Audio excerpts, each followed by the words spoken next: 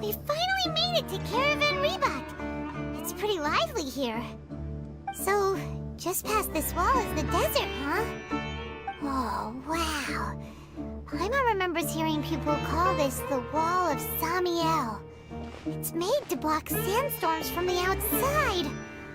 Oh, if it's this tall, it's gotta be the divine work of Greater Lord Rukkhadevata, right?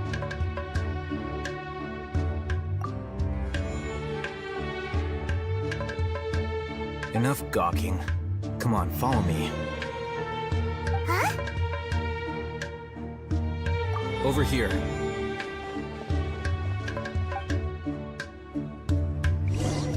Oh, hey, the one that way! Let's hurry up and follow him. Wonder what he's up to.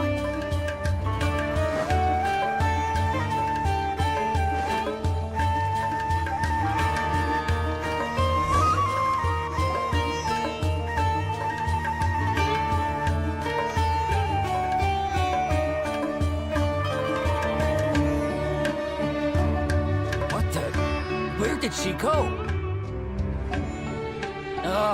How did we lose them? They were just here a second ago. Go.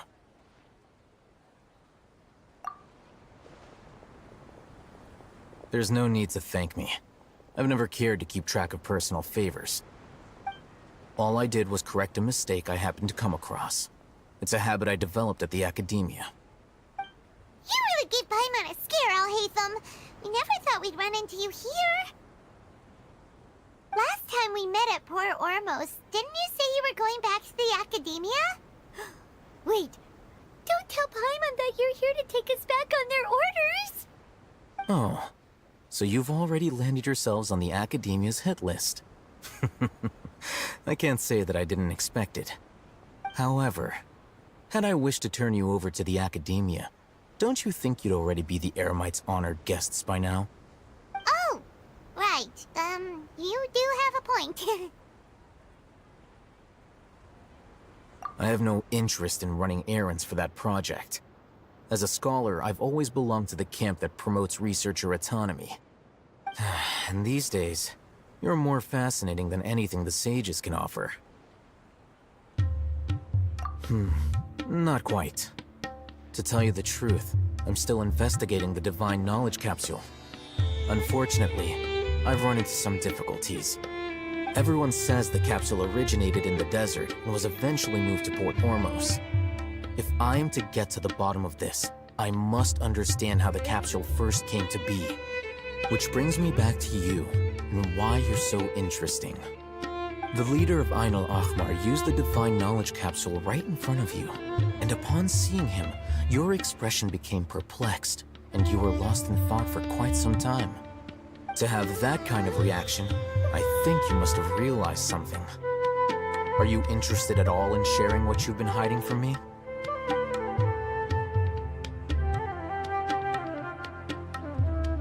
Alhaitham, you really have a ridiculous eye for detail.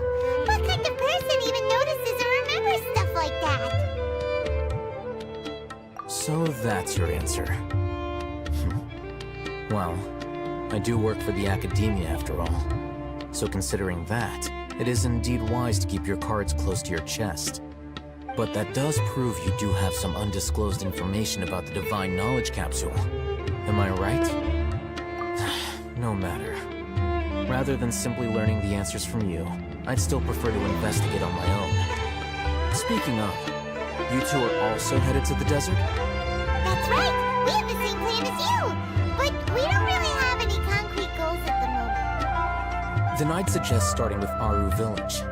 It's the largest settlement in the desert, so it'll probably have more resources and intel than anywhere else. Well, It's always better to travel with someone you know. Let's go!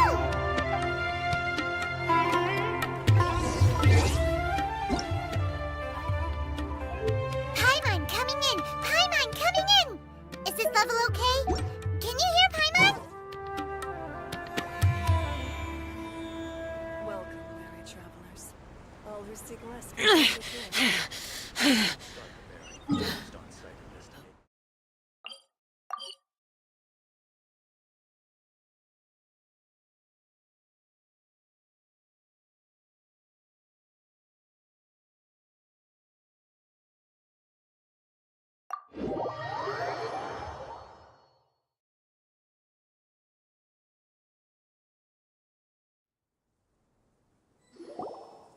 before us lies Aru Village, the safe haven of the desert folk.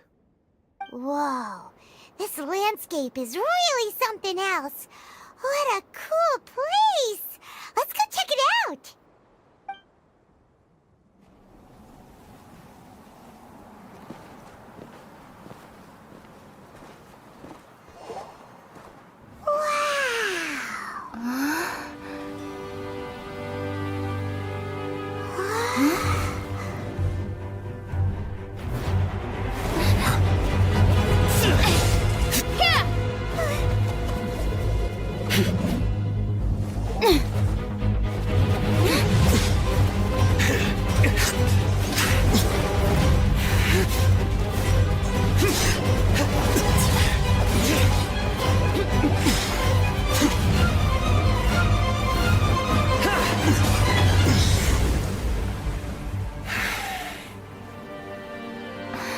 Sino.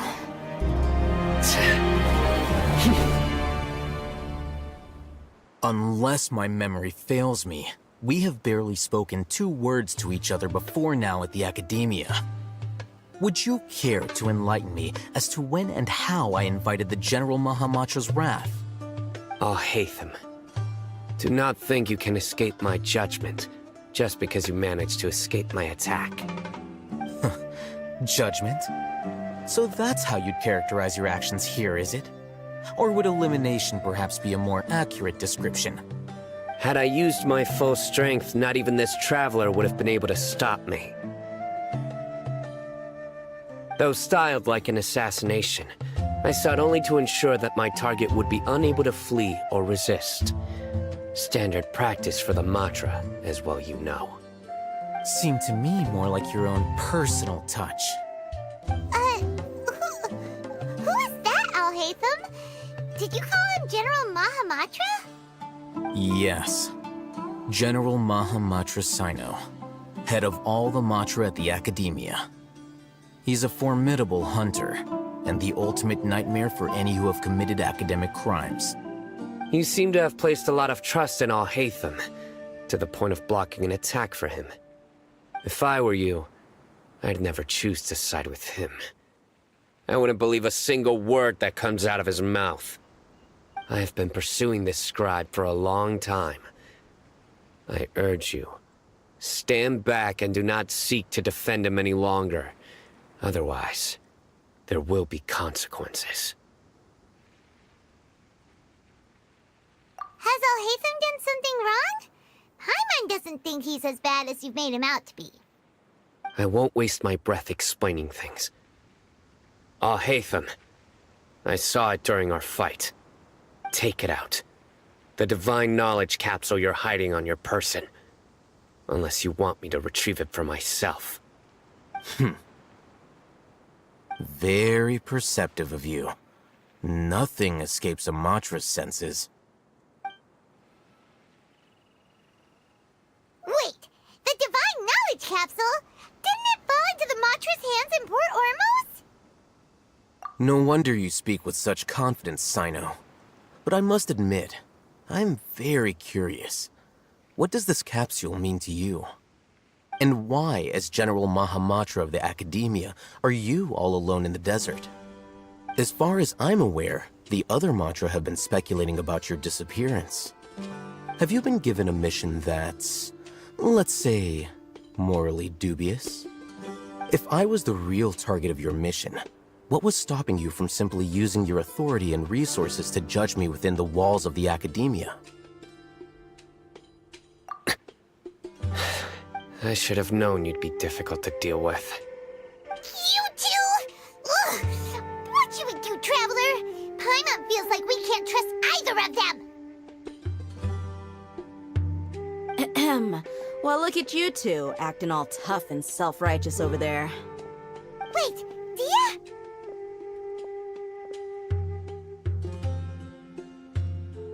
Great! Finally, someone that we can trust! You gotta help us out here, otherwise these two are gonna start fighting again! Yeah, sure looks that way. Two giants from the academia duking it out once and for all. Not something you get to see every day, that's for sure. Listen, I know you academic types love to fill up your big brains with self-righteous morality and lord your empty rules and virtues over each other. But how dare you bring your petty disputes into the safe haven of Aru Village? It seems like someone's gonna have to beat some sense into your thick skulls until you finally learn to respect these grounds.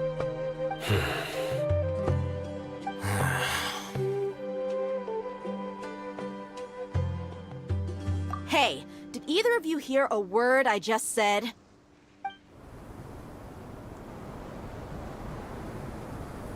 Whoa, what's going on?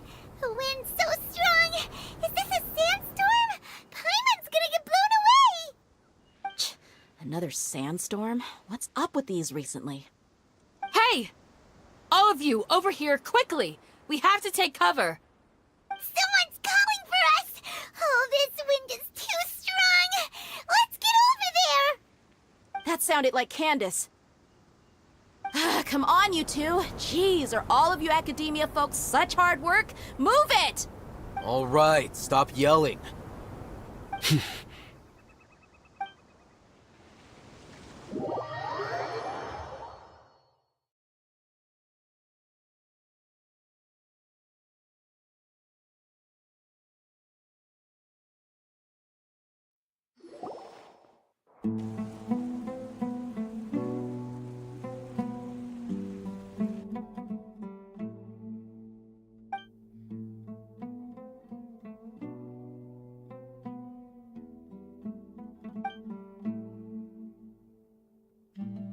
Well, this is pretty awkward. Hey, wanna play sardines with three people who wanna tear each other limb from limb? Sure, why not? Sounds fun. The air is so thick and heavy. Paimon can hardly keep floating anymore. My sincere apologies, everyone. This is the home of our village chief. I will have to ask you to make do with this small room until the sandstorm dies down. Please, let me introduce myself. I am Candace, protector of Aru Village. Our savior has come at last! Nice to meet you, Candace. The name's Paimon. Thank you so much for helping us. There's no need to thank me. It's only right to help each other when the weather gets rough. Wow, she's so gentle and caring, like a nice older sister. Unlike those guys over there. All right. Now that we're all better acquainted, we should return to the topic at hand. As a guardian charged with the responsibility to protect my fellow villagers from harm, I was observing your conflict from afar, even before the sandstorm started. And now that you have set foot within our village itself, it is all the more my responsibility to make absolutely sure that you pose no threat whatsoever to us. So please, have an honest and sincere conversation with one another, and put your hostile feelings to rest. If anyone dares to start anything again while they are under this roof, I will not hesitate to send them out for some quality time with the creatures of the sandstorm. Oh, on second thought, Paimon may have misjudged Candace's character. And that goes for you too, Miss Dia. Do I make myself clear? All right, we got it, Candace. That's what I like to hear. So, which of you will begin? I was supposed to be a mediator, but I might have gotten a little too involved just now. Anyway, one of those two should probably start talking. Wait, that was you trying to be a mediator? I have nothing to hide, so there's no shame in explaining myself. While Al-Haytham wasn't wrong about the other Matra not knowing my whereabouts, it's not because I've been assigned a morally dubious mission. Rather, I've chosen to exile myself. Huh? Exile yourself? A little while ago, I discovered that there was data missing in the Academia's project planning and development files. What little they did report clearly did not match the project's actual progress. As General Mahamatra, I had the responsibility and authority to request an audit. However, to my surprise, the person responsible for the erroneous data was none other than Grand Sage Azar himself. I tried to investigate the issue myself before submitting a formal audit request, but I soon found that all leads and potential pieces of incriminating evidence were carefully concealed from me. I began to realize that they were cautious of me from the very beginning. Unsurprisingly, the Grand Sage rejected my audit request as soon as the submission reached his desk. He even said to me, "The power of the General Mahamatra is granted by the sages.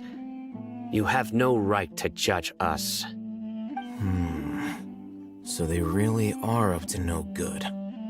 I realized then that to the Grand Sage, the Matra are nothing more than tools for the sages to assert and maintain their control over knowledge.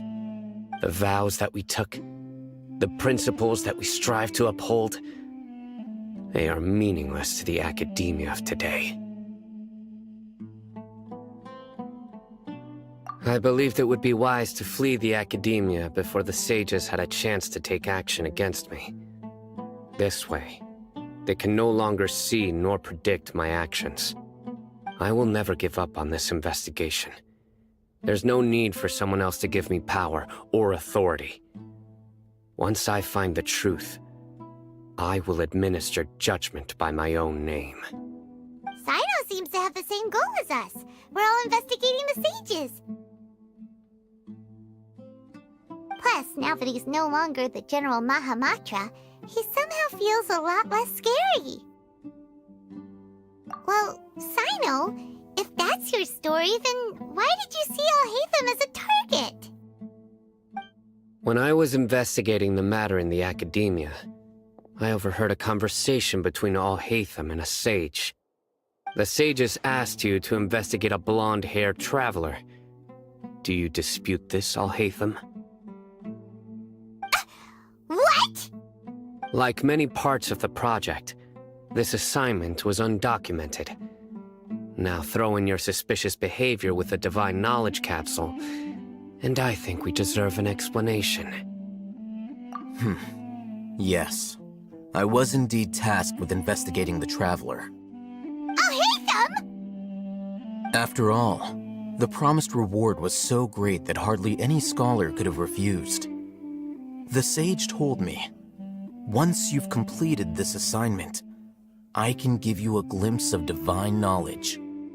A most enticing offer. Unfortunately, those academics don't know me at all. Their words contained one key piece of information, namely that divine knowledge indeed exists. That gave me all I needed to know. From my perspective, the sages are far from trustworthy. Think about it. Isn't it a little strange they're so willing to share divine knowledge with anyone, even as a reward? So, I began my own investigation following the lead of the Divine Knowledge Capsule. In the end, I realized my wisdom in committing to this rather than collaborating with the sages. Had I been less guarded, I probably would have ended up like that Ain al-Ahmar mercenary, incapable of remaining sane for long enough to hold a conversation. You mean that the sages originally planned to dispose of you, using one of those capsules that drive people insane? I'd already given up on the assignment by then. I only told the academia I was waiting in Port Ormos for you to appear so they wouldn't suspect anything. So it came as quite a surprise when I encountered my erstwhile target while investigating the Divine Knowledge Capsule. Criminals do love to talk about coincidences. Even though I ran into the Traveler by chance, I had no intention of providing assistance to the Academia. Also, you should remember, you were the ones who decided to follow me and strike up a conversation after I left that tavern. That's true. Alhaitham helped us out at Caravan Rebat as well. Maybe he's telling the truth. I'm willing to apologize, if that's worth anything to you. I took the Divine Knowledge Capsule behind your back because I judged its existence to be a significant risk. I felt that it would be best for no one to interact with it before it had been properly studied. After all, curiosity often proves to be the most dangerous thing in this land. You should be well aware, Scribe Alhaitham, that curiosity can also lead you to danger and suspicion. Answer me this. Did the sages share any information about their project with you? Have I not made myself clear? You and I are both distrusted by the Academia. Do you really think they would tell me anything? Fine. Although you haven't completely proven your innocence, I won't regard you as an enemy, for now. As you wish. Good. I'm glad to see you two clearing up your misunderstandings. And now you, Dia. I believe it's your turn. Oh, sorry. Whatever the boys were talking about must have been so boring that I spaced out. My situation is pretty straightforward. My employer, Dunyarzad of the Homayani family, is friends with the Traveler and is currently recovering from her illness at home. I had nothing going on, so I decided to return to Aru village for a visit. I was actually looking forward to a pretty exciting time getting back together with everyone here. But then I saw these two random guys in the middle of a pointless argument. It ticked me off, and things went downhill from there. Is that all? Well, I will admit that definitely sounds like your style. In that case, welcome back, Dia. That's more like it. I missed you all so much, Candace. Whoa! What was that sound? No need to worry. Now that you're no longer at each other's throats, please make yourselves at home. I'll take a quick trip outside to clear out some of those creatures in the sandstorm. Creatures? In the sandstorm? Are you sure you don't want some backup? Fighting in a sandstorm is not for the faint-hearted. Anyone without extensive training in these conditions is at a disadvantage. You needn't worry. Yeah, just leave him to Candace. Don't worry, she's as tough as they come.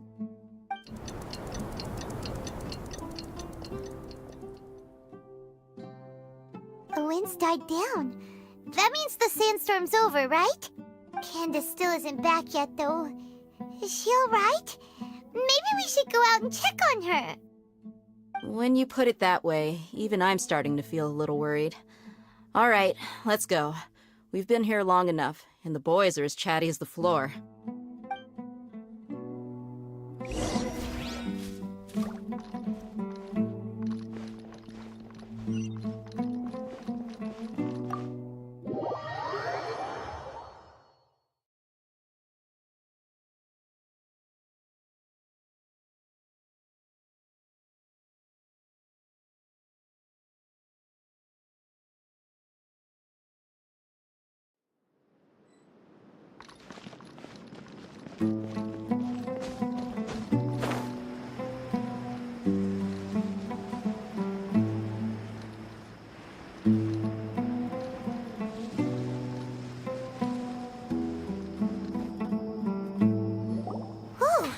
Candace, you're still fighting? You've been out here dealing with these creatures the entire time? Yes. They just keep coming in waves. I've lost count of how many I've defeated. Before I realized it, even the sandstorm had stopped. Ah! Here comes another wave! Leave this round to us. I got interrupted earlier, but now I have something to take my anger out on. It's been quite a while since I've seen the Flame Mane in action. I'll leave these to you then. I'll be sure to put on a good show. Let's go!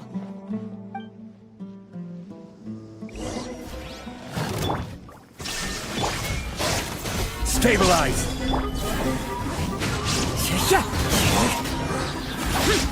Useless!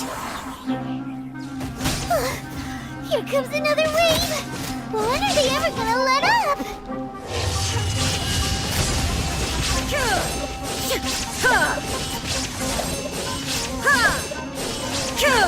Shine down!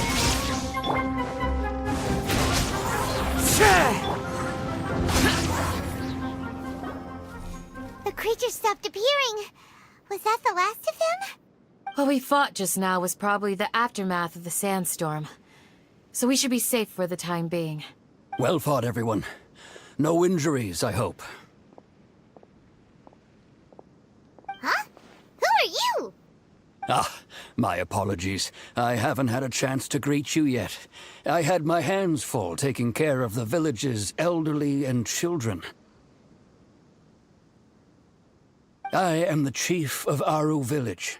Everyone usually calls me Uncle Anpu. Sir, I am also originally from the desert, but I have not been back for some time now. May I ask if such sandstorms are common? I can't say they've always been common, but recently the storms have become increasingly severe and frequent. Besides sandstorms, we also occasionally get earthquakes. According to an investigator who stayed in the village a while ago, these unusual natural phenomena are related to the withering of Irminsul. Another effect of Irminsul's withering. So, Irminsul's withering causes withering zones in the forest, and sandstorms and earthquakes here in the desert? Everything in the natural world is inextricably connected to Irminsul. These regional symptoms can indeed be a reflection of Irminsul's present state. Everyone in Aru village needs to take good care of themselves. Speaking of which, why haven't I seen a single village keeper since I got here? Village keeper? Who are they? Village guards like Candace? Does your curiosity know no bounds? Village Keeper is how Aru village refers to mad scholars, exiled here by the academia.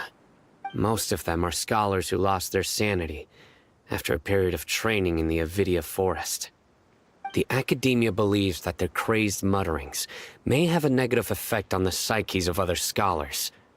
So, they're forcibly exiled to the desert. Though if you ask me, it's all a boatload of nonsense. Alas, that's exactly what we've been trying to investigate. One by one, the village keepers have been mysteriously disappearing without a trace. But no one in the village has ever seen them leave. If you're planning to stay around the village for the next few days, I'd appreciate it if you could keep an eye out for them. I've had encounters with those people in the past. I'll see what I can do to help. The Matra are the ones responsible for their exile. Now that you're no longer with them, are you trying to alleviate your guilt and atone for your past sins? I'm fascinated by how you think. Mock me if you will, but if you are guilty, I will eliminate you, regardless of my position or identity. Oh, you're the former General Mahamatra. You must be an expert in these kinds of investigations. Thank you for your help. Is it because you're reminded of Hypatia? Oh, these poor scholars.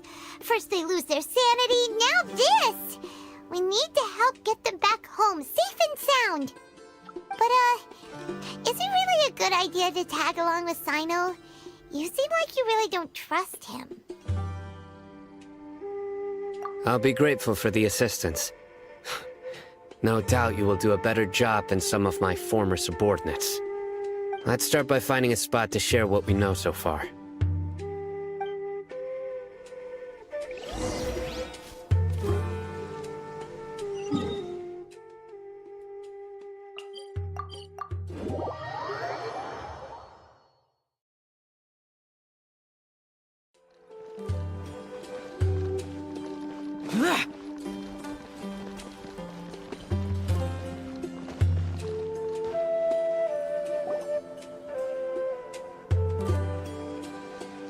Although I've sent myself into exile, I'm still doing essentially the same things as before. Do you still have any questions for me before we start our investigation? One of my former subordinates told me that this title has its origins in a strange incident. The Academia has long exiled mad scholars to Aru Village. A mysterious phenomenon exists here. When mad scholars first arrive, they are as incoherent and deranged as before. But after spending some time here, they invariably begin to calm down. Initially, the people of Aru Village greatly resented having to take in the mad scholars. But a strange incident one night changed that. Aru Village was struck by the strongest earthquake in living memory. Seeing buildings on the verge of collapse all around him, the then chief of the village was preparing to take everyone to safety. Suddenly, he noticed a mad scholar crouching in a corner, caressing the ground with his hands. A soft, green light radiated from him, like a divine glow against the backdrop of night. Despite the powerful tremors that ripped through the ground that night, all the houses remained upright, almost as if they had grown roots reaching deep into the ground. In the end, not a single building collapsed, and no one was hurt. After that, the people of Aru Village treated the mad scholars with greater kindness, and began to refer to them as the village keepers. A soft green light? A mad scholar protecting Aru Village? What do you make of it, Traveler? Paimon thinks so too. Actually, Sino, do you know if any of the mad scholars continued to wear their Akasha terminals at Aru Village? In theory, they would continue wearing them so the Academia could still monitor their activities. With that said, the main Akasha system would no longer have any interaction with them. Oh, no wonder! Everything makes sense then! Add in the fact that they calmed down, it was probably Nahida who calmed them. If you are able to draw a conclusion from this one story alone, then it appears you possess much more information than I do. So, what do you make of the story?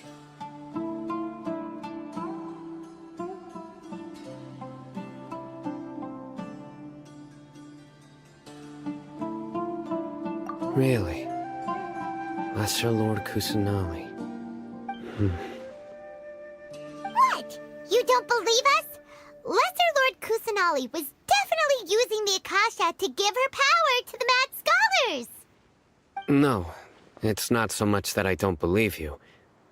I'm just struck by your reasoning. Lesser Lord Kusanali, the current Dendro Archon.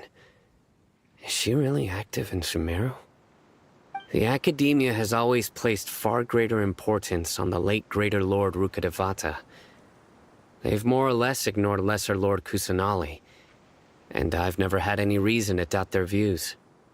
In addition, I've never heard any stories about Lesser Lord Kusanali and her deeds. To me, she might as well have been a god that never existed. No way! Nahida definitely exists! She's a... how should Paimon put it? She's a good Archon who's kind and wise, even if she says weird stuff sometimes. I've spent many years interrogating criminals, so I can easily tell when someone is lying. Good! Then you should know that we're telling the truth! That look in your eyes. I've never seen that from a liar. You two really must have met Lesser Lord Kusanali. How can this be? To think, our Archon has been amongst us this entire time. Alright, now it's our turn to put our skills to good use for this investigation. But easier said than done, especially since we don't have any leads. Maybe we can start by knocking on some doors. Excuse me, are you here to help me find my grandpa? Huh? Who are you? By the sounds of it, a resident of this village. My name is Isak. You'll help me find my grandpa, right? Is your grandpa a mad scholar? Hey, don't say that. Grandpa is just Grandpa. Why do you have to call him that? It's not like he's a bad person or anything. The person you're referring to is not a local, yet you are. Why do you call him Grandpa? Grandpa is just Grandpa. He's my family. I heard everything you said to the village chief. Please, you gotta take me with you. I want to find my grandpa. I swear I'll help. I won't be a nuisance. Ah, so you're the one who was eavesdropping on us around the village chief's house. I was planning to go out and take care of whoever it was, but I had a vague feeling that they didn't harbor any ill intent. Whoa. Haytham wasn't kidding about Matra having sharp senses.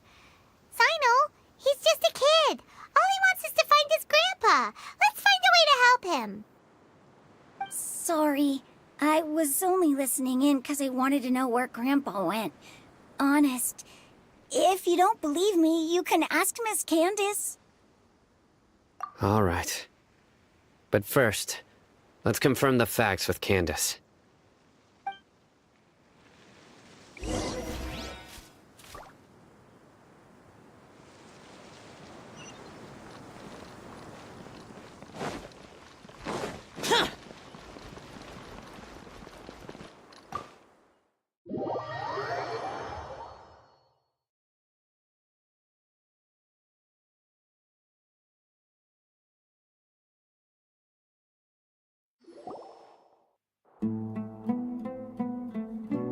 Sino is super vigilant. Is this what all the Matra are like? Ah, you're back already. We just wanted to confirm something with you. Do you know a boy by the name of Isak? I had a feeling he'd go looking for you. Huh? You knew this would happen? Yes. Although he tried his best to stay hidden, I still noticed him eavesdropping outside the window. He really wants to get his grandfather back. Isak's parents were both Aramite mercenaries who rarely returned to the village after finding employment in the city. He was raised by his grandfather.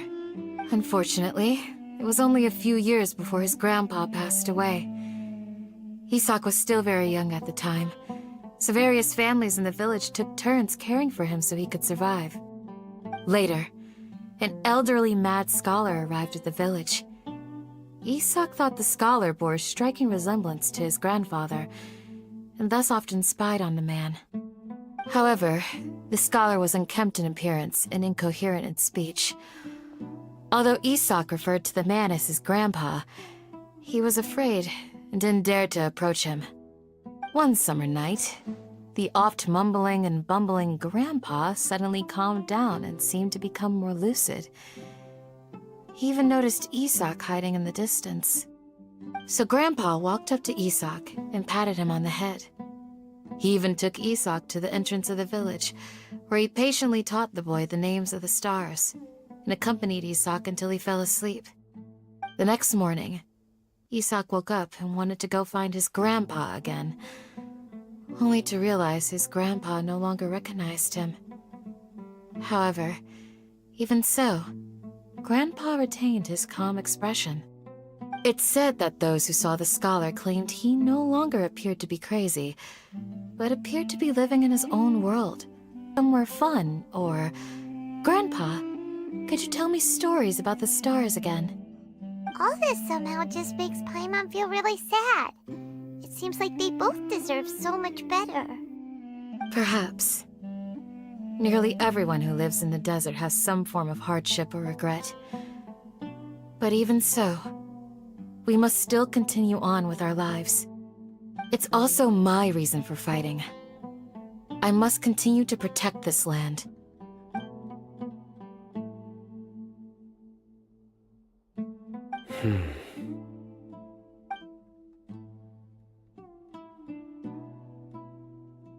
Maybe the people have always had a considerate god watching over them.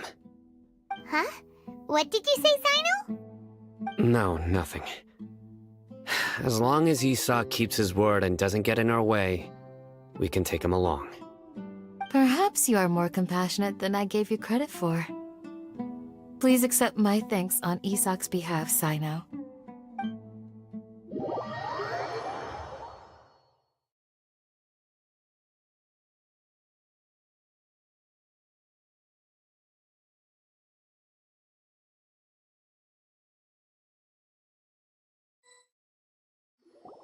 Hey, Isak! Oh, it's you guys! We've cleared everything up. Let's go find your grandpa. Really? Wow! Thank you so much! Yeah! Alright. Let's ask the local residents some questions first.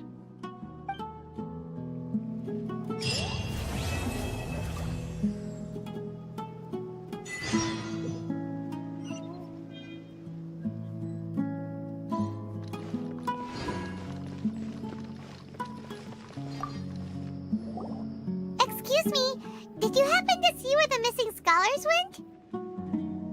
You mean the village keepers? Oh, let me think. When I was eating dinner the other day, I saw one of them by the side of the road, muttering away and eating mushrooms and tree roots. They shouldn't go around eating that kind of stuff. Okay. Did you notice anything else? Anything else? No, I think that's all I have to tell you. Sorry.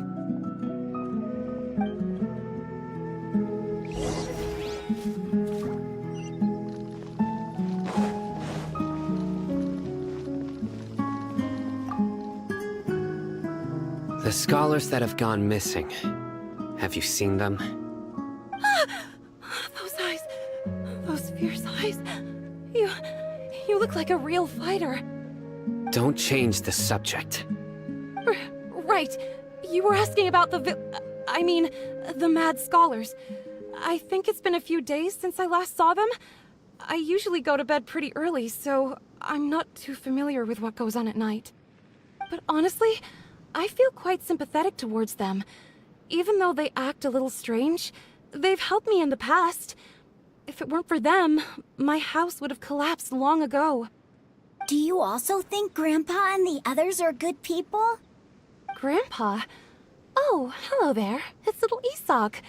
You mean that nice man who looks like your grandpa's long-lost twin, right? He was actually the one who protected my house. I saw it with my own eyes. He happened to be staying near my house that day and was doing something with his hands on the ground. It still feels pretty surreal now that I think back on it. Did someone teach them how to do that? Well, whatever the case, I'll always be thankful to him and whoever taught him to look out for others. I'm pretty sure that if I ever went mad, I wouldn't be able to do anything like that. Gotcha. Thank you.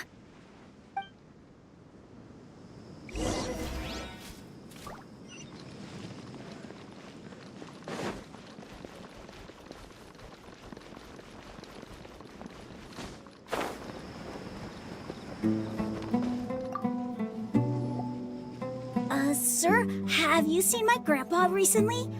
You know, the one who likes to sit and space out near the village entrance.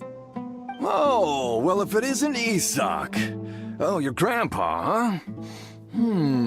It's been a while. The last time I saw him, he was spacing out by the road as usual. I went and asked him if he'd like any of the food I had prepared, despite my wife's protests. Like many people, she's really quite terrified of them.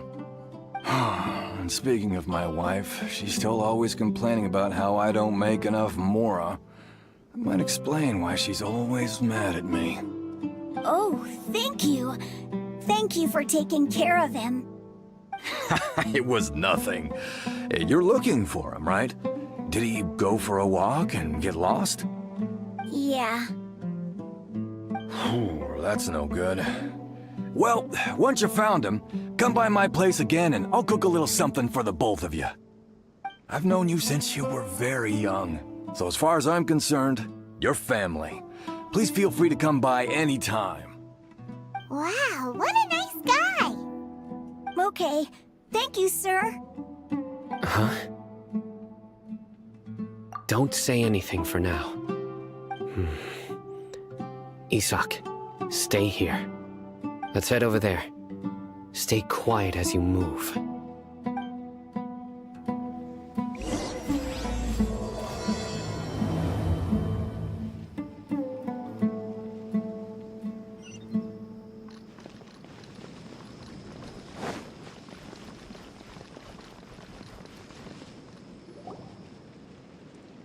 Listen, see if you can make out what they're saying. Have you heard? The mighty King Deshret, the sovereign of our faith, will soon return to this world. Yes, of course I have. King Deshret is the one and only true ruler of this land. I've never believed in any other gods. Still, you say he's coming back, but it sure doesn't feel like life's about to change around here anytime soon. What's your proof? Haven't you noticed? The village has been getting more deranged scholars than ever. Delavar was saying that many people also went insane just before the fall of King Deshret's civilization in ancient times. We don't quite know why, but it seems like there's some sort of connection between insanity and King Deshret. Isn't it a sign of King Deshret's power that all the mad scholars have disappeared? If you ask me, they must have been chosen as the final sacrifice for King Deshret's resurrection. Huh. Now that you say it, that does make some sense. Does this mean our lives are finally going to take a turn for the better? Exactly. Those city folks will get what's coming to them. Now, repeat everything you've just said from the very beginning. Huh? Who are you? Where did you come from? My patience is running thin. You heard what I asked.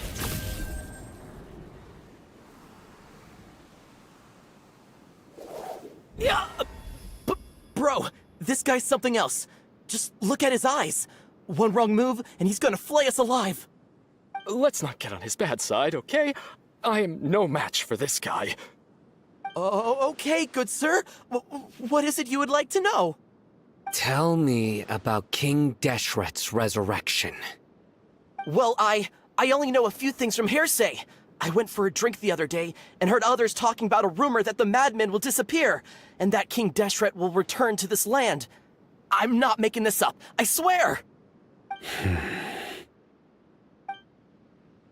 Hey, go on. Keep talking. It's true.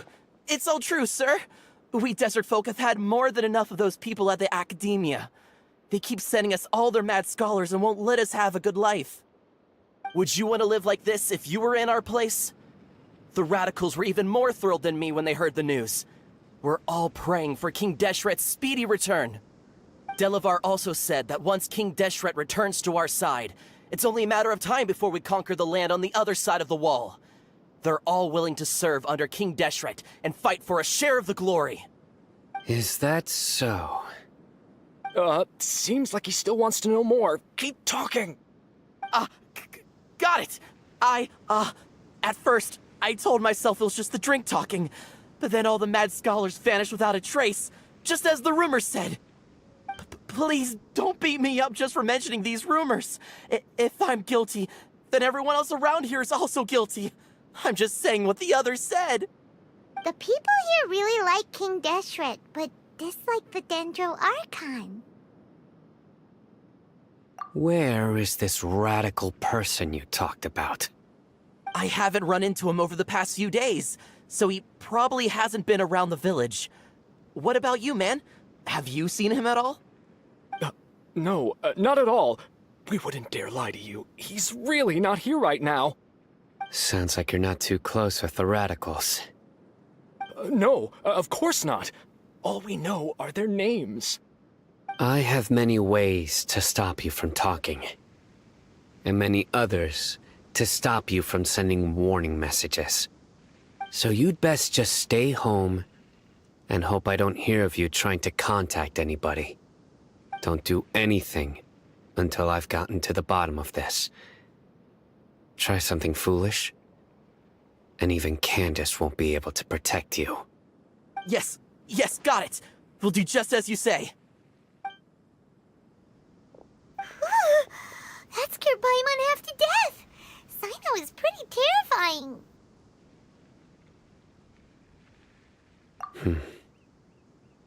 He didn't try to reassure us at all. It's like he's used to hearing that.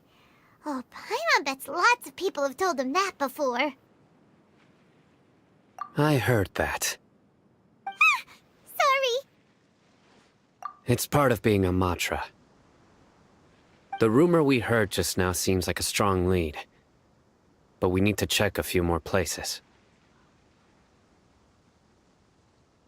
Very well. Isak! I'm here. Where's your grandpa's house? Well, I can take you there. Just follow me.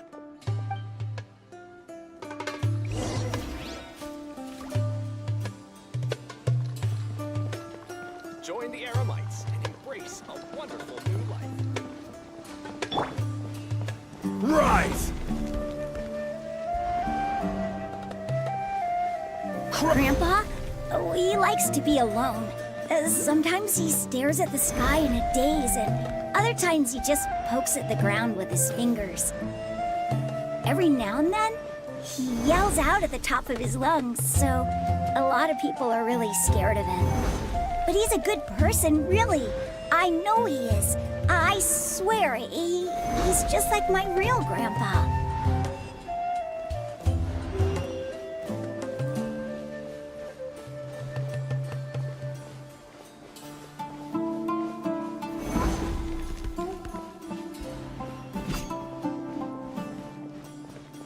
Crumble!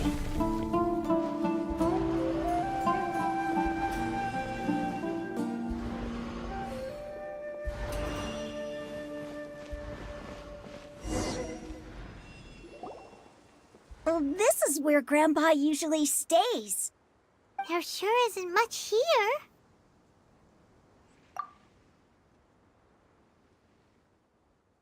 No. Incense? Please don't say it's the same one as before.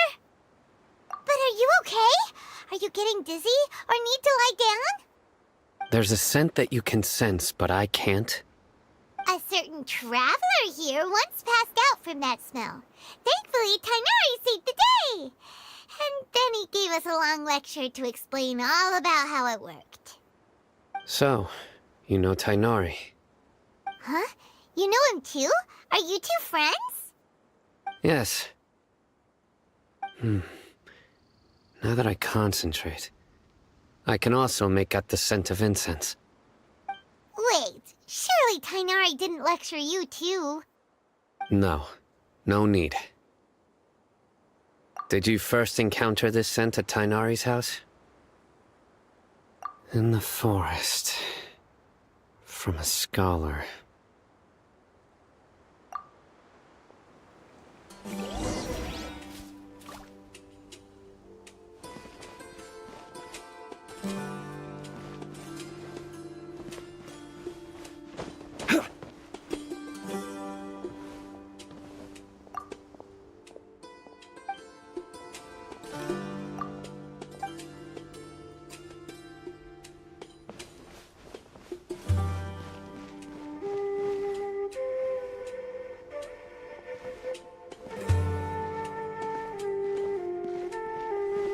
Rise!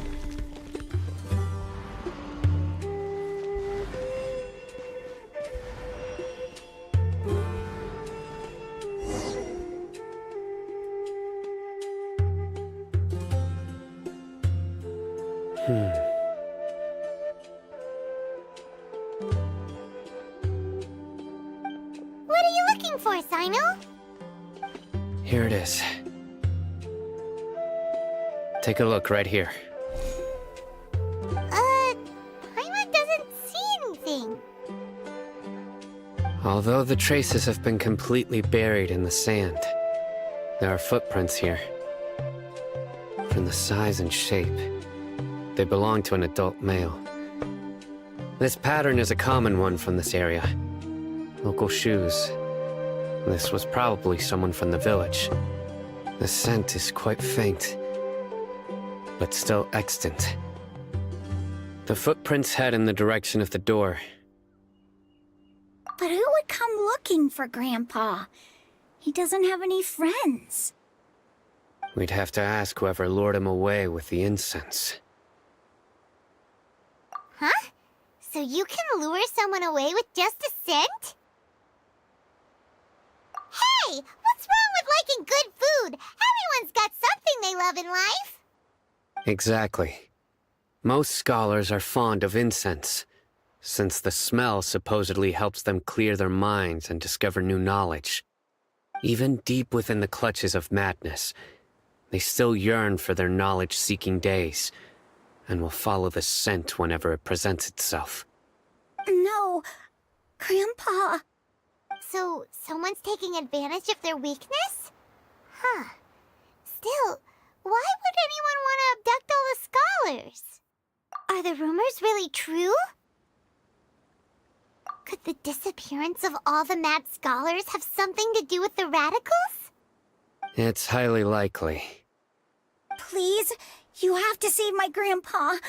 Grandpa's never done anything wrong. Please help him. Sounds like we'd better help get him back. Don't you worry, Isak. We won't let whoever took him get away with it. Let's head to Aru Village and inform Candace and the others about what we learned here. After that, we'll set off to find the scholars.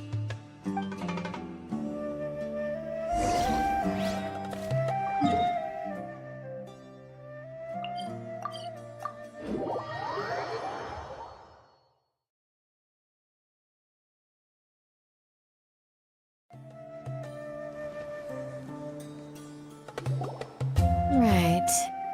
The darker fabric definitely looks a lot better. That'd be my choice, too. We're back, Candace!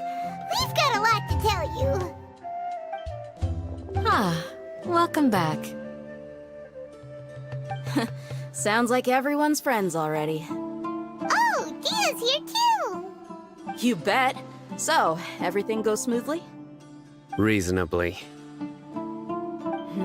Alhaitham didn't go with you? We haven't seen him at all. Huh. I saw him around the village entrance earlier and figured he was investigating with you. I guess he must have gone off on his own. Did you find out anything useful?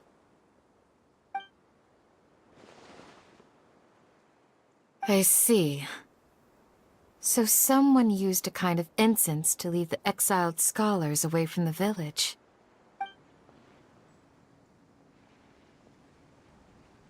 The resurrection of King Deshret?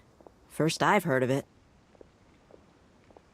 Far as I know, the kind of incense you just mentioned is only popular beyond the wall. Scholars are fond of it, but as you can see, there aren't many scholars still studying around these parts. No seller would be able to make a profit here. Not to mention making incense is a labor-intensive process. You won't see anybody in the desert with the patience to make or sell something that requires that kind of effort. It seems someone from beyond the wall must have been supporting this. Makes sense. So what should we do then? Do we go back to the academia and search for leads there? If it was any other day, that would be your next logical step. But today, you've got me on your team, so you get an extra tip. Didn't you say that the villager got his news from the tavern? Well, I also like to drink at the tavern, so I know a thing or two about these radicals he mentioned. If Paimon remembers correctly, the leader of the radicals is some guy called Delavar. Ah, yeah. Delavar, the scar-riddled bandit, Engur, the wide-eyed butcher, and Jabari, the duck-tailed bearded crook. The whole lot of them are known around these parts.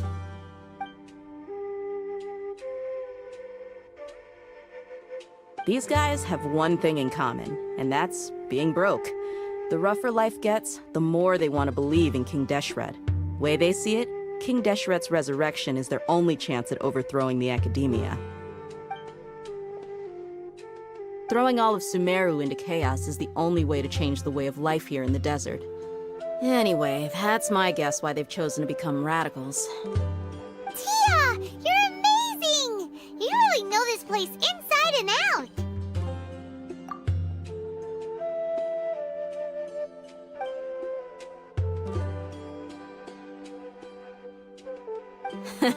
No merc can afford to slack off on gathering intelligence.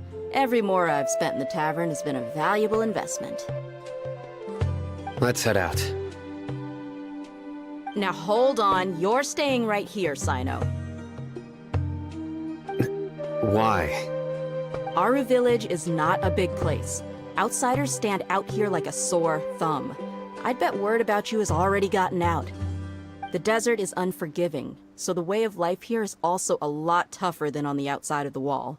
You survive on making connections out here. Compared to you, mercs like me are just third-rate amateurs. I've got no actual fighting skills to speak of. But that also makes it a whole lot easier for me to gain the locals' trust.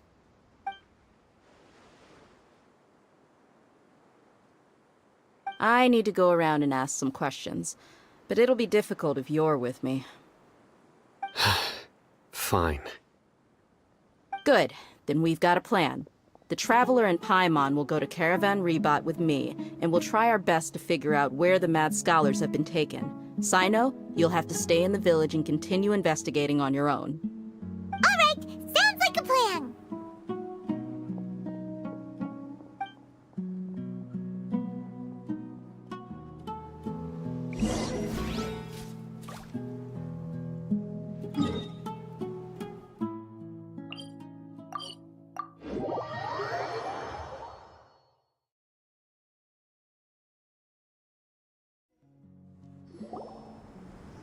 Well, here we are again. Sounds like you're starting to get familiar with the area.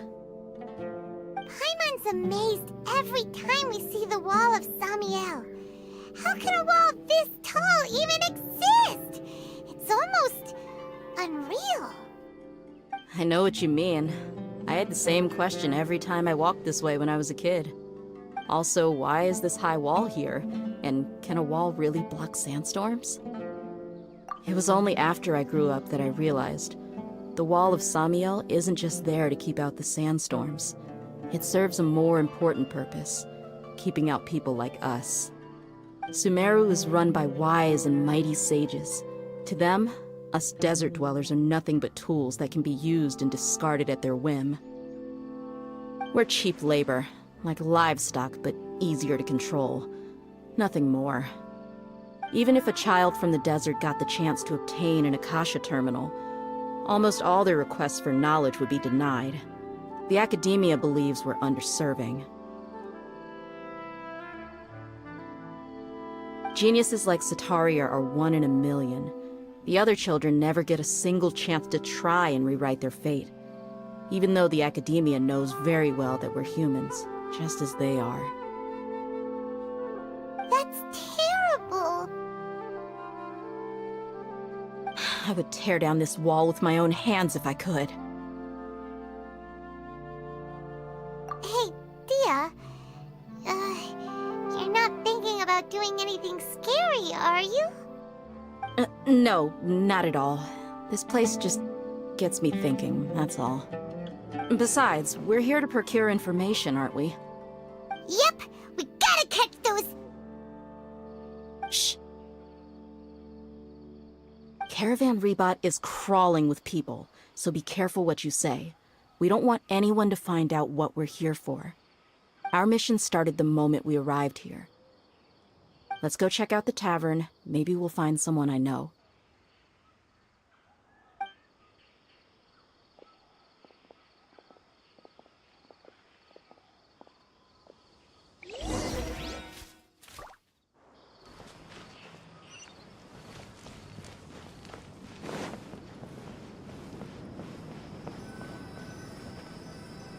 Just our luck. None of them are here today. You mean, you don't see anyone you know? Dia, is that you? What a coincidence. You here for a drink too? Zaki. Finally, a friendly face. Oh, and who do you have with you here? Guests from another land? Hello, hello! I'm Zaki. Dia's, how would you put it? Drinking buddy? We've had drinks together a few times. You could say we go back a ways. Anyway, as far as my friends here, they aren't too shabby, are they? You rarely see any Outlanders so friendly and respectful nowadays. Absolutely. Much better than those people on the other side of the wall. So, Dia, are you looking for someone? Yeah. Have you seen Edgar, Delavar, or Jabari recently? Of course I have. Matter of fact, we were all here drinking together just a few days ago. I've got a spice trading deal from another nation. I thought maybe Delavar and his friends might be interested. Know where I could find him? Ah, how thoughtful of you. Then I assume you also know that Delavar's been having a hard time making ends meet these days, so you came here to help him out? Hey, keep it down. Let's just say I prefer to keep this deal a secret. Y'all at Caravan Rebot are like family. If there's more to be made, why not do it together? Besides, Delavar and his friends have muscle. They'd be a good fit for escorting the goods. Yes, how considerate of you. Delavar's my friend too, so of course I can take you to him. Come with me.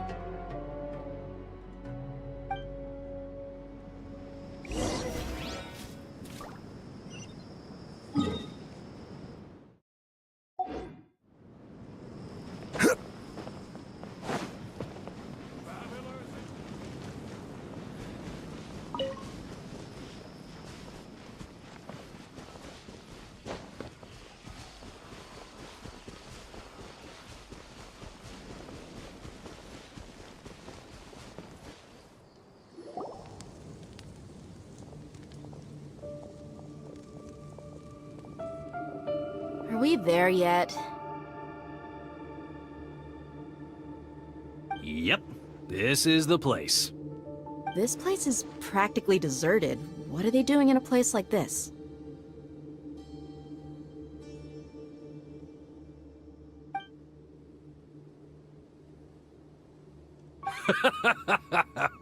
Why don't you take a guess?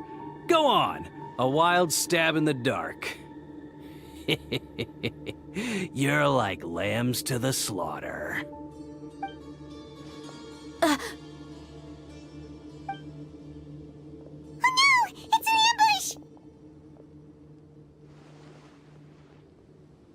ambush! What's this all about, Zaki? Come on, Dia. You really think we didn't hear about what you said back in Aru village? The boys have kept a close eye on you from the moment you set foot there. Not only do I know that you're looking for Delavar, I also know that you've teamed up with people from the Academia to look for the missing scholars. So, you've been watching us from the very beginning? Uh-oh. Paimon knew leaving Sino behind was a mistake! And you left the strongest one in the village, didn't you? Who do you think you are? You really thought we'd fall for your little business deal nonsense? So you and Delavar have been partners all along. Dia, I guess it's only natural for a traveling mercenary like you to be out of the loop. Those of us who hang around the tavern have stronger bonds than you think.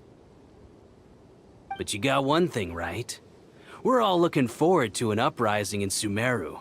There's nothing more we'd like to see than the desert folk overthrowing the Academia. If that's the case, then I'm sure Delavar wouldn't miss a second of it. I'll be honest with you. If it weren't for what you said in the village, your little monologue about the Wall of Samiel would have convinced me that you're one of us. Delavar. And Edgar, you're here too, huh? Long time no see, Miss Mercenary. You should have known the traitors are what us followers of King Deshret despise the most. Dia, I thought that you, a fellow desert dweller, would understand why King Deshret is greater than the Dendro Archon. Little did I know, you don't deserve to join us. Yeah, gee, what a missed opportunity. Adopting radical views and kidnapping innocent scholars. All because of some baseless rumors? Anything else I'm missing out on? See? There you have it. Mercenaries are just a bunch of faithless scum with only one thing on their minds. Mora. Pathetic. You're all like a pack of street rats. You're not wrong. Mercenaries are driven by Mora, and my faith lies with whoever's paying me. As long as there's a profit to be made, anyone can become my friend. Enough talking! Get him!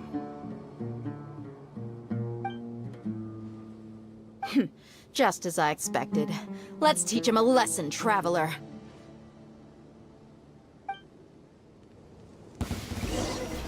Following orders. A new gather.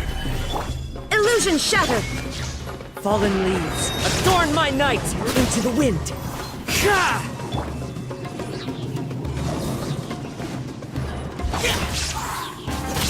I'll take my leave. Impossible! How could you? So, what do you think about your meticulous network now, Zaki? How did you say it? It's only natural for a traveling mercenary like me to be out of the loop.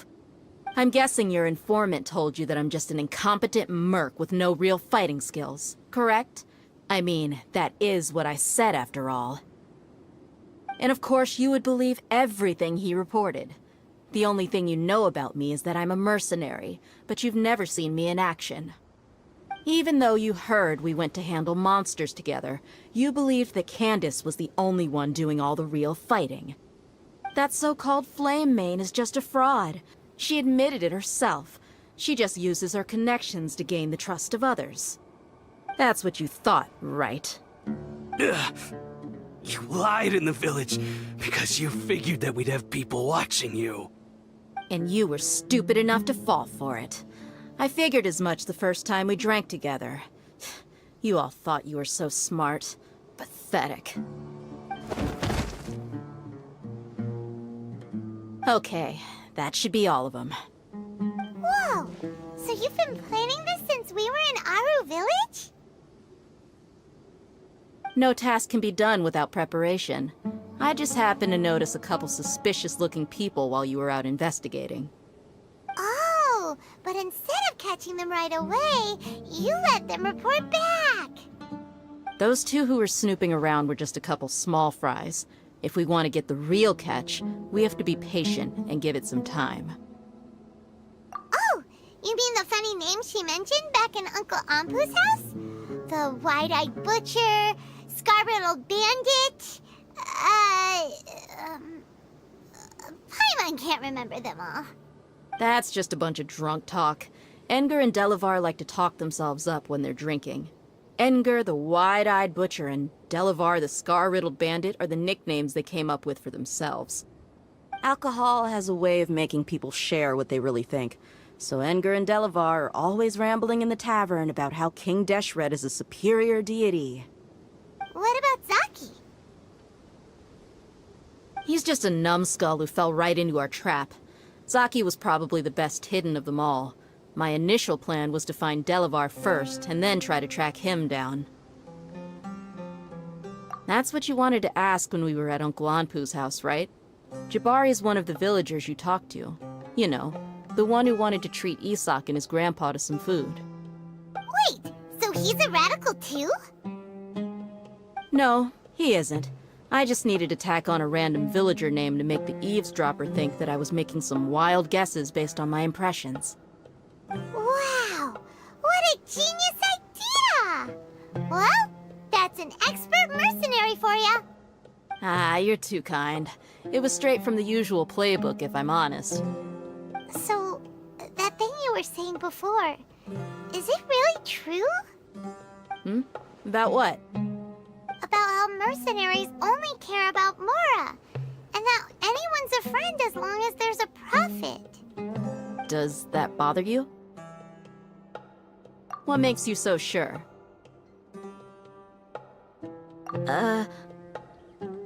Dia, do you dislike the Dendro Archon like the other desert folk?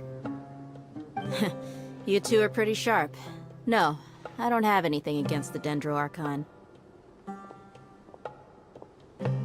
I've heard a lot of nice things about the Lesser Lord from Dunyarzad. I can understand her devotion and gratitude.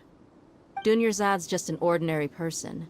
There's no way a god would be so involved in the lives of everyday people, unless they were truly compassionate. I've begun to realize that the sages are behind everything that's happened recently. The radicals' blind belief in King Deshret, making the Dendro Archon out to be an enemy. It's all the Academia's trickery. But I see through it all. And unlike them, I can never be hostile towards anyone who's never done anything wrong. Dia. Anyway, looks like we're done with business here. Traveler, lend me a hand. Let's tie him up and bring him to the village.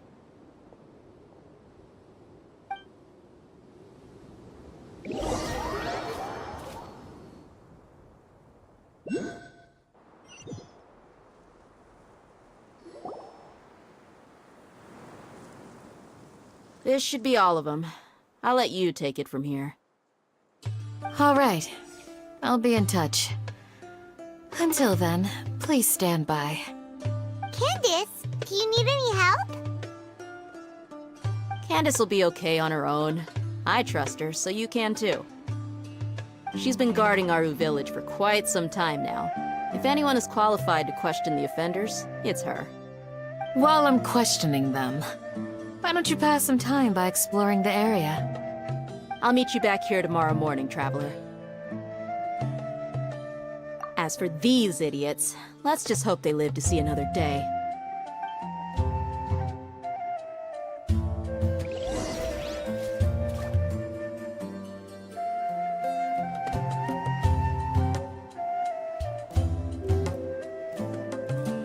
You heard the question. Now answer me.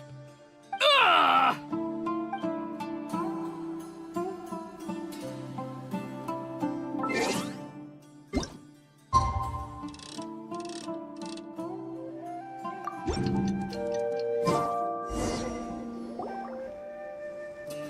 Hey, Dia! Right on time. We'll know any moment now. Paimon's been wondering. You seem to know Candace pretty well. Have you been friends for a long time? We've known each other for some time now. She's a pretty interesting person. Even though she's an extremely strong warrior, she never misuses her powers against others. Oh, Paimon knows what you mean. Like a lot of martial artists say, never take the fight outside the ring. Yep, I guess you can put it that way. It takes strong convictions to be as dedicated as she is, and shoulder that kind of responsibility. Us mercs, on the other hand, we pretty much live from one day to the next. Well, Paimon thinks you're great, too. Really? Thanks for that.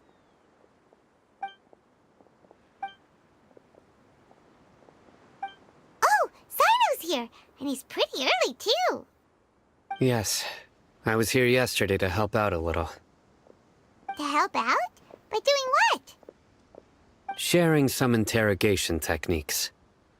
Oh, you mean you taught Candace some more persuasive methods? Right. Come on in, everyone. Come on, let's go inside.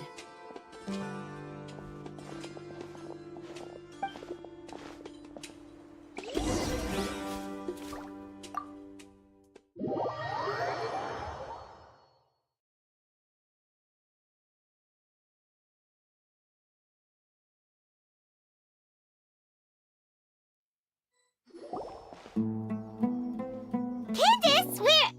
Whoa, you look furious. Do I? Huh. What gave it away? Oh, there's no mask that can hide true bloodlust. Cover up your eyes, and it'll still show itself at the corners of your mouth. Perhaps I need to work on my composure. Still, it's perfectly understandable why I'm angry. I'm sure everyone present would agree. Yes, ma'am. Please, don't beat us anymore. We're gonna die. Well, looks like Sino taught her well. You fear death yourselves, yet you do not hesitate to place the lives of others at risk. The absurdity is mind-boggling. The ones you call mad scholars are known to us as the Village Keepers. They are vital members of our community, and some even count them as family. You come here, to my village, and you treat my people as nothing more than stepping stones towards your goal. Tell me, what would you do to you in my position? Mercy! Please have mercy! You've made your bed. We may both be desert dwellers, but there's one thing that I understand better than you. The resurrection of King Deshret will only result in war. And war serves no one. The people of Aru Village care little about which god is in power. Life may be tough and tiring, but we wish to preserve our way of life. A war would only cause us to lose all that we have. And that is not a responsibility that you can afford to shoulder. We understand. We're sorry! I'll tell you everything I know, please. Just let us go. I'm listening. You might not believe this, but it wasn't us who came up with this idea. Someone was spreading rumors in the tavern. That's how we ended up hearing about King Deshret's resurrection. Some mystery man told us that mad scholars will make the perfect sacrifice to usher in King Deshret's resurrection. They give their lives, and we can get anything we wish for. They're called Village Keepers. Slip up again, and you'll regret it. Yes, sorry! It was all that mystery man's doing. He told us to spread the word about King Deshret's resurrection, and talked us into helping him. In return, he said he'll help facilitate the resurrection process. I'm not sure. That's one. Huh? One what? Strike. You get a total of 3. Then, you die by my hand. Wait, I'm telling the truth! We don't know anything! It was all him! 2. He got us to lure them out of their houses in the night with some kind of incense. We take them to a junction outside the village. Then the mystery guy takes them from there. You gotta believe me, please. I'm telling the truth, I swear. Just ask them if you don't believe me. That was indeed the truth. Traveler, go on.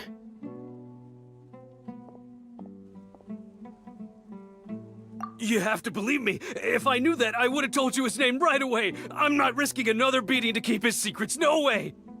That guy, he wears a cloak, and he's always careful to cover his face. He calls himself King Deshret's envoy. I believe I may know what's going on. Uncle Anpu? What do you mean?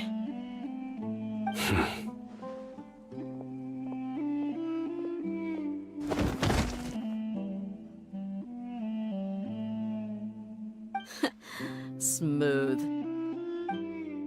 Okay, speak. If my suspicions are correct, this mystery man they speak of could be from the academia. Some time ago, people from the academia attempted to take the village keepers away. I refused, insisting that they are part of our community. It strikes me now that this secretive character shares the same goal they had. Which means it's highly likely that the academia was purposely spreading a false rumor to trick the radicals into delivering the village keepers right into their hands. They were the ones who brought them here to begin with. Now they're trying to take them back? We aren't gonna let that happen. Not the academia again. Just as I thought. But what could they want with the village keepers? People are nothing but tools in the eyes of the academia. A change in their plans likely means they found another way to exploit the scholars.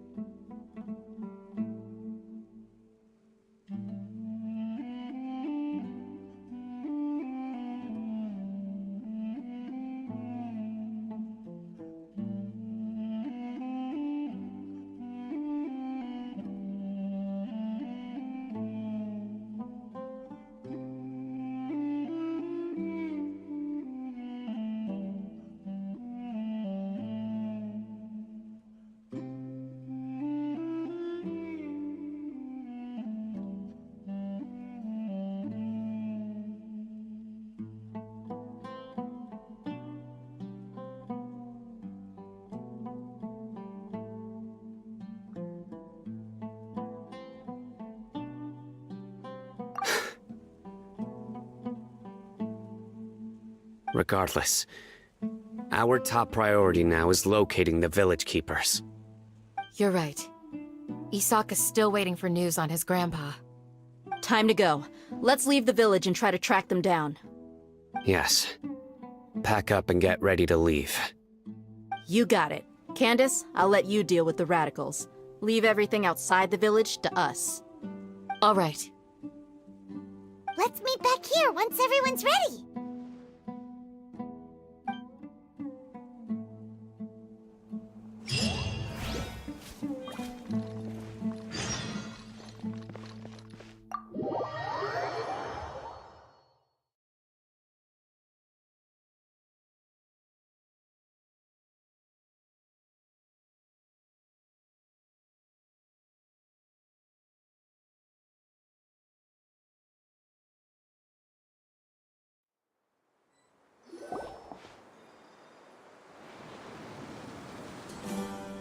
Let's get some food in us and then we'll... Whoa!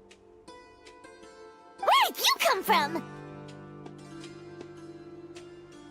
Well, as you can see, I am merely sitting here and reviewing what we have deduced thus far. You were gone for ages!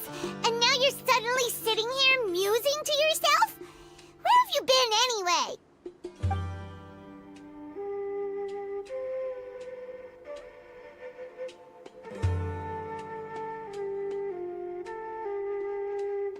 Hey, what's with the silence?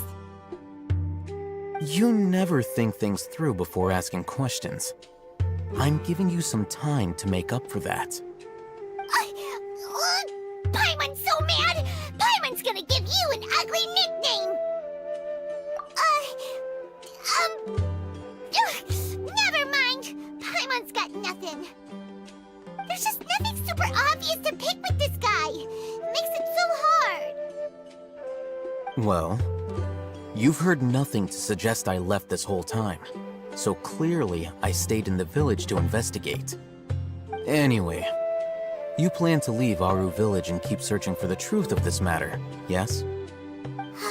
Yep. We're not gonna find out anything more by staying here, so we thought that we might as well take the search elsewhere. Enough with the silent treatment! No. I'm just surprised that you decided to team up with him. All Hatham. You haven't helped us out at all ever since we arrived at Aru village. Bold of you to question our choices. Yeah, you're all talk! While you were investigating, I had my own work to do, which I've now finished. Really? Paimon doesn't believe you. To be honest, we aren't really a team, so I have no obligation to inform you of my whereabouts. Not to mention that going separate ways allowed me to find some important information that you all had missed. Huh? Right here in the village? Correct. What did you learn? I'm going to take you to someone. But before that, you need to understand where she's coming from. What does that mean? How do you think the residents of Aru village feel about what we're doing? In other words, do you truly believe every single word the villagers tell us?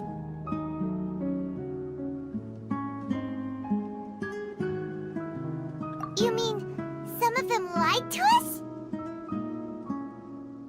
Hiding the truth does not necessarily equate to lying. Again, these people have their reasons. Remember what Candace said? Most people in Aru village don't necessarily care which deity is in charge of Sumeru. That's because whether King Deshret or the Dendro Archon has power is of little significance to them. By contrast, the perils of their daily lives are ever-present concerns. They won't simply share everything they know with you without good reason.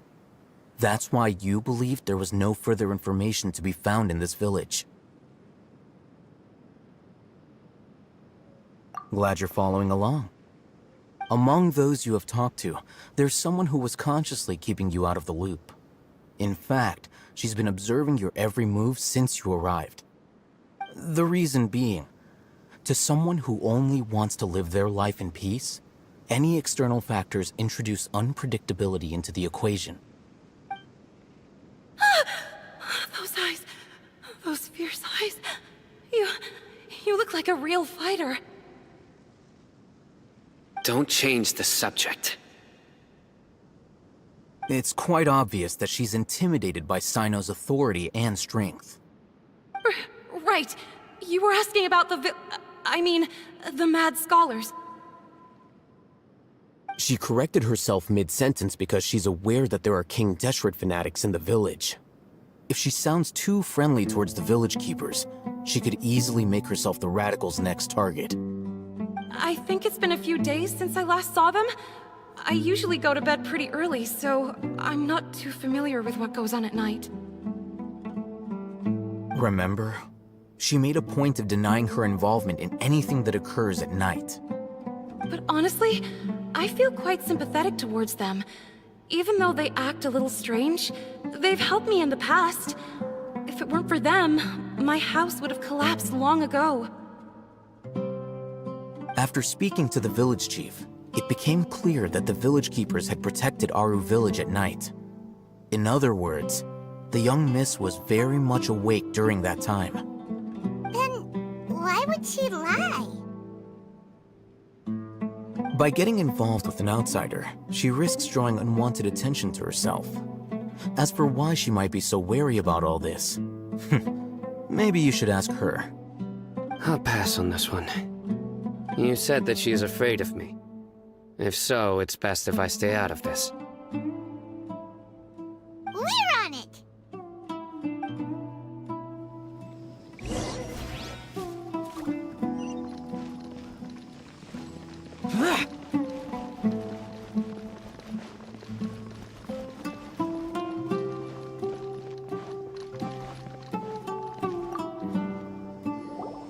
Miss Shawnee, as we discussed earlier, I've brought someone with me. Mr. Alhaitham, I'm aware of where you stand, but how can I make sure that your friends think the same as you? Huh? What do you mean? We need to clarify our stance or something? Go ahead and talk to her. You'll get the answers you want. Go on. Earn her trust. Is it really that simple?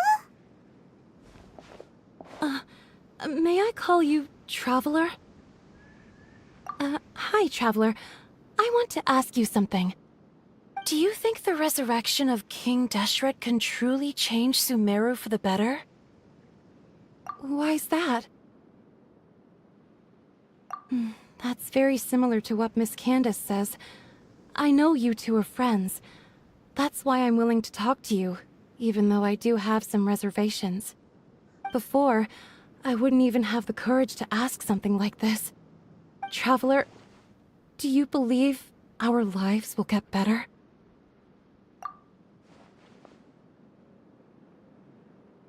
Yeah! We came here from another nation, so it isn't wrong of you to be weary. And we aren't really residents of any one nation. But even so, we've met lots of people from different places, and we've always fought for what we believed in. We have friends in Sumeru, and we want to help them. That's why we decided to stay here for a while.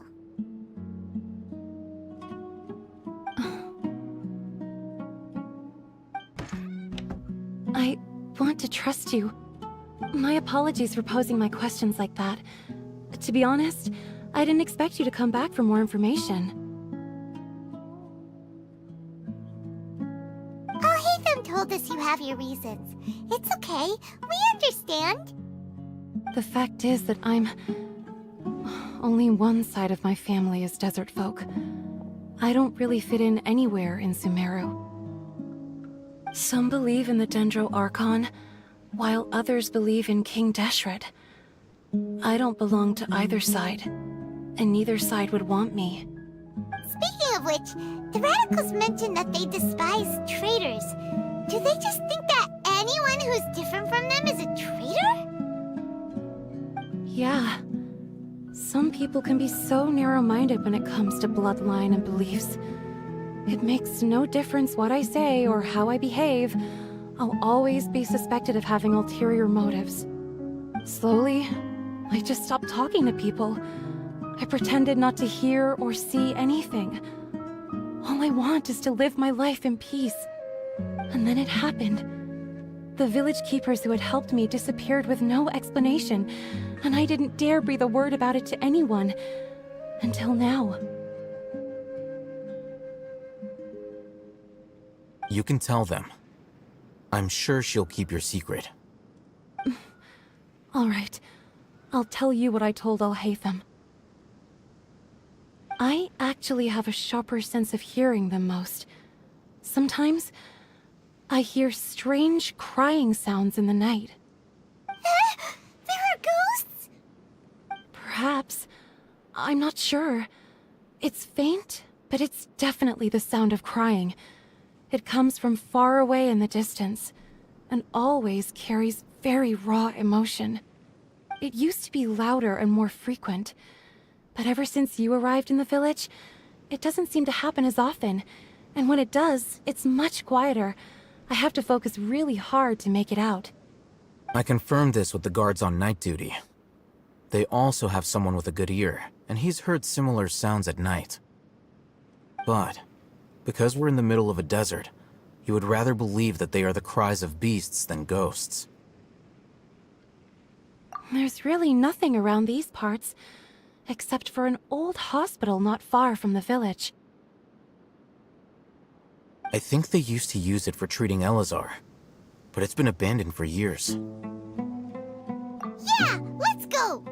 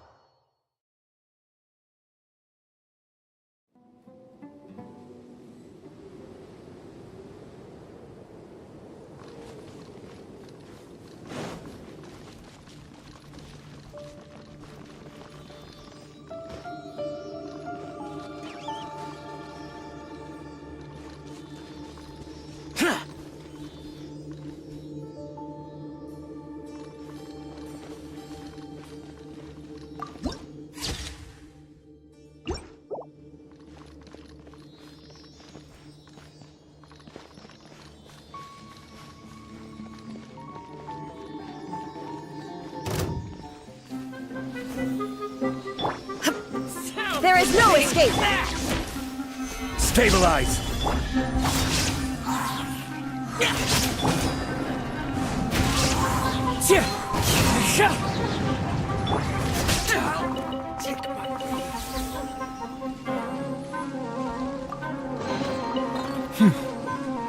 There's is this the place? It's in terrible shape, and there's sand everywhere. Empty and forgotten. An ideal place to hide people.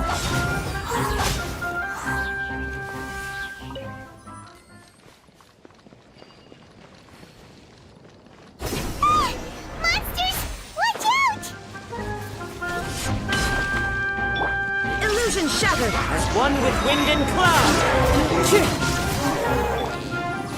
Gather!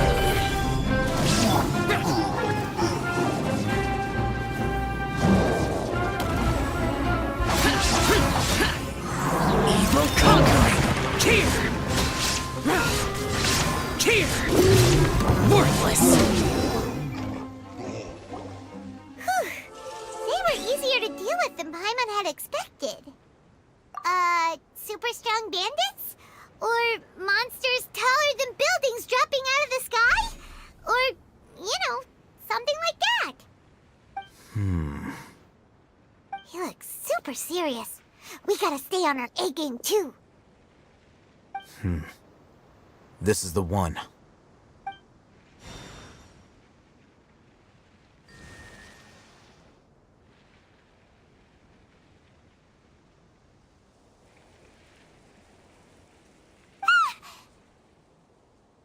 Let's go in and take a look.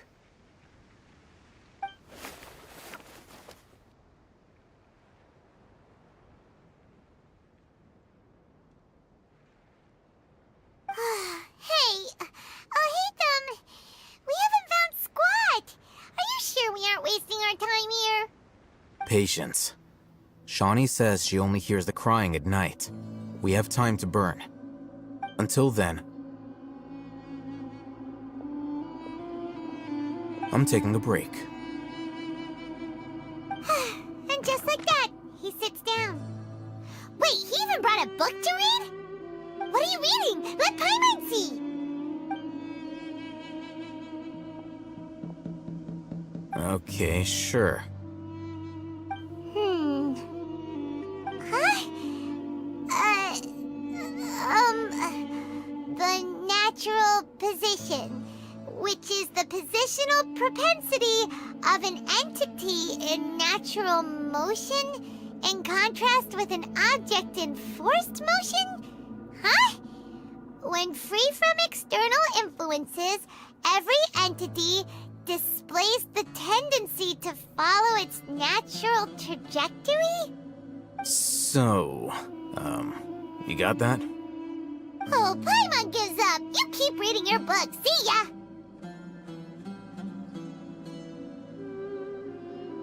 How is he so relaxed?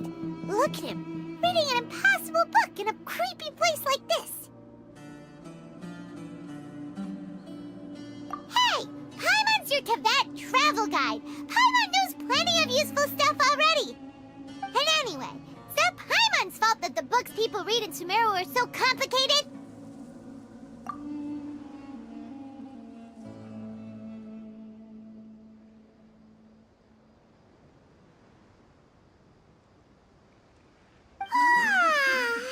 Paimon's getting so sleepy. Huh? What was that sound? There it is. It's coming from that direction.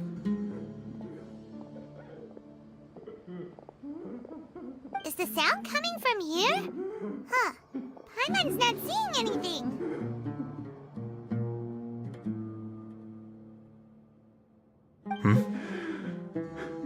It's from below. But there's no way we can get down there. Something is off about the interior here.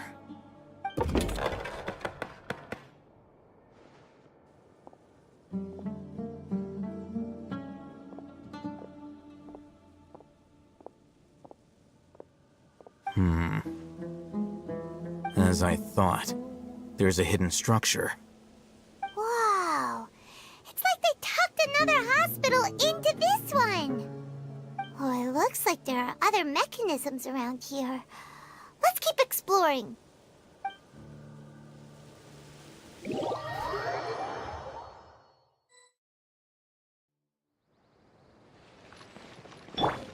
Crumble!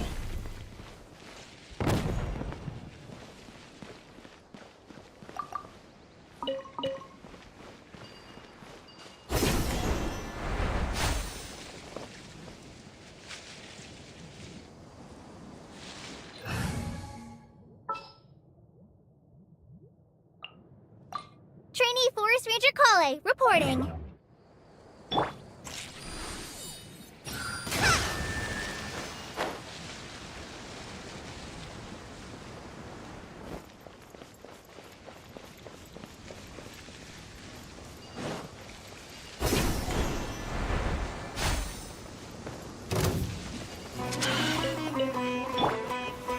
Solidify!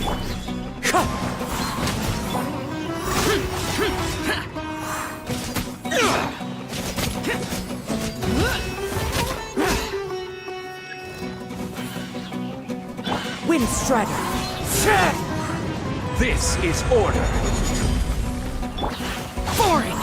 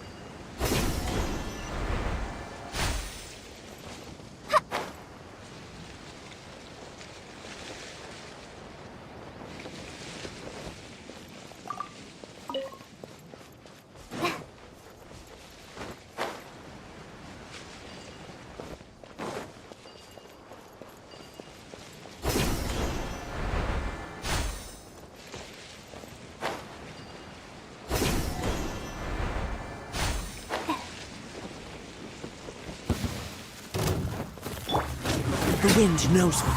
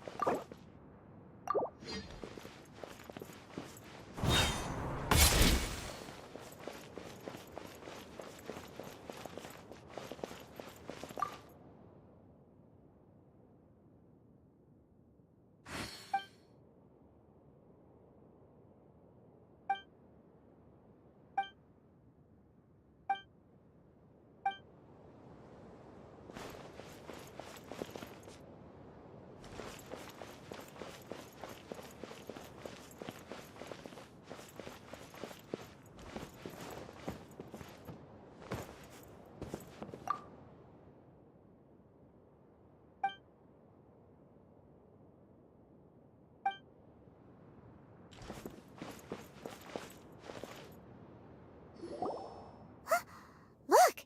There's someone over there! Good idea.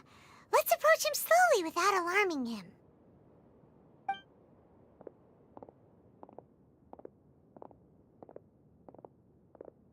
Wait.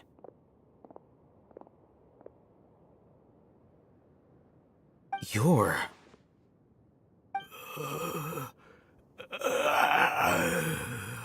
He can't speak, and his eyes are unfocused. But he looks too young to be anyone's grandfather. Also, why is he the only one here? Didn't expect to see him here. You know him? He's Razak, a senior of mine at the Academia. He's a scholar too? Is he the kind that holes up in a forest and mumbles stuff about training? No. And that's the problem. Razak was never involved in any of those things. He never trained in the forest, let alone reach Satyavada life. Leaving that question aside for the moment, him being here alone means that we might be too late. Looks like they've already taken everyone away. For whatever reason, they left Razak here. Perhaps they simply didn't have time to come back for him. There are drag marks on the ground. They're clearer by the doorway. Someone was forcefully drawing a cart that was loaded with something heavy.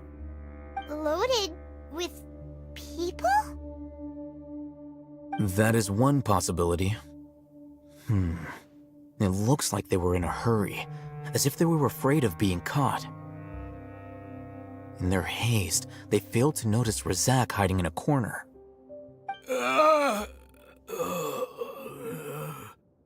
The symptoms are identical. Looks like we found living proof. Huh? Why do you say that?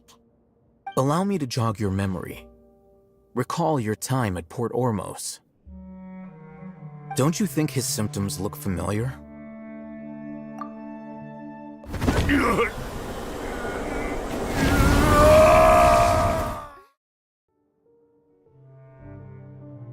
Oh, now that you mention it, they're acting the same way. Correct. The Academia is behind all of this. It isn't difficult to deduce their rationale. First, the Academia spread a false rumor of King Deshret's resurrection, emphasizing the role of the village keepers, the mad scholars who were exiled to Aru village. These rumors were all the persuasion that the radicals needed, and those based in Aru village leapt into action. Unbeknownst to them, of course, through rounding up the scholars, they were actually helping the Academia. As well as being able to exploit the radicals for their own ends, this scheme has one further advantage to the Academia. All the risks and responsibilities are offloaded onto King Deshret's followers. Life for the desert dwellers has been brutal ever since King Deshret's death all those years ago. Beneath the surface, feelings of desperation are widespread. Many would give everything they have for the prospect of something better. Anyone looking to exploit that for their own ends simply needs to make a few empty promises. Even if complications arise, people will see that those involved are all followers of King Deshret and look for no further explanation than differences of belief. A deep-seated mistrust of the desert and everyone in it by the rest of Sumeru will make sure of that. The notion of an academia plot wouldn't even cross their minds.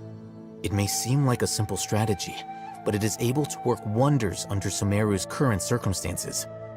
Oh, that makes a lot of sense. It's in line with the village chief's theory, too. But there's still one very important question. Wasn't it the academia that brought the scholars to Aru village in the first place? Why does it want them back now?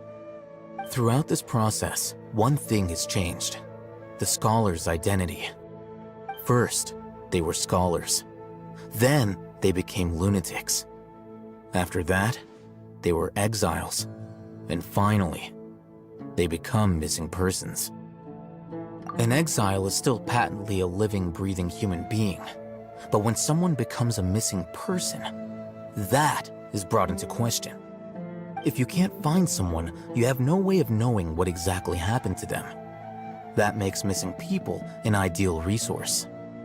Resource? For what exactly?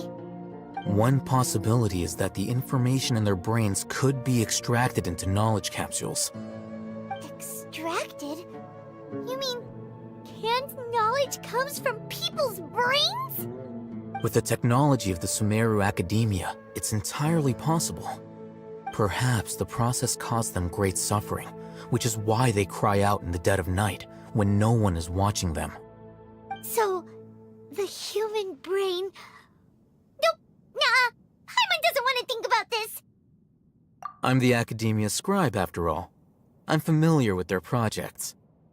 Anyway, judging by Razak's state, the contents of a divine knowledge capsule were extracted from his mind, but something went wrong in the process. Or perhaps his curiosity got the better of him, and he used such a capsule for himself. Paimon's a little confused. Can they just use anyone's brain?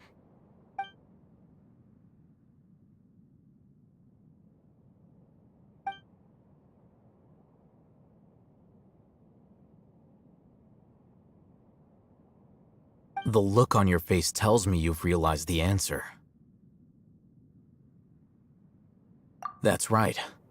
To some scholars, gaining knowledge about the gods is their entire life's pursuit. Extracting canned knowledge is just one of the extreme measures they turn to. However, I can't help but wonder, what do they seek to gain from divine knowledge? The Academia is going out of their way to look for forbidden knowledge, but what is their ultimate goal? I've spent quite some time trying to analyze the contents of the divine knowledge capsule, but to no avail. It seems like my way of thinking is too different from theirs. You mean you're not even slightly interested in getting your hands on this forbidden stuff? All scholars seek to expand the horizons of knowledge, but I'm not particularly interested in gods, so I don't share their degree of zealotry. Extracting information from people as if they were lifeless objects? If this is the direction of academic progress, then the Academia may as well shut its doors. Sounds like you're really against all this. Of course. The Academia's actions run contrary to their rules. Whether it be academics or knowledge, everything has its boundaries. If those lines are crossed, the rules and order that govern everything in the world will be destroyed. This matter needs to be corrected, just like fixing a typo in a book. Wait, didn't you step in to help because you felt sympathy for those poor people? Not to be callous, but no. My criteria are a little more restrictive than that. There is no shortage of suffering in Sumeru, and the same can be said for the rest of Teyvat as well. What do you plan to do about that? Save every last person? Probably not. Paimon's not sure. You can say that. Simply put, I don't blindly place my faith into strength or heroism. I do what I want. The divine knowledge capsule is something I want to investigate in full. That doesn't mean I'm willing to take action for the sake of a few strangers.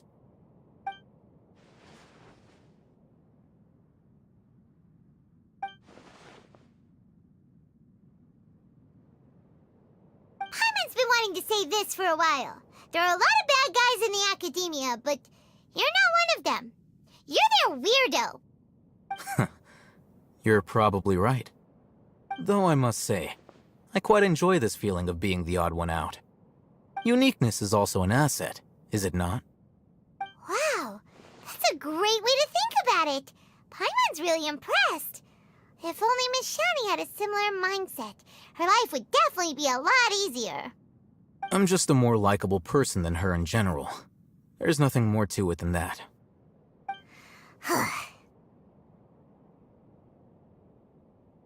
He won't last long if we leave him here. Let's take him with us. We'll work out our next step after we return to Aru Village.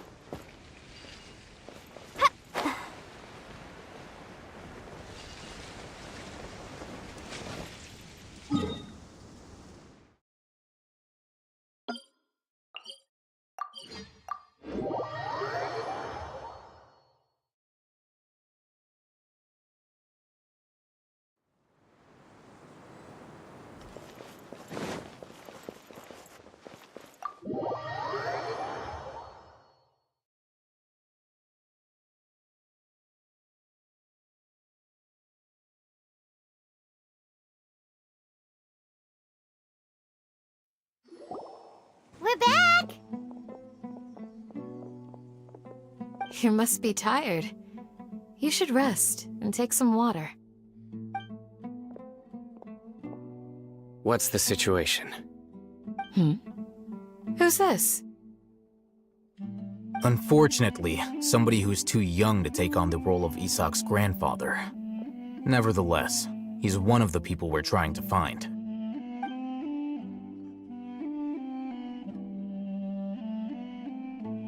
So, at one point in time, the abandoned Elazar Hospital served as the Academia's site for extracting divine cant knowledge.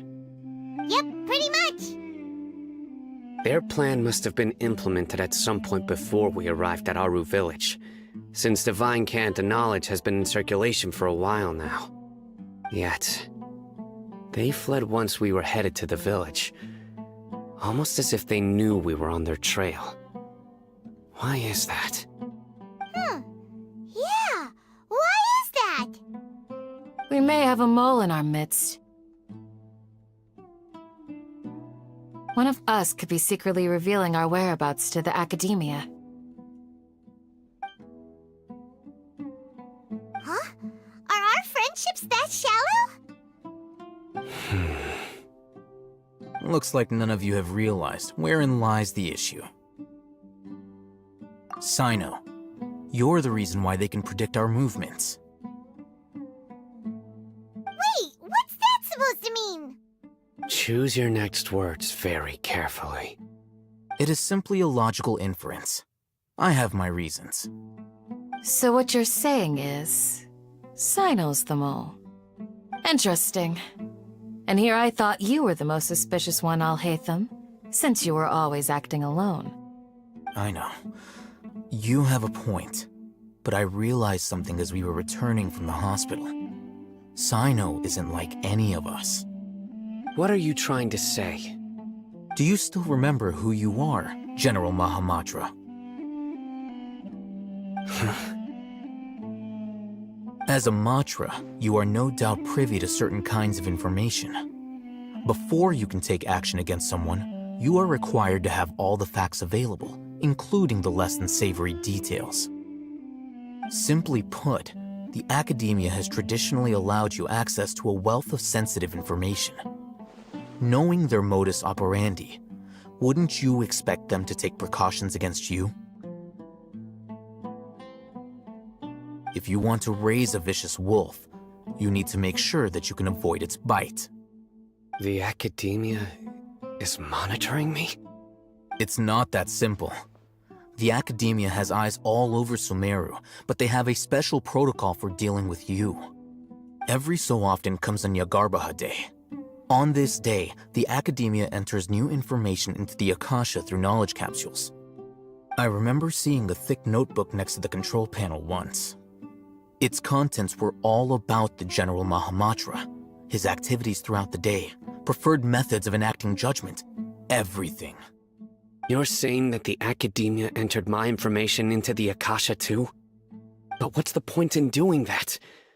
My actions aren't important enough to be added into the Akasha. The Akasha is capable of computation. The Akasha's algorithms are entirely capable of predicting your movements using the data entered. When you would depart, the route you would follow, your destination. It knew all of this. It predicted my every move. The academia has been watching you longer than you think. However, the fact that you resigned is proof that their suspicions were well-founded. So that's how it is. Sino adheres to his principles so strongly that he's actually a thorn in their side. Tenacity of will and steadfast faith are worthless to the academia. They need scholars who are easily pliable and mindlessly go after anything they can profit from. Sino, don't take it to heart. This just proves how much of a trustworthy ally you are. They escaped because of me. Don't blame yourself. It's not like any of us would have known. I have an idea. If they predicted my movements, then I might be able to guess where they went. Whoa, you bounced back fast. There is always an opportunity for safety after danger passes. Oh, so that's how it is! Paimon gets it now! If the academia is trying to avoid Sino, then the safest place would be... Yep, that's right! They'll want to proceed in the direction opposite of where I'm going.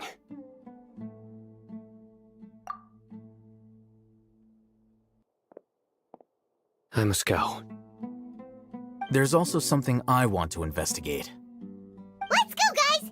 After him! Please, wait! I want to go too! You want to go too? If so, you have to promise you'll stay safe. I want to find Grandpa. I promise I'll be careful and not cause any trouble. Everyone, I leave him in your hands. Yay! Let's go! Remember to pack some food with you! Paimon feels like we're missing someone, though.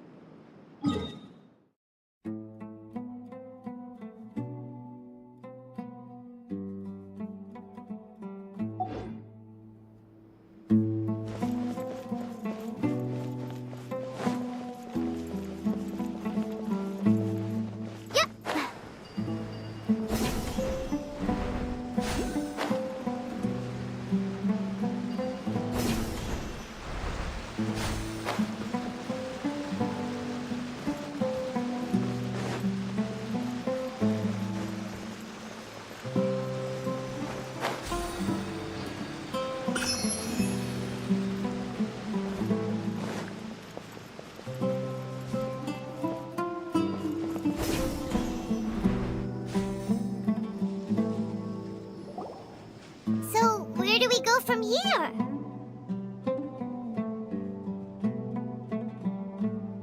Yes. After leaving the village, we should head straight toward the desert.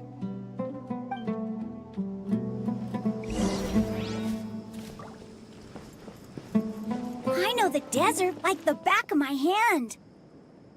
Is that because you play here a lot? Yep. One time, Grandpa almost got lost in the desert, but I was the one who brought him back.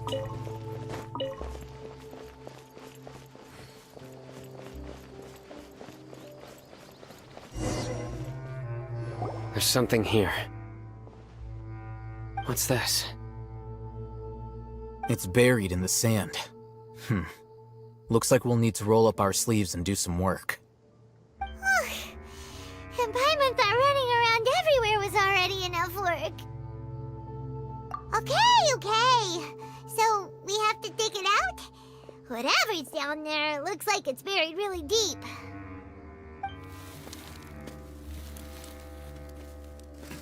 These are likely fragments of an Academia-developed device, something akin to a headset. Looks like there were more than one village keeper.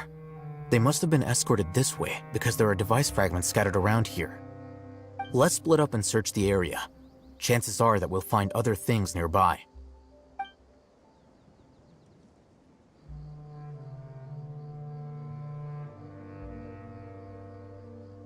Is this what we're searching for? It looks kinda scary. This is definitely a device used to extract divine knowledge.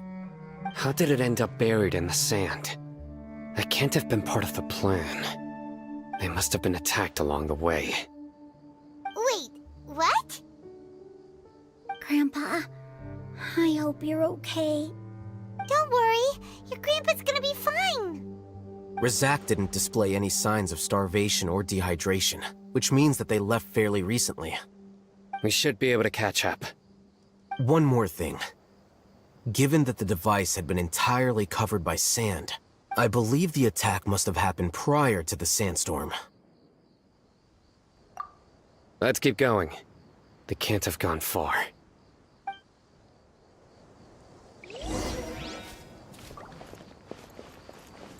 Ugh, but running on sand is so tiring. But you're flying, aren't you, Paimon? Is flying over sand tiring too? Ugh, of course it is.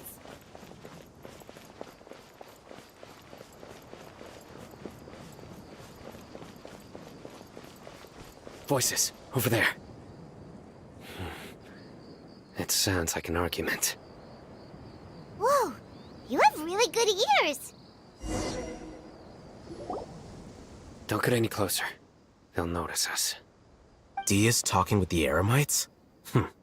Very interesting. Let's listen in. If you had informed me sooner, there'd be plenty of room for us to... You're one of us. We would never lie. Scholars. You don't know as much as I do.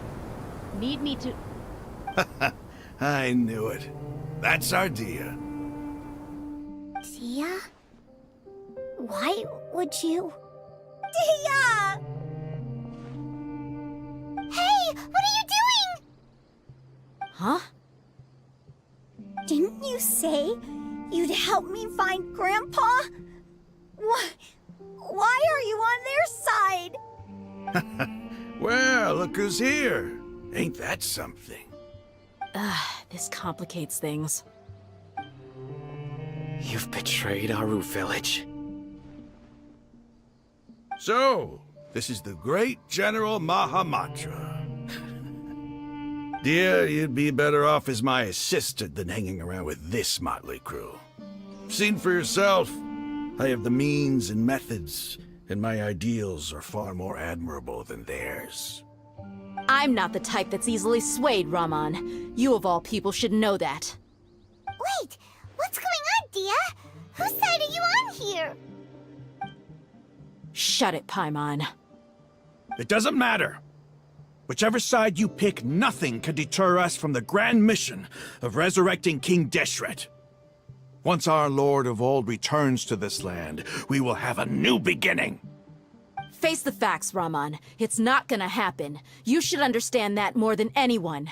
Have all your years as a merc taught you nothing about placing hopes in a ruler? I'm a desert dweller and a proud follower of King Deshret. Whether I live by the edge of the sword or in peaceful comfort, my soul will always carry this conviction. It's not too late yet. The village mad scholars aren't gonna bring King Deshret back to life. You don't understand, my dear lady. Pursuing our faith is our purpose in life. Even if the chance of success is 1 in a million, we must be willing to give everything we have. Even if it'll expose you to the academia? Even if they end up disbanding the Eremites? Your Eremites, which you've worked so hard for all these years? Yes. We've waited a long time for this day to come. The sun and the moon no longer shine here. All you see now is cracks in this desiccated land. But fate has finally dealt me a hand to play against the academia. With these scholars in our custody, we'll stomp the academia's forces and fight our way beyond the wall of Samiel. Ridiculous. Think about it. The academia controls the entirety of Sumeru.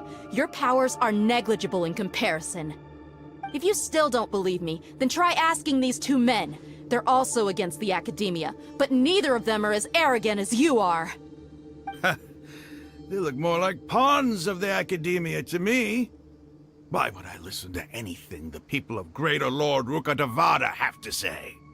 Filthy traitors. Your god abandoned all honor and betrayed King Deshret. We desert dwellers will never trust the likes of you. It's impossible to communicate with someone so hostile. Perhaps we should. Do you really believe that by kidnapping the scholars, you'll be able to negotiate with the academia? These people have no value as bargaining chips, but I could be persuaded to take their place as your next hostage. These scholars were exiled from the academia. I, on the other hand, am their current scribe, and will be a much greater asset to you. Wait, you can't be serious. So, you want to trade places with the hostages, do you? Precisely. Any wise person would gladly accept my offer. What are you thinking? What if they decide to kill you instead? Well, that would be bad luck for me. However, I'd get the chance to observe the scholars, perhaps even find out the truth. Think you can talk me over with that confident look of yours? I'm not trying to persuade you. I'm using this as a means of joining forces against the academia. You are the scribe. What do you have against the academia? Not all desert dwellers believe in King Deshret, and the same applies to the academia. Why must all knowledge seekers approve of the academia's way of doing things?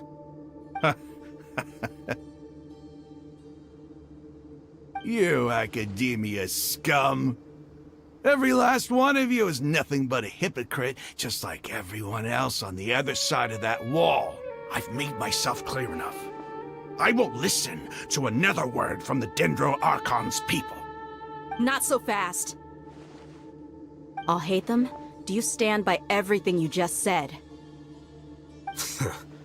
I never make empty promises. You know you're making a dangerous decision, right? I do. Good. Raman, hear me out. These people are my friends.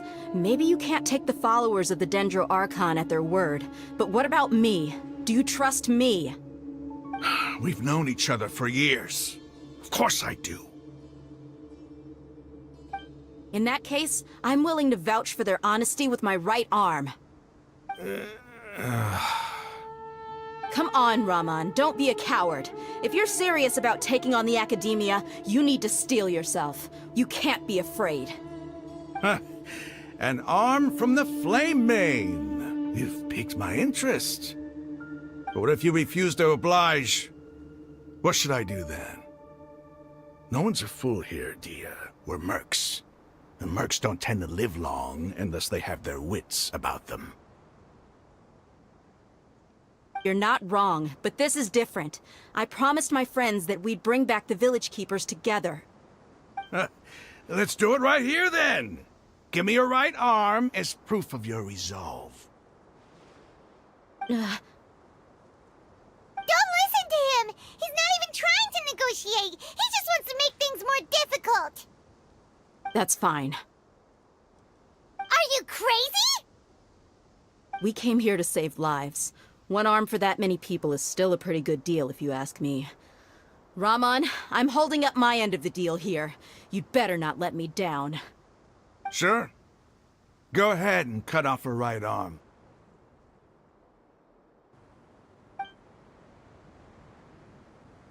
No! Dia! What are you gonna do? Think of something! You don't have to go this far. That's not for you to decide. Do it! Dia!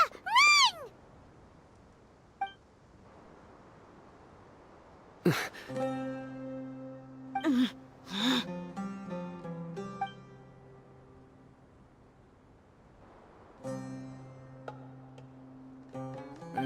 Stop!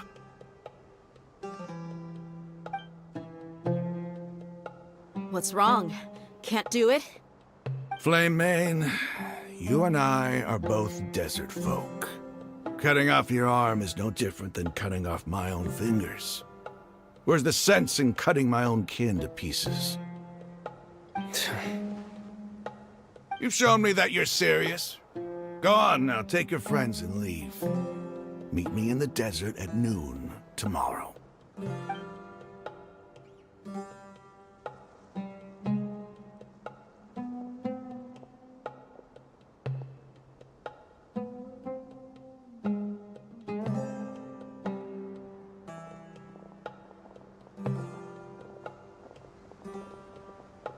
Phew.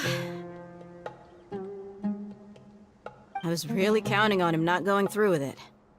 Dia! That was crazy! Have you all lost your minds? What if he'd actually cut your arm off? Then I just have to hold my claymore with my left arm. Okay, I'm sorry. But sometimes when you're out on a limb, you gotta double down to seal the deal, you know? Don't ever make a promise like that again. I can deal with the likes of them. If it came down to it, you would not lose to them either. I don't doubt it, Sino. But this is about more than me and them. There's a lot more where they came from. Even if we got rid of one bunch of radicals, there are others out there. Wiping them out would do more harm than good. As you wish. I'm sorry, Dia. I should have stayed put and listened. I should have trusted you. It's okay. I promised you I'd help find your grandpa, so I'll do whatever it takes. Whatever it takes? You just might be scholar material. Huh? Are you serious? The Eremites once said that I was a lunatic. Perhaps a little madness is essential to be successful in research. Why does it feel like he's using his praise for me as an excuse to brag about himself? Okay, let's get moving. We should head back to the village and rest up. Today was just a trial run. Noon tomorrow is gonna be the hard part.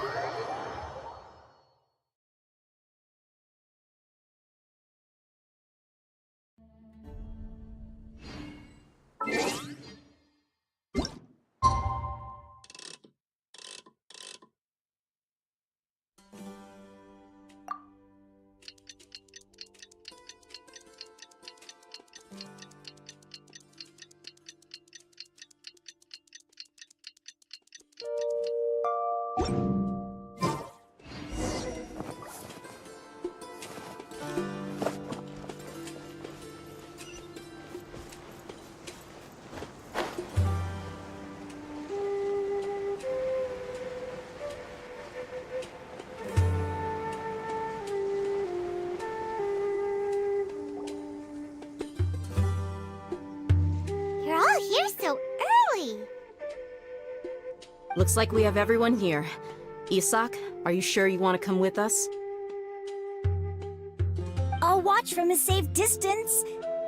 Dia, I want to be there to bring Grandpa home. Okay, let's go then. Dia, wait. What's the matter? I heard that you were quite reckless yesterday. No more of that today, understood? Or I'll be very upset with you. Fine.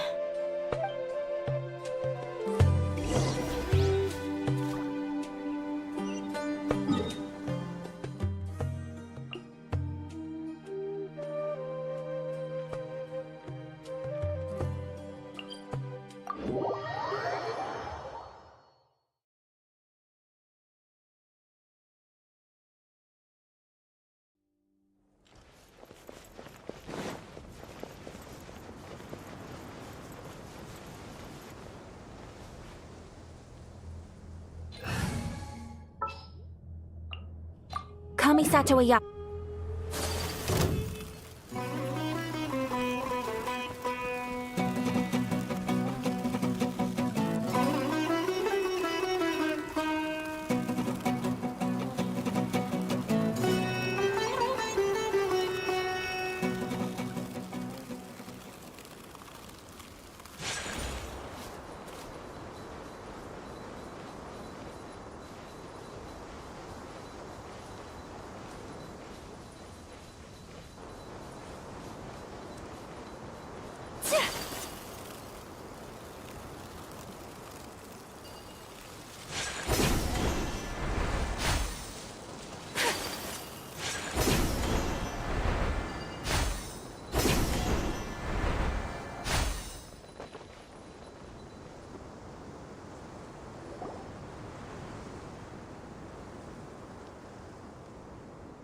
Huh.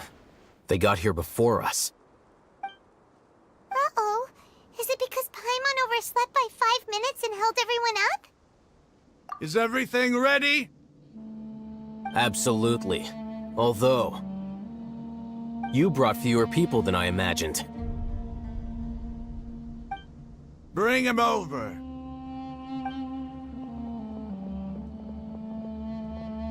Grandpa! Why is there only one of them? Rahman, I've always thought of you as a man of his word. What's this about? It's a one-for-one exchange. Sounds fair, don't you think?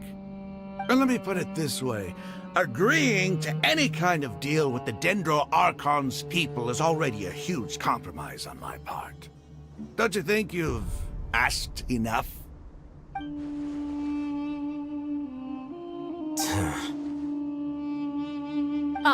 You stay right there!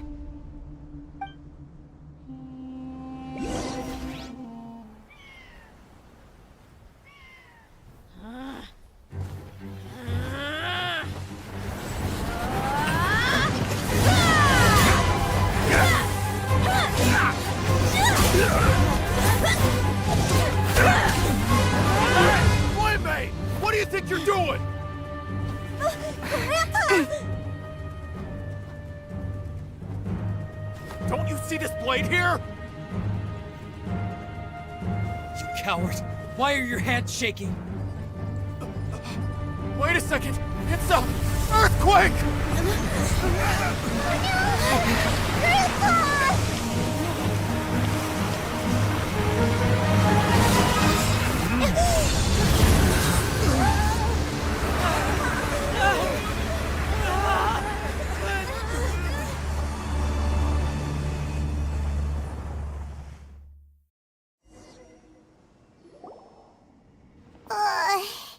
Paimon's dizzy.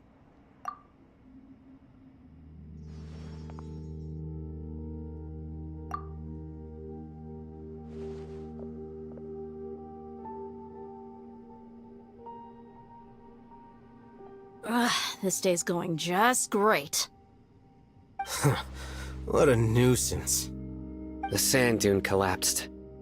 I saw an energy field. The village keeper protected us. It glowed green with dendro. Just like you said, it may well have been the remains of Lesser Lord Kusanali's power inside the scholar's body. The dendro archon. The present one. Grandpa? Grandpa? Oh no, he's getting confused again. Hey, look around you. Did there used to be a temple here?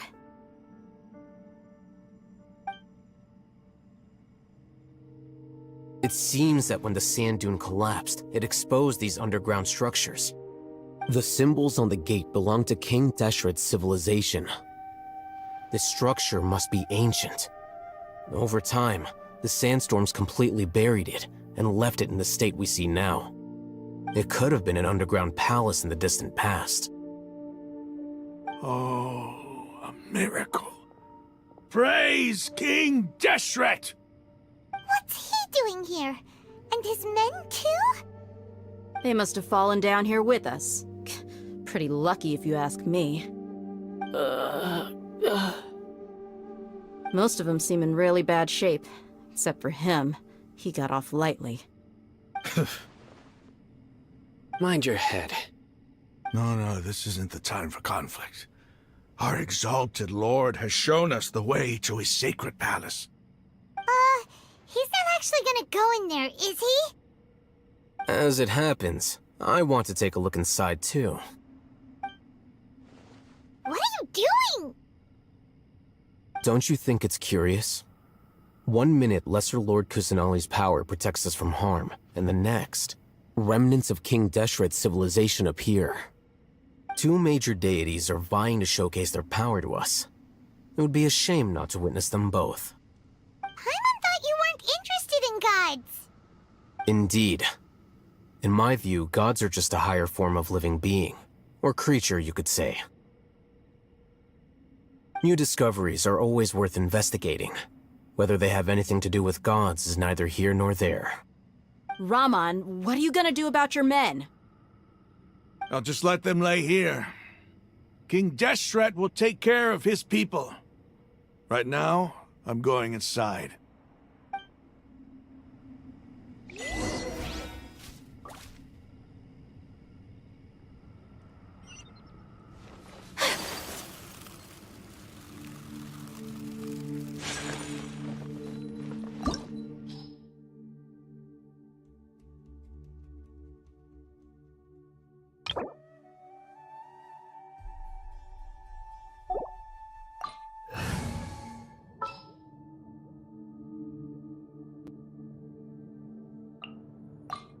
As per our contract.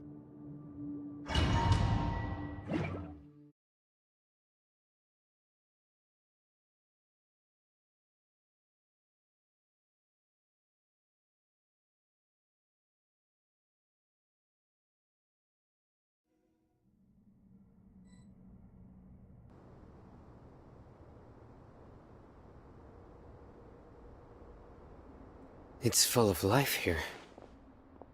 This defies comprehension. It looked completely desolate from the outside. Yet, It flows with energy inside. Yeah, and there's so many plants. It's so pretty. Sir Rahman. Huh? Me? Do you see another Rahman here? Are you mocking me? What do you mean, sir? Interpret it however you want, but there's something I'd like to draw your attention to. While this structure is clearly left over from King Deshret's civilization, the energy that flows in here is that of the Dendro Archon. Whatever you say. It's not like I have a vision. There's nothing to be angry about. Think of this as an academic journey. It does seem kinda strange. If that's true, then we might have to explore this whole area to find an explanation.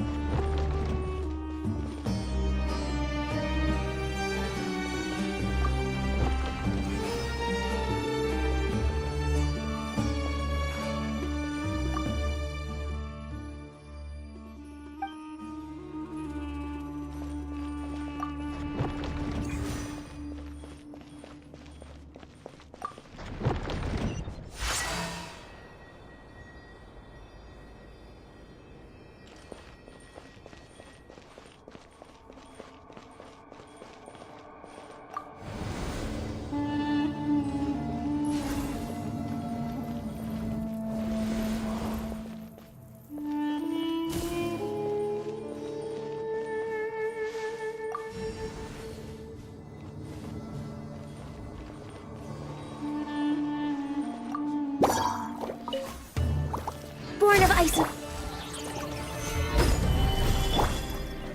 Into the wind! Ka!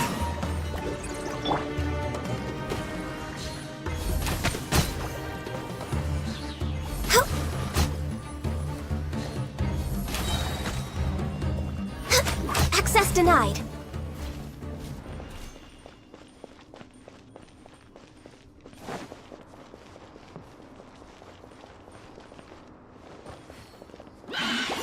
No touching. Fallen leaves, adorn my night! All hail.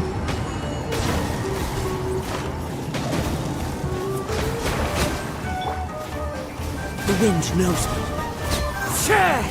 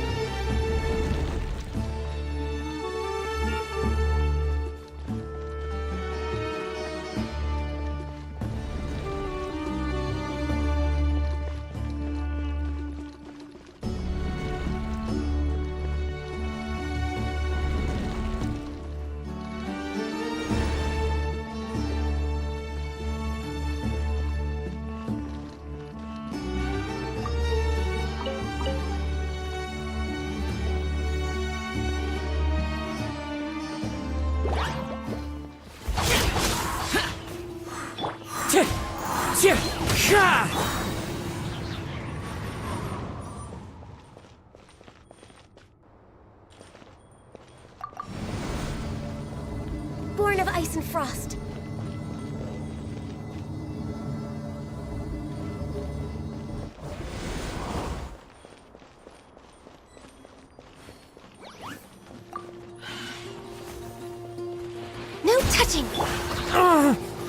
As one with wind and cloud.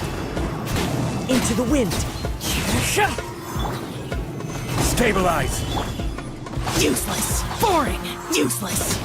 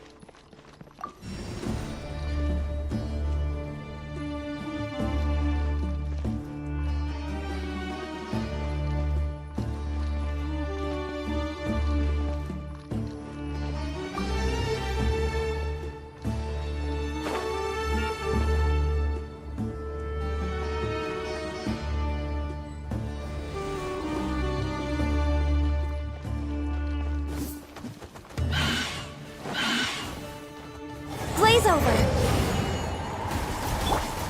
One with nature. Solidify. Boring.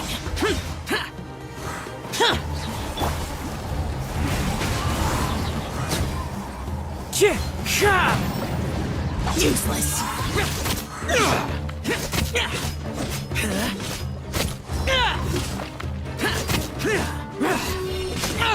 Get out of my way!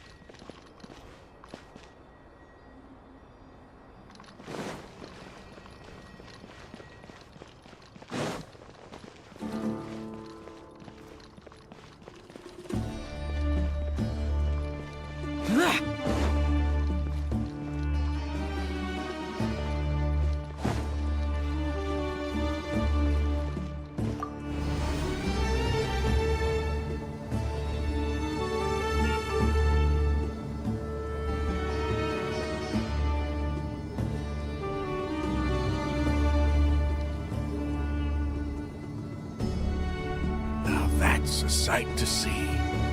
King Deshret's splendor surrounds us.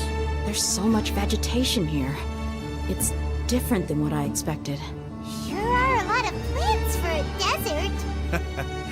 That's what I call divine providence of King Deshret.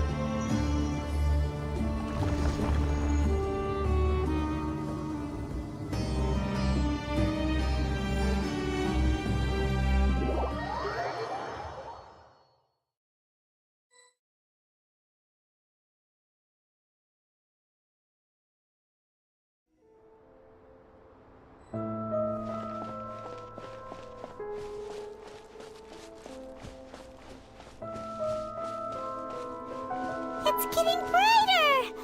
Oh, it looks so beautiful!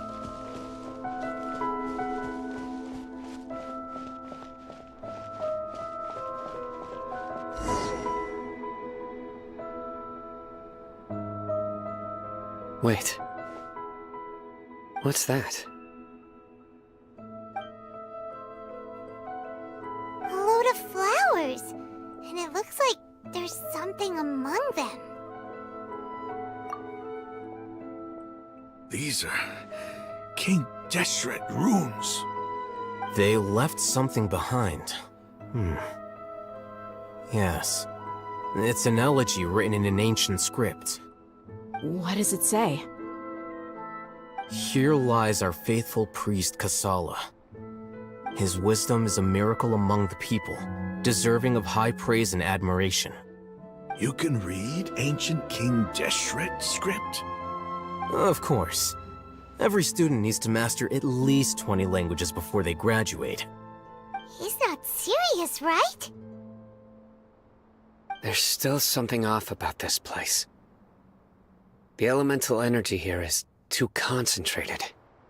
The scent of life. Is it trying to tell us something?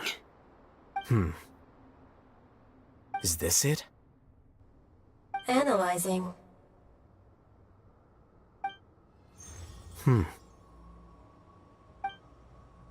There seems to be a hidden message among these skeletal remains. Excellent. There's a device from King Deshret's civilization in this gravesite. I'll transmit the information over and project it for everyone to see. Isn't sharing knowledge against the Academia's rules? Yes. However, under the circumstances, I'd prefer you to see this for yourself. You'll understand after watching it.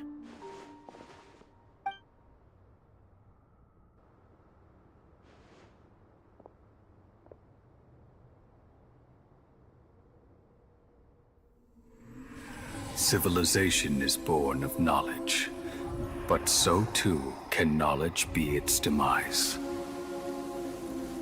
A disaster caught us unaware. It was knowledge that did not belong to this world.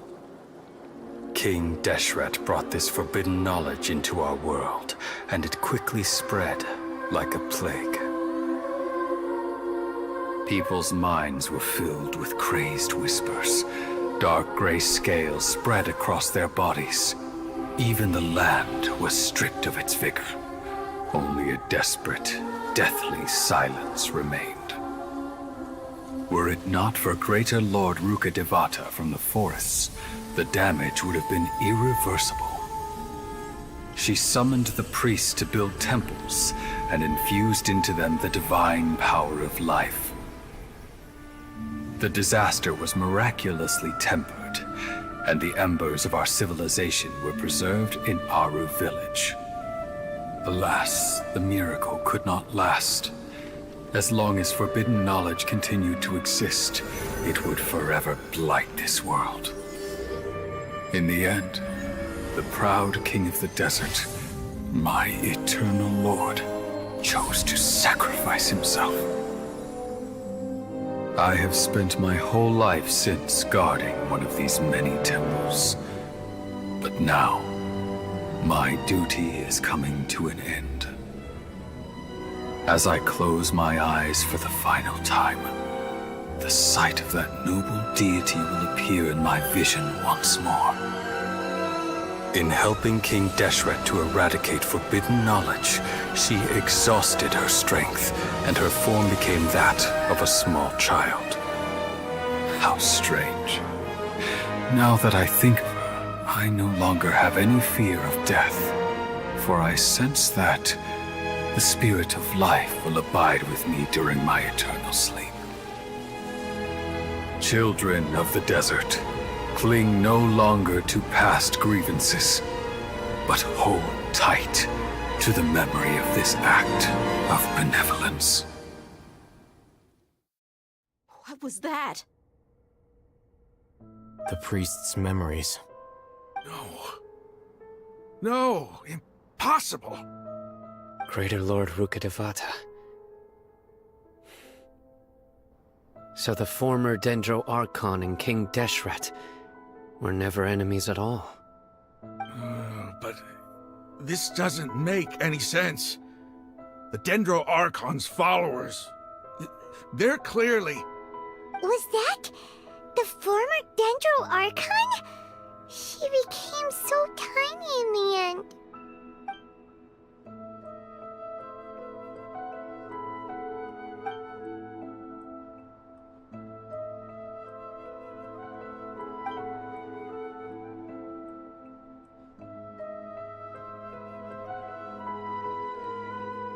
You might be distrustful of the Akasha, but there's no reason for you to doubt King Deshret's technology.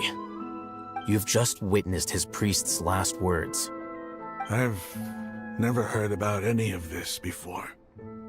The surviving followers of King Deshret all gathered in Aru village. Our god did not make mistakes. We refuse to believe any of the rumors. King Deshret's death, the all but total annihilation of our civilization. It was all Greater Lord Rukkhadevata's doing. we saw her as nothing more than a traitor. Who stabbed us in the back in our moment of crisis. Just like us humans. Fighting, feuding, double-crossing each other to survive in the desert. You were blinded by your prejudice.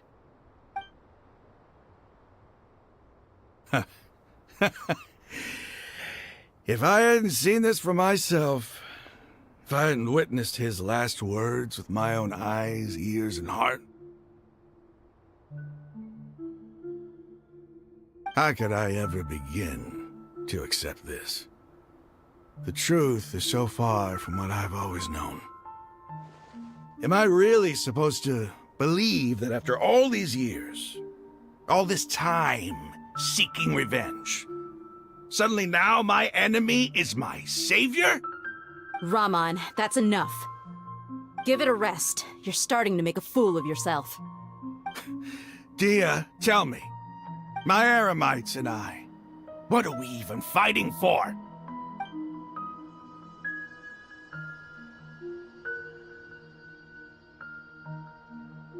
Hey, how you doing? I'll live. Thanks. I should probably go.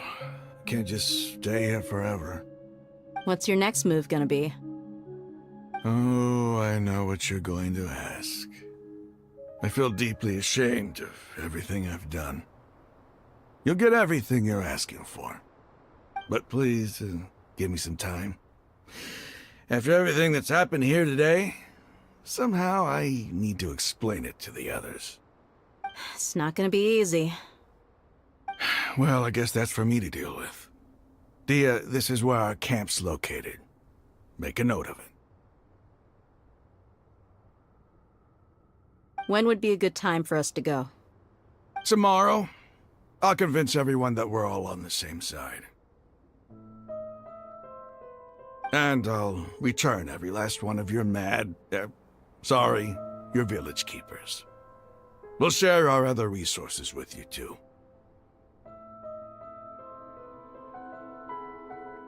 You seem to finally understand that our true enemy is the sages. Yes. The gods never gave up on anyone. It's the people responsible for all this that need to face the consequences of their actions. That must have been rough, but he seems to have figured things out now. Raman's no fool. Being the leader of your own faction in the desert is no easy feat. It's too bad he was held back by his belief in King Deshret. But now that that's changed, I guess we have a few more people on our side. The outcome, at least, is favorable. We should get going too. Let's head back, have a proper meal, and a nice, long sleep. We'll need all our energy tomorrow.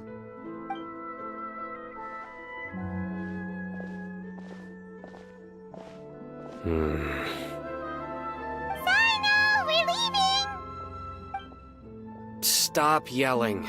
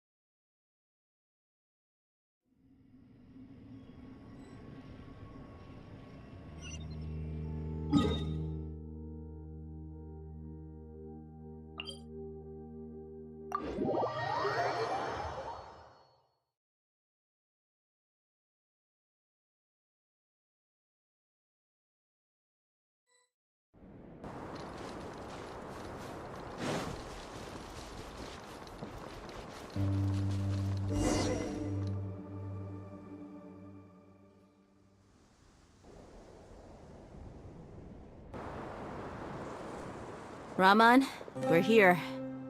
Everything's been arranged. Someone will bring the village keepers back to Aru village shortly. I guess all I can say now is, thanks for agreeing to help. Ah, don't mention it. I think we can both agree you went to hell and back for it. But we share a common cause now. From here on out, we're allies. Where are the perpetrators? I'll bring you to them. Follow me.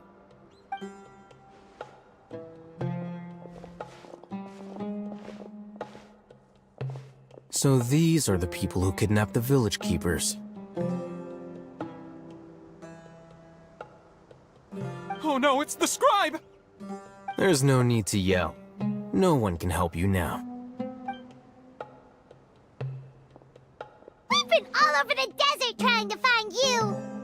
That's right.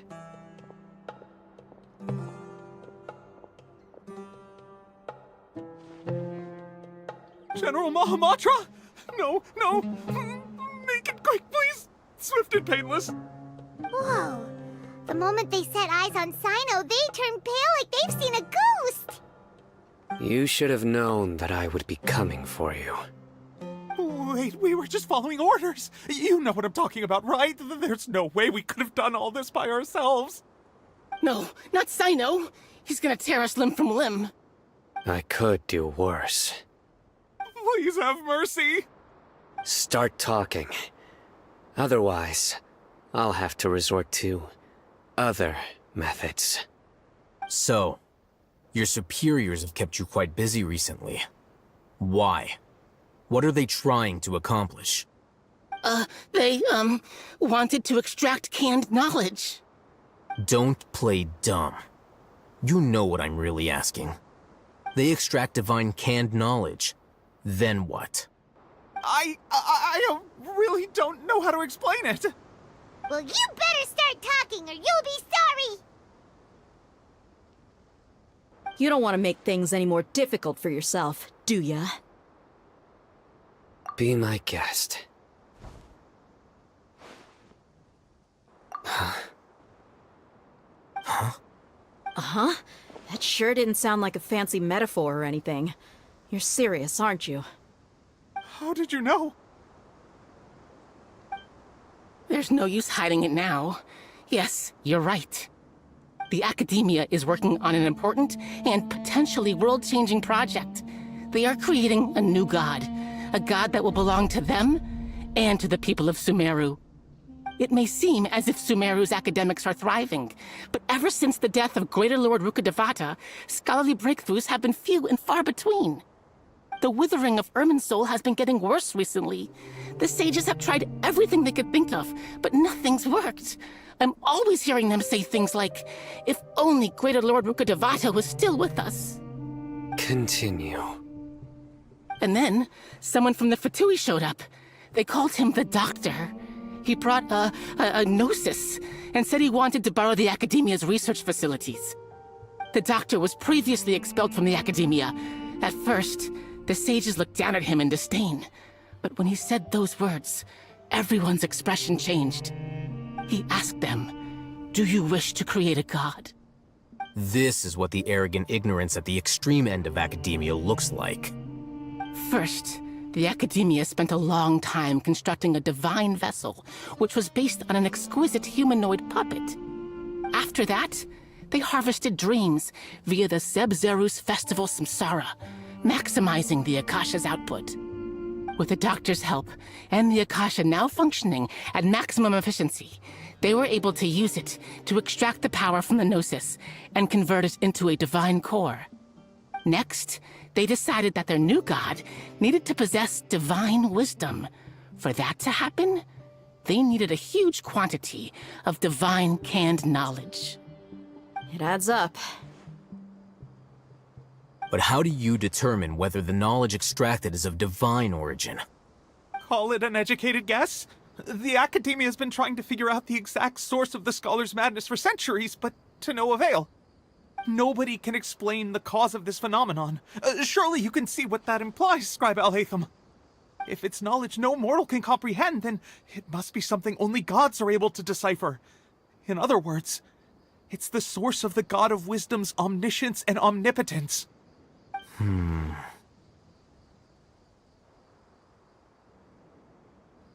You must have noticed by now. The Academia doesn't care about who their god is. It's the ability to exercise control over knowledge and wisdom that matters. It is as if they are cursed with a desire for omniscience and omnipotence that burns in their blood. Some organisms demonstrate phototaxis, and thus orient their entire lives in respect to sources of light. For the sages, their only source of hope is the existence of a deity who embodies the acme of wisdom. This is but a form of phototaxis. For many scholars, the absence of a god of wisdom means stumbling in the darkness for the duration of their lives. Then what does Lesser Lord Kusanali mean to you? Is she not a true god present in this world? If you already have a new god, why try to create another one? From the beginning, the Academia has never treated her as a god. When the Academia first discovered Lesser Lord Kusanali, the newborn god of wisdom, the sages hoped that she would be as wise as Greater Lord Rukkhadevata. But upon evaluation, they found that at the time she possessed no more intelligence than any ordinary human child. The sages never had a ruder awakening. This forced them to accept that Greater Lord Rukkhadevata had indeed passed away. Not to mention that Lesser Lord Kusanali's gnosis had been used to power the Akasha this entire time. By herself, she has neither an Archon's raw power, nor the spectacular insight expected of a god of wisdom. Slowly but surely, people began to forget about her existence. So, this is the path the sages have chosen.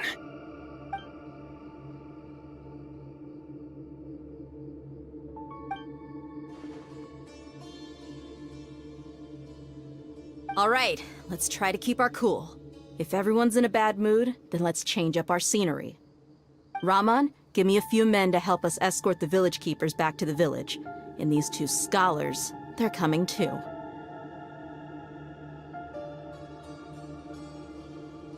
Sure, as you wish.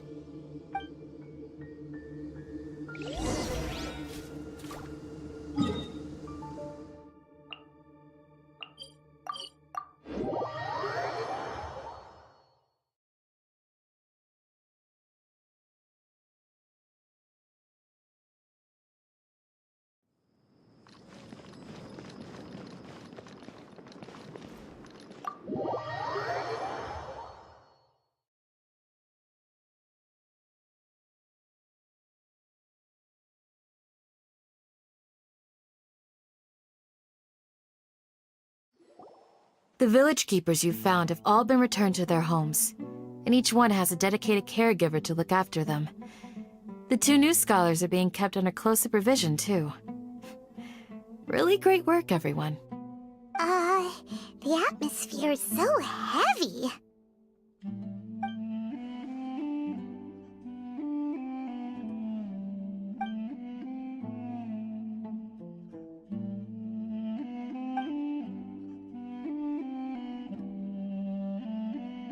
Hey! Say something! Stop spacing out! Come on, is there nothing left to talk about? In that case, let's all get some water and try to think about something else. Or I can go fetch some snacks. Oh! Paimon's so coming with you! Do you have any plans, Traveler? Gods above, you're not talking about work, are you? So you were still withholding some information?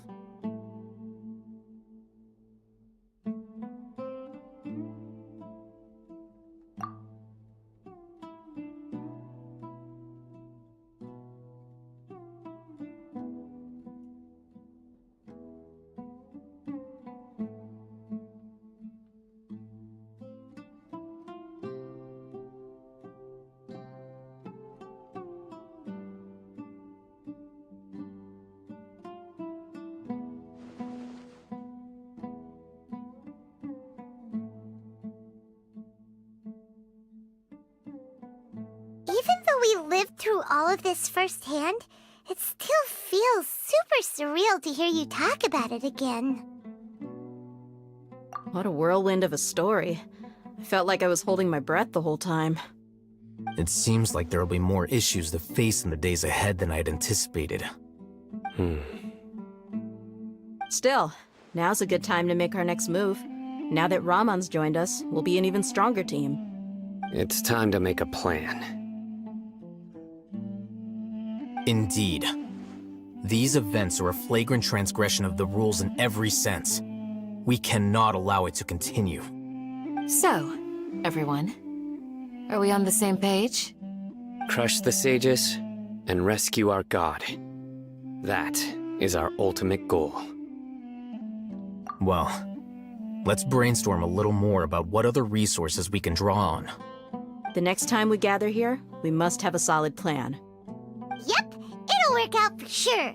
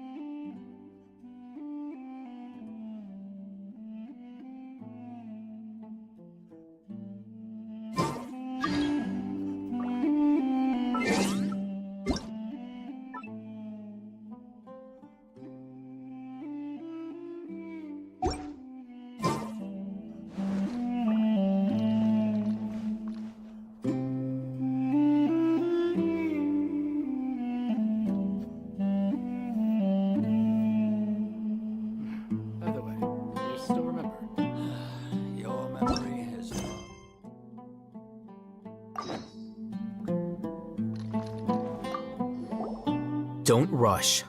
This is a big undertaking, and the planning and preparation for what lies ahead will no doubt take some time. Take it slowly. We need to make sure the plan is as effective as possible. He's starting to read his book again. Hey, are you even listening? Would you like me to lend you something to read? No way! Your books aren't quite to Paimon's tastes. I was joking. I know my books are far too difficult for you, and I have no intention of lending them out. Ugh, you're so annoying!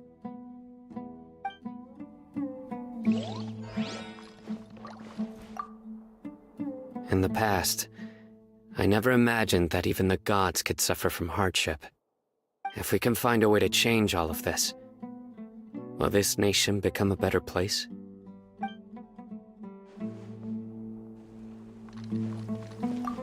The past few days have been some of the most challenging work I've ever taken on. And none of it'll earn me a single mora. I can't believe it. Look on the bright side, Dia. Maybe we'll get a huge reward after this is all over. You've got a point.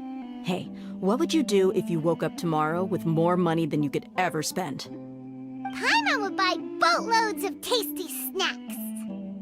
That's it? And maybe some tasty drinks as well? How adorable. Well, here's to all our indulgent fantasies. If there's a chance they can come true, I'll give it my best shot. And here's hoping that everything we do from now on will change this world for the better.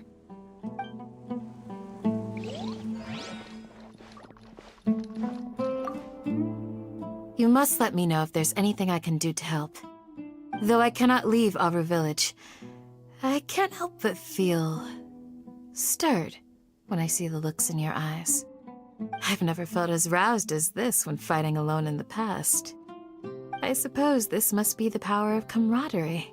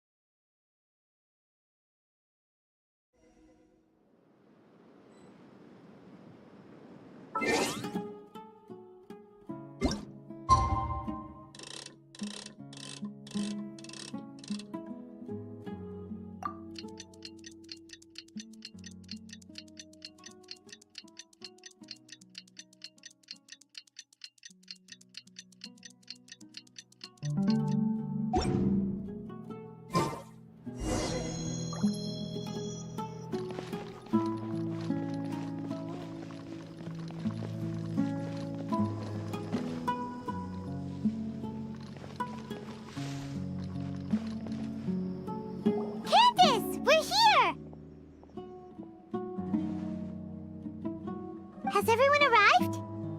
Everyone is already waiting inside. Well, what are we waiting for? Let's join them! Please, wait a moment. Before attending the meeting, I hope you can promise me one thing. What do you need? Promise me that you won't commit to anything too reckless. What do you think? Okay.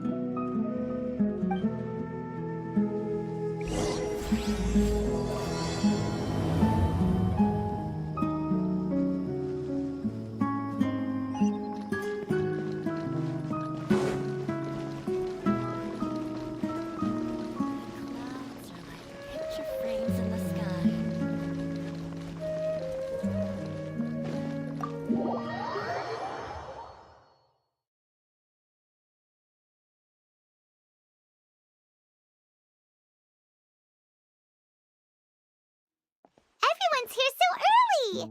But why isn't anybody talking? We already discussed things a bit. Hey, where have you been? I've missed you too. Are you ready? Very well.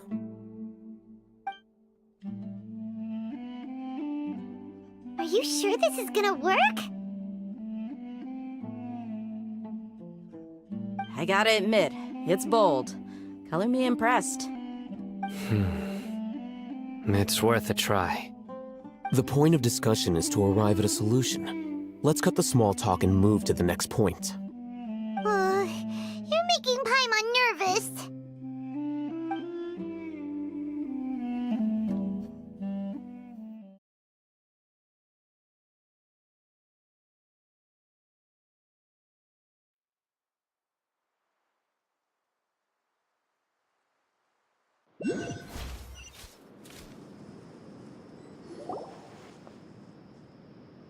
You're finally done.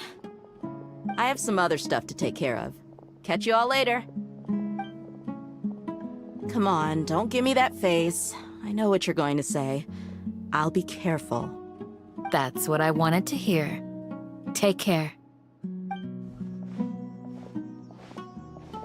Well, Traveler, Paimon, judging from your expressions, the meeting must have been quite productive. You can tell? I'm not that good at scheming or strategy, but I can sense people's emotions. And based on your reaction, things must have gone quite well. Paimon's a little worried. Hopefully nothing will go wrong. To be honest, I feel the same. But you're already some of the most capable people I know. So you have my trust. Candace gave us a compliment. Your deeds speak for themselves. Candace, we stayed behind to tell you that, although you won't be coming with us, we'll be sure to remember your words. I'm very glad to hear that. I've said the same thing to everyone here today, as only when you're safe can the plan be successful. So please, take care. You're welcome. And thank you for taking my advice. Good luck with everything. I'll be here in the village praying for you.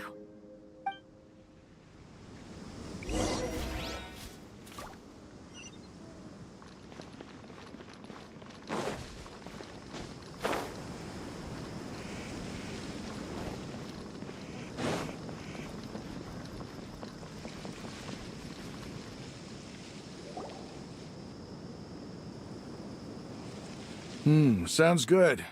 I'll go make some preparations. Okay. I'll hate them! Have you finished saying your goodbyes? Yeah! Also, Candace told everyone to be careful. Yes, she did. But I think my point also bears repeating. Our plan is not child's play.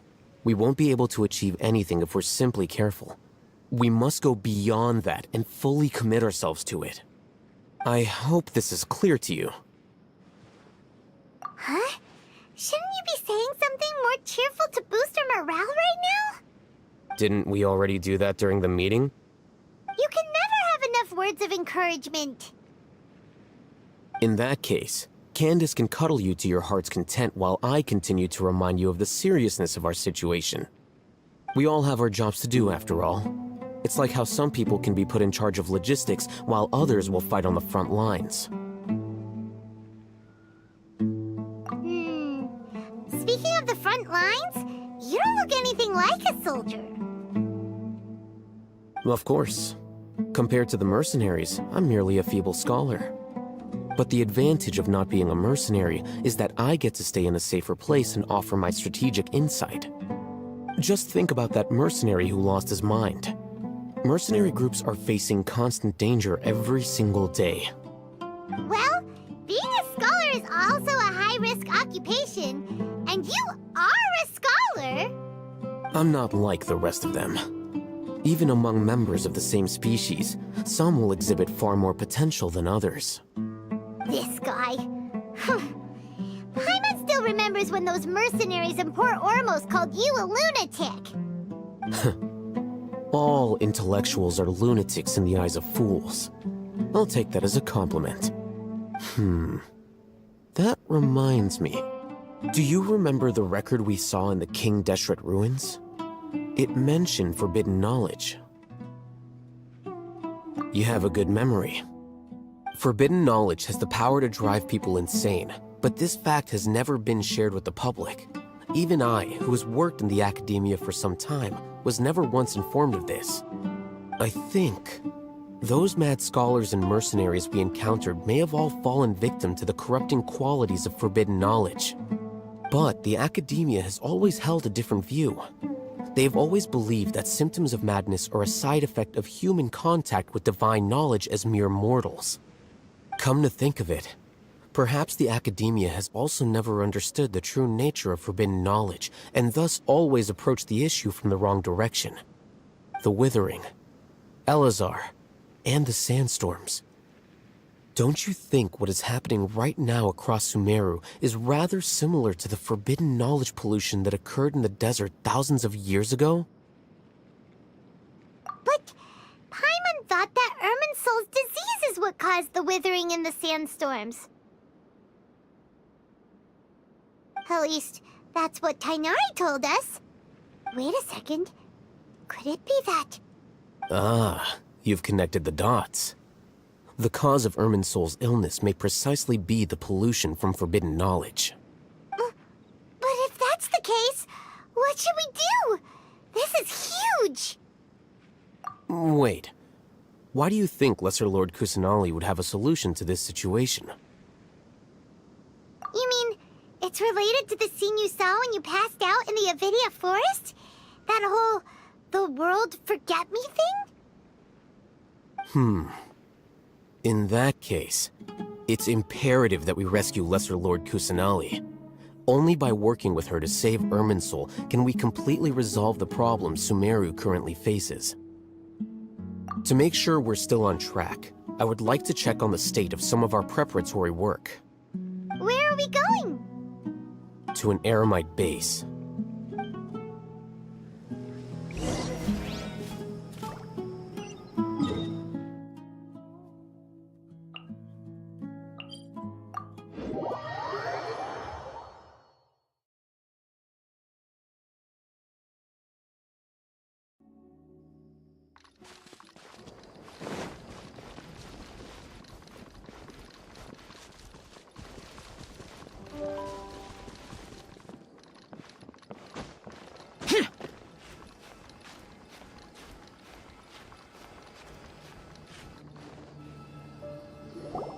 Oh, you made it. Huh?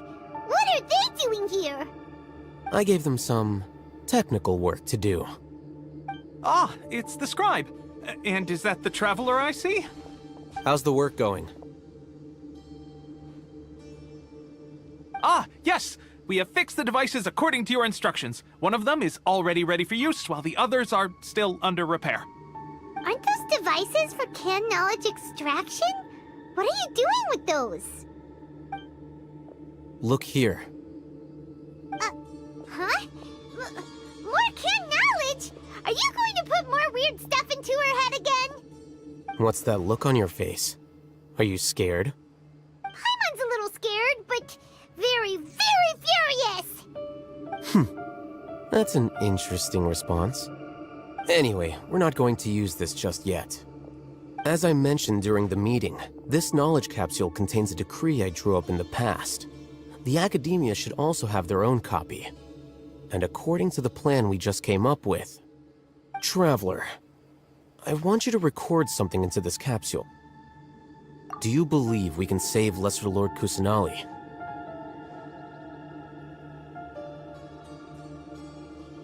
Good.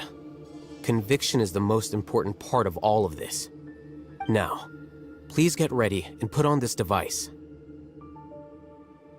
You want us to record our conviction into the knowledge capsule? Yes. Paimon is still really worried. I understand, but trust me, Paimon, this is something we have to do. It's best if you can do as I say. Because, to achieve this impossible task, it sounds like you'll need to fool your own heart first. Although it may feel like a trick, self-encouragement may be the most important tool we have. Paimon can see the point you're trying to make. Imagine this. We have orchestrated our plan and successfully rescued Lesser Lord Kusanali. As a result, we have changed Sumeru's entire political landscape. Everything went without a hitch, and everyone recognizes and praises our achievements. Now, open your eyes. Here. What's this? Read it out loud.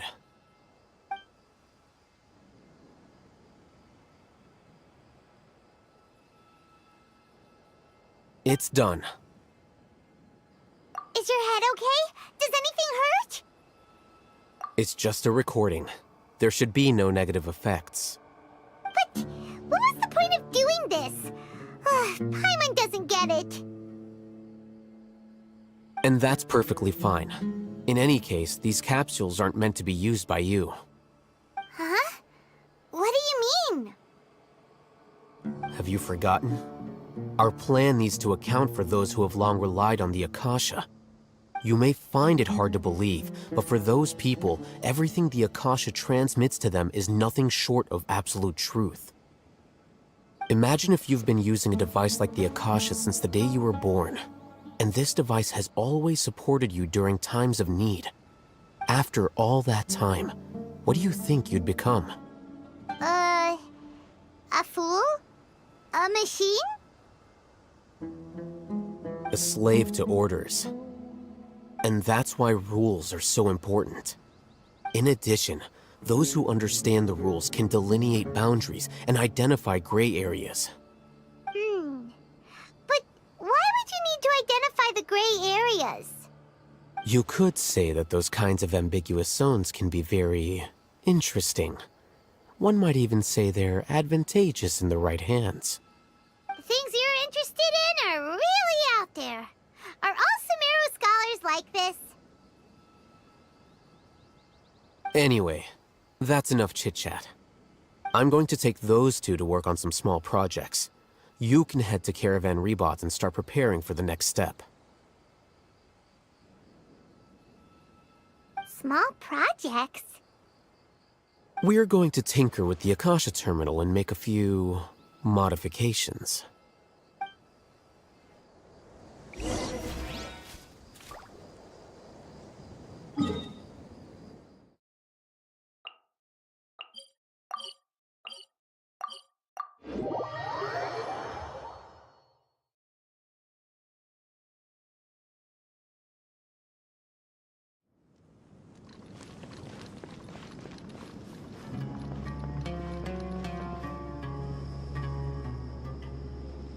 I thought we agreed on a plan. How can you go back on your word? The plan is too radical and carries a high risk for casualties. I've given it a lot of thought. And in the end, I still can't agree to it. But it's still the best plan we have. As a former Matra, you of all people should be able to see the bigger picture and recognize the innate advantages of our plan. I did. And that's how I saw the danger behind these so-called advantages. Alhaitham's plan is even more radical than I imagined. Huh? Why are you guys arguing? My friend, you're just in time. Why don't you help me persuade Sino? He's turned against our plan. We agreed to work out a plan at the meeting. As mercenaries, you're familiar with the local environment, so you'll take care of the specifics. But then, you went to Alhaitham for suggestions. Had I known Alhaitham would give you those kinds of suggestions, I would not have agreed to the plan.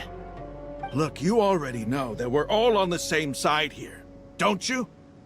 Mercenaries place a lot of importance on their bonds of friendship, but also will not hesitate to make sacrifices if they deem the situation to be sufficiently dire. I'm sorry, but as things stand, I can't accept your principles.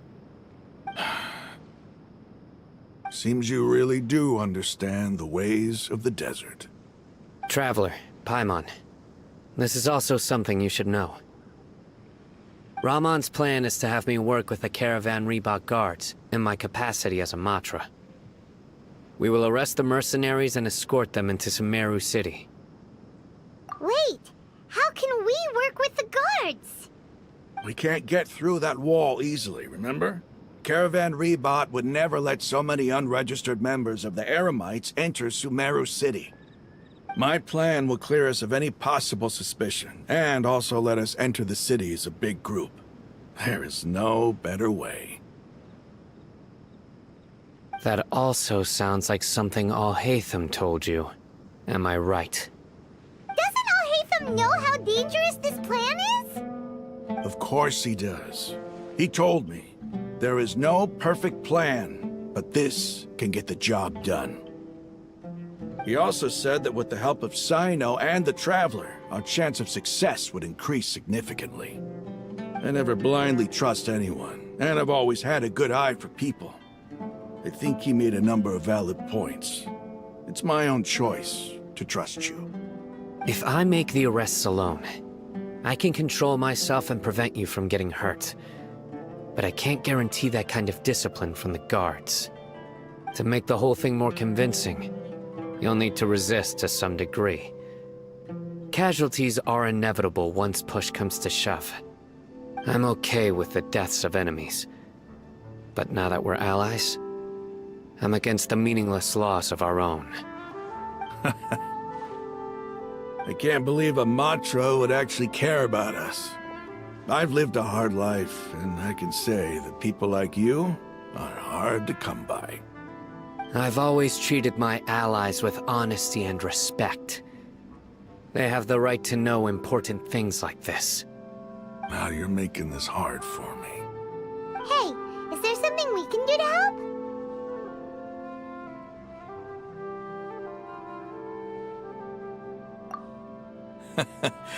I knew you would say that. We can help fight some of the mercenaries, which should reduce the number of times you'll have to struggle directly with the guards. That should help at least a little bit.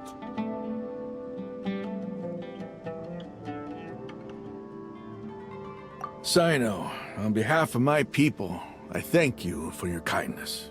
But this is a mission we cannot turn our backs on.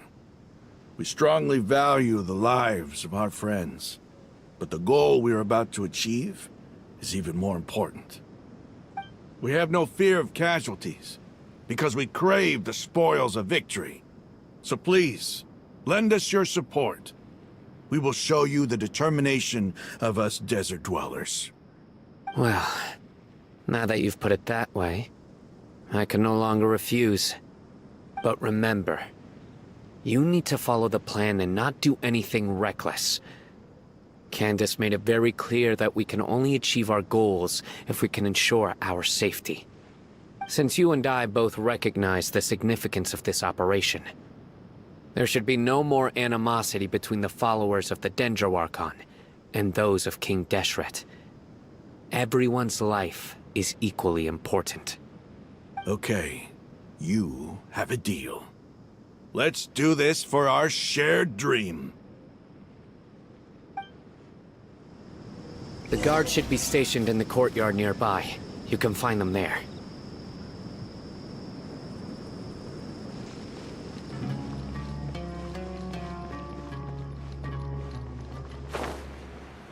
There must still be traces of King Deshret's familiars in the desert.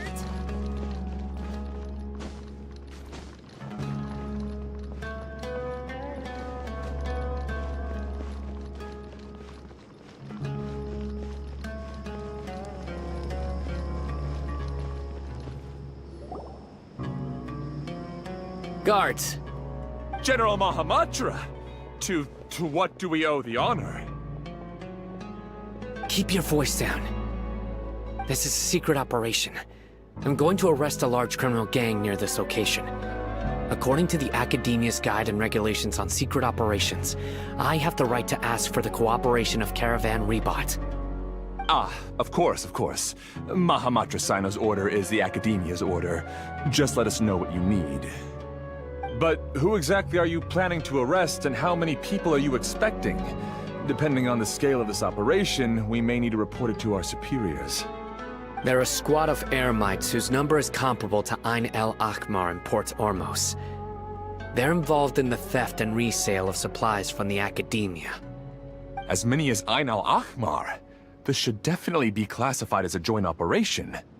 Then I suggest that you report this to your superiors as soon as possible, and treat it as a top priority desert operation.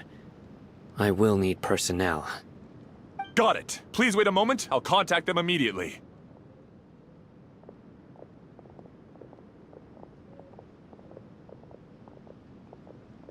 Because this is work. Because I trust you. Paimon can't believe you're still in the mood to chat. This whole thing has Paimon scared stiff! Aren't you even a little worried? What if these guards already know that you have betrayed the Academia and are no longer their General Mahamatra? Even if that guard doesn't know, their superiors might, right? We discussed this, remember? The Caravan Rebot operation is of great importance. But don't worry, the guards there shouldn't know that Sino has stepped down. How can you be so sure?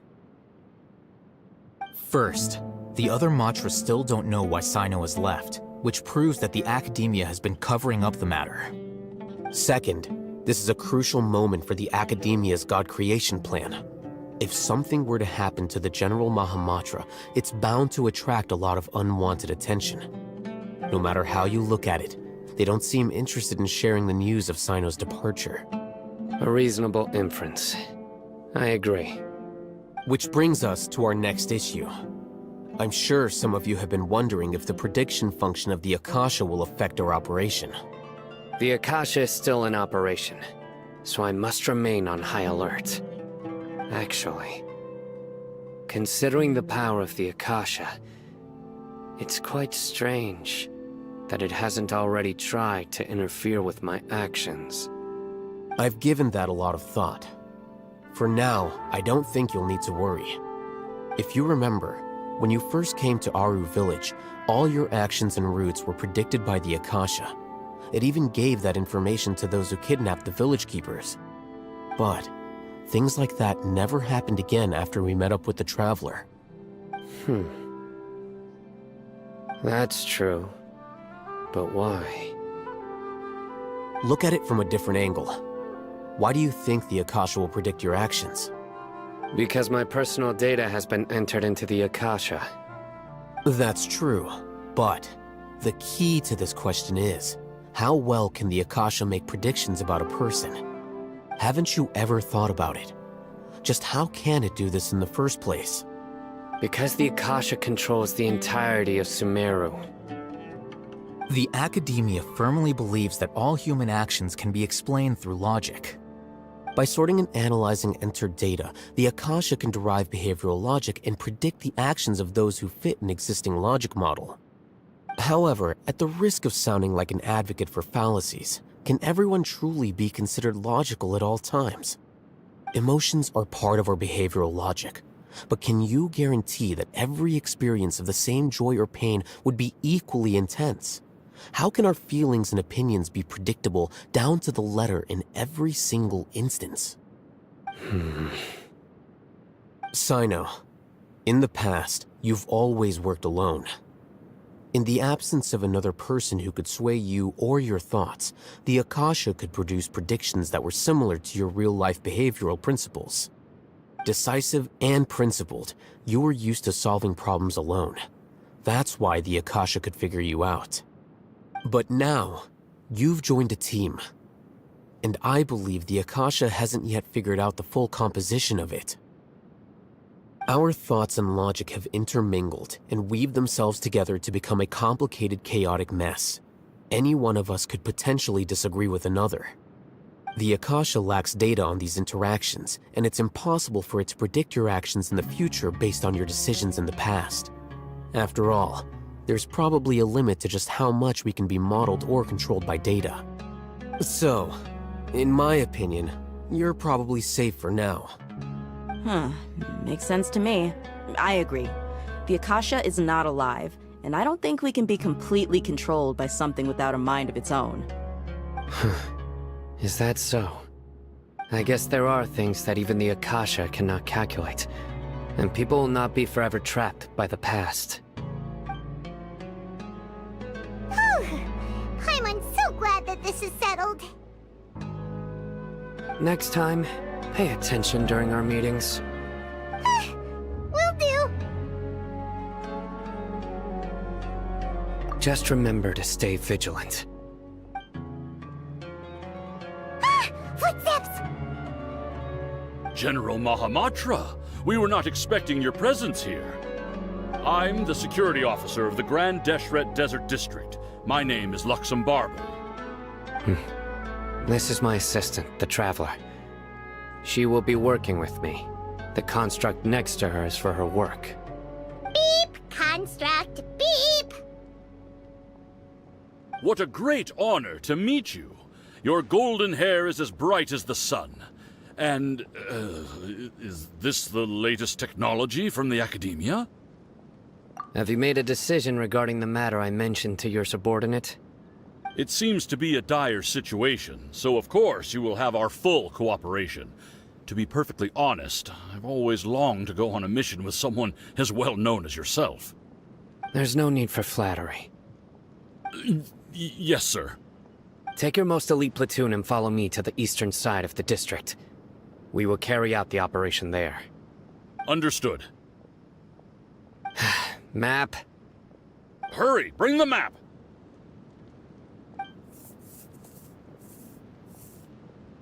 In 2 days, we will engage Rahman's Eremites and capture all of them. Any questions about the time or location? None at all, sir. Good. See you then. Yes, sir.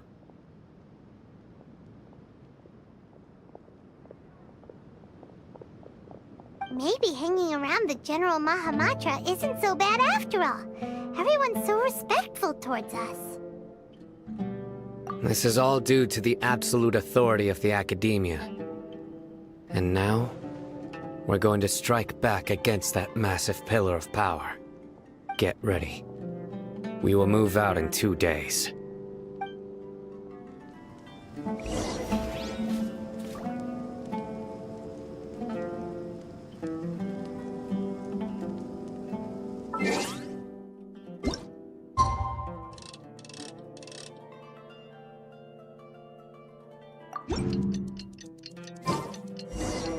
It's time for the operation! Let's go meet Sino in the desert!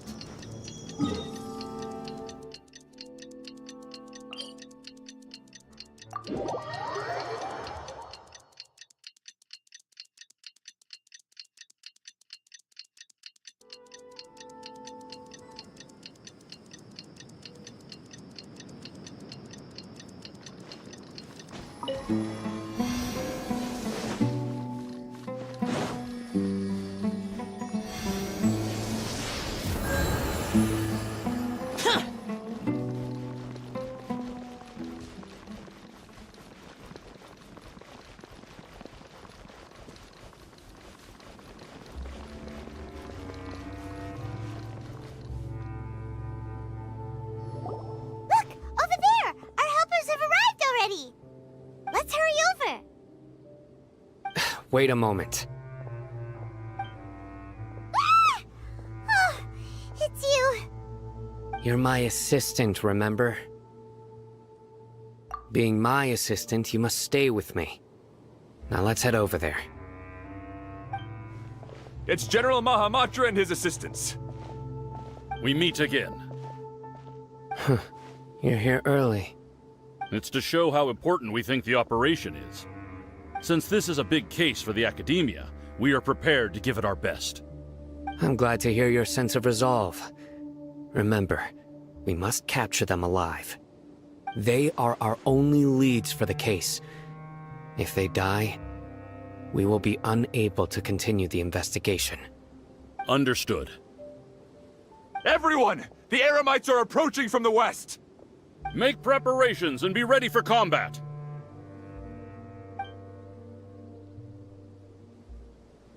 Halt! Oh? What a warm welcome! What do you want? Judging from those shiny weapons in your hands, it seems like you're not interested in a deal. Rahman, the Academia has caught wind of your smuggling and illicit sales. If you value your life, I advise you to surrender. Who are you supposed to be? A Matra from the Academia? I can't believe you came all this way just to catch us. I'm not here to talk. Oh. Nobody's given me this much time of day since I became a mercenary. Brothers! For that slight, let's wash our blades with their blood. Let's show them we Eremites are not to be messed with.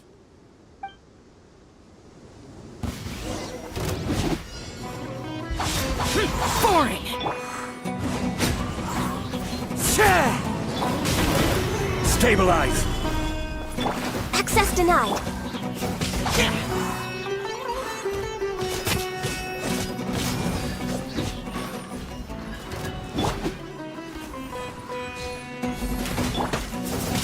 Into the wind! Born of ice and frost.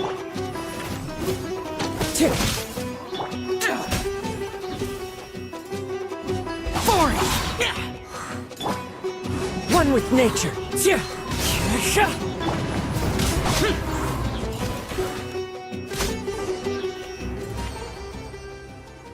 It's over. Ah! We have subdued them. The operation is now over. All Eremite mercenaries and related personnel in the area have been arrested. Ah, you pitiful Dendro Archon dogs! You'll regret this! I'm afraid you'll regret it first.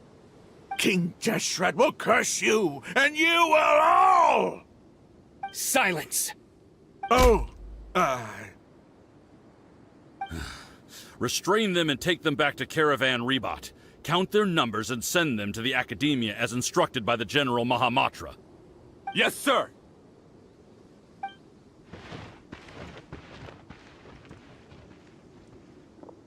Mahamatra Sino, I will now take my leave. If you need further assistance, please come to Caravan Rebot and ask for me. Understood. You are dismissed. There they go. Let's talk elsewhere.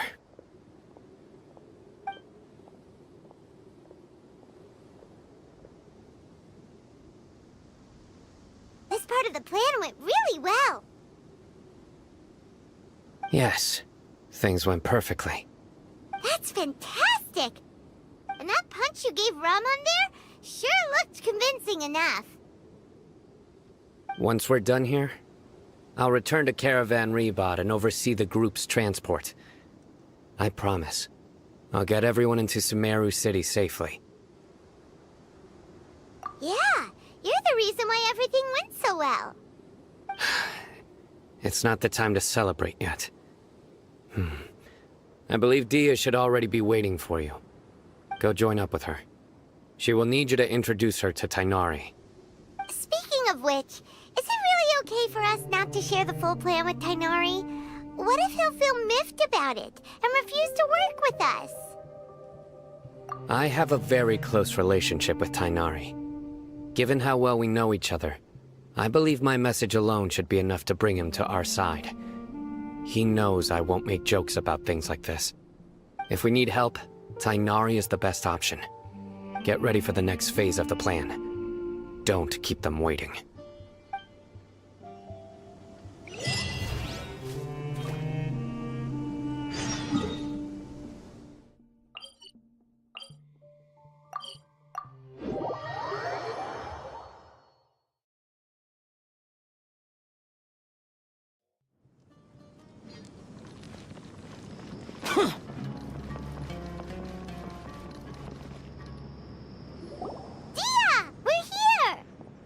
It's about time. Didn't you say our part of the plan is the most important of all? And here you come rolling in late. In the time it took you to get here, I already did 5 laps around the place, downed 7 drinks, and even did some clothes shopping. Sorry. We didn't mean to keep you waiting.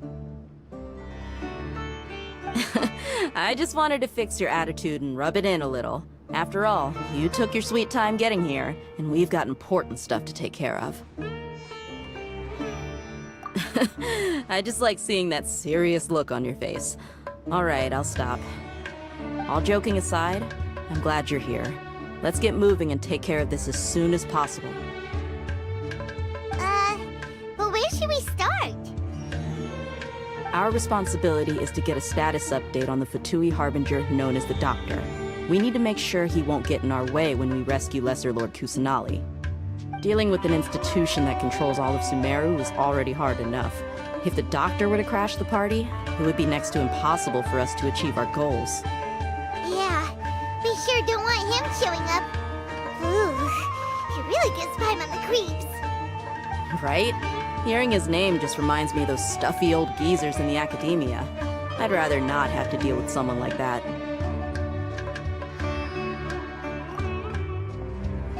According to the plan, we should first go to Pardis Di and ask for Forest Watcher Tainari. If all Hatham and Sino's sources are solid, then we can be sure that Tainari still has the Academia's trust. So, we'll find Tainari and convince him to get us the latest intel on the Doctor.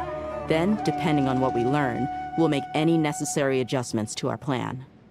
The sages have placed spies everywhere on the other side of the wall. I'll follow you as a bodyguard. You should be honored. I don't offer my services to just anyone you know.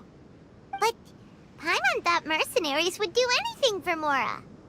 That's certainly true.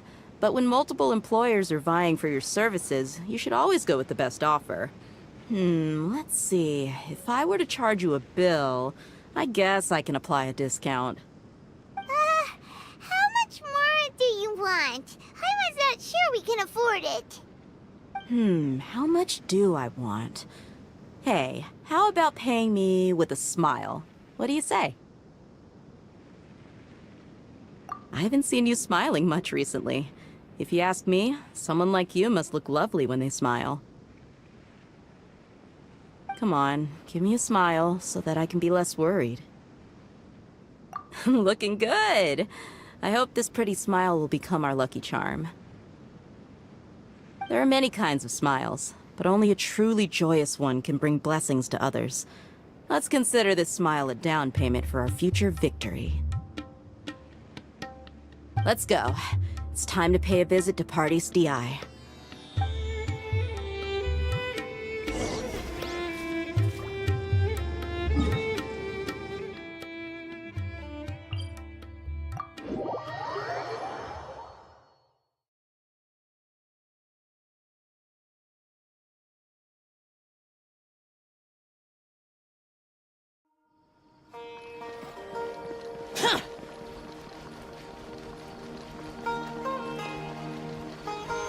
He's over there! Let's go say hi!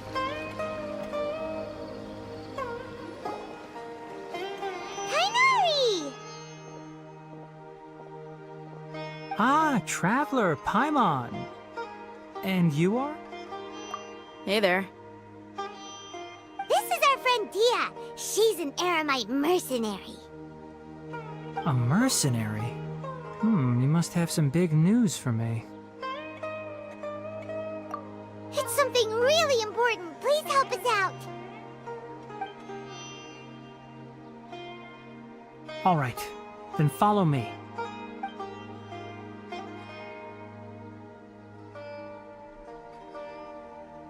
This place is better. We won't be disturbed by any passerby. Okay, what is this important thing you want to ask me? The Doctor, huh? He's that strange-looking Fatui Harbinger with the mask. Paimon thinks he has blue hair. Yes, I know him. Actually, he left Pardis Di just a little while ago. He left already? Yeah, he came looking for me. Can I ask what it was about? Sorry to ask you like this after having just met, but your answer is very important to us. For now, all we can share with you is that your friend Sino is working with us. Sino, you say? I see. So that's why he hasn't been at the academia. Okay. I will answer your questions and will assist you any way I can. You don't have to tell me everything that's happened. Sino's name really does work wonders. You're not even a little worried that we might have made it all up? Despite having just met you, I can sense that you're the serious type. Between you, the Traveler, and Sino, none of you strike me as the type that would conspire to deceive me. You don't need to tell me anything you don't want to. I'll also get straight to the point. The Harbinger you mentioned came to me because he wanted to take the scholar Hypatia away with him. Hypatia? Why would he want her? And what do you mean by take away? Is he planning to leave Sumeru?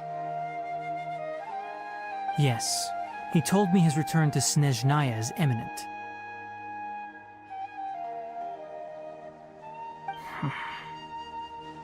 So you mean...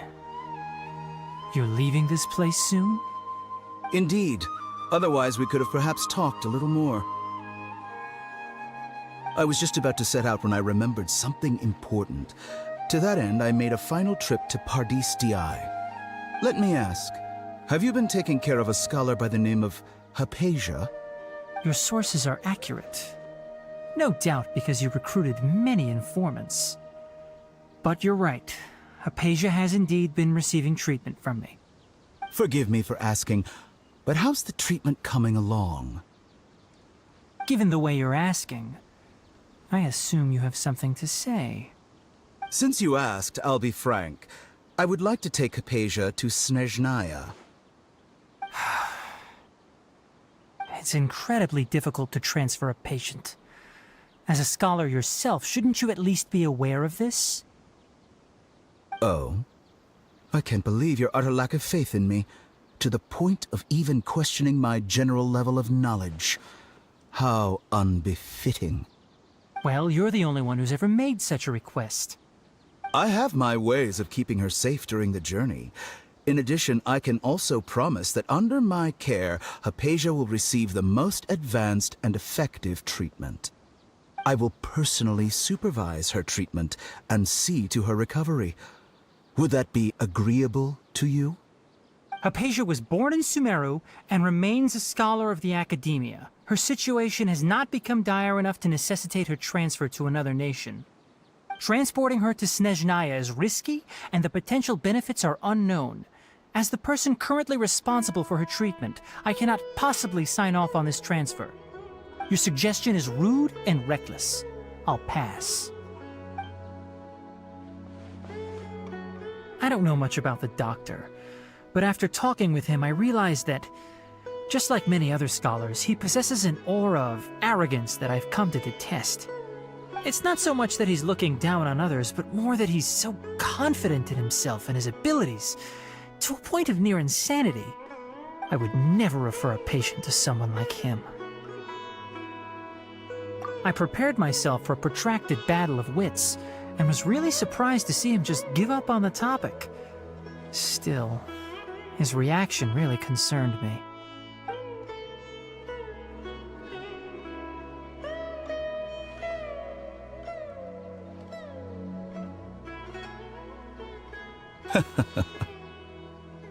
I see, I see. Of course, your opinion makes perfect sense. You're still young, but already quite stubborn. I must say, you are not like what I had expected.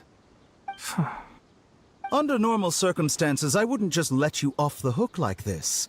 But unfortunately, I'm in a hurry today, what with Her Most Noble Majesty the Tsaritsa calling for our return. Luckily, there is still some time left for me to take care of everything before I leave. It's just as the Academia said, you're a responsible and gifted scholar. Sadly, even with all of that, you're still lacking a bit of shrewdness. And that's also why people like you can never realize that sooner or later, everyone must pay the price for what they've learned.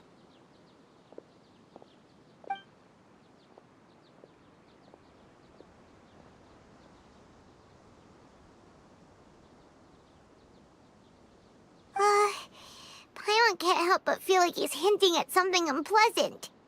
He asked a question, yet didn't care for my answer. Perhaps I'm nothing but a talking rock in his eyes. He never came off as malicious, but an utter lack of compassion permeated throughout our conversation. From his tone, I can sense that he's always looked down on others. I can barely believe it myself. But if that's true, the situation will be in our favor. I don't think I missed any details. Frankly speaking, I don't want you to do anything too risky. Now that you know a little more, it should be easier for you to stay safe. Sorry we can't tell you everything. We appreciate that you helped us anyway. I won't forget your kindness. It's okay. I have an obligation to do so. To be perfectly honest, all of this may have started because of me.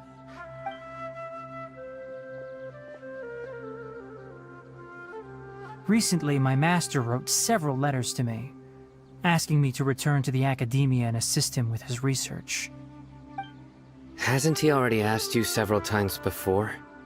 Yes, but there's something off about this most recent batch of letters. The handwriting and tone are both familiar, but some details have been omitted. My master will occasionally leave a few dots on the back of the letter. 1 dot means that he wrote the letter on a sunny day, and 3 dots stand for a rainy day. This has been a habit of his for many years, but I didn't find any dots in his recent letters. I believe something may have happened to him. I get it. Since you are always at Gandharvaville, you would like me, someone already working at the academia, to investigate this matter, right? I'd like to ask you to do that for me. If you can keep yourself safe, please withdraw immediately at the first hint of danger. I can do that, but I have a feeling it won't be that simple. The academia has been working on a big project. I'm not quite sure what it is, but your master might be involved with it. If the higher-ups really are hiding something, then it will be difficult to remove myself from the situation once the investigation starts. If the situation becomes critical, I'll leave the academia. If you don't see me there for an extended period, that's your cue. All right, we've got a plan. I'll stay at Gandharvaville to support you. If that scenario comes to pass, you must be extra vigilant. And be wary of any messages or direct requests from the academia. I must say, I didn't expect a warning like this from the General Mahamatra. Being loyal to the academia doesn't mean blindly doing whatever the sages say. I know what I'm doing. On that note, aren't you also being quite distrustful of your alma mater? The academia, yes, but my master is a man of integrity. Even when I was a student, I was worried he'd get in trouble for sticking to his beliefs. I suppose he's lucky to have lasted so long. But in the end, it still caught up to him.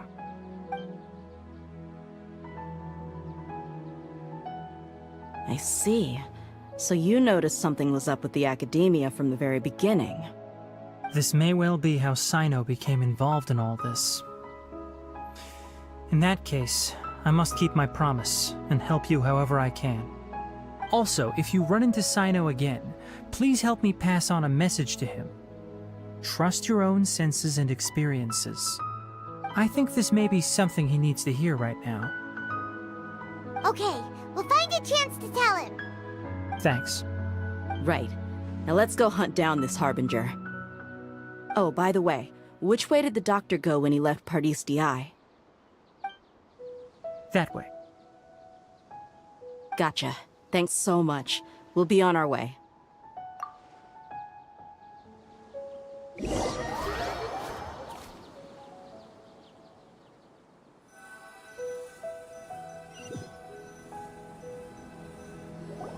According to Tainari, the doctor is leaving Sumeru soon. I want to check if the doctor was actually telling the truth. He also said that he'll take care of everything before he leaves.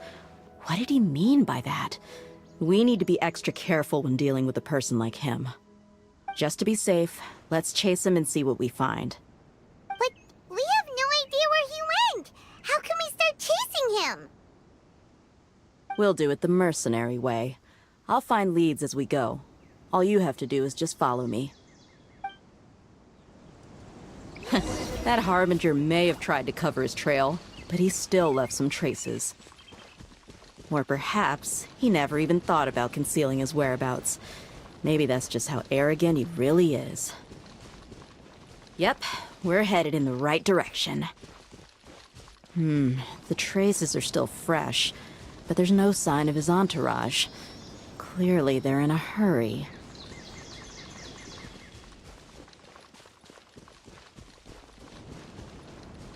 It's just as I thought.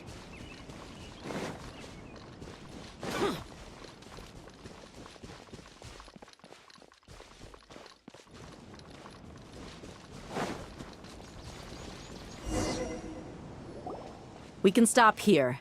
I think I know where the doctor went. To the south of here is Port Ormos, which seems to be where they're headed. Port Ormos? They're going to leave by boat? That's right. Let's go to the port and have a look for ourselves.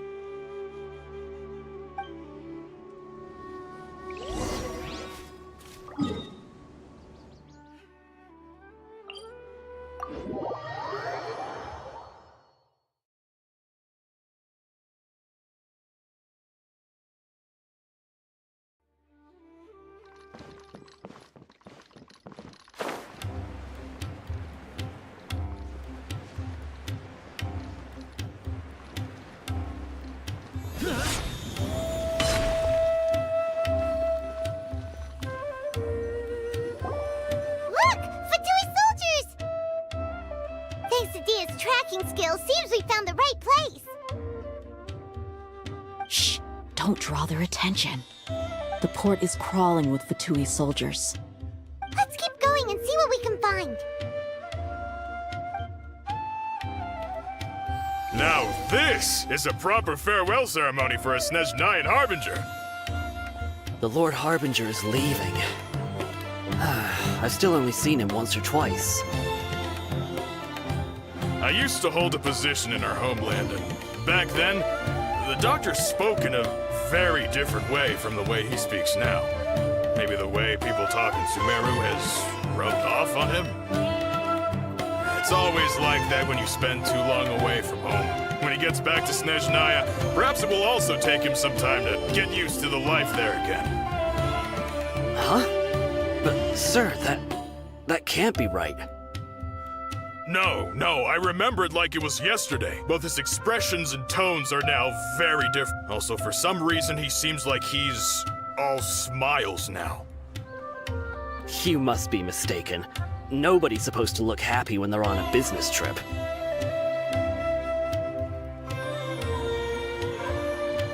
The doctor is on that boat. So he told the truth after all. He is actually leaving Sumeru. Let's get closer and find a place to hide so we... This place will do. We can hide here while we keep an eye on the boat.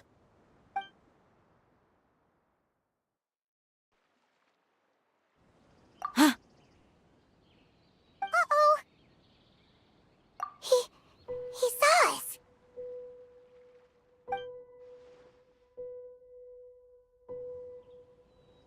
Huh?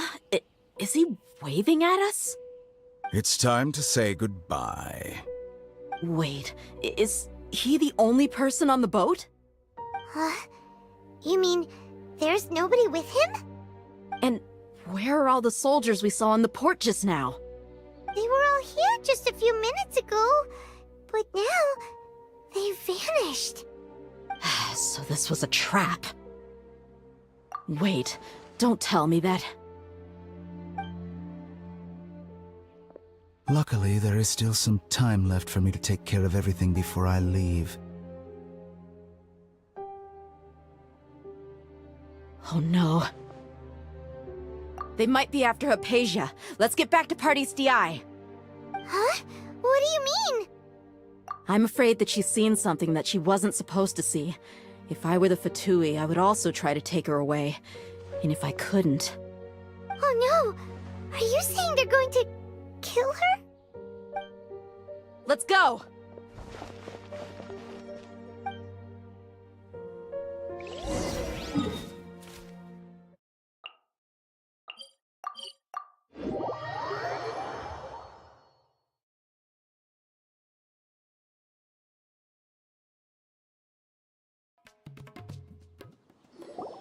Paradis Di is not a place you Fatui can just show up and do as you please.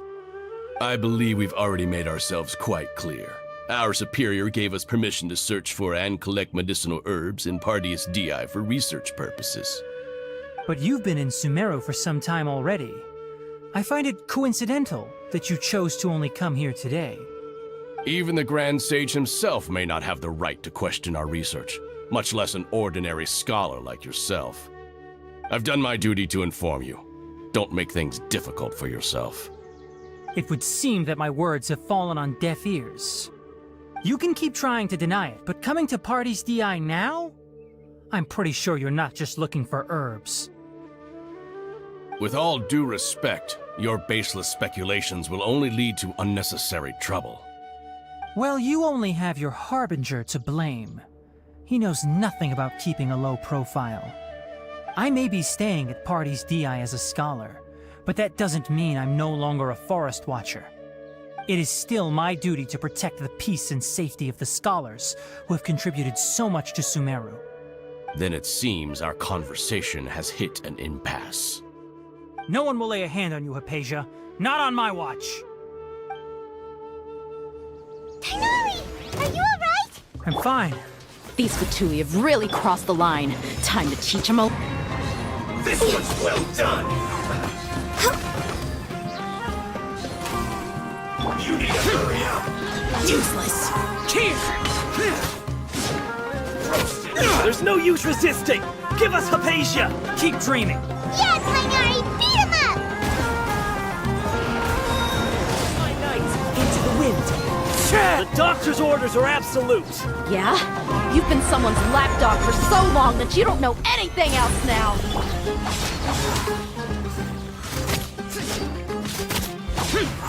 Born of ice and frost.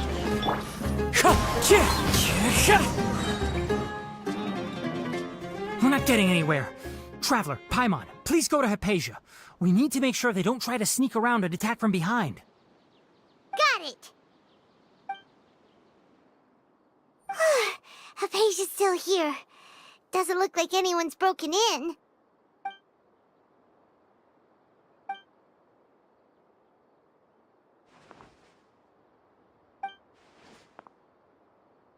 Well, how is she?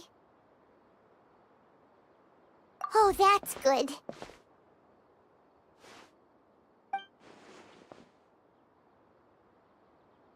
So, you think this is over?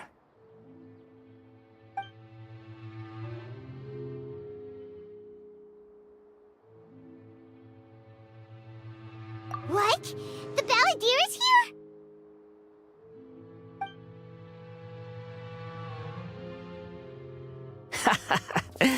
I've missed that look of abject horror. You've given me that look every time we meet. But, where is he?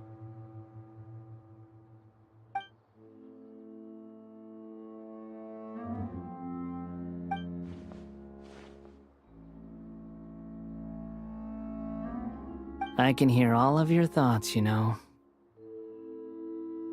Don't you remember? I already saw you the first time you came to Paradis Di and made contact with Hypatia. I didn't need to do anything. It is her honor to be able to connect her consciousness with me. Who are you talking to? It can't be the Balladeer, right? That's impossible. I know you must be curious. I might as well tell you that I decided to enter Hypatia's consciousness the moment I sensed your touch. I wanted to observe you on a fool's errand. Hey, Traveler! My deification is nearly complete. All that's left now are just some final details. Do you understand? Even if you manage to rescue Lesser Lord Kusanali, it will be impossible for you to defeat a bona fide god like me. Is it wise to force that childlike god into a divine battle against me?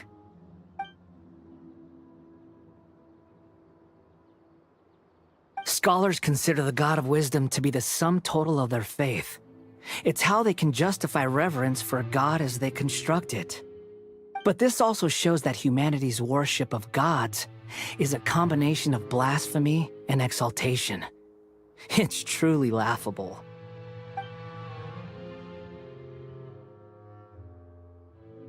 Yes. What is it? Yeah, I'm in a good mood, which is why I'm talking to you like this.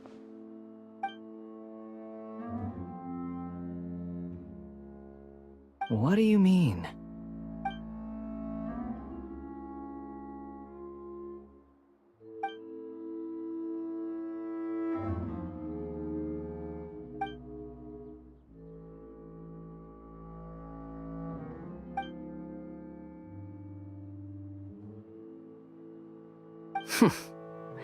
Those words almost make you sound like a friend who actually cares. But you're wrong. I'm different from all of you. I was born to become a god. My entire life up until this point has just been a meaningless routine.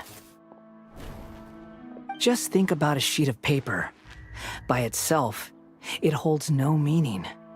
The content recorded on it is what gives it value. All I had recorded down before were some painful memories and boring human feelings. Such senseless drivel should have been erased a long time ago. Indeed, to me, the sight of you fools in your futile struggles is far more amusing. Tell me, just what has this world done for you to protect it with such zest and conviction? I'm connected to your consciousness, so I can hear what you're thinking, and sense the depth of your determination. This is a good conversation we're having, so here's a word of advice. Let go of your misguided guardian complex. You know nothing about the truth. It'll be for your own good, as well as everyone else's. Humans are a species that can only find bliss in ignorance.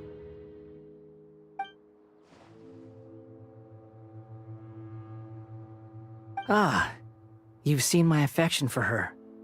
If you were in my position, I think you'd feel the same way. She peered into my consciousness and saw my past.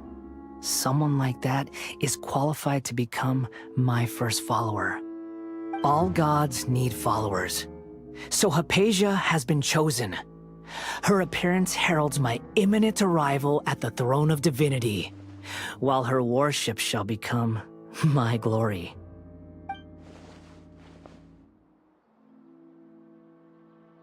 You're doubting me again? No matter.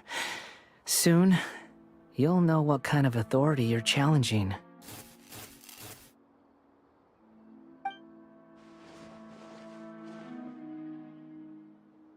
Who wants to hurt my devout follower?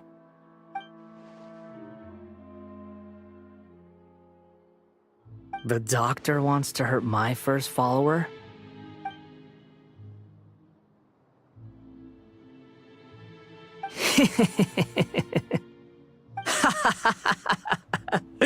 How very amusing. Has anyone ever told you that you're not good at sowing discord? The doctor has never known his place. Even now, the puny human thinks himself capable of interfering in the business of the new god. You're still too naive if you think a few words will be enough to convince me to destroy the doctor.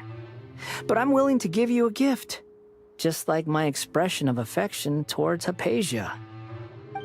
It is an honor for you to be able to stand here and speak with me. As my listener, you will be rewarded.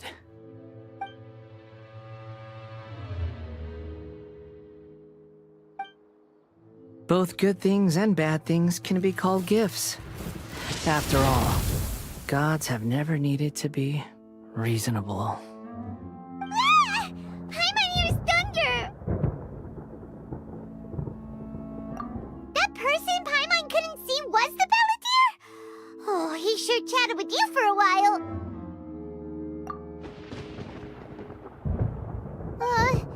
Where is the storm headed? That means anyone outside is in danger! Let's go! Tainari and Dia still must be fighting!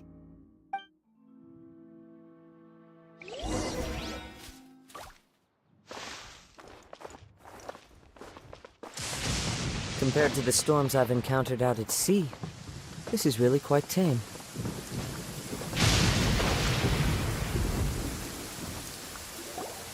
Oh!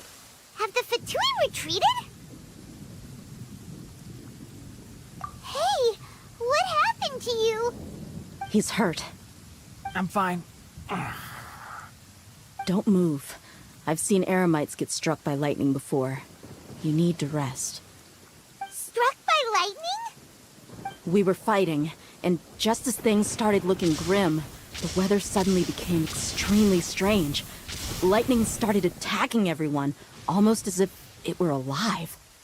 Luckily, there were only two of us, and both of us were nimble enough to dodge most of the strikes.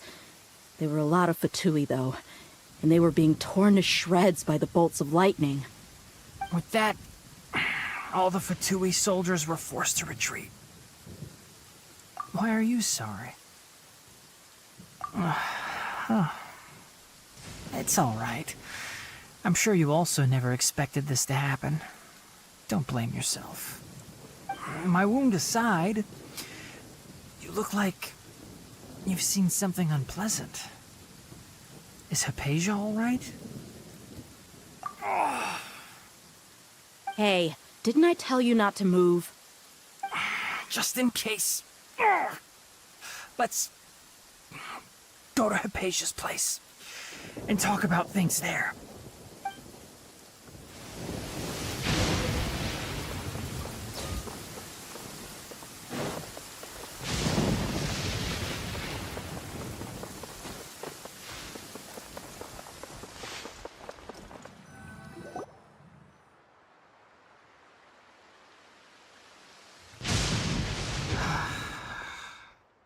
Thank goodness she's fine.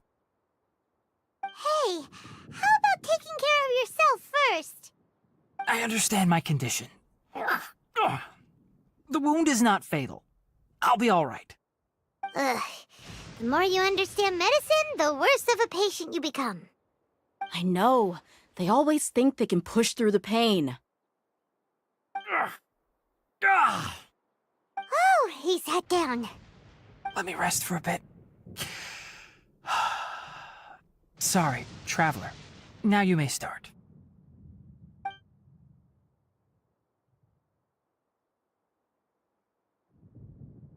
So that's what you were talking to the Balladeer about? Oh, Paimon can't believe what he's thinking. The Academia's God creation plan. How ridiculous. That sounds, ambitious, I guess? Anyway, this is all way beyond me. As long as I can enjoy every day with a drink in my hand, tasty food in my stomach, and a good night's rest, that's enough. I'll only work when I have to. I must be the least ambitious person who's ever set foot in Party's DI. Don't say that. I haven't even thanked you for your help back there. Don't mention it. Well, if nothing else, all this proves that the doctor really did have some urgent matter to attend to, and left Sumeru in a hurry.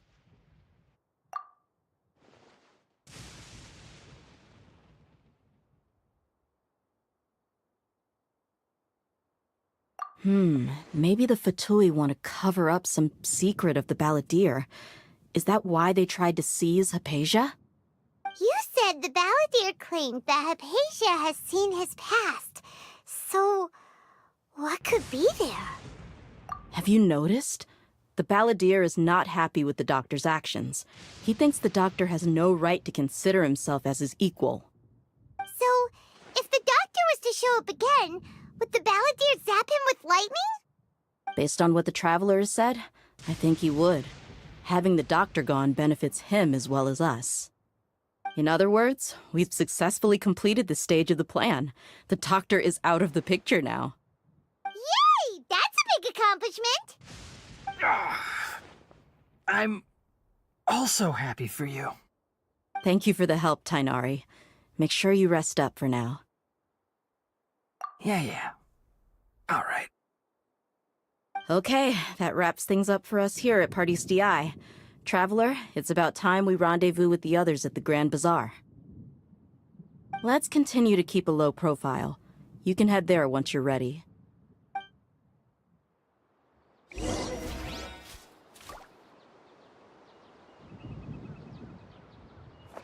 You can just focus on your plan. Leave Hypatia to me. My wound isn't going to get in the way. Oh. Okay. Guess I'll sit still for a little while longer.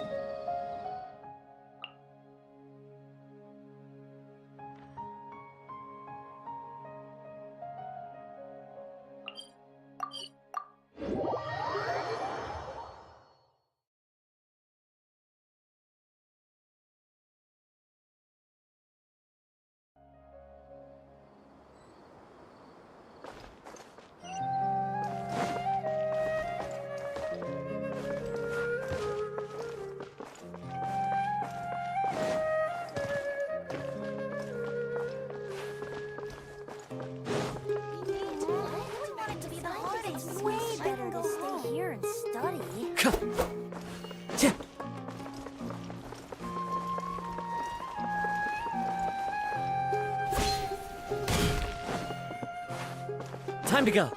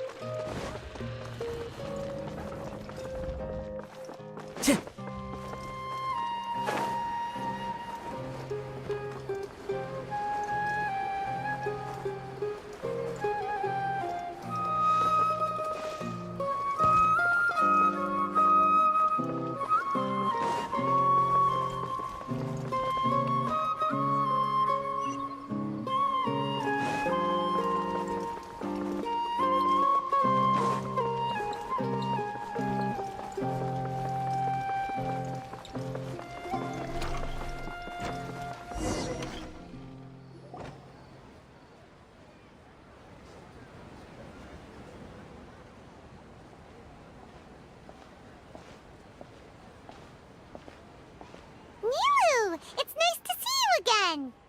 Oh, hey there, Traveler in Paimon. Are you here for some shopping too? That's right. Although there were a few hiccups here and there, the Sub-Zerus Festival turned out to be a grand success. And so, the theater wants to host a celebration event. Do you two want to come? It'll be a really fun time. It's something like a tradition of ours. Whenever we wrap an important performance, we'll get together and unwind. Rehearsals are exhausting. If you keep your nose to the grindstone, you're going to wipe yourself out sooner or later. Mr. Zubair, our manager, always says that celebrations aren't just for fun, but that they should also be occasions for reflection and review. But no one remembers that once the celebration starts. It's not like he can't also have some fun himself. We've been to a lot of festivals during our adventures. Will your celebration also have lots of yummy food and drinks? Of course. We always do lots of eating, toasting, and gift exchanging. We try really hard to show our appreciation for everyone. Ah, so we'll need to bring a present. No way! Treat others how you want to be treated, right? Paimon already has a great gift in mind. But maybe you could lend Paimon some Mora first? It's fine. No need to stress, Paimon. You can come, present or not. The gift exchange is just to make the celebration more entertaining. You two being there would be the best gift of all. It'll also be a good time to introduce you to the rest of the theater. Is something up?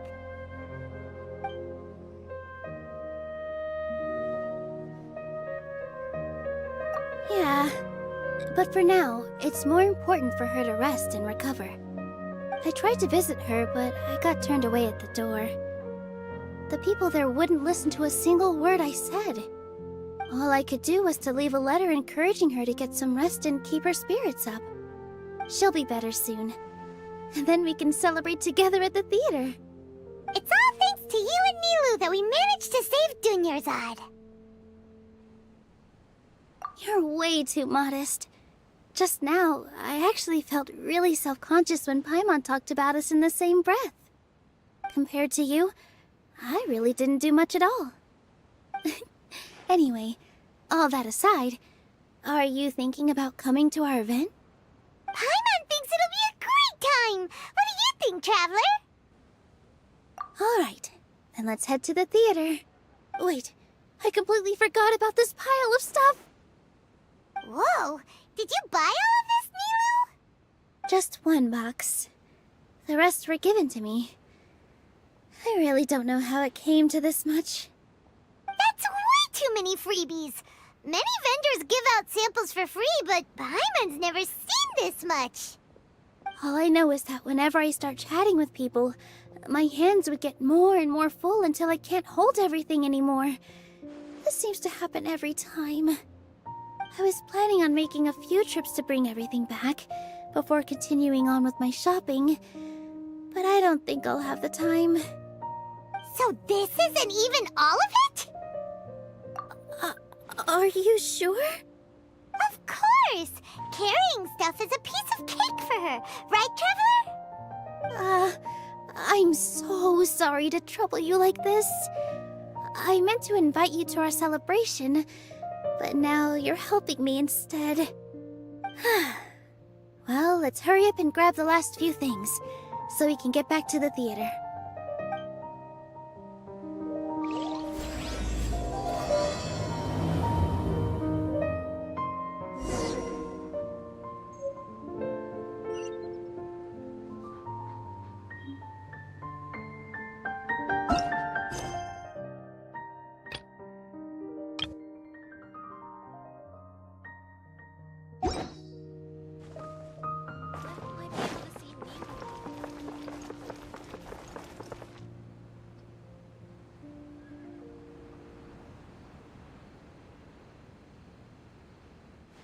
Oh! Well, if it isn't Nilu! Greetings, Mr. Jute. Do you still have any food that's ready to go? Of course I do!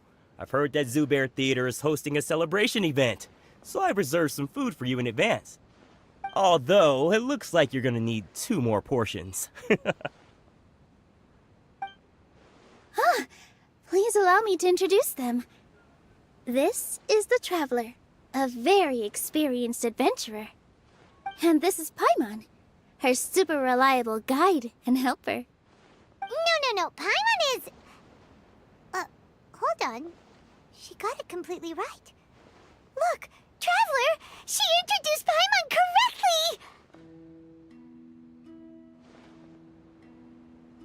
correctly! Don't underestimate Nilu. She always remembers every last little detail about everyone, even if it sounds completely trivial. She's also very brave. Just a little while ago, she saved my precious spices from the jaws of a sumpter beast. Don't think anything of it. I just help out when I can because everyone else takes such good care of me. Doc, after all, orders get changed all the time. Oh, that reminds me. It seems that these friends of yours aren't from here. Have they ever tried any delicious tachin? Ooh, what a fantastic idea!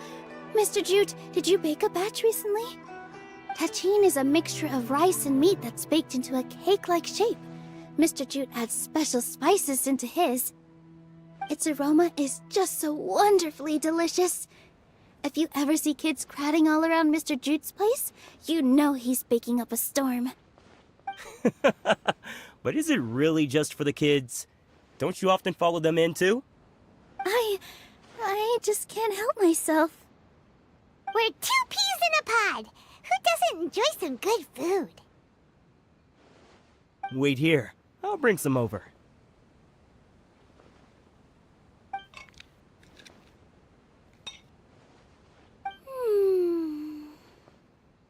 Whoa, what a dish! It's sweet and sour and full of deliciousness! Paimon can't eat it fast enough! No matter how many times I eat it, it's still so delicious. I wouldn't have offered it as a treat if I wasn't confident in the taste. I baked a lot just now, and it's all packaged and ready for you to take back to the theater. You made so much. Is it really okay to take them all? It was nothing. Making 1 serving or 100 servings is all the same to me. If anything, I should be thanking you for helping me clear my inventory. Don't worry about it. What kind of person would I be if I made you pay for a treat? Make sure you got everything. Feel free to come back anytime.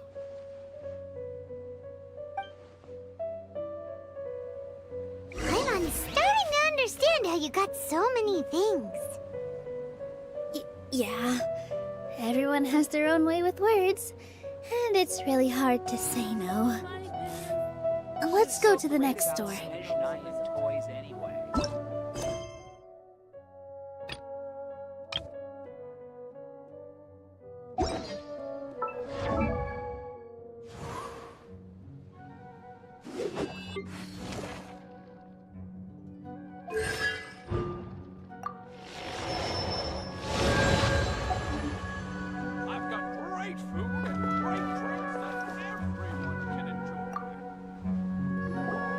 Nilu, good timing. I have the textiles you ordered.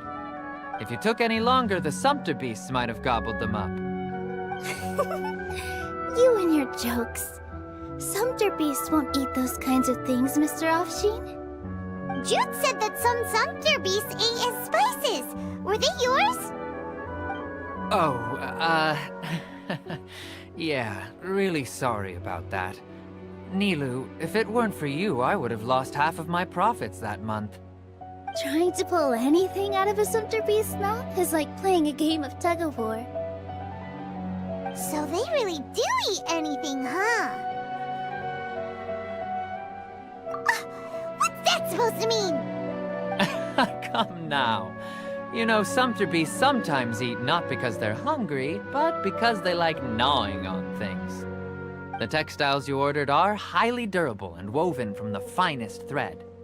So even if a sumpter beast got snacky, it'd still have to chomp on it for a full day.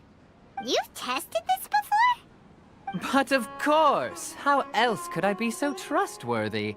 Well, that one time was an accident. I wouldn't dare experiment with such a precious product. True. It does sound like some good fabric. Ho ho! Have I piqued your interest? If you want to buy some, now's a good time. Buy 2 bolts and get 20% off. Ooh, that's a pretty good discount. What do you think, Traveler? No thanks, Mr. Offsheen. You can't use that kind of tactic on her. Look, you've already sucked her in. Tactic? So you mean everything he just said to Paimon was a lie? I wouldn't go that far. It's just that Mr. Afshin is really good at spinning stories. A word from him, and you'll find yourself buying things you don't actually need. Mr. Zubair gave me a huge lecture the last time I bought too many things. Come on, don't look at me like that. All she got was a talking to from Zubair, while I was nearly fed headfirst to the sumpter beasts. My philosophy is that stories give value to merchandise. That's why my business started with such a boom. Our Nilu here is an extraordinarily good listener. Back then, she believed anything I said. After a while, I began to feel guilty selling things to her because of how happy she looked. Though she enjoyed the stories and I the Mora, I knew she didn't need to buy that much. Anyway, since then, I've come to realize two things. One, that stories should just be a means instead of an end. And two, that there's more to business than just selling goods. It's okay. We're all friends now. There's no need to dig up the past. That reminds me. Some of the goods from my latest shipment aren't in the best condition. They're fine for general use, but my customers have high standards, and I don't have the time or resources to find new buyers right now. Nilu, why don't you take them? Huh? No, I can't do that. Just think of it as a favor for me, all right? The theater can use them for props and whatnot. It costs me Mora to store or ship, so I'm just losing money every day continuing to hold on to them. Even so, let me buy them at market value. Nah, these goods are hard movers. Besides, if I let you pay, wouldn't it mean that I'm just using stories to sell my goods again? Just take them. If you really feel that bad about it, give me some theater tickets later. Oh, yeah, you should also take some while you're at it. Adventurers are always in need of materials, right?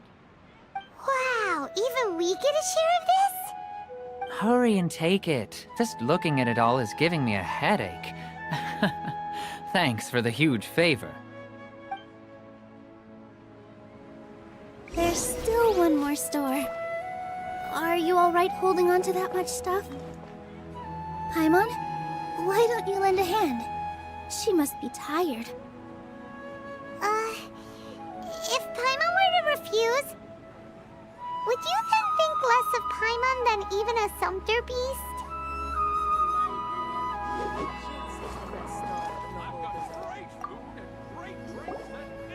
About time, Nilu.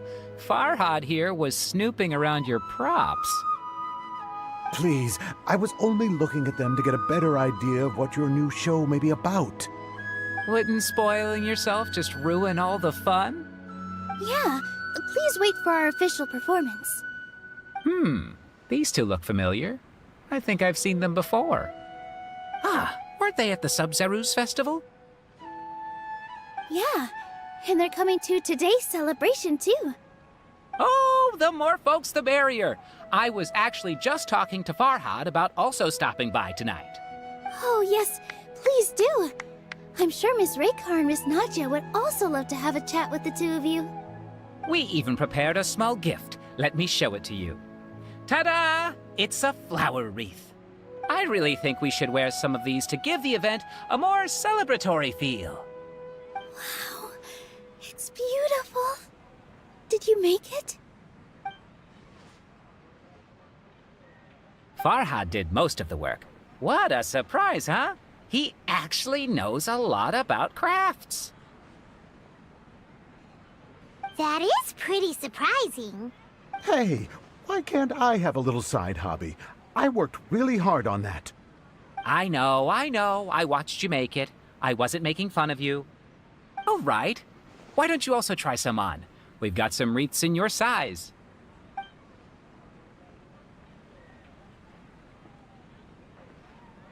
It fits perfectly. They're so pretty! Is there one that Paimon can wear? Unfortunately, we already gave out all the child-sized ones. I wasn't expecting the theater to invite such a fascinating guest. Fascinating? Huh. That sounds kind of weird, but Paimon will let it slide. Oh, you all sure got a lot of stuff there. let me help you carry some. I'm a porter by trade, so this is what I'm best at. That'd be great! Please and thank you. But we have a pro now. Thanks for the help, Mr. Farhad. But let me make one thing clear first. Don't try to ask about what's in the new show. Otherwise, I may not be able to hold back Mr. Zubair this time. You're so obvious that even Nilu saw right through you. Shut it. Fine. It's not like I want to get on his bad side either. Including Hushan's things, though, we'll each need to carry a box if we want to move everything in one trip. Even my strength has its limits. Paimon looks like she doesn't want to, so I'll carry a little extra. Although I may not appear super strong at first glance, I actually do a lot of strength training on the regular. Strength and balance are both really important for a dancer. No, let Paimon. Paimon will help carry things. The Traveler's right. Paimon shouldn't freeload.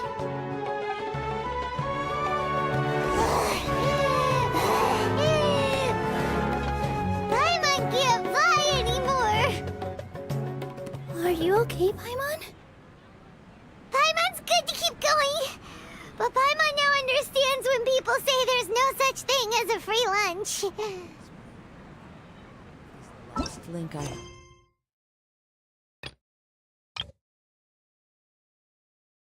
I've got great food and great drinks that everyone can enjoy.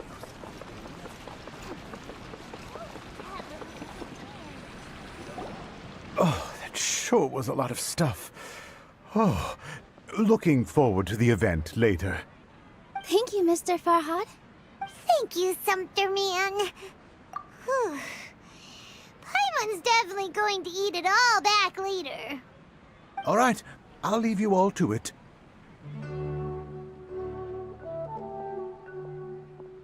See ya! Good thing we had Mr. Farhad with us, or else that would have taken way longer. Of course! Because everyone's working here together. We're all like neighbors, so we're always helping each other out. It's easy to forget that everyone's running a business. With this many freebies being thrown at you, you probably don't need to work. I felt so guilty at first, like I always owed someone something. I was always thinking of ways to repay others. Later on, I realized that it's actually like what Mr. Afshin said. By taking the freebies, I was helping everyone out and saving them money. When you order the wrong item, or make too much of something, sometimes the best way to maximize the value of those goods is to give them away. That's why there's no need to stress over the freebies. All of us repay others by helping them when they need it. Oh, that actually makes a lot of sense. This has become our norm, and no one keeps track of the back and forth anymore. So really, don't worry about it. Alright, I have to bring all this to Mr. Zubair and do a little bit of prep. Feel free to hang out here for a bit. It'd be nice if you could also get to know some other people at the theater. Nope. Mr. Zubair's really on top of everything. You two are our guests, so please, just relax and look forward to the celebration. Wow, the atmosphere here is so nice. Let's take a break and immerse ourselves in this warmth.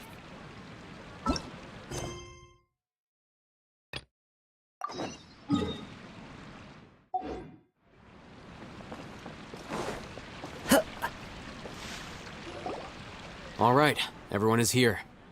How did everything go? Any luck with your missions? Let's report back one by one. I'll start first. We've made the necessary modifications to the Akasha terminal.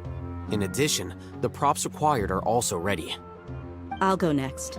The Traveler and I went to Party's DI. The situation was a bit complicated, but we found Tainari. Unfortunately, he was wounded during a fight. Who was behind it? Well, that's the tough part. What should I say, Traveler? The Fatui or the Balladeer?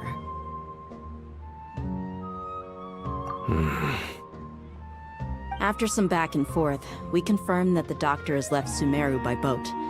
He has something urgent to attend to back in Snezhnaya. So, we've successfully removed the doctor from the picture. Also, Tainari's already resting, so he'll be okay. Good. Oh, Tainari also asked us to tell you this message. Trust your own senses and experiences. All right. I'll remember that. Everything also went smoothly on my side. The Eremites should have arrived at their destination by now. To avoid alerting the quarry, they will stay there for now. I can't believe you actually got so many Eremites into Sumeru City. It's all thanks to Rahman and his brave team, as well as their bold strategy. It appears to have been very effective. I'm glad to hear it. Well, is that everything? Okay, this meeting is adjourned. Huh? Wait, you mean that's it? Well, what else is there to discuss? Shouldn't you end with some words of encouragement? You know, to fire us up now? Personally, I'd rather we all go home and get some rest. I'll hate them. Ugh. Oh, and if you wanted someone to say something to that effect, then I must reiterate that I'm here to strategize and not to lead. So you should find someone more suitable to do that. But I thought all of you Academia big shots were great speakers. Then I should remind you that I'm the scribe. I know that. So what? A scribe is responsible for recording meetings, not speaking. Fine, whatever. Well, Cyno doesn't seem to be much of a talker either. I guess that leaves it to my employer. Employer? Yep, the Traveler hired me. That's right. So come on, boss. What do you have to say for the team? Yeah, say something to boost morale. Huh? What are you all doing here? Oh, it's Nilu! Hey, everyone. I'm not disturbing you, am I? Not at all. I was actually just about to go find you. Judging from the group and all your serious faces, you were discussing something important, weren't you? But you also look like you're up to no good. Seems pretty interesting. Welcome, Nilu. Would you like to join us? Huh? Join you? You mean, you also want to discuss something important with me? Yes. Something very important. Nilu, are there any breaks in your performance schedule in the upcoming days? Huh? Wait, you're seriously inviting me?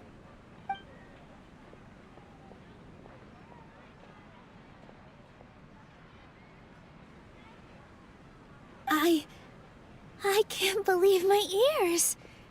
You are truly the bravest and most passionate people of Sumeru, well, that I've ever met. Ahem. Oh, right. The Traveler and Paimon are not from Sumeru, but you are awesome as well. That's right. I must admit that I'm a little scared, but I'll try my best for Lesser Lord Kusanali. If I can somehow use my abilities to help you, then count me in. Remember, believe in yourself. Okay. I'll get my friends at the Grand Bazaar to help us tomorrow. Just remember not to say too much. Be discreet. Yep, you got it. All the preparations are done. Now, can we finally conclude this meeting? So, have you thought up what you'd like to say, boss? Yep. It's a grand plan and we're all super awesome.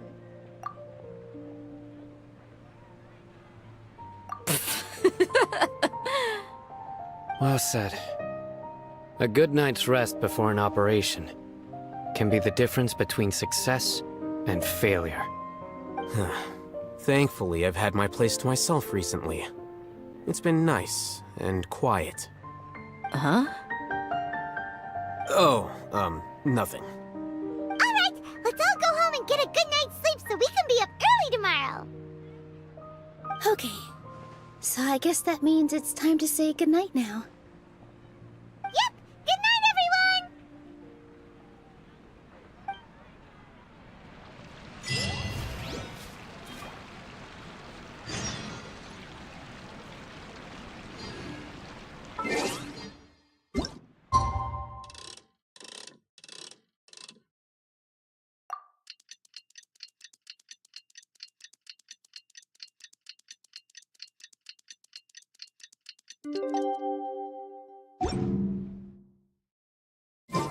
Today is the Academia's Niagarbaha Day.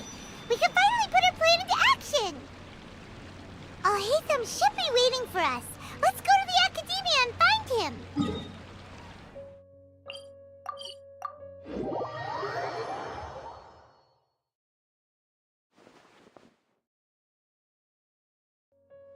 Hello, you two. Sleep well? Not really. Paimon got too nervous thinking about today and didn't fall asleep until the sun was almost up. What about you, Alhaitham? Naturally, I slept just fine. After all, a good rest should be considered part of the plan, since energy is an important resource. You just want to show off how calm you are. It's crucial to dissipate any tension before we execute our plan. The only thing you're doing is being annoying. Anyway, do you need me to go over the game plan again?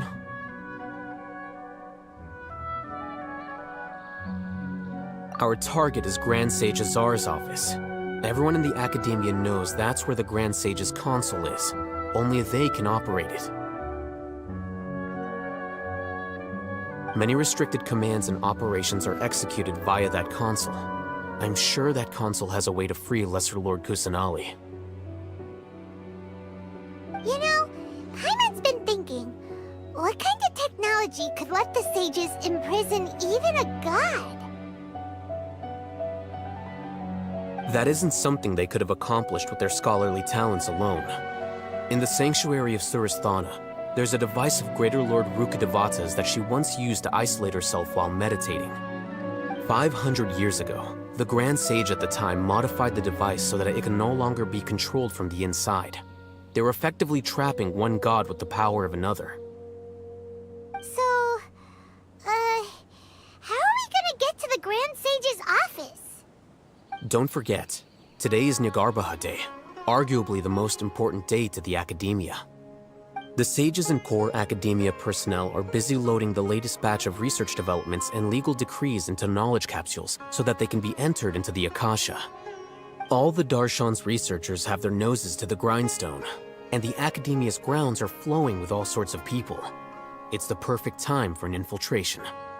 When the Grand Sage leaves his office to supervise the entering process, that's our cue to access the console and free the Dendro Archon. Well, yes. That's just the visible side of our plan, after all. If precedence holds, the Academia should have already started preparing for Niagarbaha Day. Everyone should be in position. All that's left is for us to lead the charge.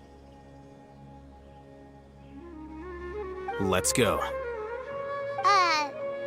So are we just gonna walk in through the front door, or...? Yes. Were you expecting a stealthier approach? Paimon can't think of a good comeback. Alright, it's all on Alhaitham if things go south.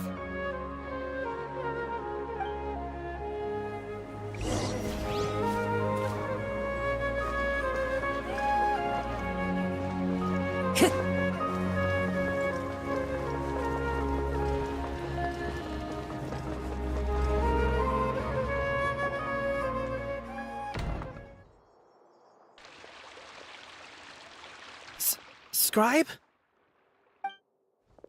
Please, wait. Are you Scribe Alhaitham?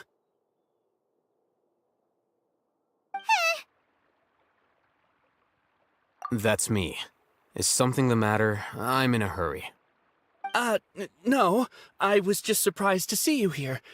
I had heard that the sages were looking for you not long ago, but I didn't know what for. And, also, please don't bring outside guests into the academia. Outside guests? How did you arrive at such a conclusion? Your groundless inference shames the Haravatat Darshan. What did you say? I'm the top student in Haravatat, and I earned 3rd place at the last Inter-Darshan debate. Don't look down on me! That wasn't my intention. As your Haravatat senior, I just assumed that you possessed a greater aptitude for critical thinking. Look, based on what you already know, the purpose of my return and the reason they're here should be obvious. Is that so? Wait a moment.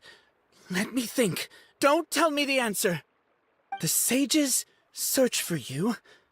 A blonde-haired traveler. Outside guests. So, from the start, the sages weren't looking for you, but this traveler? And you were gone from the academia for so long because... Hey, shh. Yes, you've proven yourself as the top student in Haravatat. I surmise you've arrived at the correct conclusion. As I expected. Please, forgive me. I wasn't thinking clearly just now. Thank you for getting me back on track. It's nothing. We'll be on our way then. All right. Thank you for your contributions to the academia, Scribe.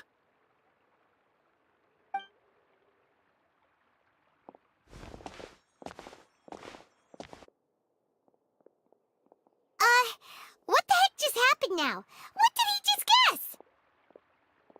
I'm afraid I don't know either. You have no idea? Mm-hmm. He convinced himself of whatever truth he came up with. That is the so-called pride of a scholar. If someone questions their academic facility, they will instantly feign understanding to keep up appearances. Nowadays, the academia is rampant with this type of scholar. Their obvious farces of intellect only serve to highlight themselves as fools. Wow, so there are special ways to deal with smart people. We don't even need to make up our own excuses. We shouldn't waste any more time.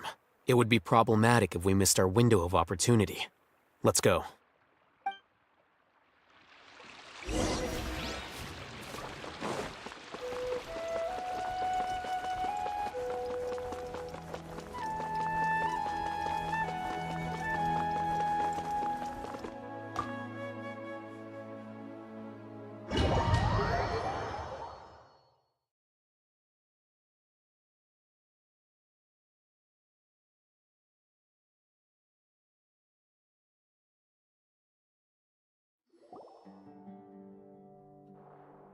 Is this the Academia's library? Indeed. Known as the House of Dana, it is quite possibly the most extensive special collections library in Teyvat. There are a lot of students going through here. Is it really okay just to waltz right in? The Academia marches to a fast beat, especially since it's Nagarbaha Day. They're all occupied with their own matters. Just act natural. Now, hurry along.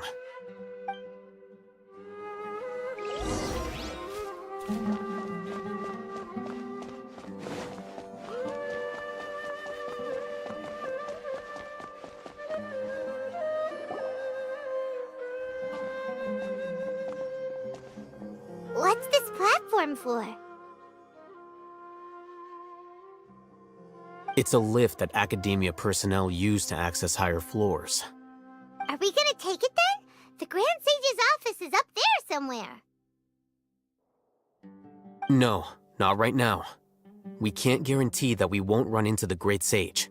Let's step back and observe for now.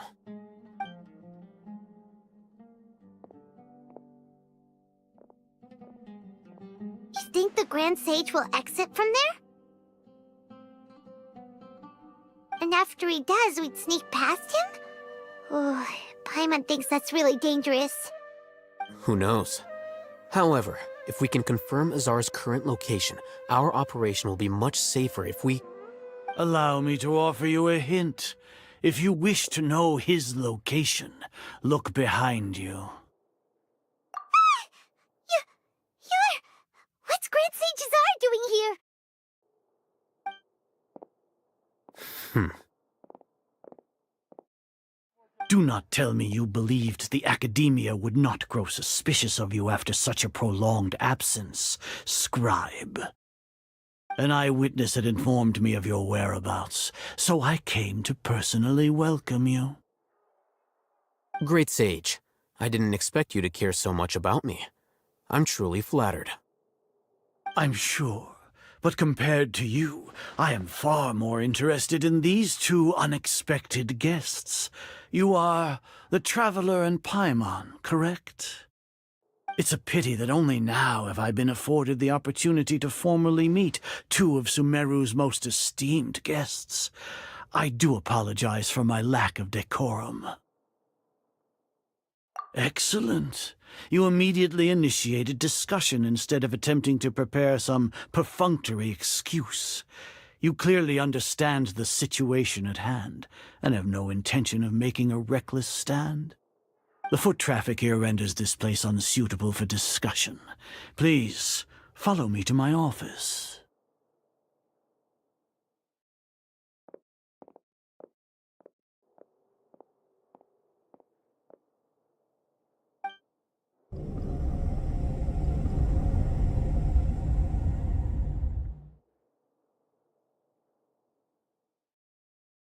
This place is crawling with guards. There's no way out for us. All right then, Traveler. What did you wish to discuss with me? Today is Niagarbaha Day, so I still have many responsibilities to attend to. There is little time for idle chit-chat before I detain you all. You seem to know quite a bit about our endeavors. If that is so, then you should be praising our great work, rather than using your trivial misgivings in a futile attempt to sway me. Trivial? Then tell me, what do the Fatui want from me?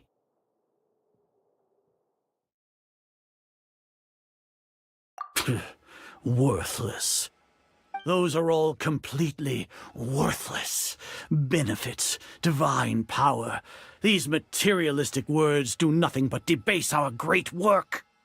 Creating a god. Yes, we are using human wisdom to create a god. If humanity cannot attain omniscience and omnipotence, then we shall create a god to reveal them. This is the pinnacle of human wisdom. We shall regain a god's guidance at long last. No longer will we flounder in the interminable void of consciousness and knowledge. Even Irminsul will be freed from its plight. For our nation of scholars, this is the ultimate aspiration. No cost is too great to realize it. You will never understand the rapture of having a god be born within your very hands. With your degree of knowledge, you cannot even comprehend such an emotion. Gods exist on a plane that far eclipses humanity's. Lesser Lord Kusanali, what can she even do? Care for the people? Fend off sandstorms? Fabricate silly fairy tales? These are but child's play for the Academia. Does that make us equal to the gods? We are a people favored by Greater Lord Rukkhadevata. Though I may have personally not seen it, our forefathers bore witness to true wisdom. The ascension of the Lesser Lord has brought nothing but bewilderment to the scholars. They all ask, is that truly what true wisdom is supposed to look like? With that in mind, it is better to keep her isolated in the sanctuary of Suristhana, so our academy will not become embroiled in turmoil. What a pathetic justification! education. Do you really think that only the super smart or powerful should be able to call themselves gods? As per your judgment, Grand Sage, they are indeed dangerous individuals. Not only are they acting against the academia, but their ideologies have the potential to lead scholars astray. Looks like there really was merit in my assignment. Alhaitham? Are you talking about us? Anyway, I've brought them to the academia as ordered, but it took some time and trouble. Oh, that reminds me. Here's the investigation report you had requested. It's a summary of my time spent with the Traveler, an array of information about her ready for your perusal. Alhaitham? So you're still on the academia side! We finally started to trust you!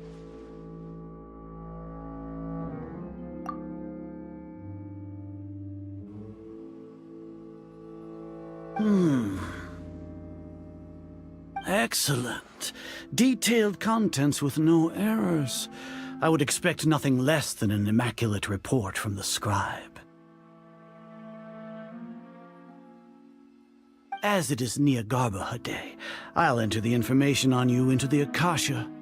Surely you know what that means. We'll be monitored, just like Sino. With the Akasha's calculation prowess, all of your actions will be predicted with an accuracy of at least 98%.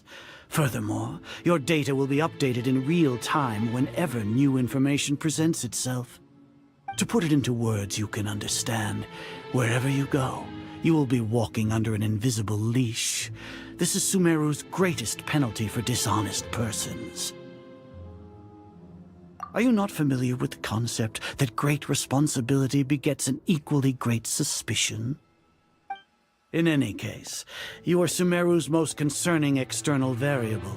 Locking you down will greatly decrease the chance of any undesirable outcomes coming to pass. You're despicable! Despicable?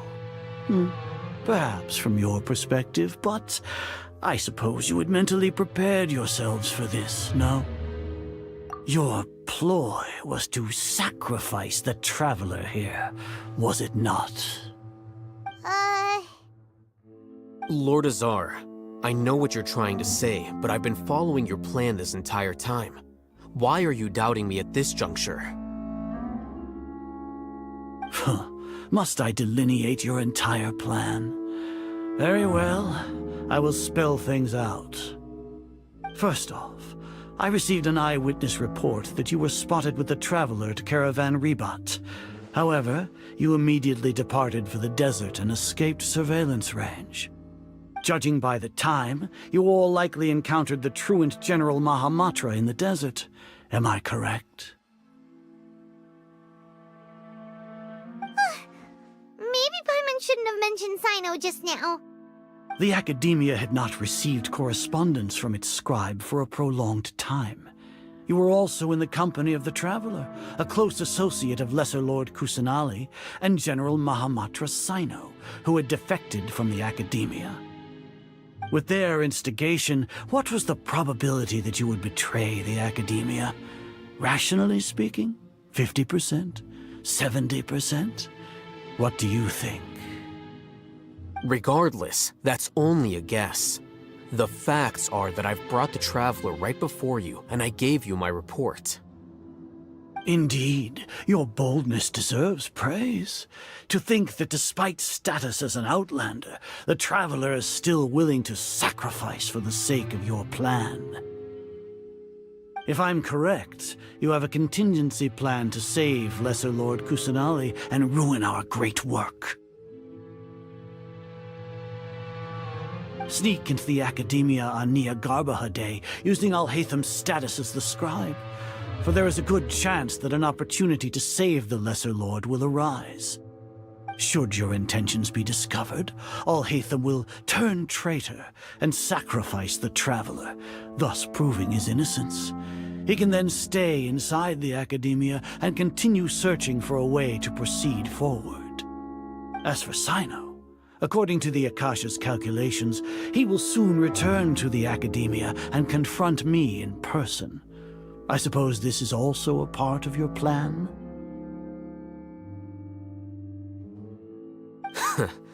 You'll see me as a traitor regardless of what I say, no? Even if you impugn me, it would have little effect on you all. You misunderstand. Losing our scribe would irreparably damage the Academia's regular operations and the development of Sumeru's future academic systems. However, under the current circumstances, even that is trivial compared to what we stand to gain from our great work. You said that I betrayed the Academia, but you, Azar, you've betrayed all of Sumeru, betrayed its Archon. So flight has turned to fight at long last. Guards!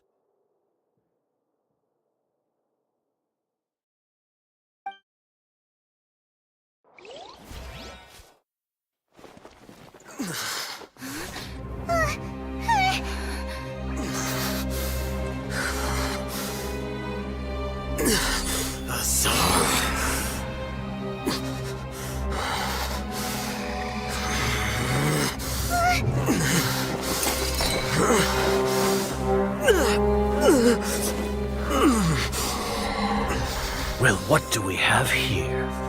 So you stole that divine knowledge capsule? Traitor! You traitor! Even the most rational scholar will yearn for the power of a god in a moment of desperation. Aren't you doing the exact same thing as me, Alhaitham?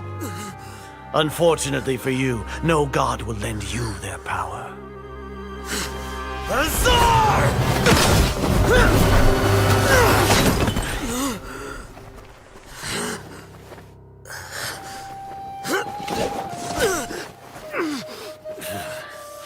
He has gone completely insane.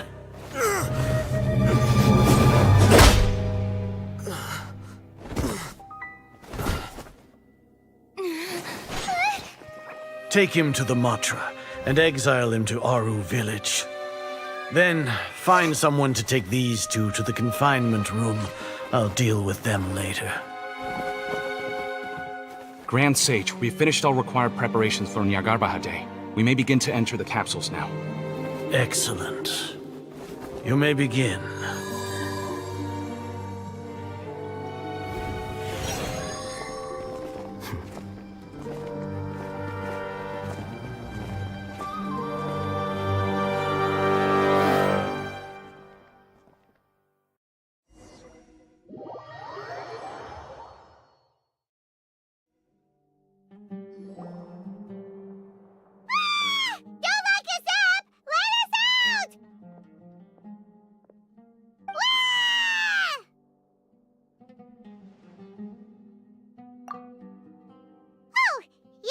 Paimon got a bit carried away there. How was Paimon's acting just now? Great, huh? Everything's going according to plan so far. We made it into confinement, and Alhaitham's probably done with his part too. We even managed to trick Grand Sage Azar. Alhaitham sure knows how to cook up a plan. What are we doing next? Paimon has trouble remembering things when she's worked up. Right! Paimon thinks it went something like this. Apart from that, we still have yet another goal in the first stage of our operation, which is to send the Traveler to the confinement room. What? Why do we want to get her locked up on purpose?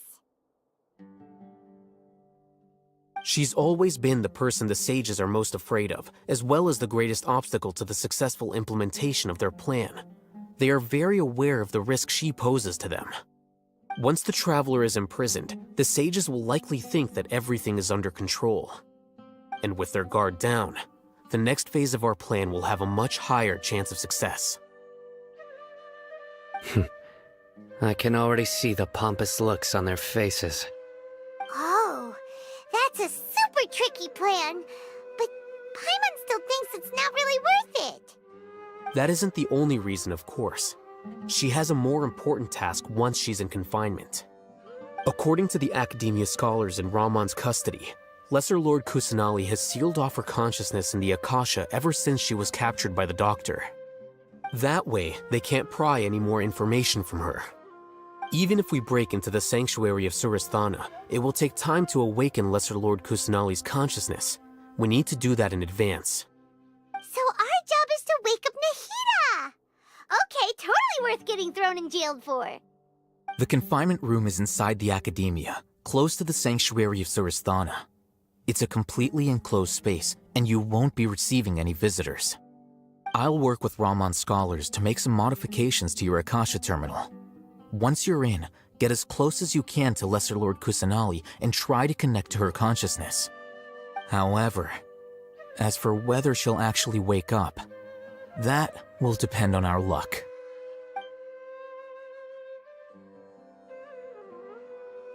Oh, no wonder you've been wearing your Akasha terminal today. It's the one that Al-Haytham modified.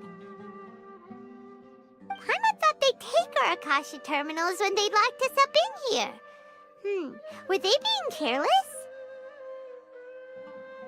Alright, so what now? Sounds easy enough. We can finally talk with Nahida after all this time. Let's do it.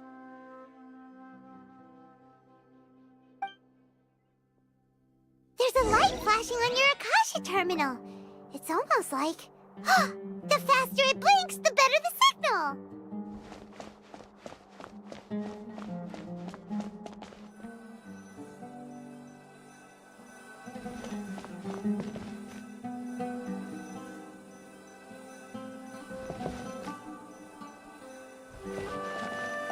Whoa! It's Mora! Ooh, Mora! No, Paimon, we're not here to hunt for treasure!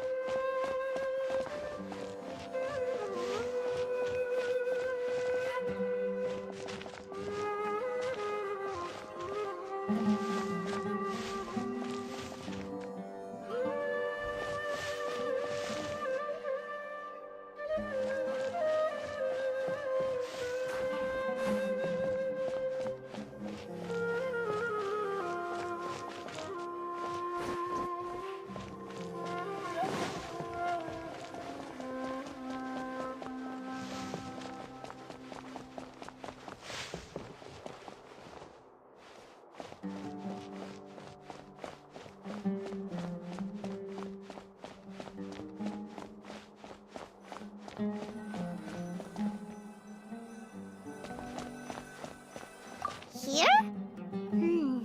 No signal again. Is it getting jammed?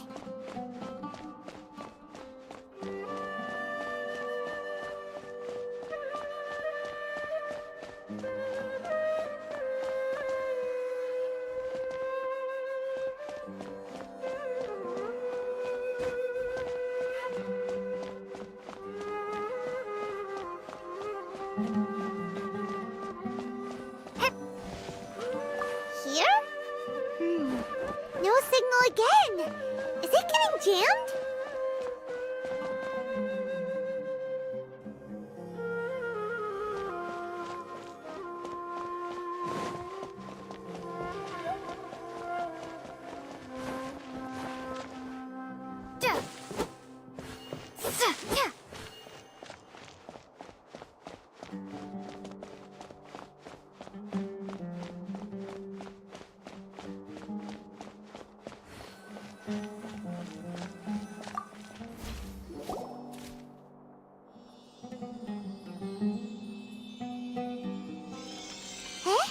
Is this the right spot?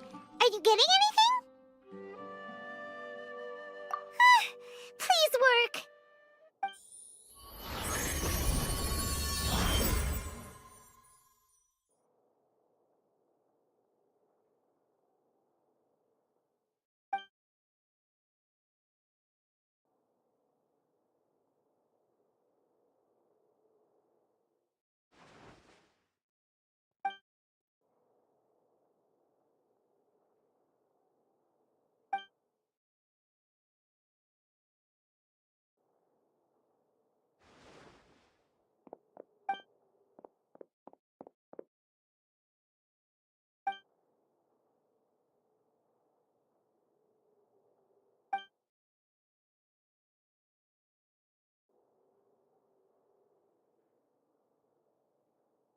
Nahida!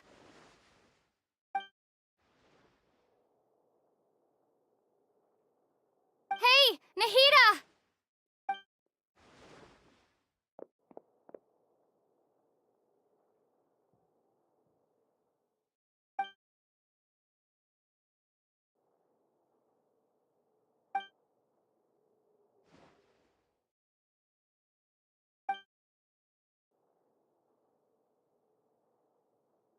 When did it first start?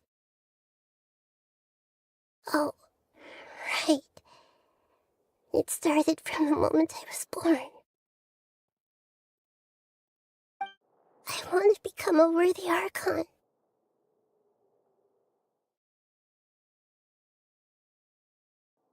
So I've kept studying.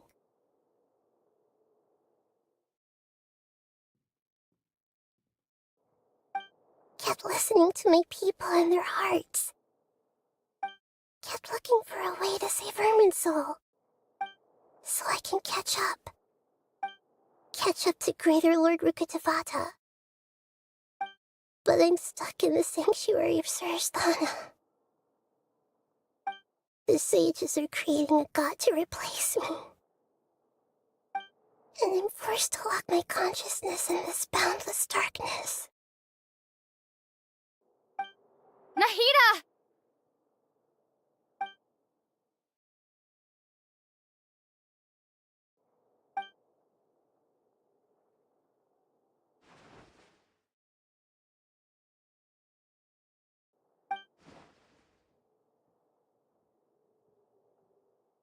Nahida!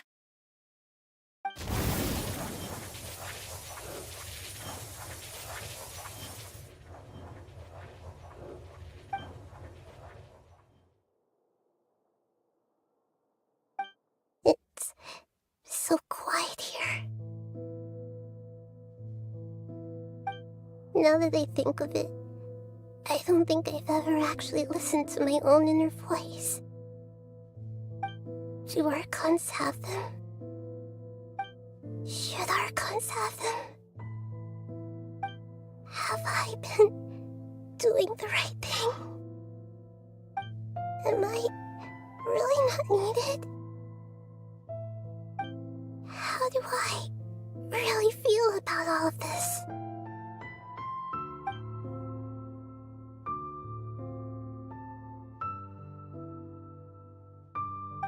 It's so quiet here. Since you're the god of wisdom, you've known the answers to all these questions since the very beginning, haven't you? Who are you? Whose voice is that? It sounds familiar. You're right, though.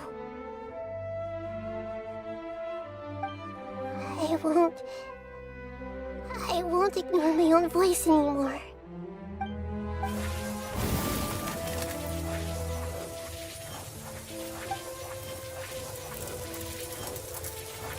Nahida!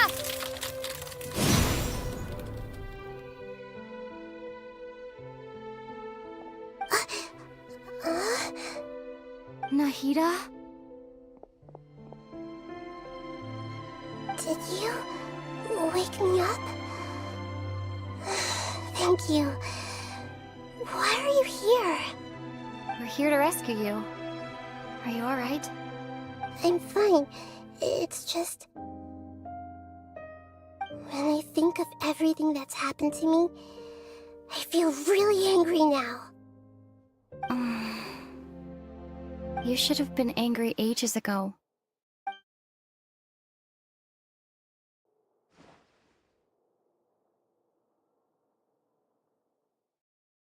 Huh? Oh, you're back! How's everything? That's wonderful news! Great! We weren't locked up for nothing! When you went to wake up Nahida, Paimon was listening for any sounds outside. You were out for a long time. There are fewer and fewer scholars going about now. You think everyone's done with their Nya Garbaha day stuff? Yep, so that means our next act is Nilu's performance!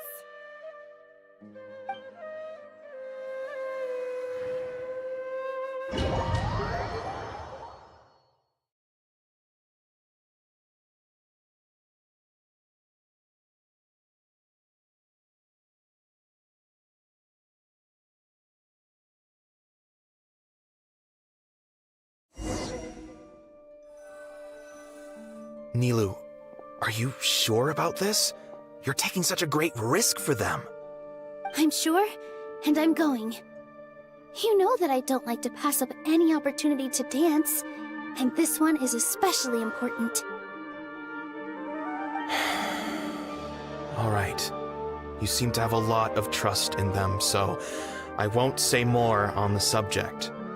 But if anything happens, the few of us here may not be able to help you. Don't worry. They've been through worse. Everything's going to be fine. All right. You know, if you really do get arrested, we'll do everything we can to get you back. Be careful, even if it's only for our sakes. Thanks, Mr. Zubair. You're so very kind.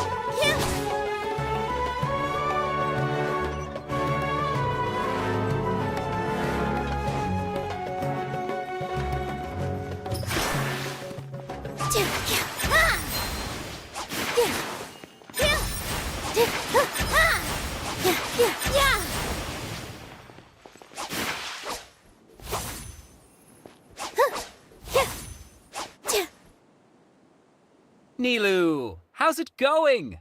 Nervous? Definitely more than usual. But it's because I'm worried I won't dance well enough. It's okay. Just focus on your performance. We'll take care of everything else. You sure know how to talk. Taking all the credit, even though we came here together to help out.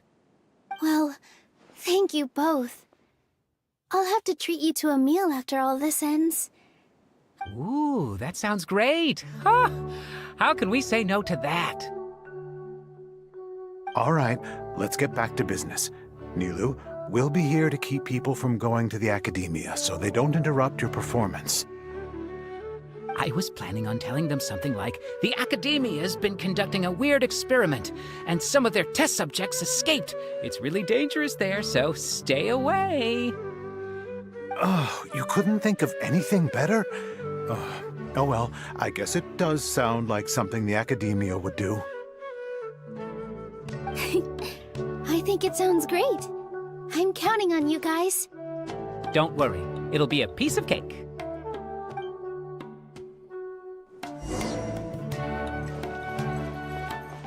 Positions. Yeah. Ha! Yeah.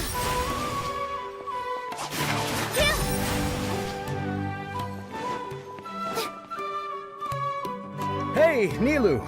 Sorry, it's great to see you, but I'm really busy right now. Our Bait People Away with Yalda Candies plan is working beautifully. Do you want some candy? We have more than we can give out. Vihar, thank you so much for doing all of this. And even dressed up as the Knight of Flowers, no less. I'll pass on the candy, though. I cut back on sweets in the period leading up to a performance, and I'm about to start one. You have a point. The stage is cleared and everything's ready, so you can start your performance at any time. Yeah, thanks to you. I'm really grateful. All right, time to hit the stage. You're welcome. The honor's all mine, since I'll have such a great view of the show.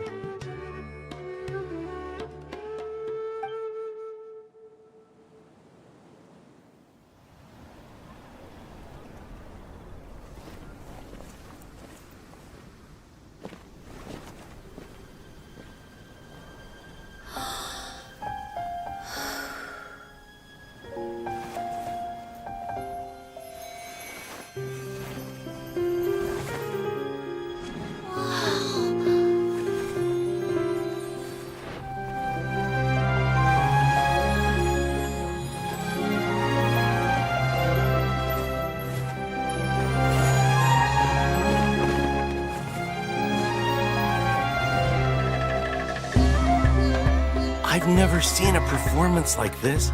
This is incredible. Yeah, but I heard that public performances like these have been banned. I can't believe she's doing this here.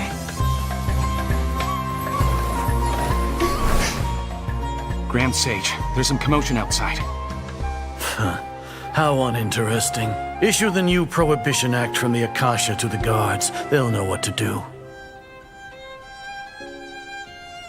Do you think we should, like, stop her? Let's just watch for a little bit longer.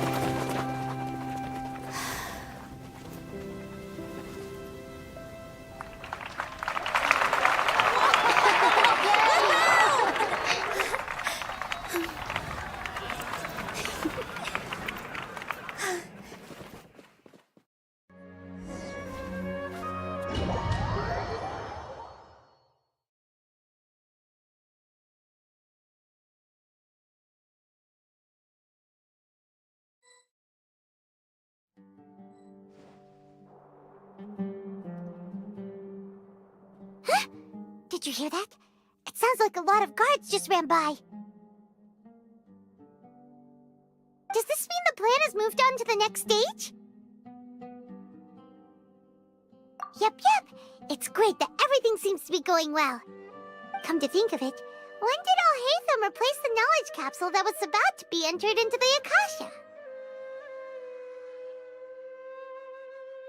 Oh, so that's when he did it! Paimon was too nervous to notice. Speaking of, didn't Alhaitham also yoink the divine knowledge capsule from that mercenary leader in Port Ormos when everyone else was distracted?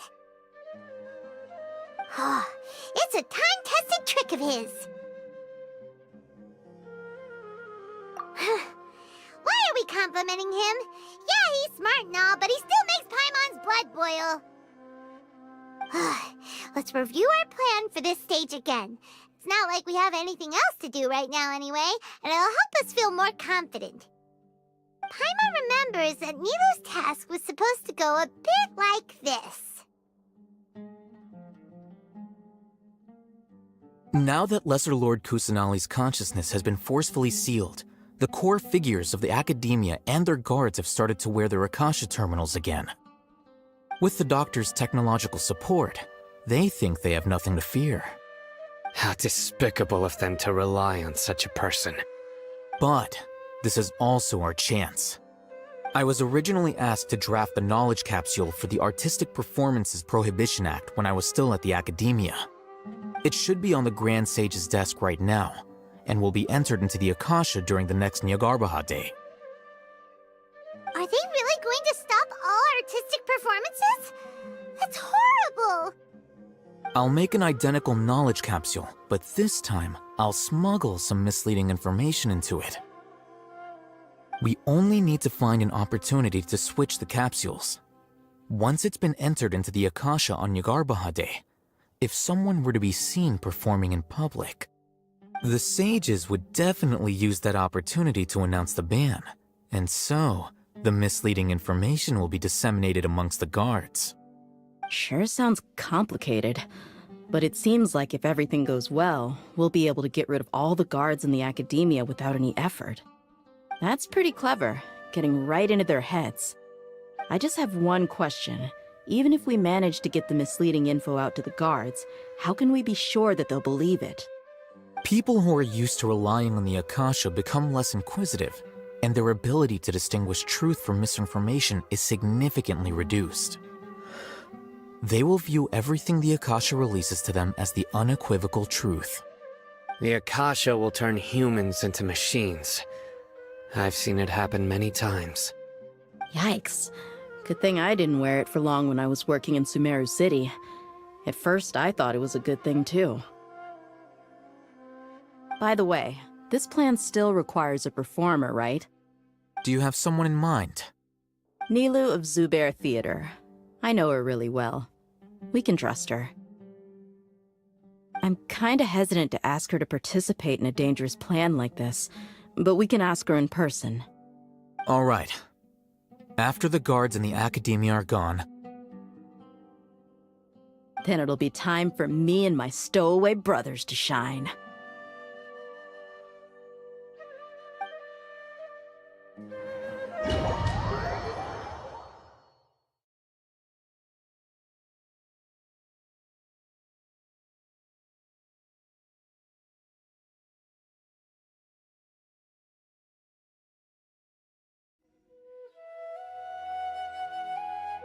Here they come. Did you see that, Raman? They came out from the Academia in droves.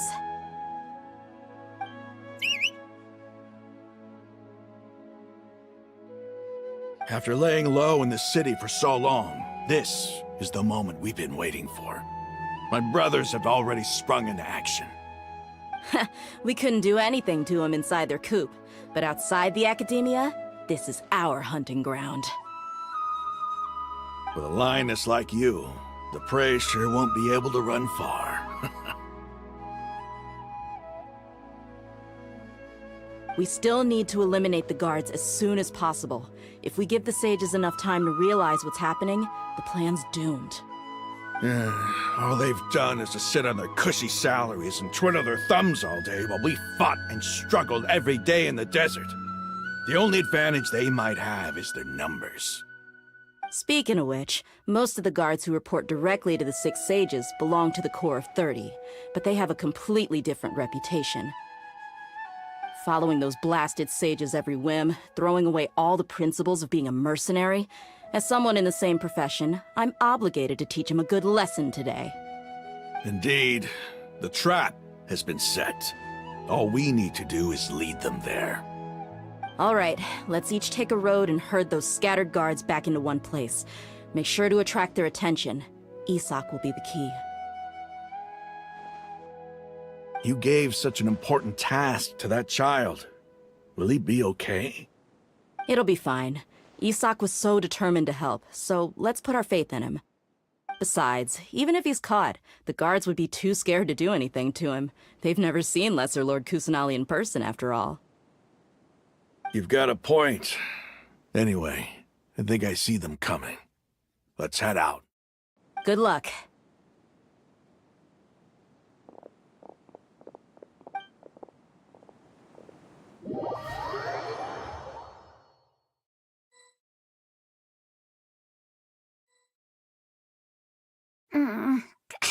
This outfit. Hey, do you remember what you need to do, Isak? When the guards get here, you'll pretend to be Lesser Lord Kusanali and run away from them. Oh, yeah, I remember. Of course I do. I'm just a little nervous. Relax. Don't think about getting caught. Even if that happens, we won't leave you behind. You only need to think about getting the guards' attention and leading them to the Grand Bazaar. Leave the rest to us. Okay, got it. I'm here to pay back Lesser Lord Kusanali for helping Grandpa. I won't get cold feet. Hey, they're here. I can see the Academia guards.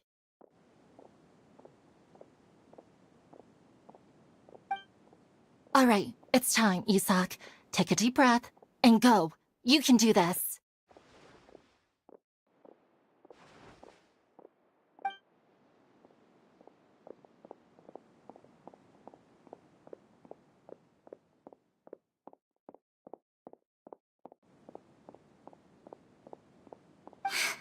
Why is there a guard over there? Did he already run ahead of me? This is different from our plan. But there's no time. I need to make a choice.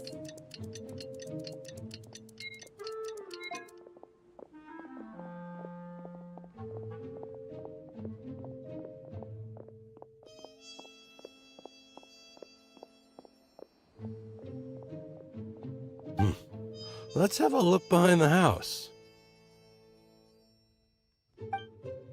What should I do next? Huh. Looks like nothing's here. A wasted time. Luckily, he didn't check behind the tree. What should I do next?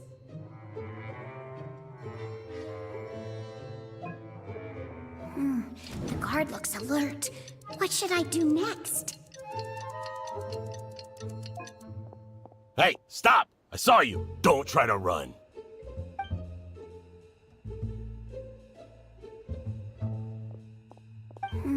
The guard looks alert. Doesn't seem like anything unusual's around here. Looks like the guard finally left. I need to go.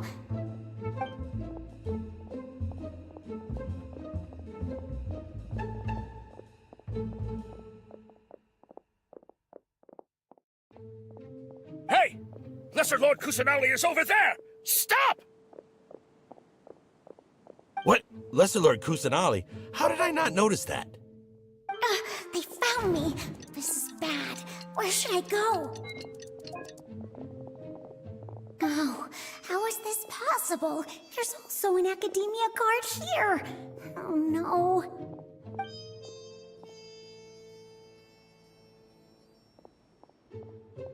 Hey! Lesser Lord Kusanali is over there! Stop! What? Lesser Lord Kusanali? How did I not notice that? They found me. This is bad. Where should I go? The target suspected to be Lesser Lord Kusanali has escaped into the Grand Bazaar. Assemble and arrest her!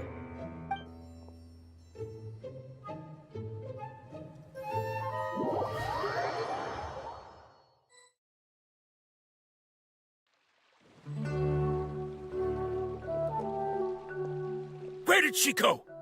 How did she disappear? Did we lose her? Hurry up and find her! Hey, why is your team here? Didn't we say to split up our search? Hurry! Hurry! This place is... Why are you all here?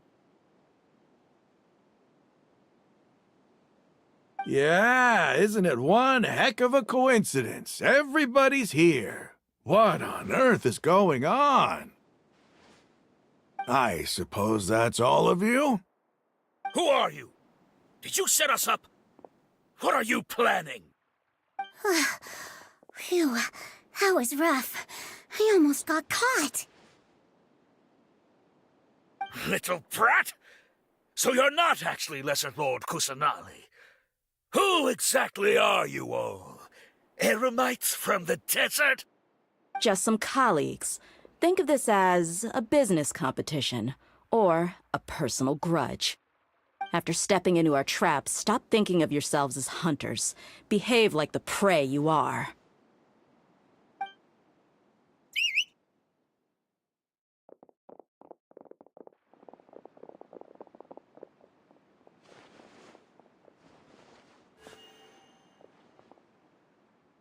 An ambush? How's that possible? This is Sumeru City, but mercenaries from the desert somehow ambushed us! You've spent all your time hiding away in the academia. This place has long since become our hunting ground. Brace yourselves!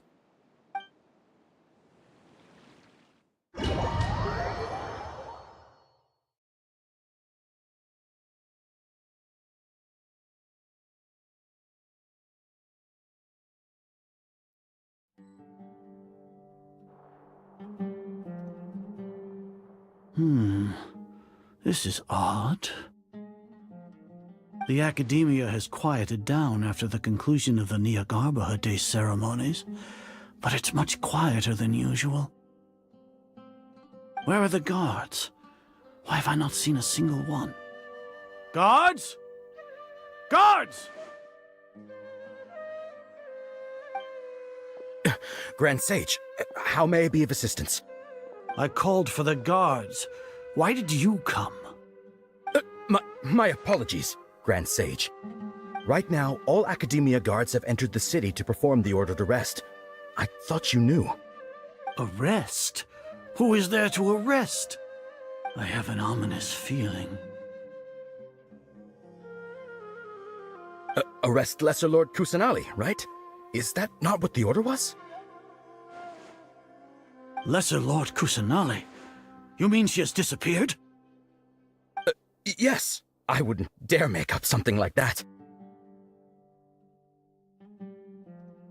Right now, everyone is in a panic, and many are saying that Lesser Lord Kusanali will take revenge on us. What happened? Just what is going on? Lesser Lord Kusanali somehow escaped? Was it Alhaitham and his party that freed her? That's impossible. The Academia is heavily guarded today, and any order to release Lesser Lord Kusanali would be strictly confidential. Besides, Alhaitham and the Traveler are already in our hands. What manner of trickery did they employ? How could Lesser Lord Kusanali disappear into thin air? Disappear? Wait. How was the arrest order distributed to the guards? It was issued by the Akasha earlier today. Only you have the authority to send messages like that, so I thought it was your order. Let me check.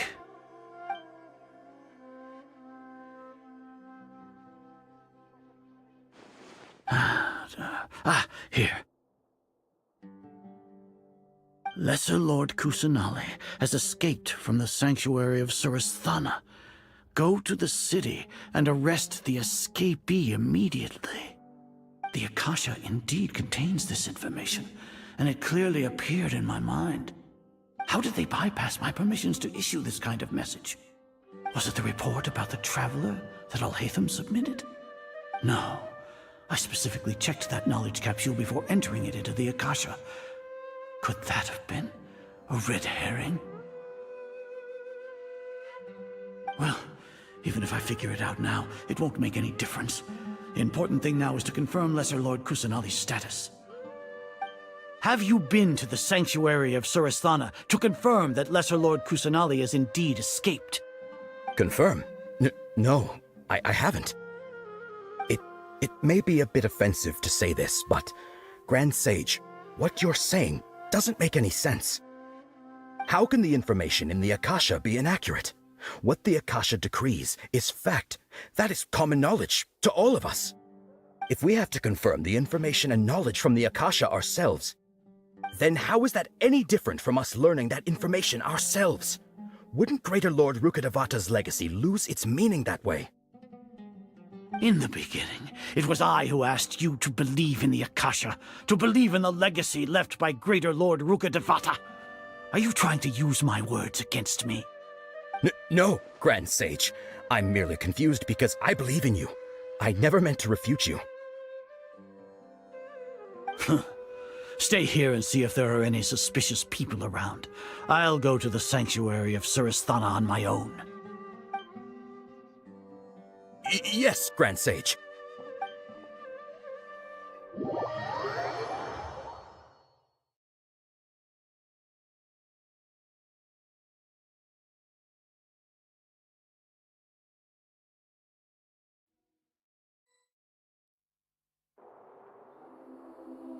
Lesser Lord Kusanali has escaped from the sanctuary of Surasthana.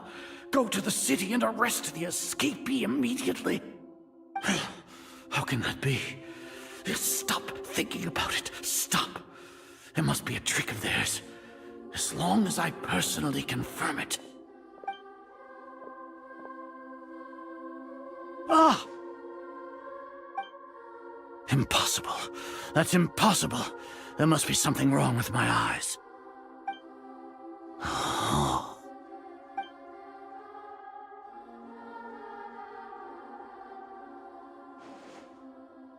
What a comical sight is our. Once the Akasha has put certain thoughts into your head, even the Grand Sage can no longer see what's right in front of him. You all can only see the world in your mind, the one you think you know.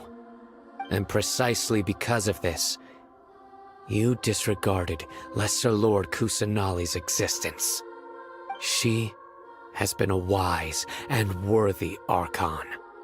Sino, have you been waiting for a chance like this? The Akasha predicted that you would return to the Academia to confront me, but I didn't expect it to turn out like this.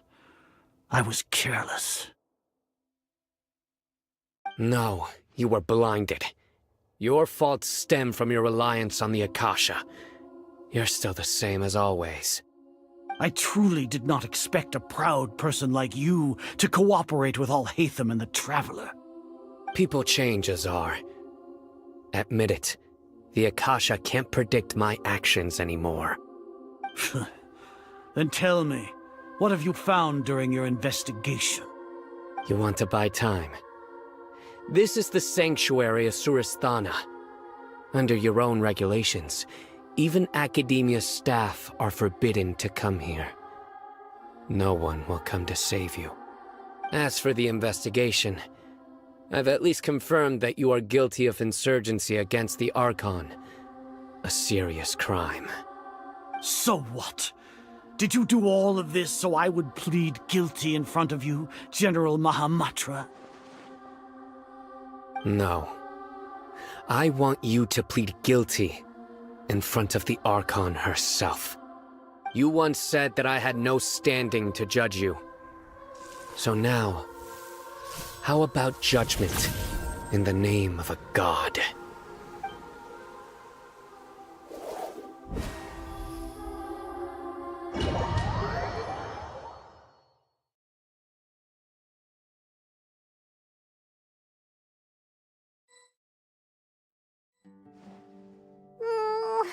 How long do we have to wait?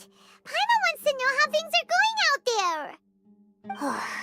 Paimon hasn't heard any sounds outside for a while. Hopefully something bad didn't happen.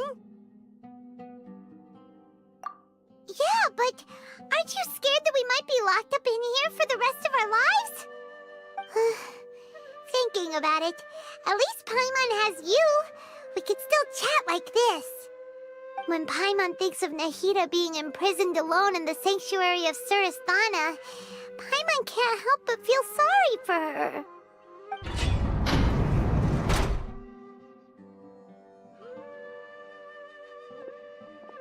Here comes your savior. Dia! Paimon just knew you would come to rescue us! You two really owe me some big thanks. I had to search through who knows how many guards to find the key here. It felt even more tiring than whacking them. I'm exhausted. Thanks a lot. Need Paimon to rub your shoulders? No, that's, I'll pass. What are you afraid of? Oh, are you ticklish? Now isn't the time to talk about being ticklish. Things in the city and on Sino's side are both going well. The guards that stormed out of the Academia are all taken care of. The Corps of 30 is in charge of the city's defenses, but we already talked to Asfand. They've been fed up with the sages bossing them around. As long as it doesn't break their employment contracts, they'll turn a blind eye. That's probably because you've been super great friends with them for a long time. So, how's Sino doing? The Grand Sage is in his custody. Even I know how terrible it is to fall into Sino's hands, so he probably does too. Sino forced him to release Lesser Lord Kusanali. He has no choice but to obey. So, hurry to the sanctuary of Suristhana. Assuming nothing weird happened, we should have already rescued our Archon. Honestly, I didn't expect our ragtag bunch to do this well. We just came together last minute to save the Archon, you know? Alright, you two better go. I still have to clean up some messes in the city. See you around.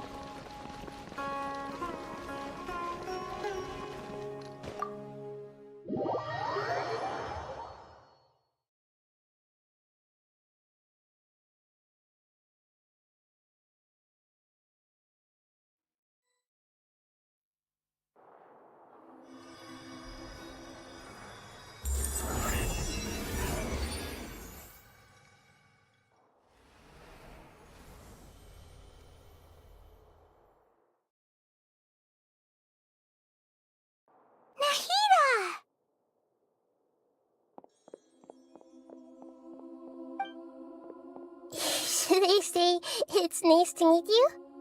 This is the first time we've met in real life. Before, we've only met in dreams, consciousness, or when I was in someone else's body. Thank you so much for coming to rescue me, but I also need to apologize. During this time, I did some self-reflection. My sense of inferiority and yielding to the academia led to all of this, and created so much trouble for you all. Exactly! We're here because you're a good Archon and one of our friends! Thanks, you too. Amazing. So this is how it feels to walk out of that cage with my own body. It's like I just had an endlessly long dream. I can't even tell if I just woke up or was only now born into this world. My concept of self has become so clear. But now doesn't seem to be the time to indulge in this feeling. This is really embarrassing. You all just rescued an Archon, and now she needs your help to save her country, and even the entire world. It's okay. With you here, Paimon's sure that everything will work out. There's one more thing. What is it? For all the things the academia did to me, and for all the folly it committed in the name of wisdom, as their Archon, I will make them pay. Ah! Wow! That's the spirit! You're finally standing up for yourself and not letting people walk all over you! I understand now. To be a better Archon, I first need to better myself. If you haven't even figured out how to be a caterpillar, how can you be a butterfly?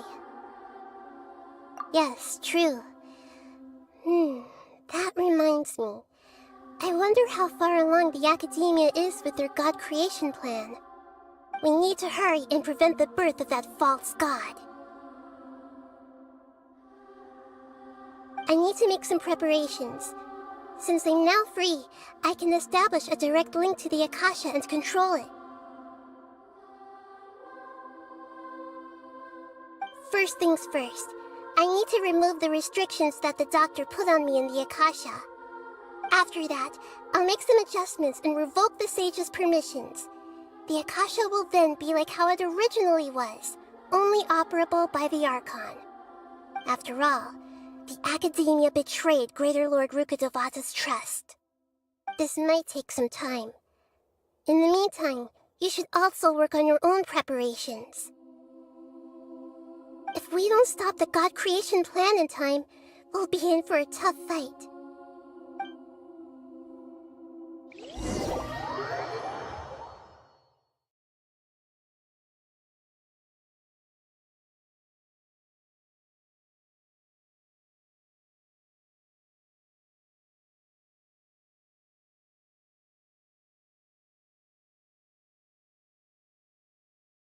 You might as well prepare for a fight. When we're done, we can take a walk around. After all, we missed out on a lot of stuff when we were locked up.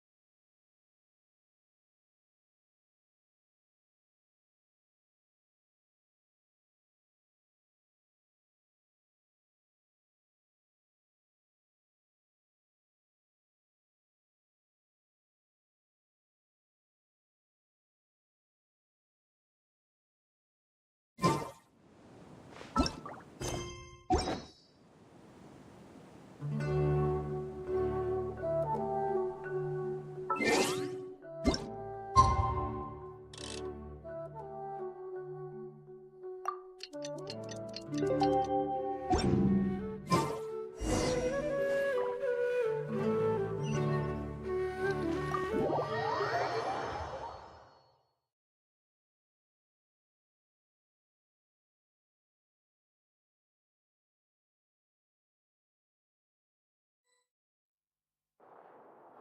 it going, Nahida? I'm done with the parts that needed my involvement to complete. Although it's my first time working with the Akasha like this, its internal structure and operation procedures are easy for me to understand. Greater Lord Rukkhadevata's design is truly brilliant. Oh, also, this is for you. Huh? What's this little floaty thingy? It's a small device I put together just now. You can think of it as an upgraded Akasha terminal. You may not need it right now, but it should be helpful in certain situations. Wait! This thing has the same characteristics as Paimon! We're both small things that float! Oh, all the things that make Paimon special got copied! When Paimon appears with the Traveler from now on, people won't remember Paimon because she isn't unique anymore! It's alright, Paimon. It can't replace you. It's only a flying device, but you're the Traveler's irreplaceable friend. You're so good at comforting people, Nahida. If only the Traveler was as smart as you. I was simply telling you what I feel to be the truth. I wasn't trying to comfort you.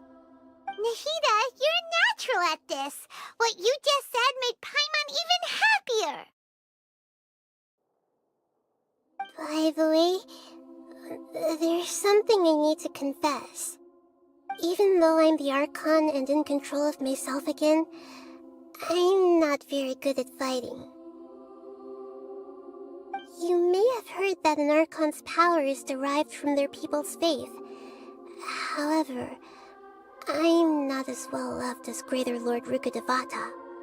If we get into a situation where combat is our only option, I'll have to count on you, and I'll do my best to provide support. I'm glad I can rely on you. So the God of Wisdom isn't good at fighting? That actually sounds about right. I've located where the false god is.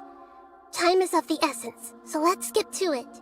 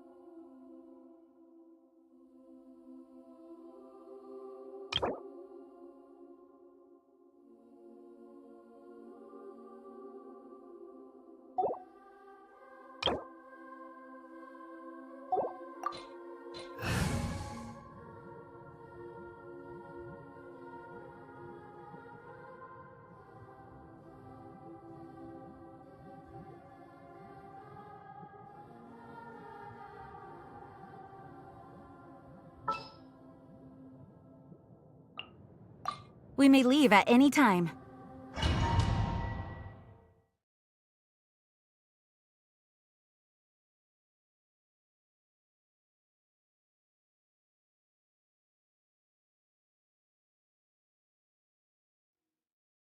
What is this place?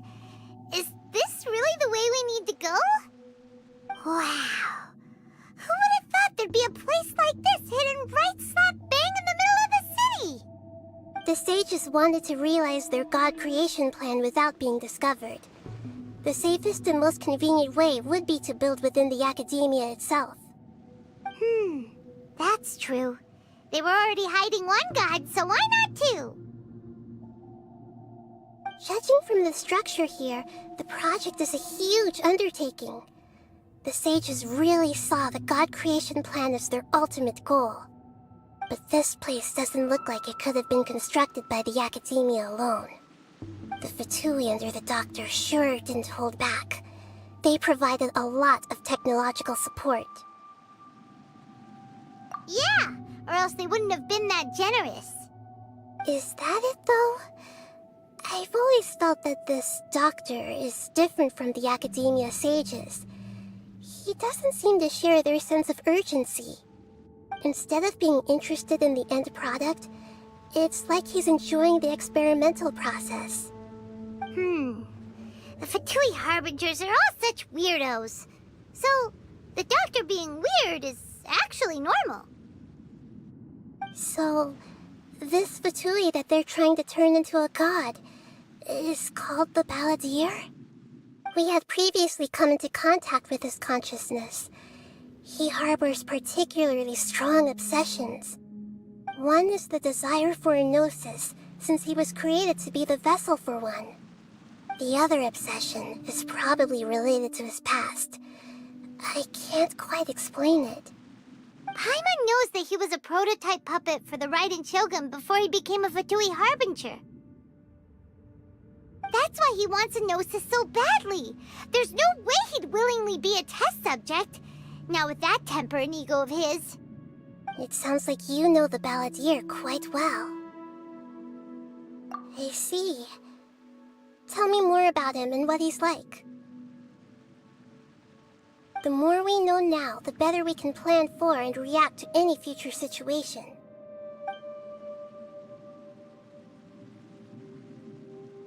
I see. How fascinating. Alright, time to go. Let's get through here and meet him in person.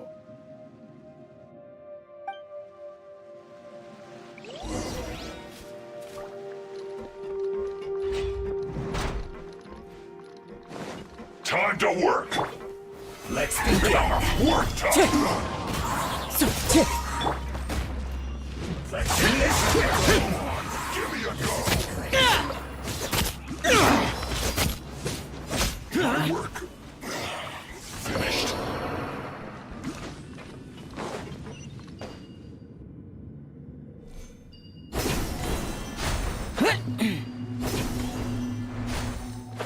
It looks like we can climb up these pipes.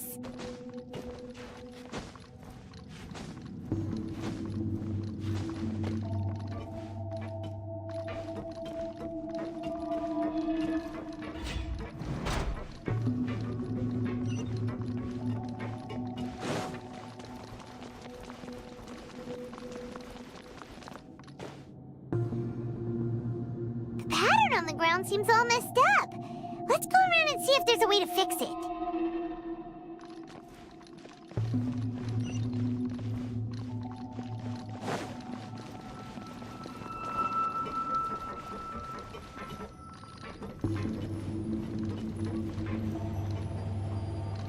It seems to have stopped. Let's continue.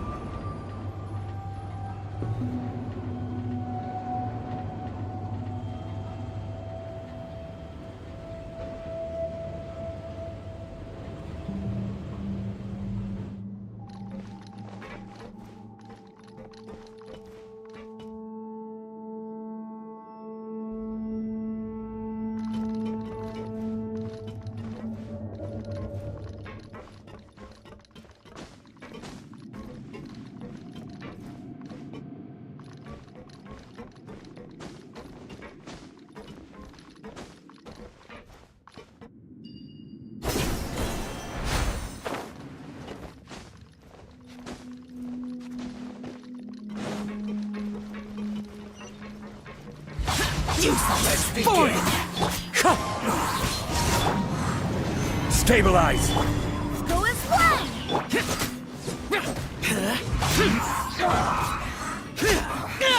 I guess this is it.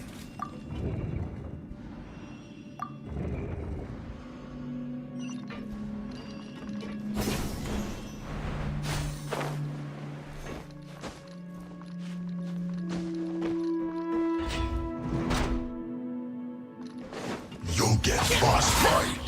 Frozen. Crisp. Wind strike. Solidify. Descent. Boring. Freshness preserved. Frozen. Disgusting.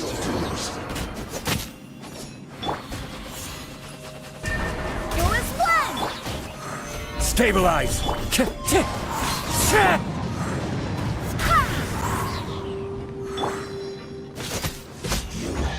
Can't run from debt.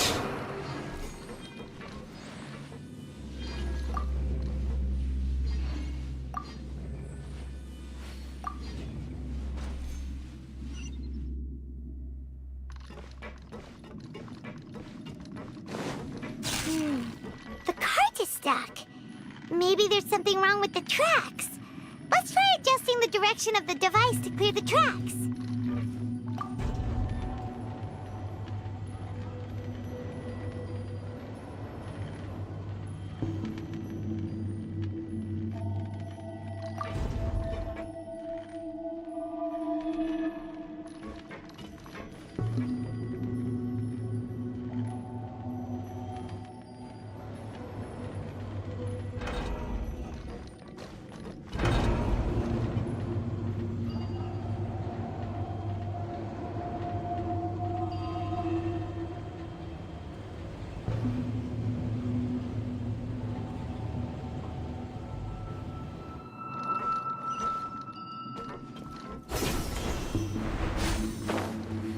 I'll put you on high heat.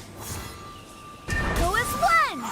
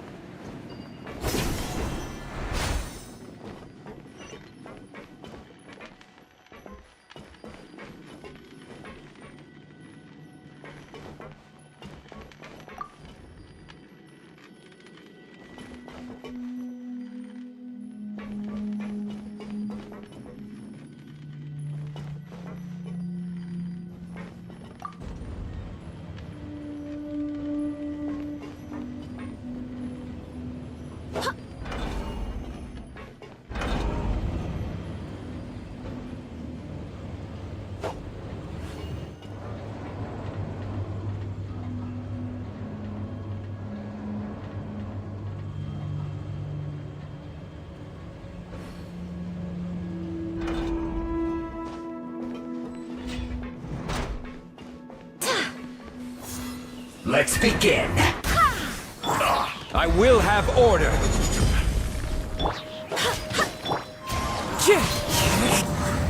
I will end. Boring. As one with wind and cloud. The wind knows me. Go as planned! Looks like I went too far.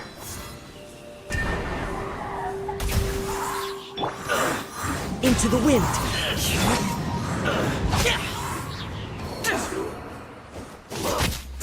My pretties.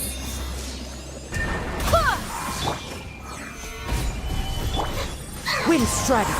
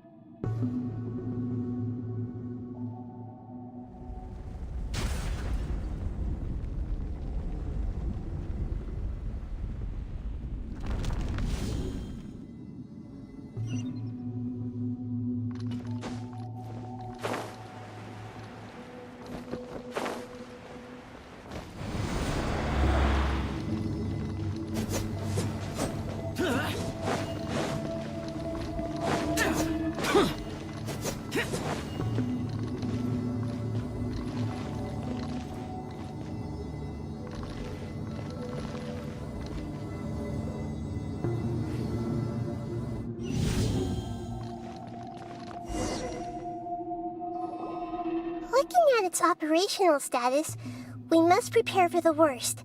The god they wanted to create is likely close to completion or already completed. Oh no, what should we do? Paimon can't imagine how hard it would be to fight against a Fatui Harbinger with a Gnosis. Are you nervous, Paimon? If you really want to know, of course Paimon's nervous. Aren't you too, Nahida? Yes, I am. This is probably the first time I faced with a calamity of this degree since my birth. I feel not just nervous, but curious as well. Curious? Curious about what? Curious about our fate. To me, everything we perceive in this world, everything we learn, and everything that happens to us is considered knowledge. And if it's a form of knowledge, then it can be understood. However, only fate is about that which has yet to occur, so it has always drawn my curiosity. So to me, fate is the ultimate knowledge. That's also why I love observing humans and all the things that happen to them. It all brings me great satisfaction. And now, at long last, I'm not just an observer anymore. I will personally experience my own fate with you by my side. Isn't this such a wonderfully exciting thing?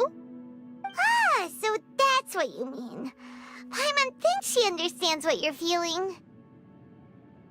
Agreed. Okay, let's continue on. I can sense his aura from here.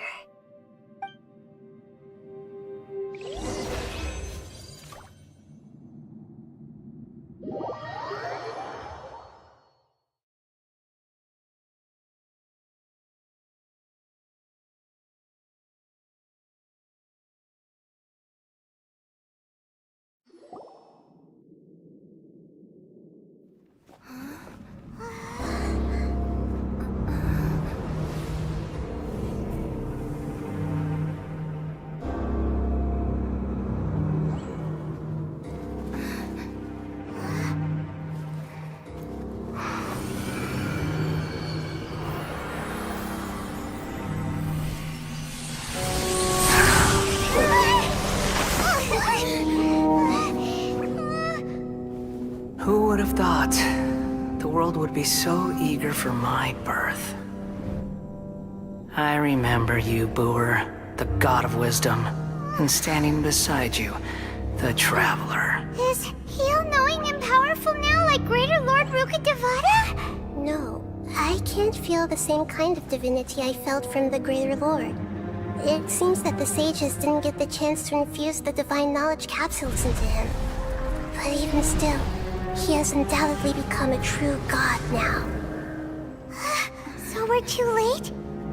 The Balladeer has already become a god? The Balladeer. A long bygone title. When my spirit ascended to divinity, I felt as if I had existed for the same number of epochs as heaven and earth. Looking back, the existence of what once called itself Kunikazushi appears infinitely small and ugly.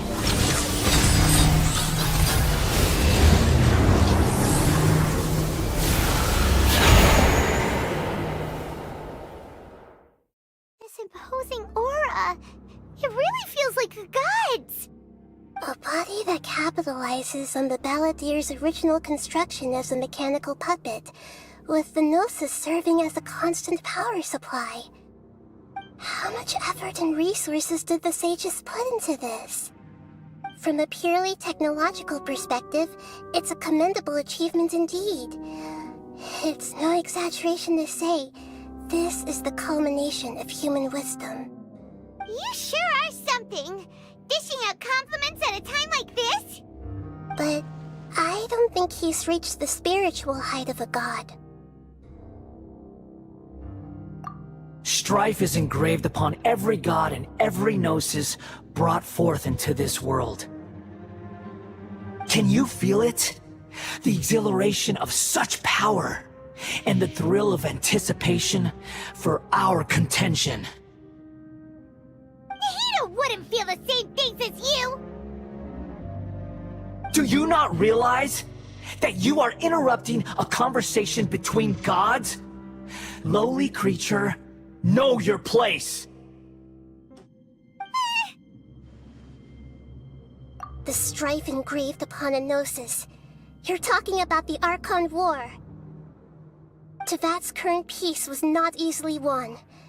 I didn't personally participate in the Archon War, but the way I see it, all those losses were meaningless, driven by the demands of the laws. There's no point in bringing it up again. Is that so? Yet I am deeply disappointed that I was never allowed the fortuity to personally participate in the Archon War. This is a first. Encountering a god in this world who does not crave power. No wonder your own people have abandoned you, God of Wisdom. Your judgment is as your existence, unsubstantial. This is where everything ends, Booer, the God of Wisdom. You should know that wisdom cannot solve every problem. Like now, where your only option is to face me in combat.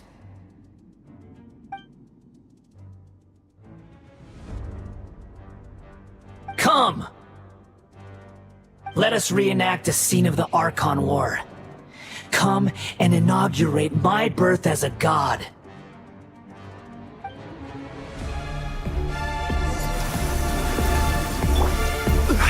Perish!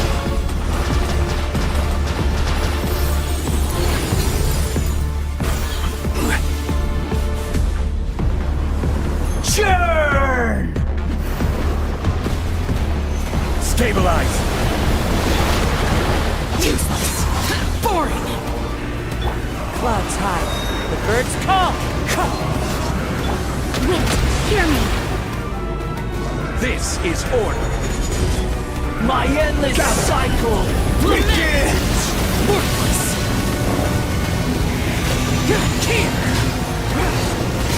Here!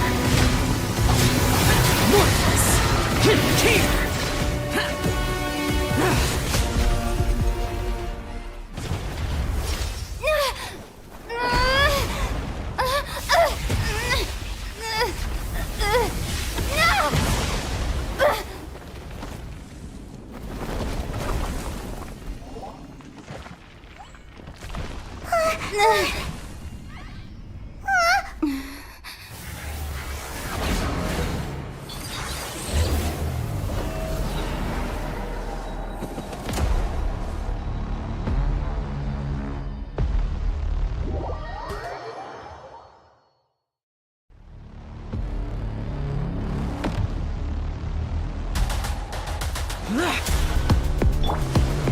Tremble! Stabilize!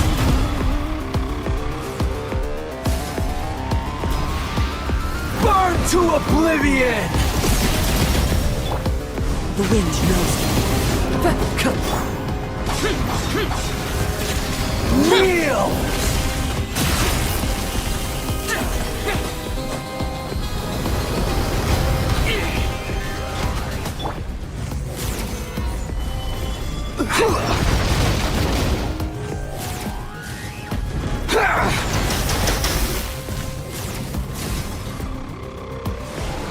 Tremble!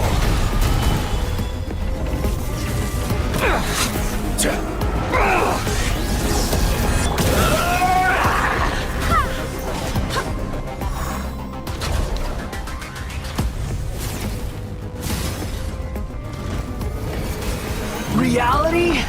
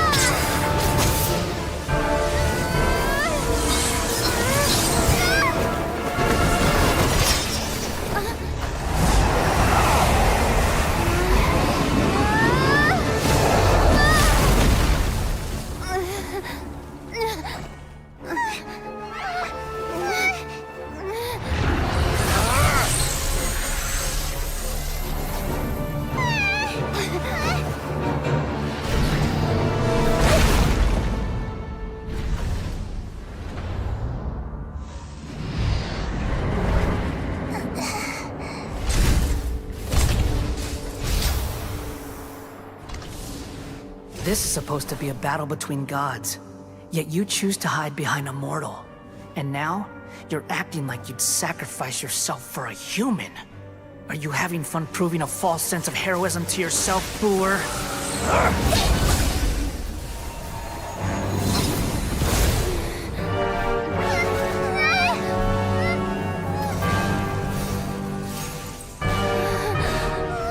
The data collection is almost complete.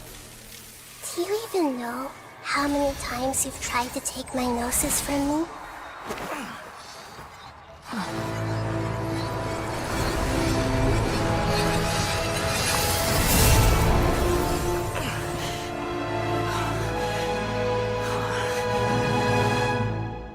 We just concluded the 168th loop.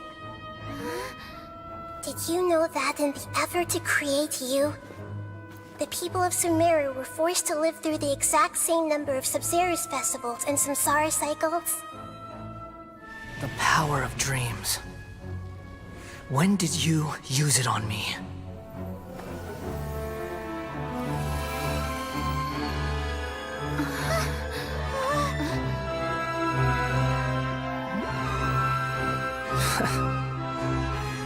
You can't even defeat me in a dream. What do you hope to achieve with this little trick? Come, Traveler. Just like before. Allow me to awaken the memories in your dreams. All that battle experience! It's more than that. Compile everyone's wisdom in the name of the Archon. That is the original function of the Akasha. I've sent everything that happened just now to the people of Sumeru in the form of knowledge. I've asked them to help you find a way to defeat the false god.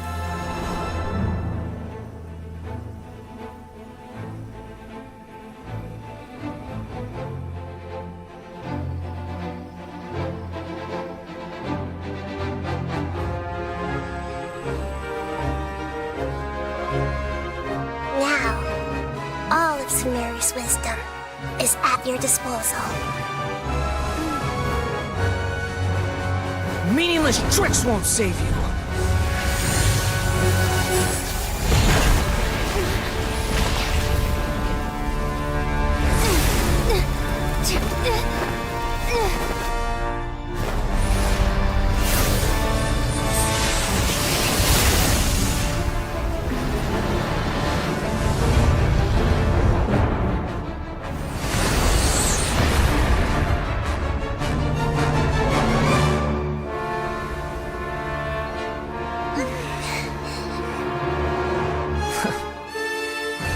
Are you done with your tricks?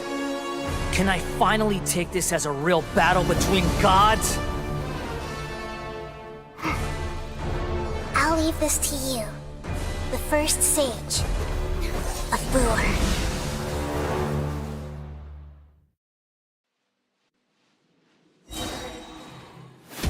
I am The all-knowing God!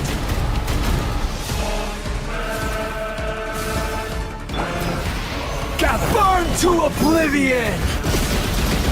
Sharing my knowledge.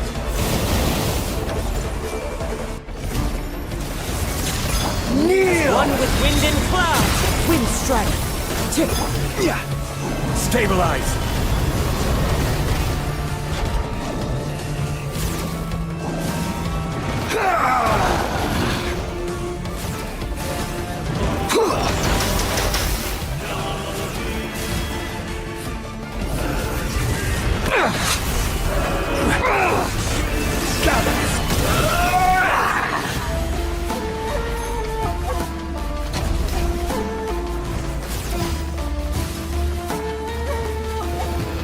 Reality is pain!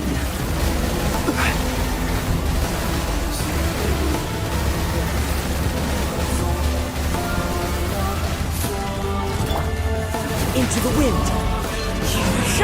Good riddance, cruel world. Solidify!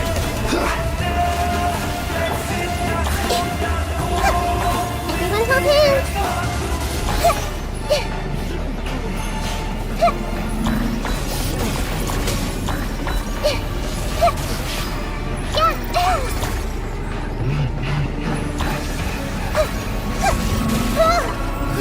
Grow!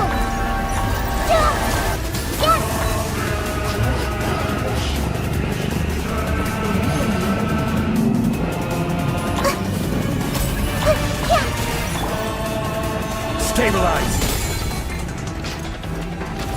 Your new god awakens! Now, your eyes have been opened.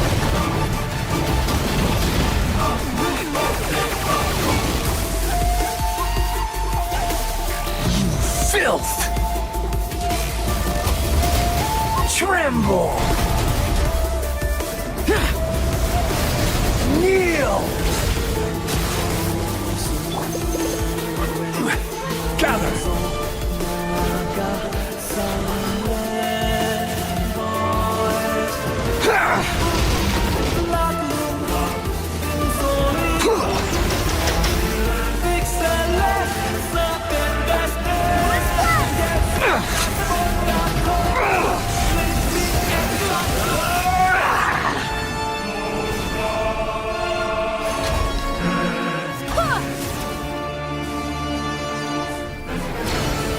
Reality is pain! Stabilize!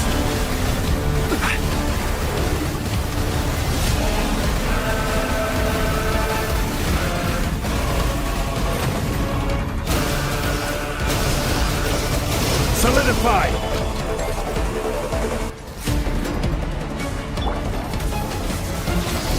Kneel! Commit it to memory.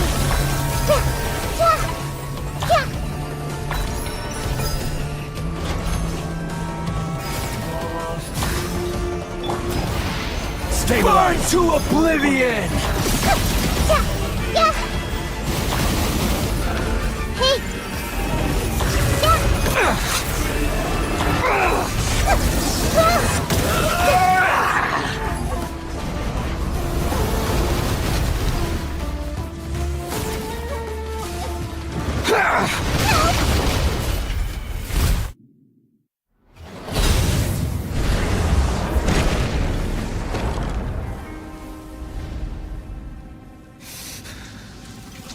Humans.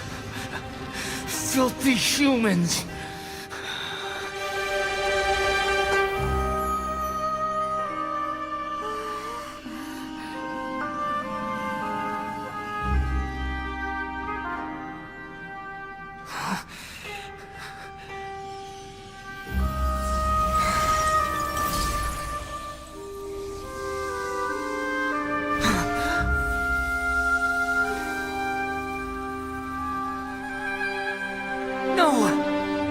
Wait!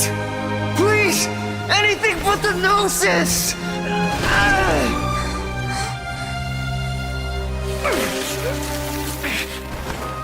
That's mine! Don't even try! I'll never go back!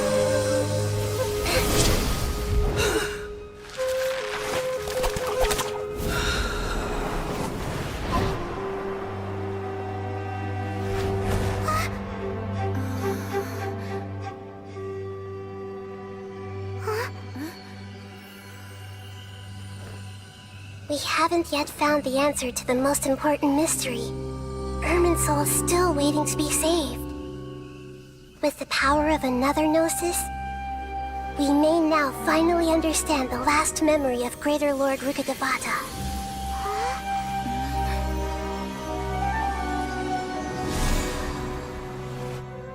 This is... That's right. This is the last memory of my predecessor.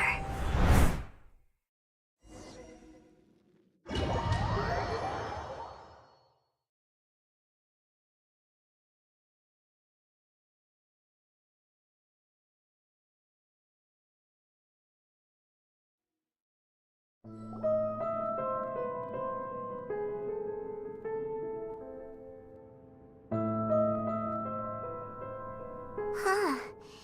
This sure seems very different from what Paimon imagined. Shouldn't Irminsul be in this realm of consciousness? Yes, that is our destination. But I didn't expect the remaining consciousness of Greater Lord Rukkhadevata to be as polluted as this.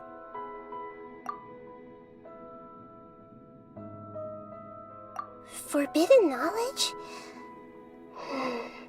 It seems you know about a concept that even I don't completely understand. Could you tell me what you know?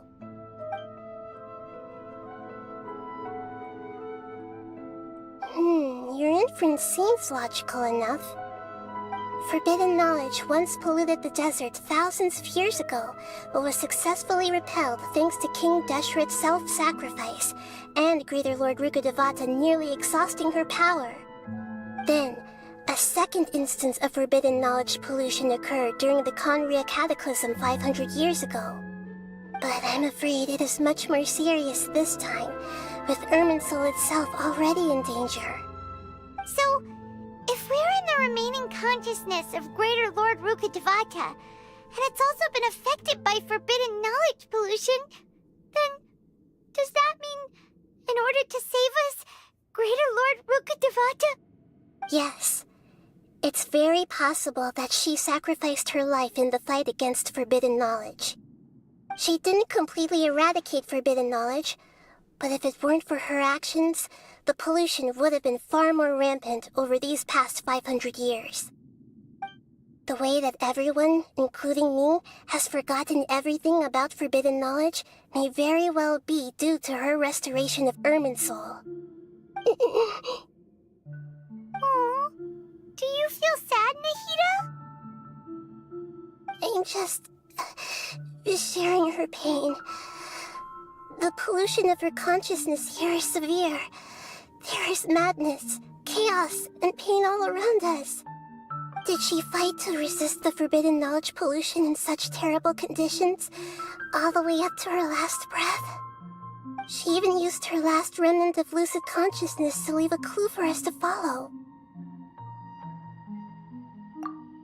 Yes, her words were distorted by forbidden knowledge, so that's all we could hear. But now, we have a chance to find the answer to this mystery. We can cross the polluted consciousness until we found the right path to meet with her lucid consciousness. And then, we'll let Greater Lord Rukkhadevata tell us the truth in person. Each of us need to be mindful of the state of our own consciousness while we are here. Even with the Gnosis' protection, we must always keep a clear mind. Otherwise, we could go mad at any moment. That's so scary. Don't worry. It should be easy enough for you to keep that mind of yours clear, Paimon. Let's go.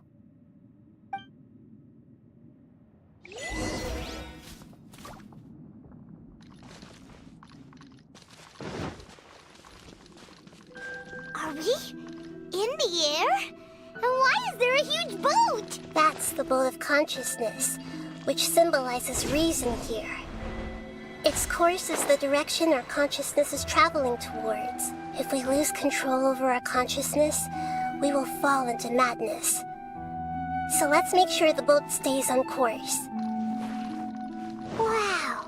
What are these? The monsters seem to have been affected by them!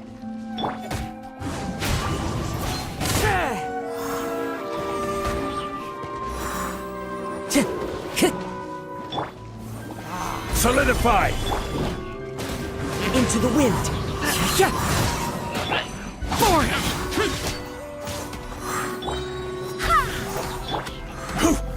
Quake!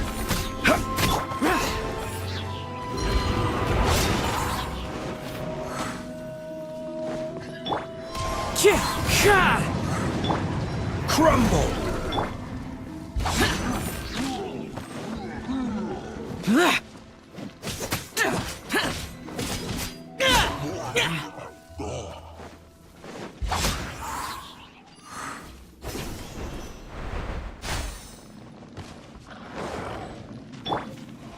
I will have order! Gather! Clouds high. The birds call. The wind knows me. Evil conquering! Here! Worthless! Here!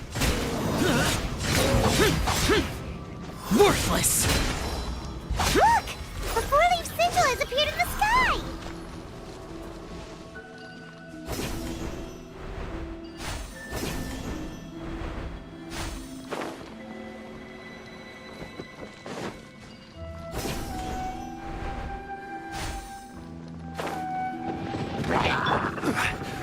Stabilize! One with nature.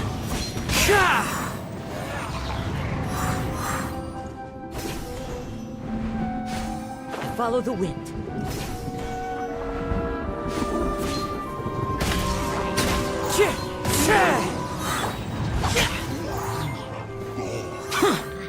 Useless!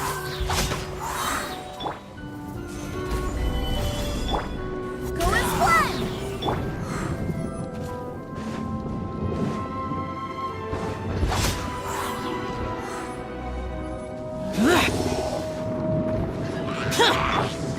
Into the wind. This is order!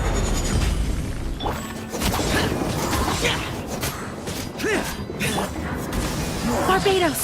Guide us! The wind knows me. Solidify!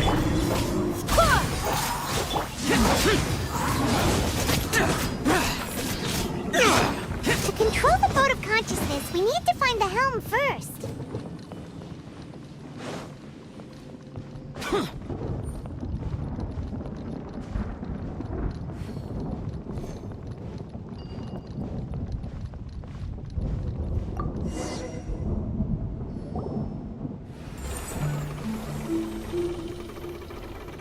We changed direction. Are we still going the right way, Nahida? Mm-hmm. Judging from the current route, the boat of consciousness will soon take us out of here.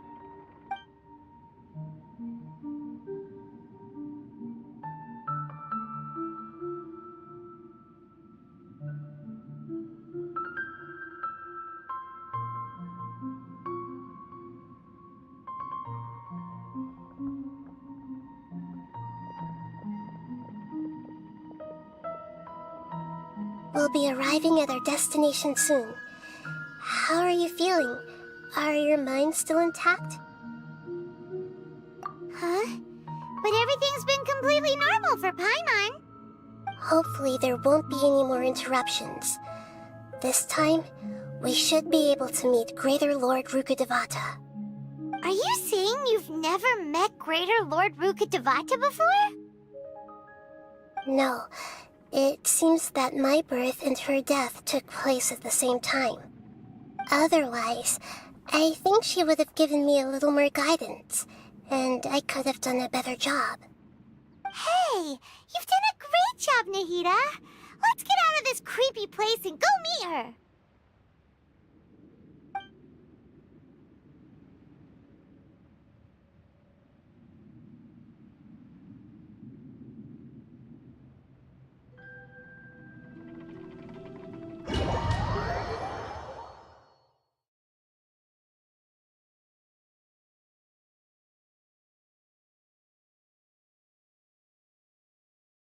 So, is this the place you were talking about?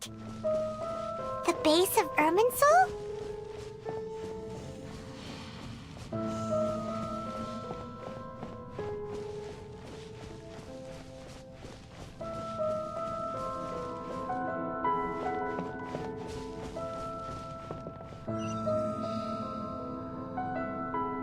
Well, this is the place. We're here to find Greater Lord Rukkhadevata, right? But the one standing over there is... Is that... me? She looks exactly like me. Are you Greater Lord Rukkhadevata? Yes, that's me. Are you surprised by my appearance? Irminsul and the surrounding lands have been reproduced here as they were years ago. But this is just a realm of consciousness. We are manifestations of the same nature. Hence why we would appear exactly the same. We're of the same nature? Why? Because you are me, and I am you. You are me in the new samsara. The new samsara? As Greater Lord Rukkhadevata, I'm the avatar of Irminsul. And you are the purest branch snapped from Irminsul. Imagine it this way.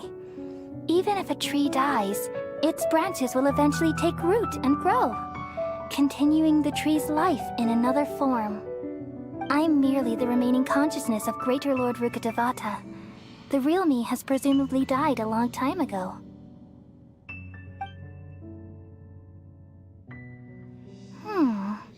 Judging from your appearance, I've probably been dead for 500 years. But you're finally here. My new self in the samsara. If this is true, then am I going to be a great Archon like you someday? Though we share the same nature, our fates are bound to be different. All things have their own fate. When a branch grows into a mature tree, it won't be the same as the original tree. That's why fate is the ultimate knowledge, isn't it? That's a great insight. Yes, very good. It's also precisely why you won't become like me. Really? But perhaps you may become an even greater Archon than I. I already see a determination in you that I didn't possess in my time, and the future that it leads you to will be yours alone. Along with the blessings from your past experiences. Don't worry. The growth of wisdom is like that of a plant. You only need to wait quietly for the flower to bloom. Come to think of it, the sages never had the faintest inkling of the meaning of wisdom. Thank you. Nothing makes me happier than discovering that the Archon I always admired was in fact myself in another fate. It's so nice to speak with you, Greater Lord Rukkhadevata. I've always wanted to meet you. The feeling is mutual. From the moment I snapped the branch off Irminsul and created you, I've also looked forward to talking with you. Could you tell me why you wanted to create me? And what exactly happened when you died? Ah, I see. You're here seeking answers, right? Everything that day, even the sky itself, changed into a color like this. At that time, the seven were all summoned to the nation of Conria. Except for me. I had a more important task to attend to. I had to protect Irminsul. The disaster occurred together with the pollution of forbidden knowledge. At that very moment, with my consciousness connected to Irminsul, I sensed something was wrong. The pain started to torment my mind. By the time I reached Irminsul, it was already displaying signs of corruption. Had I not repelled the pollution of forbidden knowledge with King Deshret thousands of years ago, I might have felt even more hopeless and lost. So what exactly is forbidden knowledge? It's a kind of knowledge that doesn't belong to this world, and a form of truth that can't be understood. It came from the very bottom of the abyss. Even I could never understand it. The world is constantly rejecting it, leading to all kinds of bad phenomena. If we allow forbidden knowledge to pollute Irminsul, I'm afraid the entirety of Tevat could fall apart. So, there's knowledge that even the God of Wisdom can't understand? At that time, I knew I couldn't repel the forbidden knowledge with my strength alone. Which is why I created a device that compiled human wisdom and named it the Akasha. It's truly the world's most amazing invention. Thank you. For a long time, I thought dreams were the fruit of human wisdom. Though it was selfish to do so, I borrowed people's dreams using the Akasha. Then I compiled their wisdom and all of my own power. Well, did it work? Thanks to the wisdom of the people of Sumeru, almost all the forbidden knowledge was cleared from Irminsul. But things didn't go as smoothly as I thought. I had a terrible headache, which gave me an uneasy feeling. And then I remembered that my consciousness was also connected with Irminsul. It brought me knowledge and wisdom, but vile corruption as well. From the very beginning, my existence had been polluted by the forbidden knowledge. Oh no! How could that happen? I've experienced that pain in your consciousness. It must have been a horrible experience. Yes, but my feelings weren't important. The important thing was that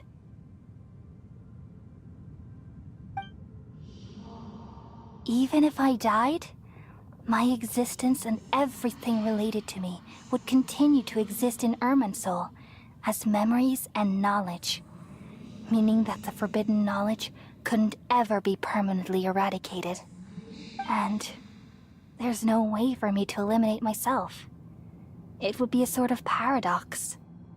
So, I took the purest branch of Irminsul as my incarnation in the next samsara, and left a trail of clues, all in hopes that you would come here and remove me and my pollution from Irminsul forever. Wait, no, I can't. So you realize what that implies. You are very smart indeed. Irminsul has all the knowledge and memories of this world. And as you've realized just now, removing me from Irminsul means I essentially will never have existed in this world. But this is the only way to save Irminsul. People love you so much, and they've missed you so much over the past 500 years. I am exactly the same. So how can we just forget you like this? Is there really no other way? There must be something else I can do. You're the god of wisdom, Buer. You should know that there is no other way. But this is so cruel. I don't want to forget you. No need to feel so sad, Buer.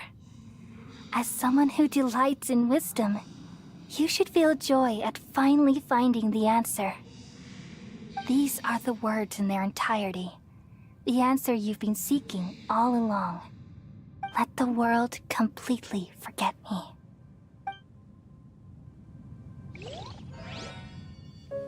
We all nestle under the great tree of wisdom, peering out to perceive the world. From the earth and from the rain, we perceive its wonders, until we become a white bird to perch atop a branch, and finally snap off the most important leaf. Once upon a time, I alone dreamed in this world. In my dreams, everybody would also dream after they fell asleep. Wild and wonderful thoughts would emerge from their minds. Some tumbled to the ground, and others floated to the sky, connecting all things in the world into one dazzling net. Among a plethora of worlds were numerous smaller worlds, all of fate, finding within the tapestry their brilliant glow. I gradually understood that these indescribable and constantly changing things are the most profound things in the world. Only they can completely repel the madness. Only dreams can awaken consciousness from the deepest darkness.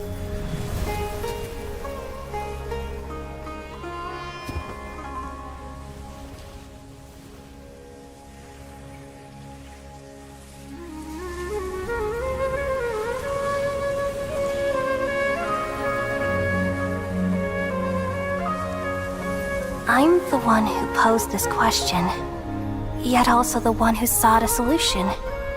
Saving the world with the dreams of the people used to be my answer. And now, you've also found your own answer, and I shall return all the dreams to the people.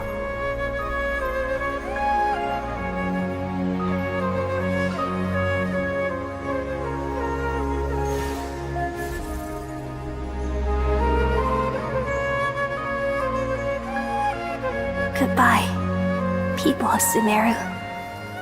May you be blessed tonight with the sweetest of dreams.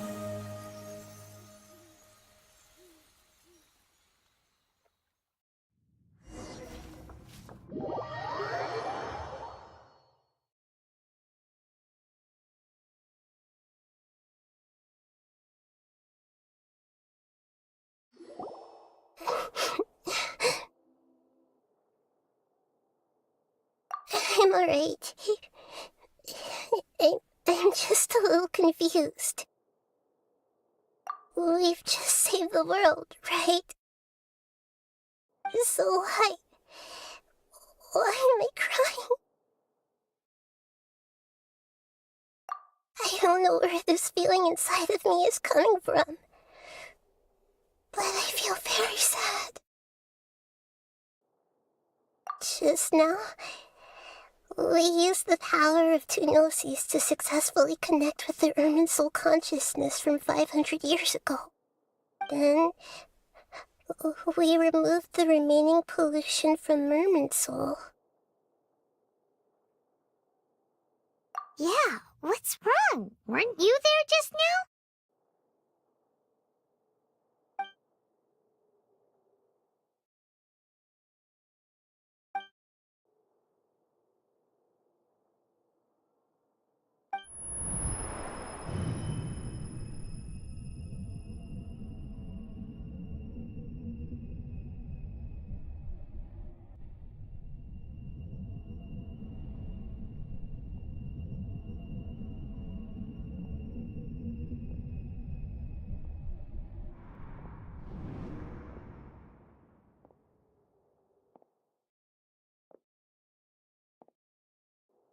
Huh?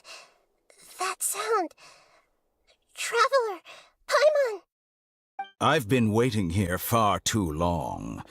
But finally I have the chance to be alone with you. All the precious time I wasted has finally paid off.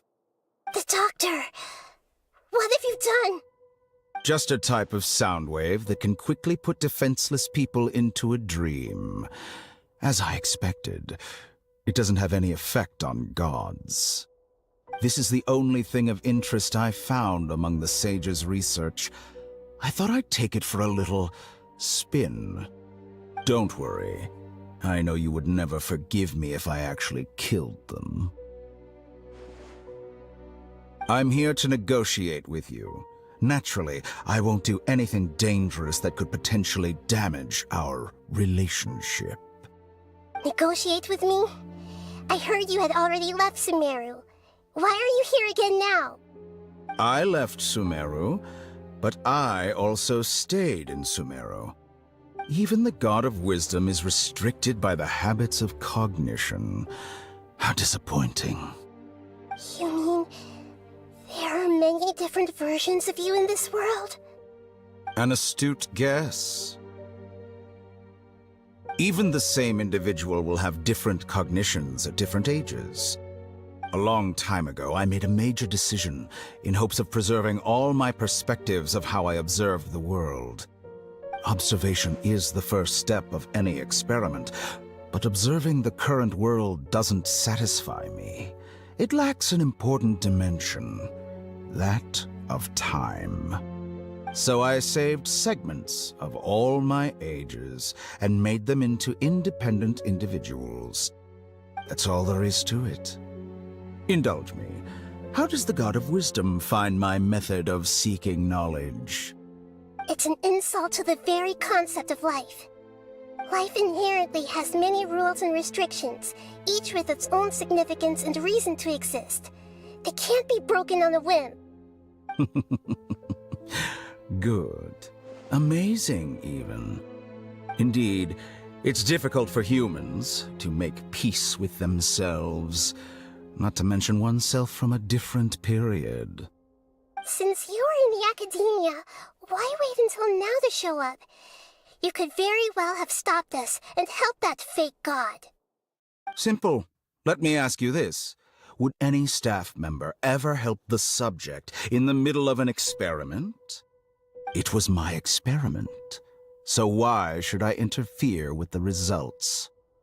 The academia saw the plan to create a god as their ultimate goal, yet you only saw it as an ordinary experiment. You really are crazy. If the experiment succeeded, you would have had a new god on your hands. How would you have faced your own god then? Would you still take the same stance? Would you still hold the same view of yourself?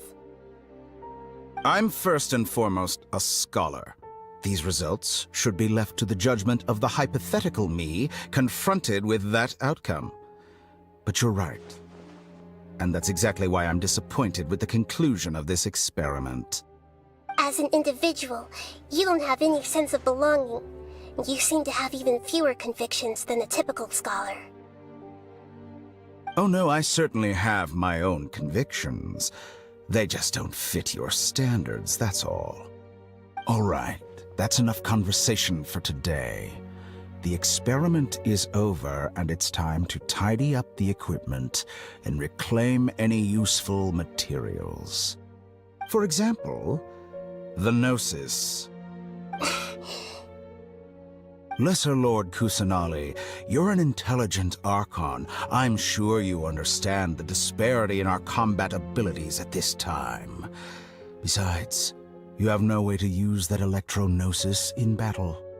Didn't you say you were here to negotiate with me? Somehow, it's starting to seem like you intend to take it by force now. I'm merely stating a fact. After all, I'm also a scholar. Naturally, I hope to show proper respect and dignity to the God of Wisdom. Your hypocrisy is built on absolute confidence. I understand your scheme, but... what if I were to destroy the Gnosis now and awaken the heavenly principles? Awaken the heavenly principles?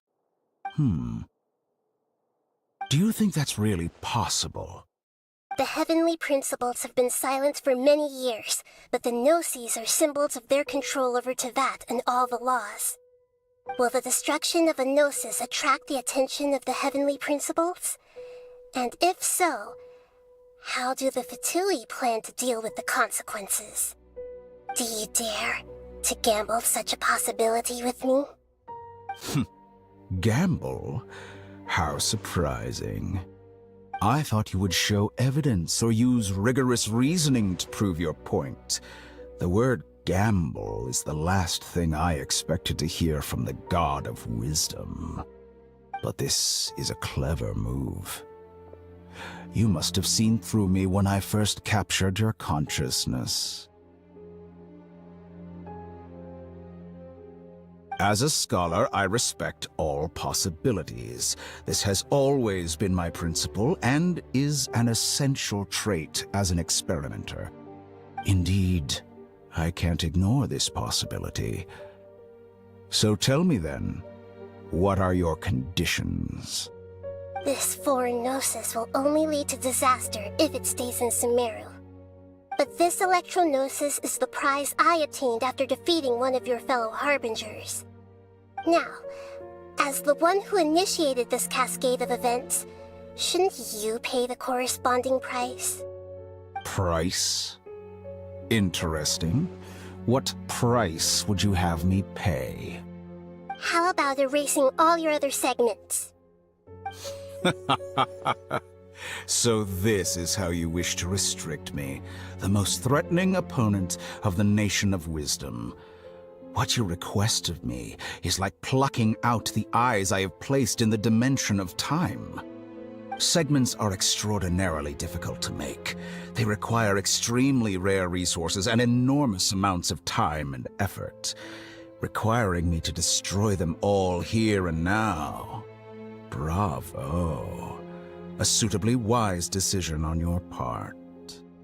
Yes, how very interesting. Can I assume that you have long been wary of me? Among all the versions of me, this segment you see now is the most selfish. If it weren't me, your idea wouldn't have worked. What did you see when you were imprisoned? You were observing me, and that's how you know I've long grown tired of their doubts and endless arguments. Like you said, it's difficult to make peace with yourself. Being as smart as you are, have you managed to do that? I see.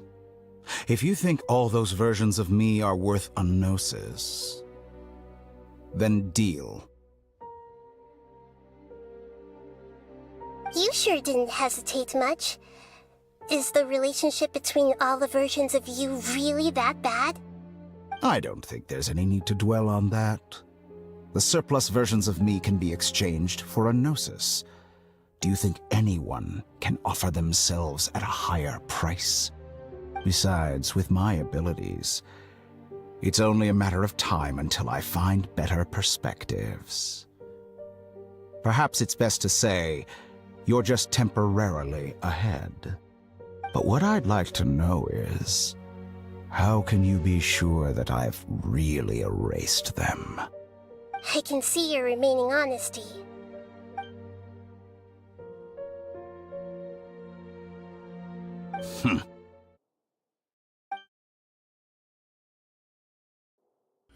What a ridiculous decision! You can't be serious!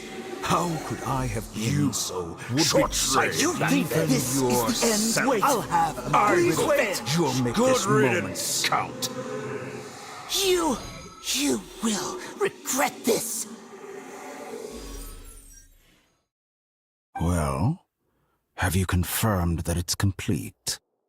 Here, take it. The future of Sumeru City will be in my hands alone. I will shut down the Akasha and let curiosity and the thirst for knowledge drive the realm of academics once again. There won't be any further gaps for you to exploit. It truly pains me that my academic achievements have never been appreciated in my homeland. Of course, I have no interest in being rejected by this city for a third time. Another chess piece. And where is your dendronosis? Don't be greedy, Harbinger of Snezhnaya. No, this is a different transaction.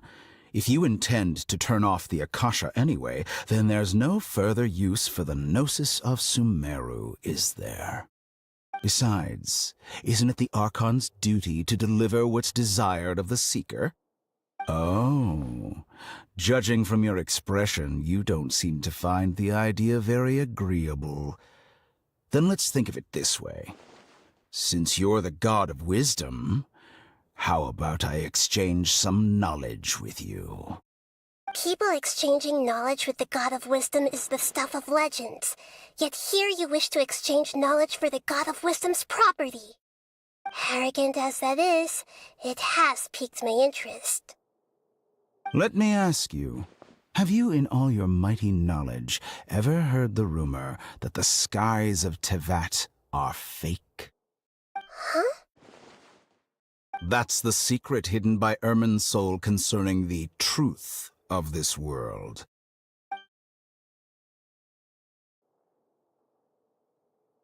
Once I finish telling you about this, it will be time for me to say goodbye. With negotiations, we've all gotten what we wanted. I'm very glad I got to meet you like this.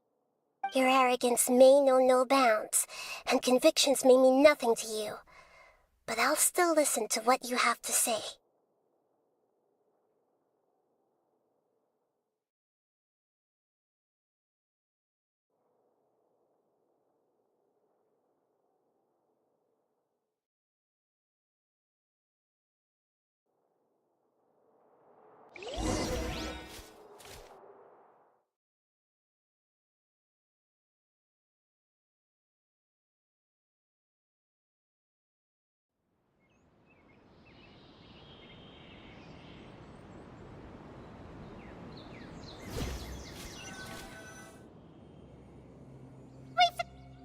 Together! Okay, wake her up.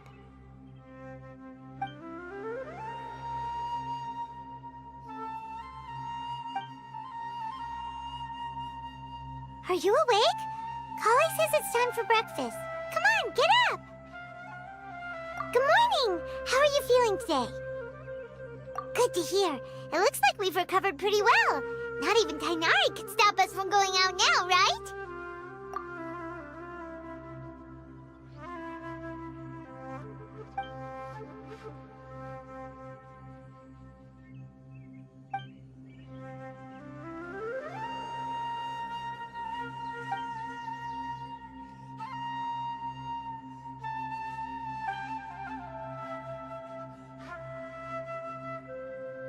Come on, Traveler, let's go!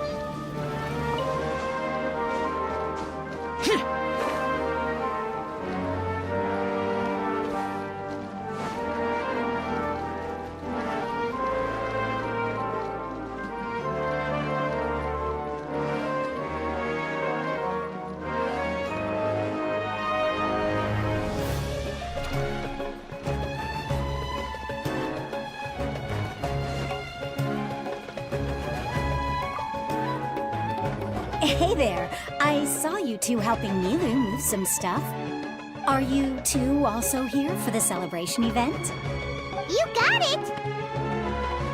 My name is Raykar. Nadia and I are this theater's prop engineers. I also help out with some other tasks like housekeeping. The little ones causing a ruckus are my children, Soreen and Abi. I hope they aren't bothering you. They always get really excited every time we hold a celebration event. Yes, they are. Everyone here takes great care of them. There's good work here, the pay's always on time, and Nilu and the others will often volunteer to play with the kids. I'm quite content with this current way of life. Do you mean your life wasn't nearly as good before? It's all right. It's all water under the bridge now. My husband and I were both adventurers, but he passed away from an accident. Material struggles can always be overcome, but ever since then, I haven't been able to spend much of my energy on anything else. But I still consider myself lucky. Mr. Zubair has helped me a lot, and the atmosphere here is tolerant and kind. Sorry for bringing up such sad memories. Oh, it's all right. I don't mind. Once the event starts, you'll be able to see for yourself the kind of atmosphere I was talking about.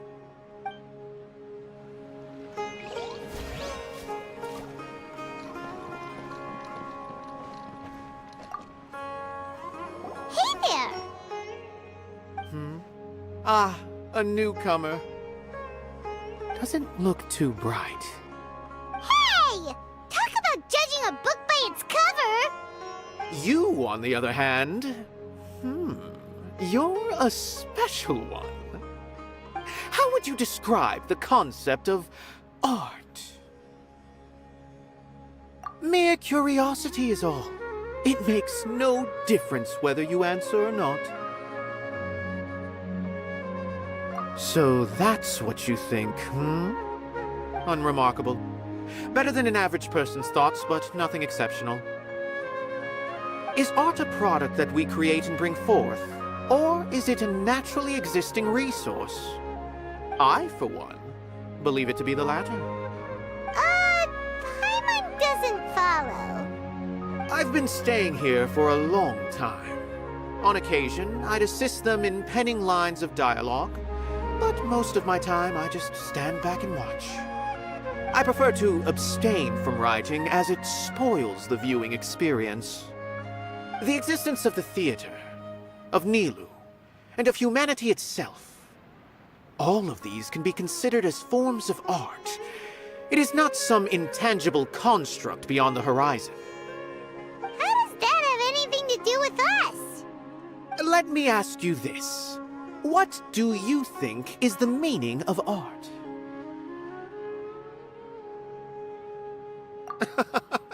I suppose that question was a little too difficult for you.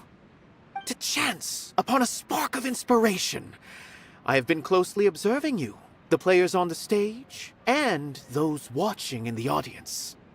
Art is already all around us.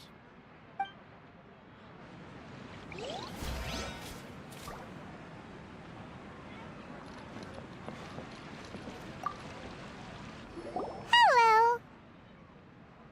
What? Who are you? You can't just go on the stage as you please. Ah, I see. Sorry for my overreaction. I'm just, making a prop. No time for chit-chat. Is that embroidery? No. Well, yes, but not really. It's a prop. It's just, some fabric. An ordinary piece of fabric that we use in a show. Sorry. I really do need to focus and start working on it. What an oddball. Is prop making something to be that jumpy about? Oh well, it's none of our business. Look! Nilu's back! Let's meet up with her! The event's probably about to start!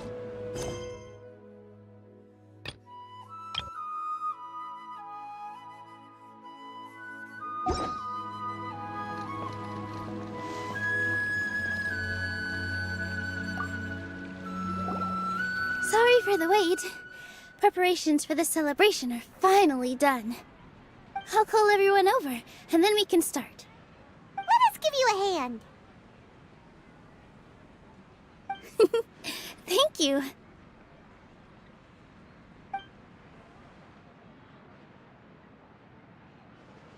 Maybe we really should have prepared a gift. Then we could also be a part of the exchange. As it is, all we can do is wait and watch. Maybe we shouldn't do this after all. I didn't do that great of a job, and who would even like it? Oh, don't think like that. Remember our promise?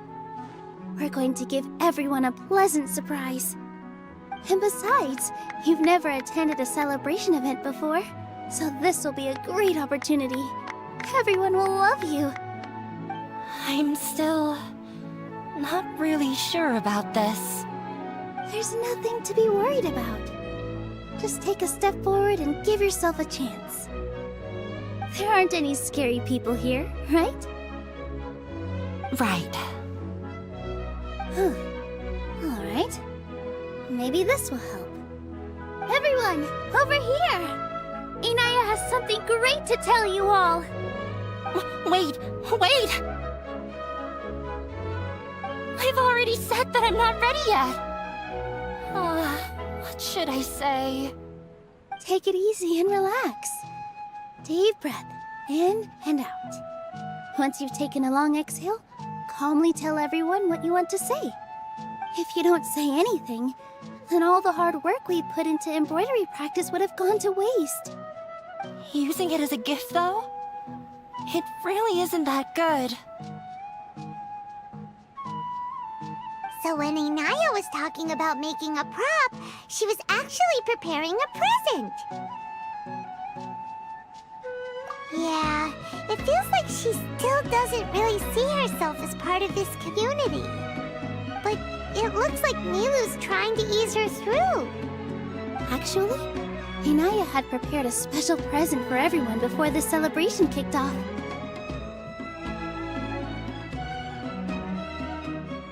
Woohoo!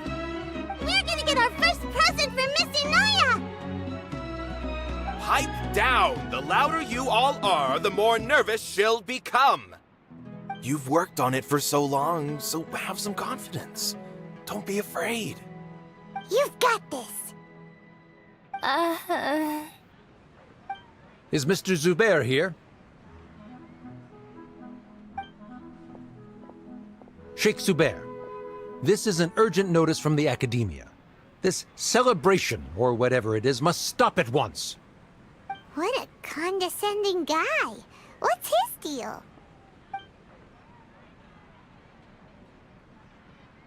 Since Zubair Theater has long violated the Academia's policies and orders, we have decided to demolish it.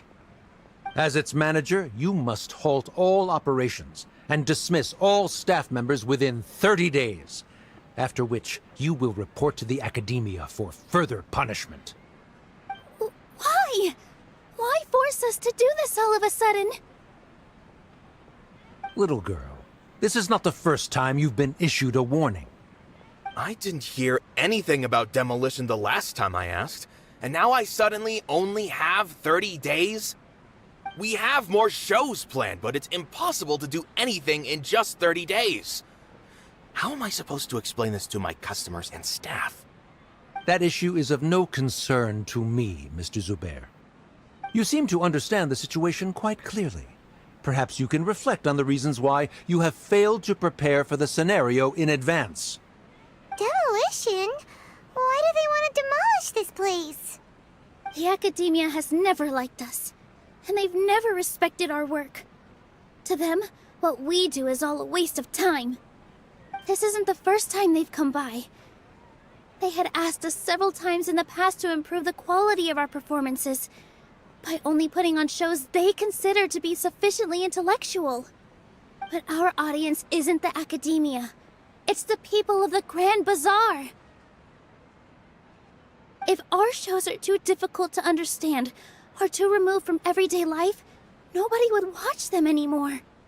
Changing our content would not only mean turning our backs on our vision, it would also directly lead to the loss of our livelihoods. Yeah, the theater is very important to each and every one of us. The way they're doing things is so scummy. But I also don't know how we can stop them. I do not wish to explain everything again from the beginning. Time is of the essence, so you should act with haste instead of asking frivolous questions. But none of us plan to accept this. Such an abrupt notice is contrary to established policy.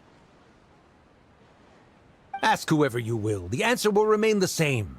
We have already given you sufficient notice. Enough! Does your audacity know no limits, Father? Huh? Father? Their family? What academia? This is all because you don't like Zubair Theater. You're just using the academia's name to threaten us. Let me tell you, even if you manage to tear down this place, nothing is going to change. You've always been awful. But even I never thought my father would sink this low. This is strictly business. It has nothing to do with where you are, what you do, or what you think. I hope you all have not been irrevocably blinded by folly. I will not waste more time on pointless arguments. Wrap everything up, and make preparations to shut down at once.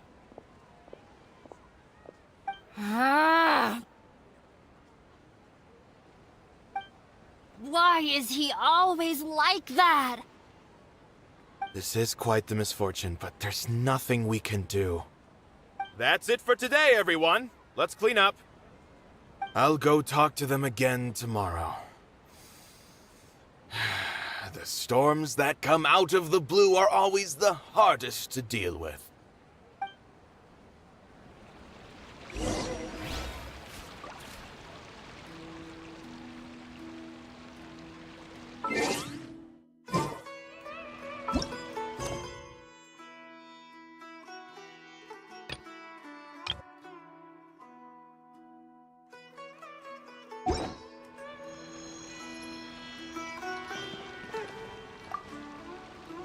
Sorry. I invited you thinking this was going to be a happy occasion. I didn't know that things would turn out like this. There's no need to apologize, Nilu. No one could have seen this coming. Paimon just wishes she could have at least gotten to the food. Is what that guy said true? The Academia has already given you many warnings? Yeah, I guess you could say that. They've always seen us as being meaningless. Knowledge is king in Sumeru, and their pursuit of it leaves no room for the arts. But if that's all it is, there's also no reason to go so far as to demolish the theater. After Inaya ran away from home, I brought her here to Zubair Theater. She rarely talks about her family. All I know is that she didn't get along with them. I never expected it to blow up like this. If you did nothing wrong, then there's no reason to listen to the Academia, right?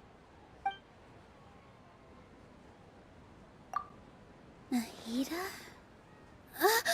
You mean Lesser Lord Kusanali? She'd probably help if she knew what was going on. No matter how nasty the Academia could get, surely they can't win against Lesser Lord Kusanali. No. I wasn't doubting her ability. I just feel like we shouldn't bother her with such a trivial problem. Plus, if the Dendro Archon were to intervene, then it wouldn't feel like our victory was earned. That's true. Who cares? Let's just take him in a fight. That's true. I'll try to think of something. We can't just let everyone suffer in a perpetual state of fear and uncertainty. What to do? Can you pretend to shut down, but secretly continue to hold your shows somewhere else? Or we could go through a list of customers and try to see if anyone in there might be willing to help out. That also doesn't sound like it'll work. A debate? Huh. Well, scholars do love to use them to solve their problems, but how would that work in this case? Oh! If we can prove to Inaya's father that the Academia's position doesn't hold water, then they won't have a reason to demolish the theater! I see. Defeating him in a debate. It's a good idea, but which one of us could hope to win against a researcher?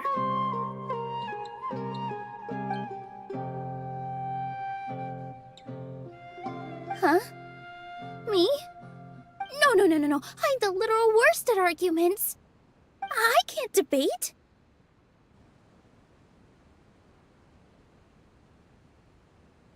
Nilu, you are only so stressed out right now because you care so much about protecting the theater.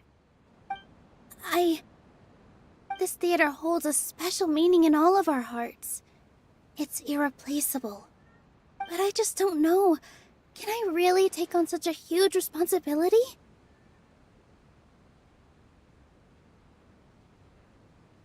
Paimon will help too. You'll feel a lot more confident after doing some prep work. Believe in yourself. Thanks, you two. Alright, I've decided. Even though I may fail, I'll do my very best for everyone's sake. That's our Nilu! We're rooting for you! Okay, let's head back and tell everyone what we came up with.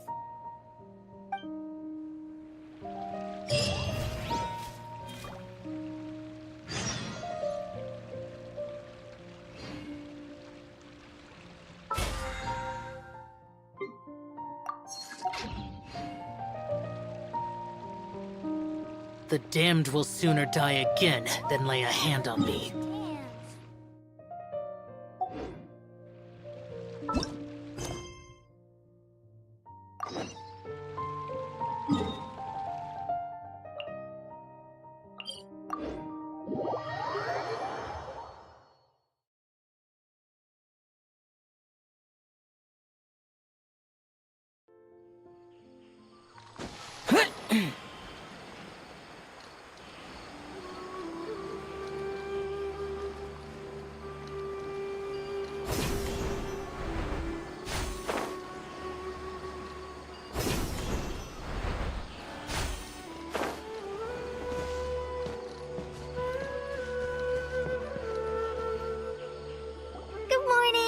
Looks like you're awake.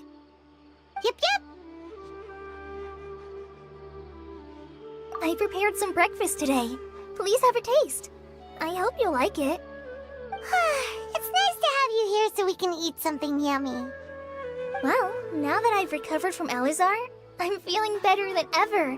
I can even prepare 4 or 5 meals a day now.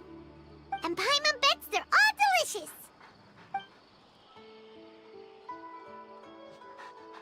Oh, by the way, someone brought a letter for you after you went to sleep last night. Nope, Paimon wanted to read the letter with you after you woke up, so Paimon didn't open it. Alright, let's read it now. Oh, it's from Nilu! Ahem. We're going to hold a feast at the Grand Bazaar and celebrate Sayano's reinstatement as the General Mahamatra. As heroes of Sumeru, please be sure to attend. I'll wait for you. The date of the banquet is written on the back. It's in 2 days. Oh, I've also heard that you've become heroes here as well. That's amazing.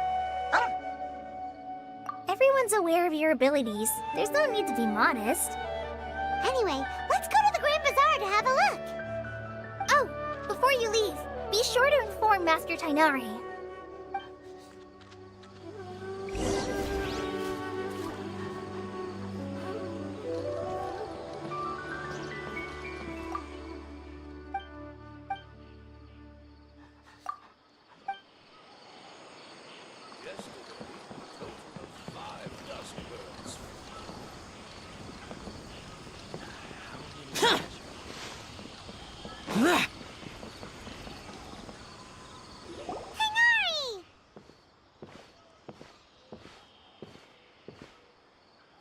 Good morning. How do you feel today?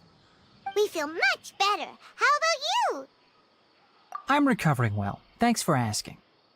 But from the looks of it, you seem to be already busy with work again. It's fine. I'm not that busy, really. The Elazar patients have recovered, as well as Hypatia. For now, I only need to tend to my Forest Watcher duties. It seems once Irminsul started getting better, everything else started to recover too. Yes, but there are still some residual effects. The withering is one example. Though it won't spread anymore, the existing zones won't just disappear. We forest rangers will still need to do the work. By the way, we have some good news. Sino got his position back. This news is hardly new. He had already mentioned it to me before. Huh? You mean he was already here? Why didn't he come to say hi to us? He visited once, but he was afraid of disturbing you while you were resting. He just asked me a few questions and left. Then you probably already know all about the celebration feast. Celebration feast? No, I haven't heard anything about that. Huh? But didn't Nilu say in her letter that they would celebrate Sino? He didn't tell you? Perhaps, or alternatively, he doesn't know about it either. Come to think of it, Sino doesn't seem like the type who'd enjoy a celebration feast. You and Kale are both Sino's close friends. Why don't you come to the feast with us? Kala has taken over some of my tasks these days. I don't think she'll have time for it. Not to mention me.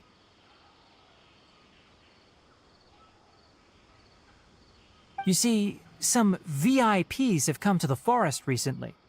Huh? VIPs? Very important Paimons? Well, technically speaking, they are former VIPs. The sages involved in recent incidents have begun their training in the Avidya forest, and the people they had previously imprisoned have all been released. Huh? Yes, he's a little weak, but he isn't injured and his condition is stable. Lesser Lord Kusanali, in her boundless mercy, has decided to spare Azar and the other wrongdoers.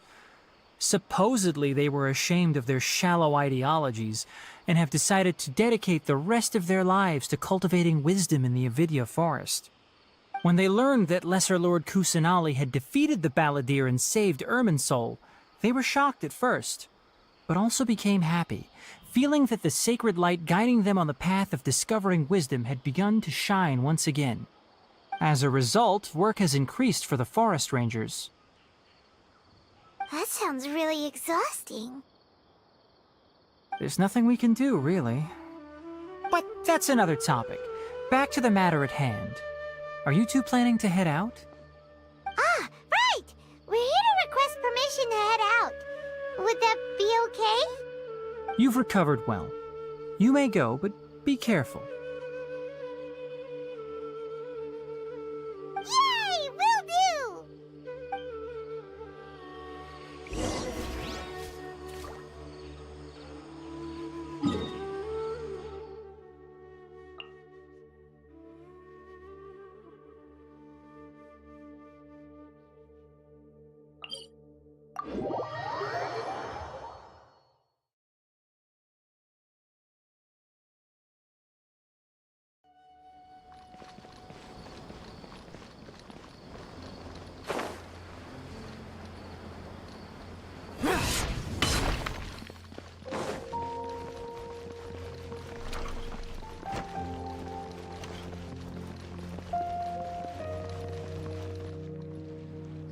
Well, there won't be any problems if the feast starts at that time.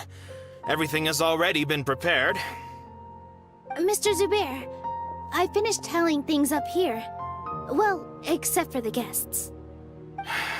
Is a simple reply really that much to ask of our guests? It's affecting our arrangements! Oh, it'll be fine. Besides, it never hurts to get things ready in advance. I was thinking the same thing. The feast will be held sooner or later, right? Hey, Nilu! Traveler, Paimon! We got your letter, so here we are! You're the best! The other guests haven't even replied yet. Huh? Are we the only ones that have arrived? Yeah, I had someone deliver letters to all of our guests. But maybe everyone is still busy with other things.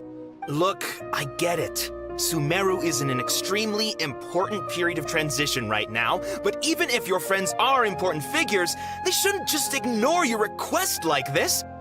Nilou is Sumeru's #1 celebrity, after all. You have no idea how happy I am to talk to people with good taste. If you consider enjoying Nilou's dances having good taste, then almost everybody has good taste. Because Paimon thinks everybody will love her performance. That's right. We all think she's amazing too. Nilou is an absolute favorite among those of us who frequent the Grand Bazaar. For Outlanders, you have a great eye. Master Zubair, let's have a vote for the most outstanding audience members next time. I think these two may win. Nonsense! It is not for us to determine the value of an audience. But indeed, we could try giving gifts to people with particularly good taste. I heard there's a device in Fontaine called a camera that can record people's appearances as pictures. Such pictures would make superb gifts. Ooh, good idea. I wonder where we can find one. I don't want you giving pictures of me to everyone. I'm satisfied just being able to perform here. There's always a lot going on at the Grand Bazaar. Yeah, and that's why I love it here. Traveler and Paimon, could you help confirm if the letters were actually delivered? If for some reason they didn't receive the letters, then please tell everyone that there will be a feast here. Yeah, we can also check out how everything in Sumeru is going now.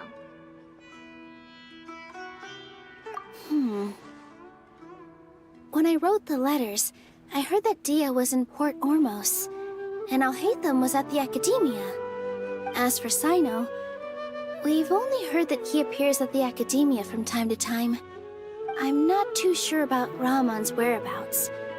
My guess is that he's with Dia.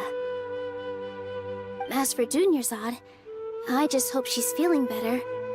I sent her a letter, but I was afraid of disturbing her. If you have time, please ask about her for me. Okay, got it. Let's go, Traveler.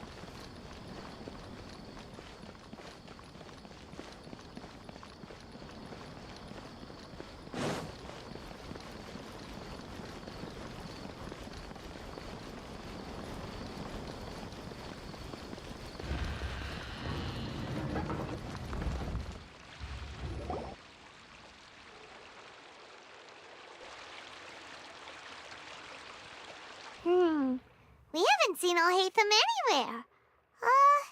Let's ask that person over there.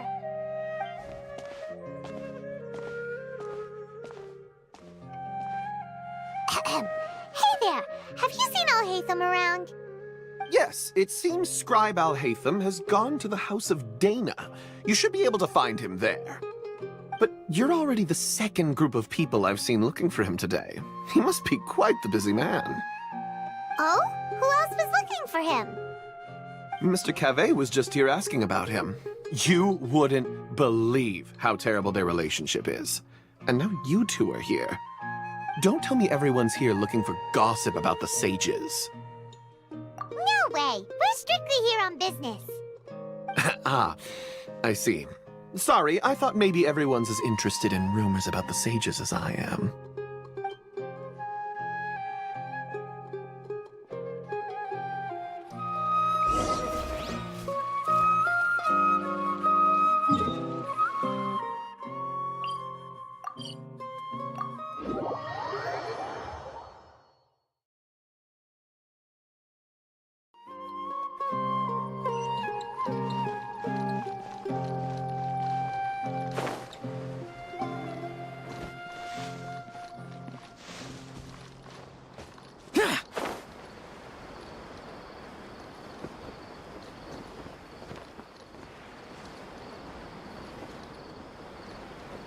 here! If only I could make it hard to steal from that cover.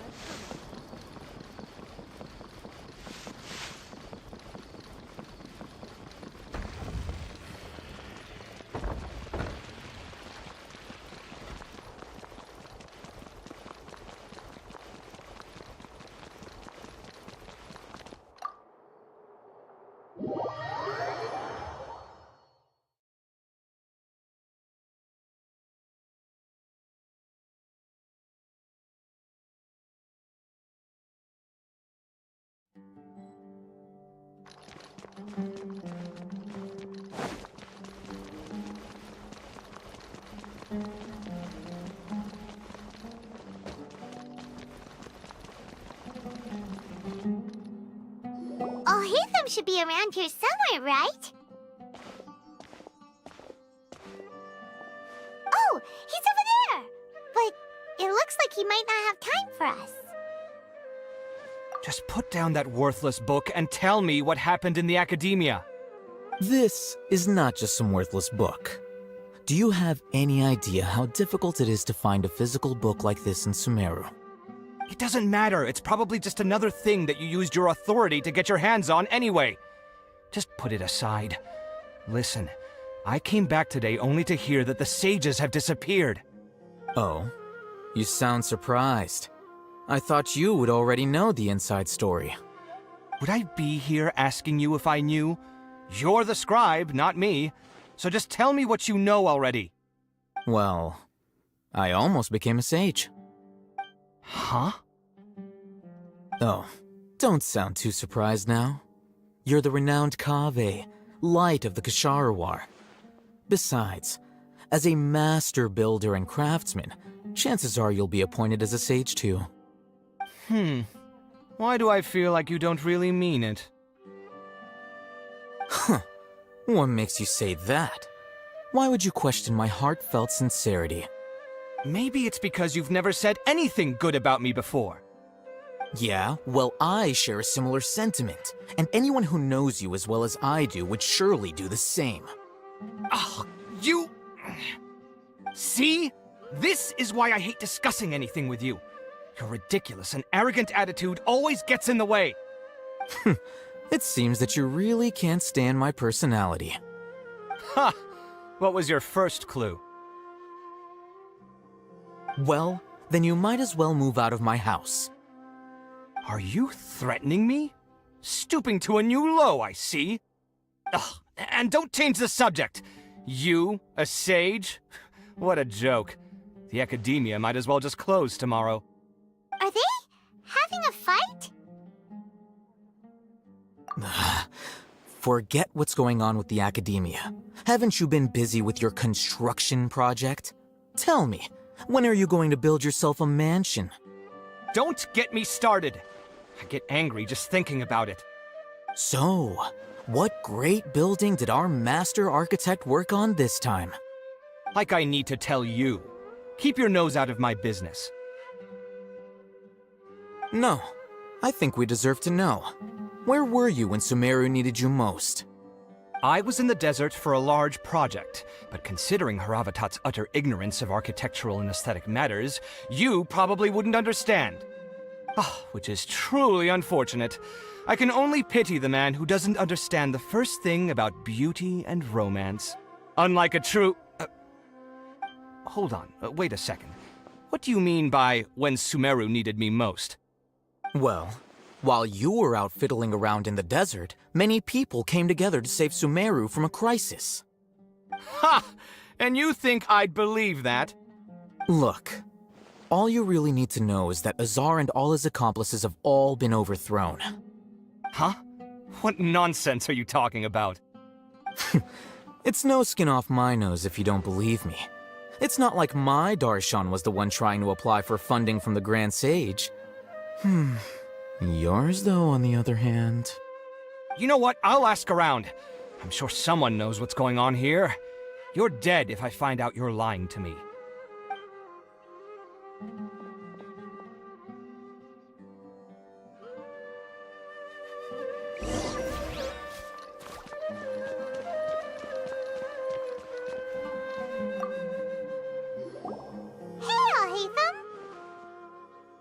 Oh, it's you two.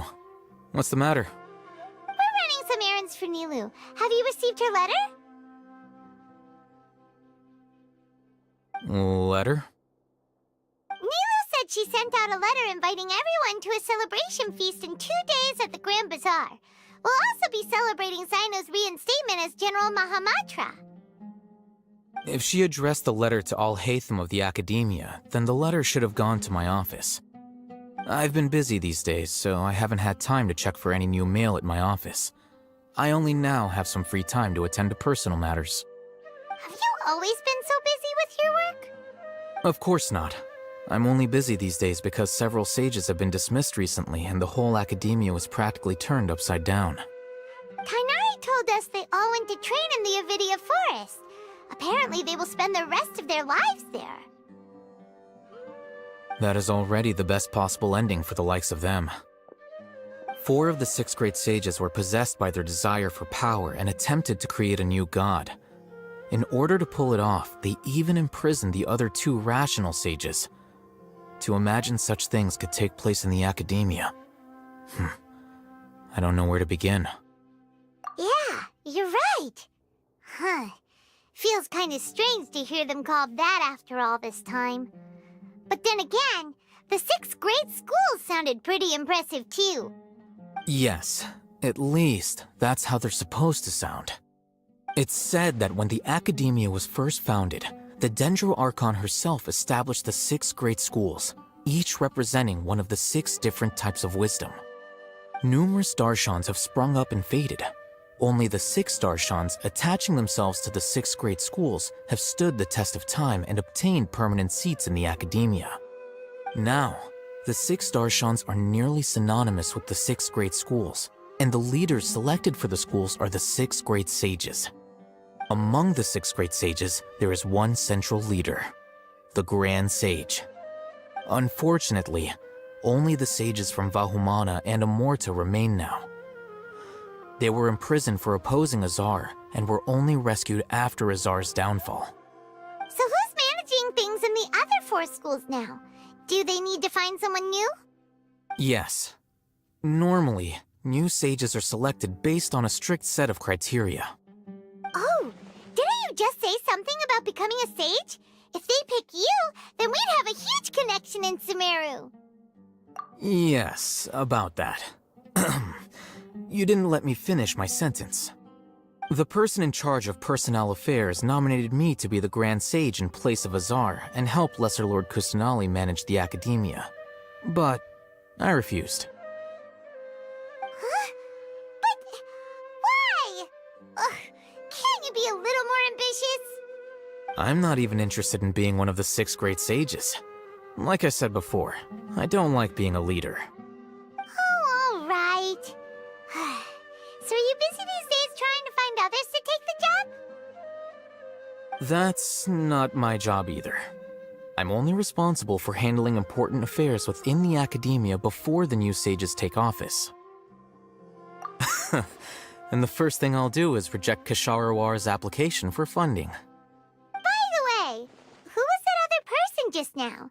Is he your friend? Do we look like friends? Paimon doesn't know. That's why Paimon's asking. His name is Kaveh, my roommate. You could say he's the representative for Ksharawar scholars. Which is exactly why he always has so many problems. So everything that's happened recently must be a huge change for the people of Sumeru. Such is the work of the Academia Scribe. Well, anyway, no matter how busy you are, since you are our planner, remember to attend the celebration feast in 2 days. Alright, I'll see you there.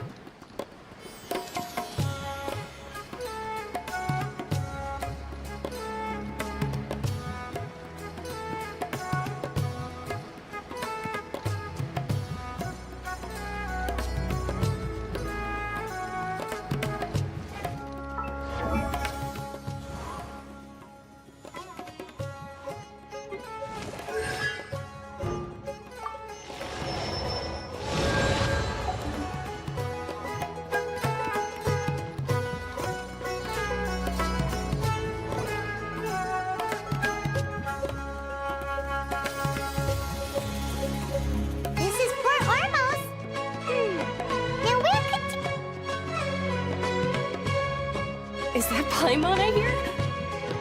Huh? It's been a while. How are you doing? Dinner, Dad! It's been so long since we've seen you! I'm doing well. I can go as far as saying I have never been happier in my entire life. I don't know if you've heard, but Elazar has completely disappeared, and all the patients have recovered. You kidding? Knowing them and the connections they've got, I'm sure they've heard about it.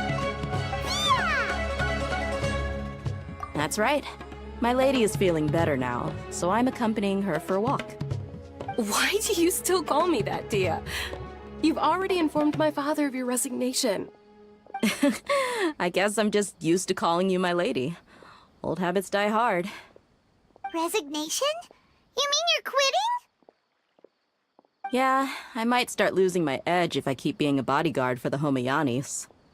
You know that my parents and I are fond of you, and that we appreciate you very much. It wouldn't be a problem if you wish to continue to be our bodyguard. I'm not a woman that's easily persuaded. You should know that by now, my lady. When I took this job, I had already decided that I'd quit as soon as you'd recovered. It's time for me to get back out there and chase that horizon. So what are you gonna do now if you're not gonna be a bodyguard anymore? I want to take a risky job and put my body to the test again. Huh? But we literally just finished one of the most dangerous jobs ever! Are you getting bored already? I know. If I hadn't joined in that plan with you, I wouldn't have come up with this idea. I guess I still get fired up by that feeling of going all out in a fight. It made me realize that I'm still a mercenary through and through. Life is short, and I'm happy that I got to be a part of that operation. But the whole thing also made me realize that there are still many problems in Sumeru. And as a desert dweller, I'm still not completely ready to settle down on this side of the wall. Well, I remember a friend had someone bring you a message. You mean I'll hate them? I didn't expect him to still remember that. I thought he was joking. We just came from talking with Alhaitham at the Academia. Did he tell you that he suggested that I come work at the Academia? What?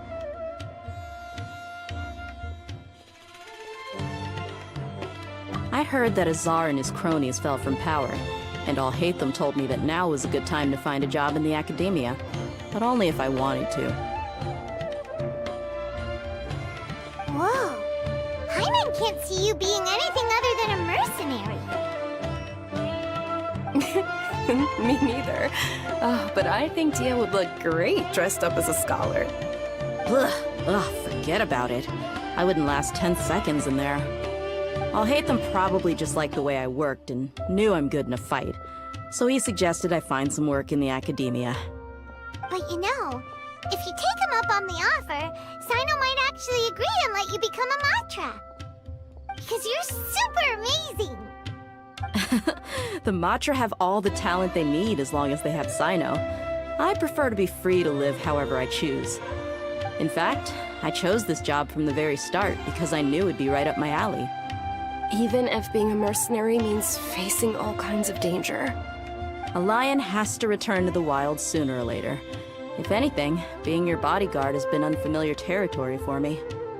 I don't want to see you go, but I'll respect your decision. I'm glad to hear you say that. Come on, no need for the sad face. It's not like we'll never meet again. Once the whole Dendro Archon thing is settled, everything in Sumeru will take a turn for the better. That makes me happy too. But a peaceful society will probably mean less demand for mercenaries like me. Before long, we'll be a dying breed. So I'd better get to work while I still can. Huh? But wait a second! You make it sound like you're leaving now! Well, no, not yet at least. I promised my lady I'd stick around until next week. So, have you been in Port Ormos this entire time? We were wondering if you had received a letter from Nilu. Oh, did Nilu write to us? She heard that you were seen in Port Ormos, so she sent the letter here. Huh. It was probably sent to the inn that we're staying at. My lady has been very energetic lately and keeps taking me on hikes, staying out even into the night. By the time we get back, the receptionist is usually off napping on the job. Right, and we tend to leave quite early in the morning, so the old man on duty is also usually dozing off. So what it really sounds like is that the person on duty is always asleep. I bet the letter's at the reception desk. I'll go check later. No wonder there wasn't a reply.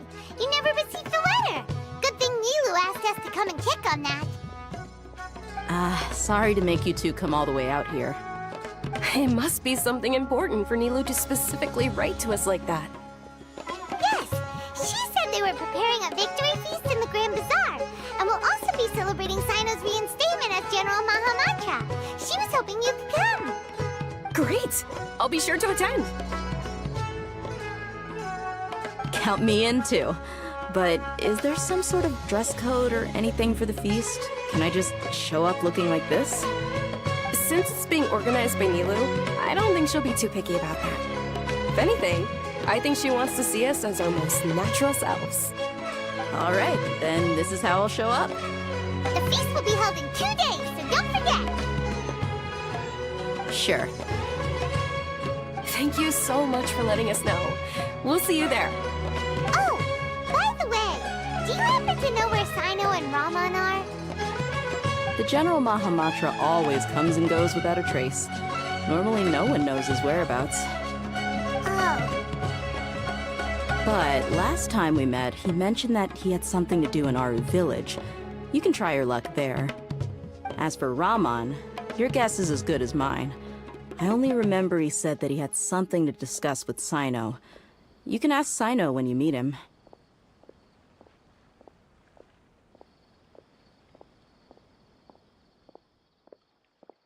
Don't mention it. You'd better get going. All right, on to our next stop.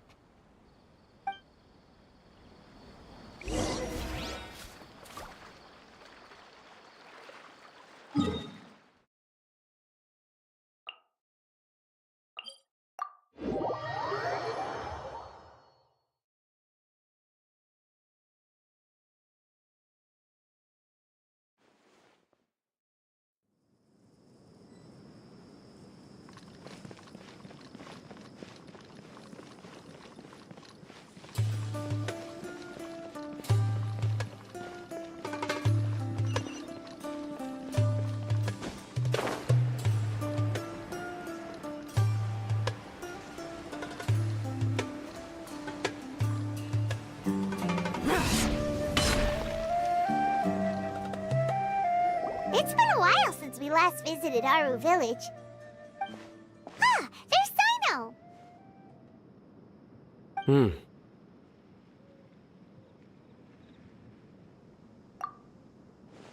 What brings you here?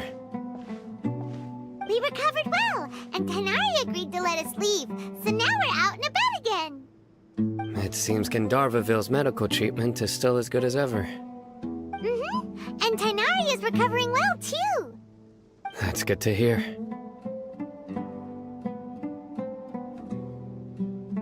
Yeah, you're the one who brought us to him when we lost consciousness, right? Thanks for that. You're welcome. Tainari has excellent medical skills, and Kale is quite attentive. It was the best place for you. But why are you just standing here like a dead tree? I'm meeting some people. Oh, you mean Candace? I've already talked with Candace and the village chief. They're still at the usual place. You can go there if you'd like to see them. But you know one of the people I'm meeting as well. Oh, by King Deshret's blessing, my friend suddenly appears in the desert. Don't tell me you've run into trouble and need us to help now. Raman! And... huh? Sataria? Oh, you know me? Oh, well, you're pretty famous in the academia. Don't worry, these are our friends. No need to be so guarded. I see. I'm doing well. Many good things have happened recently. Same here. Really, I feel that my whole life has started to shine after suddenly finding a new direction. Oh, tell us everything. Yeah, you go ahead. Alright, well, I suppose I should start by saying I've decided to leave the academia. What? It's not that I've given up on being a scholar. Instead, you could say I've found a new identity. I will no longer pursue research like a typical scholar, but I have not completely given up on my relationship to knowledge either. I can see what you're saying now. What do you mean? I plan to leave the academia and return to teach here in the desert. Wow, so you want to become a teacher? Sataria will return to support education here and teach people from the desert.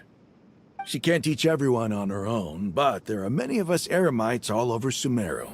She came to discuss a collaboration with me and hoped that I could bring her ideas to the Eremites. Yes, it's my hope that the Eremites can help me select a group of smart people with the best aptitude for teaching. I'll teach them, and after they've finished learning from me, they can go educate more people. That is the true meaning of education and the spreading of knowledge. The people of King Deshret suffer from sandstorms, exile, and ignorance. Miss Sataria is more than welcome to come teach here. Her arrival is like a star shining in the desert night. The stars have always guided caravans, thieves, soldiers, and travelers who get lost in the night. They lead those in the dark out of trouble and back to safety. Oh, please. Where's all of this coming from? I'm starting to feel a little embarrassed. You deserve these compliments. Mercenaries are accustomed to danger and don't fear death, which is why we recognize extraordinary actions that common people would easily overlook. Sataria's idea will bring much good to many people. At first, I feared it was destined to fail. Everyone knows that the academia doesn't allow scholars to teach in the desert without permission. As you know, all knowledge is under their surveillance and control, and very few desert dwellers are as lucky as me. But what I heard at that time has been haunting my heart, as if there were lightning bolts constantly bombarding my soul. Sataria, you tread a treacherous path, and the longer you ignore it, the tighter the academia's grasp on you will become. Sataria, why haven't you gone home? Never forget that the desert that belongs to you lies elsewhere. Miss. These words sparked something in me, and I knew that I had to bring something back to my people after going home. I gathered up the courage to approach the Grand Sage, only to find that he was no longer at the academia. Lord Sino told me that Azar didn't belong there anymore. Azar has received much-needed punishment. Though, if you ask me, it may have been too light. You probably have already heard. Lord Sino helped me obtain permission to leave the academia for the desert, and accompanied me here to discuss collaboration with members of the Eremites. My plan was able to go smoothly thanks to him and Rahman. You're all doing so much for the desert. Aside from that, I also have some other business to discuss with Sino. Lesser Lord Kusanali has allocated many resources to support and develop the desert. I've done some business for her, and part of it required the assistance of the Eremites. I applied for a few batches of educational materials from the academia, and sent them to several groups in the desert, as instructed by Lesser Lord Kusanali. I believe the people will make good use of them. That's exactly what the people here need. Physical books and other related items. If it weren't for Sino and Lesser Lord Kusanali, I'm afraid we'd never be able to get our hands on them. Apart from this, the academia is also recruiting scholars that are willing to teach in the desert. I'll let you and Sataria know as soon as I have any more news. We must be persistent about this, and maintain these resources to ensure long-term effectiveness. This is the first time in hundreds of years we've had a glimmer of hope. I think this may be the turning point for the desert. Remember these words. Here lies our faithful priest, Kasala. His wisdom is a miracle among the people. deserving of high praise and admiration. I hope people with wisdom like that priest will rise again among the desert dwellers. Then we'll once again see the wisdom and glory that once shook the world. Enough about us. Are you here to discuss some business too? No, not at all. We're actually here on behalf of Nilu. Nilu wanted to write to everyone, but she wasn't sure where the letters should be sent, so she asked us to come find everyone personally. A celebration feast will be held in 2 days at the Grand Bazaar. She hopes that all of you will be able to attend. At the feast, we'll also be celebrating Sino's reinstatement as General Mahamatra. Although, judging from your appearance, it seems you've already been reinstated. Paimon thought you would only start working for the Academia after the feast. Celebration? Feast? It's the first I've heard of it. Tighnari was right. He really didn't know. This feast is for you, Sino. Sounds to me like you'll have to be there. It's rare to see that kind of expression from Lord Sino. You must not like feasts very much. No, not really. But I'll go. Well, I still have a lot to handle here. Besides, I need to look after Miss Sataria in the desert, so I'll have to pass. I'm afraid I won't be able to join you. Although, if you'd be so kind, please give a message to Miss Nilu for me. The message is, I'm sorry for how I treated you before, but now I understand the beauty of your dance. It's like a light shining in the sky. You and the art you symbolize are not only beautiful, but also lively and powerful, so much so that it was prohibited. Please keep dancing, and someday, I'll be able to appreciate your art in person. Okay, we've got all that down. Our job here is complete as well. Oh, Sino, remember, party's in 2 days. Make sure you're there. Got it.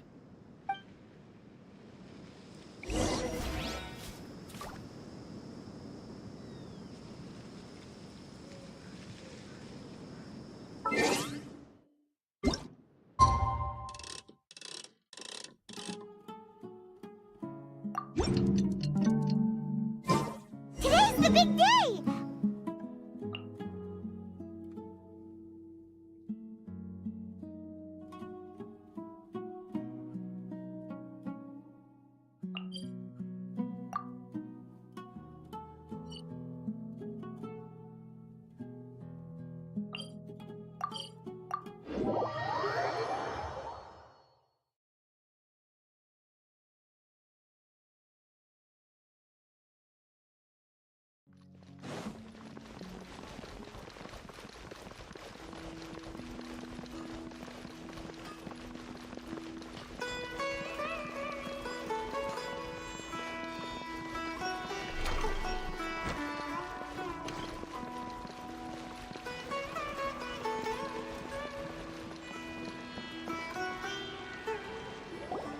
Everybody's already here. Looks like we're the last ones to arrive. I'm here. Ah, there you are. Well, look who finally decided to show up. You look like you came here immediately after finishing up some work. I'm very happy to see you here. But we're not late, are we? It's just that everyone else arrived ahead of time. I propose that the last one who arrived be put in charge of today's speeches. Nah, there won't be any speeches today. Oh, really? Well, even better. Come join us over here.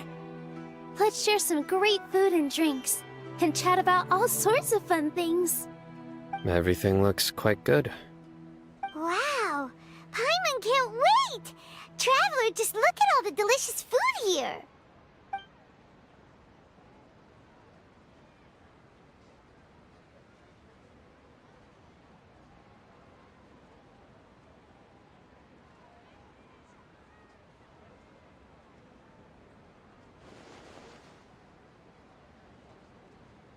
Whoa! It's so delicious! Oh, this grilled meat tastes amazing! The food was specially prepared for you by everyone in the Grand Bazaar.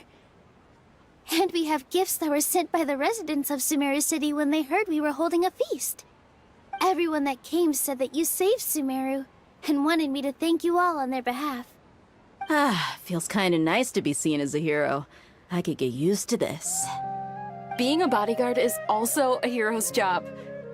You've always been amazing, Dia. My lady sure has a way with words.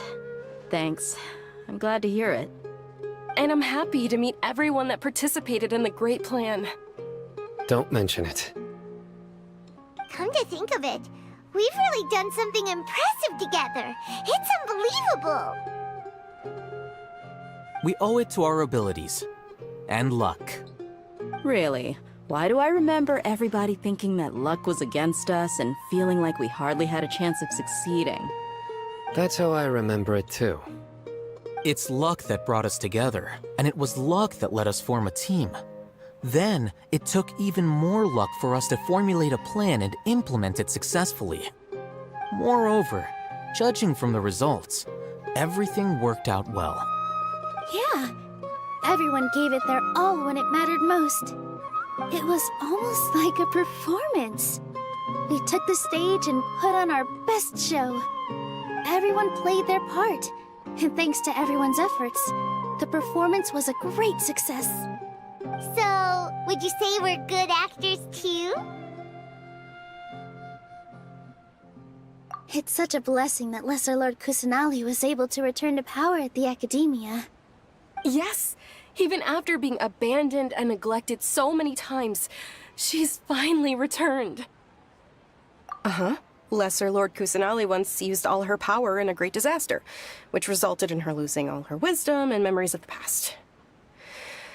The Academia basically abandoned her because of it. This should be something everybody should remember. Huh? You look surprised. I didn't say anything wrong, did I? No, everything you said is correct. That's good. Something wrong? Yeah, what's with that face? You knew all of this already. Even if those two giants of the Academia are here, I still have to say it. Those sages really have some nerve. 500 years ago, Lesser Lord Kusanali used all her power for the people of Sumeru, and what did they do in return?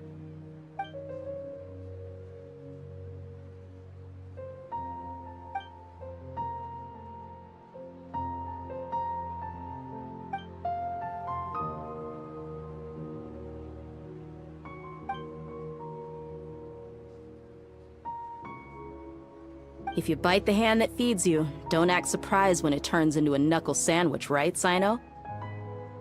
Perhaps I shouldn't say this, but their treatment of Lesser Lord Kusanali calls for a more severe punishment. You could simply tell Lesser Lord Kusanali that you wish to have Azar and his accomplices severely punished. I respect our deity's decision, and won't interfere in any way. While we're on this topic, why didn't you accept the Academia's invitation to become the Grand Sage? Are you trying to say that I'm fit to be a sage? Not at all. But every person handling the selection process has said that you are the most suitable candidate to lead the Academia right now. Why? Because he dethroned Azar from power? Could you try to put it another way? This is a good thing, yet you're making it sound like I overthrew Azar for my own personal gain. But seriously though, I always wondered if you had some personal motives behind it. I did have my own motive, but it had nothing to do with being a sage. If the rules of our nation were suddenly cast by the wayside, then it wouldn't be long until chaos ensued. I had no intention of letting their dreams disrupt my life. By that, you mean your life working as the Academia's scribe. Precisely. Wait, is that all?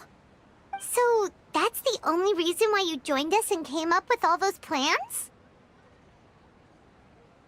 It's reason enough. You've certainly got quite the personality. You flatter me. All right then. How about you? You've already resumed work as the General Mahamatra, right? That's right. Will you be happy with that life? It's not about being happy. There are merely a lot of things that I must do. Even so, keep your spirits up and try to be happy, okay? And try to smile more every day, just like I'm doing now. Thank you. I'll keep that in mind.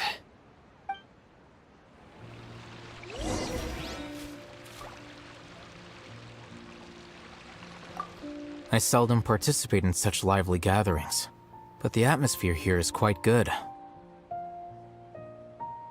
No, this gathering today has a unique meaning. The Grand Bazaar is lively because the people here feel happiness from the bottom of their hearts, unlike the farces at the Academia. That happiness is an emotion that'll be forever alien to those bookworms who have driven themselves insane by studying. I seem to have taken both keys when I left the house. Oh well.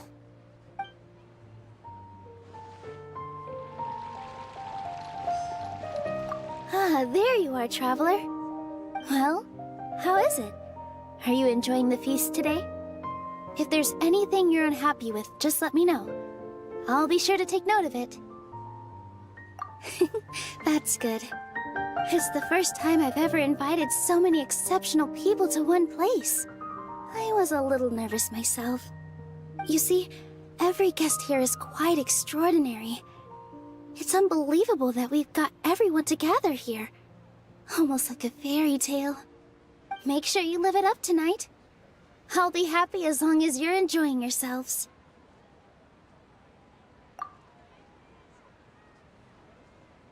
I'm honored to have her think of me this way. If I have a chance in the future, I would really like to invite her to one of my performances. I can't explain why, but I just feel elated right now. Thank you.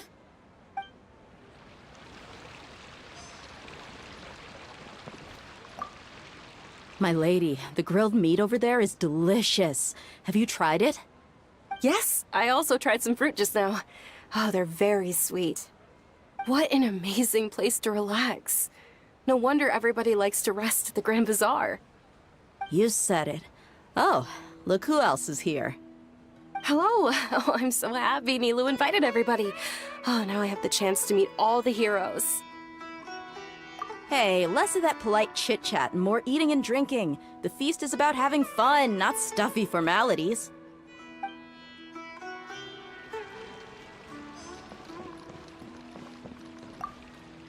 The atmosphere here is good, and everything is delicious. Yeah. I don't often come to such places, but it feels quite good. I have a lot to handle these days. Otherwise, I could show you around. There's always next time. We're friends after all. This feast is pretty good. I like it.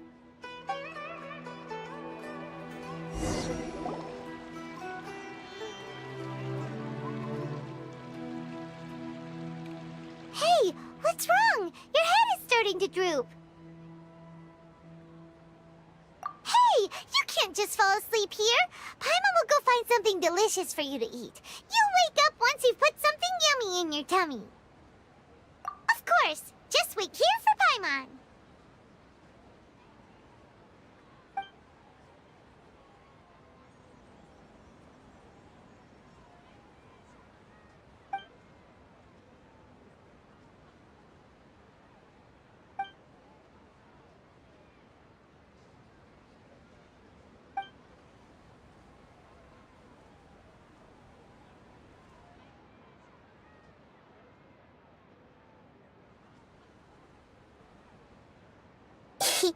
It's me.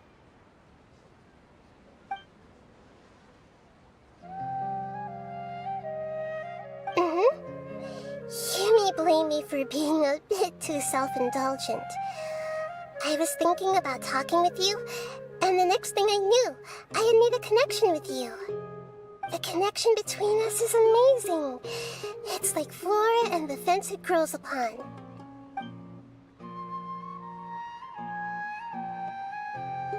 I heard there's an amazing celebration feast today at the Grand Bazaar. I wanted to have a look for myself, so I snuck in. Lately, I've been so busy dealing with all the fallout from recent events, so I really haven't had any free time. Although you've already helped me with a lot, there's still one more thing I hope you can help me with.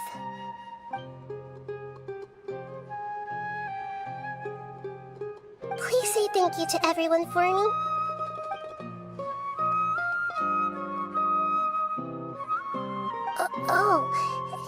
Is it not convenient for you to do that for me?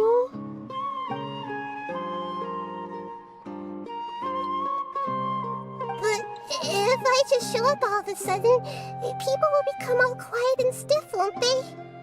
What if I end up scaring them and ruining this wonderful feast? That'd be the last thing I want.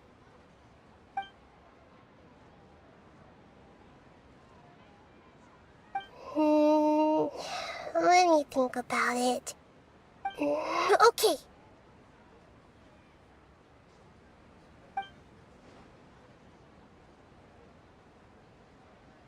Yes, I have.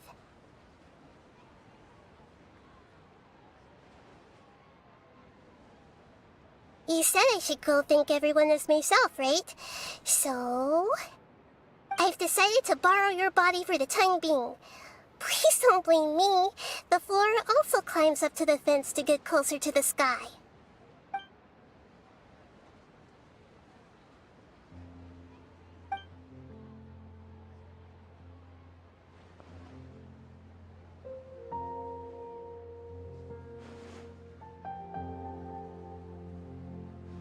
Everyone! Are you awake now? Paimon was just about to bring you the food. It's me. Huh? That voice. Nahida? Hold up, what's going on? I didn't expect to have a conversation with the consciousness of Lesser Lord Kusanali in the Grand Bazaar. Interesting. Is this also a part of the feast? No, of course not. Are you... Lesser Lord Kusanali? Hello, Nilu. You know who I am? Yes, I already know every one of you. Nilu, Alhaitham, Sino, Dia, Paimon, and Dunyarzad.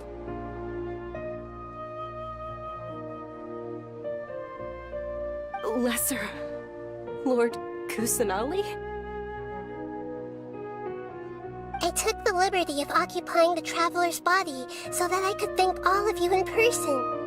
Thank you so much for rescuing me, even if that meant placing your own safety in peril and taking the risk of becoming enemies with the academia, the sages, the doctor, the balladeer, and even the entirety of Sumeru. Without you, without any of you, I would have been in a much more difficult situation. Had you not helped me to resolve the crisis, not only I, but Sumeru and even the entirety of Tevat would have suffered great misfortune. People refer to you as the heroes who managed to rescue a god. I'm quite fond of this name. It not only explains your identities, but also bears witness to your relationship with me. Please, allow me to present to you my most sincere gratitude. Lesser Lord Kusanali, you have done so much for Sumeru, and I didn't even have a chance to do anything for you. You don't have to do this. Dunyarzad, the suffering you endured during your illness is also proof of you being with me and praying for me. Thank you. You don't need to be so ceremonious. It's always been my duty to protect you. This is how the relationship between the Academia and Dendro Archon should be. We just did what was necessary and set things back on the right path. You're an Archon, but you act so humble. You really don't need to be so polite with us. I'm honored to have been able to take part in this plan. I hoped you liked the dance I dedicated to you. Thank you, all of you. Thank you so much.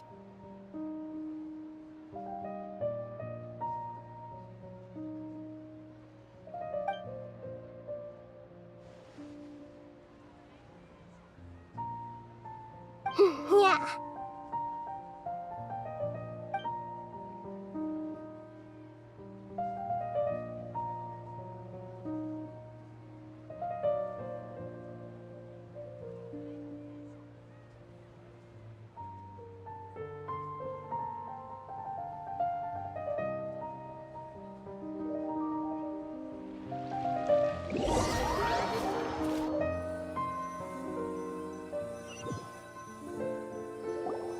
Are you awake? Did you rest well? After Nahida left, you ate a lot of food. You've become a glutton. That just means you still have a lot to learn from Master Paimon, the Sage of Gluttony! Alright, since you're awake now, should we go and have a chat with Nahida? She should be in the academia right about now. If you have any questions, now's your chance to ask.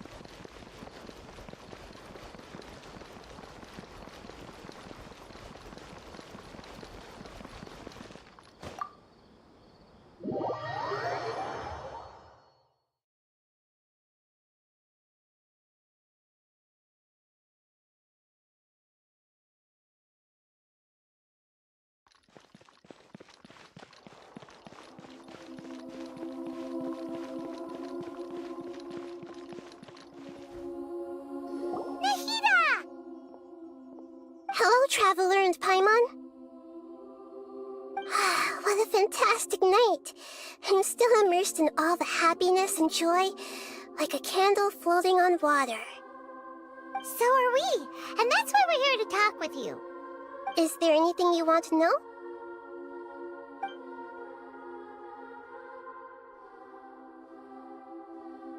After recent events, the Akasha can no longer function as it used to. I've given it some thought, and have decided to shut it down permanently. But this is definitely not a bad thing. Even from the beginning, I've been planning to shut it down. The Akasha's centralized administration of knowledge has always restrained people's curiosity and curtailed the number of paths available to them. I don't think this is good for Sumeru. Although people may initially feel a little uncomfortable with the loss of the Akasha, they will soon understand that this life is more suitable for them. And as for the future of Sumeru, I'm preparing to regain control of the academia. The former sages have received their punishment, but the new sages have yet to be selected. I will oversee the process personally. I hope that the new 6th grade sages will be more focused on academics. Sumeru needs such leaders more than ever. The other big issue is the people of King Deshret. All the residents of the desert, in fact. They have been mistreated for far too long. I've already taken some measures to address this. It will take some time to rebuild everything, but no matter if it's culture, friendship, or trust, we will rebuild it.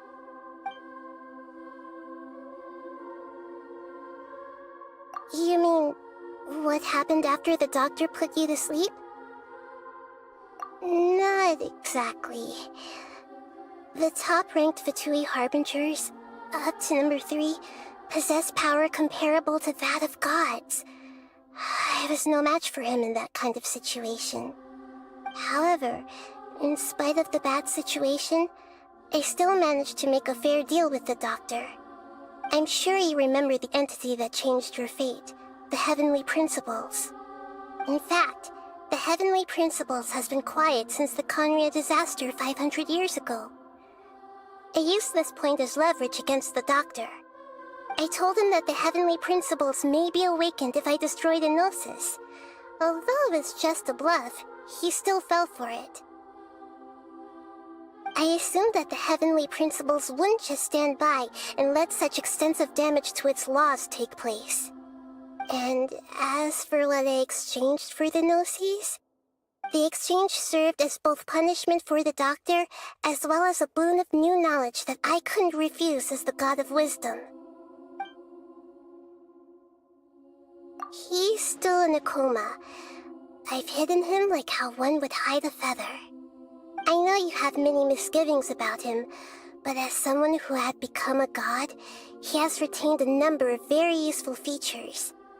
Don't worry, I'll keep an eye on him and make sure he doesn't do any evil. In addition, there are still some mysteries left in him. Some things may be very clear from my perspective, but he is still yet to understand them himself. His future will be determined by fate.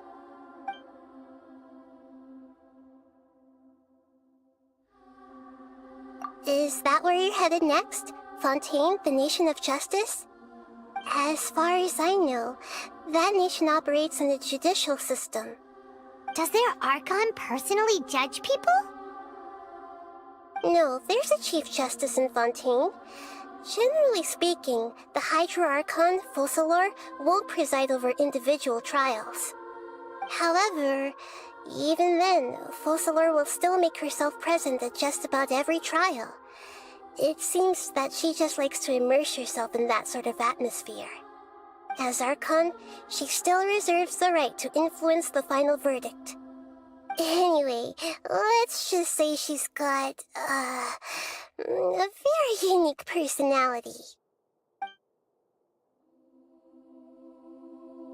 Are you sure? Isn't there something else you haven't asked about yet? Huh? You mean... About your brother. While you were resting at Gandharvaville, I took some time to perform an Irminsul search for information on your brother.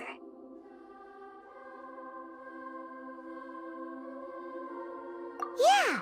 Isn't Irminsul a repository for all the information and memories of Teyvat? So there shouldn't be anything on her or her brother. This is true in your case. Irminsul indeed does not have any information on you. However, there must be something different about your brother, because as it turns out, the world has recorded information on him after all. What? There's only one possible explanation. He belongs to this world.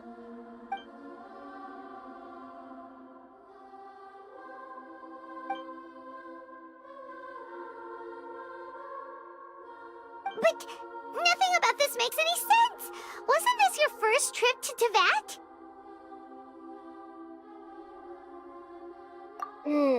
According to the records I was able to access, your sibling suddenly appeared in Conria. After the Conria disaster, he began his journey through the 7 nations of Teyvat. But just as his journey was about to reach its conclusion, the Irminsul records on him suddenly become fuzzy. What do you mean, fuzzy? Did something happen to him? All I know for sure is that somebody, for reasons only they can know, is deliberately obfuscating his fate. And whoever it is, if they can do that, who knows what else they're capable of. But even that wouldn't explain how he somehow comes from this world. Something else I noticed was that according to these records, the Fatui have not classified your sibling as one of the Descenders.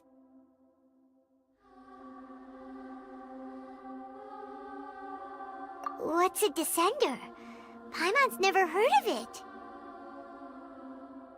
Look, I'm sure you must be curious about the information I received from the Fatui in return for my gnosis, right? A very important part of the intel was about this world's Descenders. External beings, ones that don't belong to this world. Traveler, you are Teyvat's 4th Descender. Huh?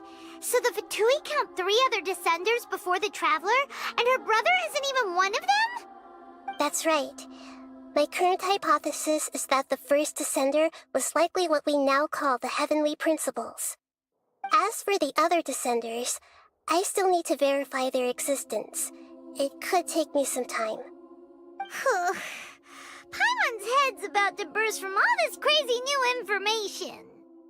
And yet, even knowing all this, I'm sure you must still have a lot of unanswered questions. I must say, I truly regret that I can't help you more as the God of Wisdom. There are many questions in my heart as well. I will need some time to go through each one of them.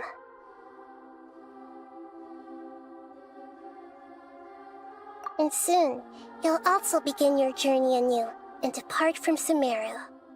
I'm very interested in your future. It's a journey that can't be observed or recorded by this world. If fate is the ultimate knowledge, then your future will be the ultimate fate. I'm sure glad we got to meet you, Nahida. The pleasure is all mine. I can't thank you enough. Alright, that's enough talk for today. If you ever miss me, just close your eyes, and maybe I'll appear in your dreams.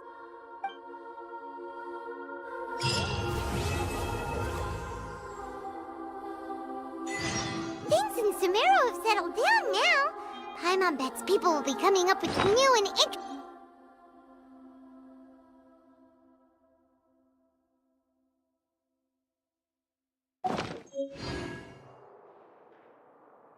How about we take a walk around Sumeru City and see if anyone needs our help?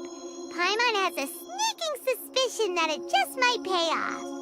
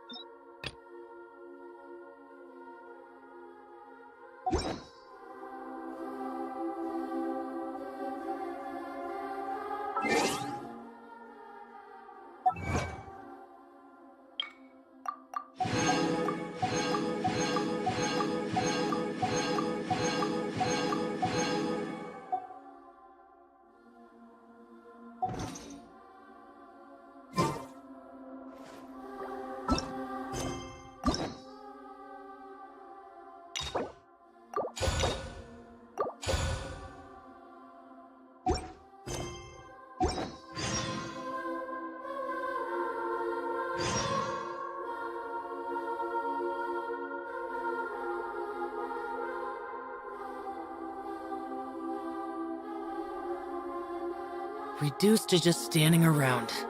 How absurd.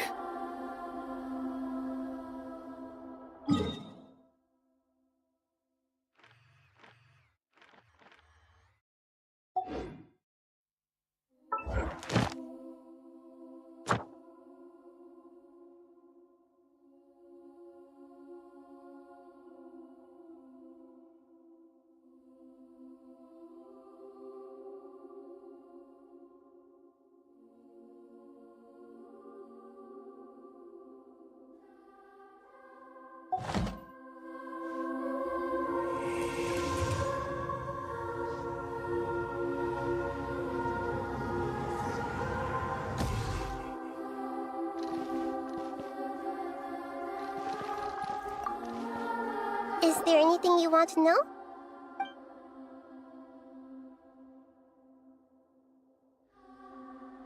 And soon, you'll also begin your journey anew and depart from Sumeru. I'm very interested in your future. If fate is the ultimate knowledge, I'm unsure the pleasure is all mine. Alright.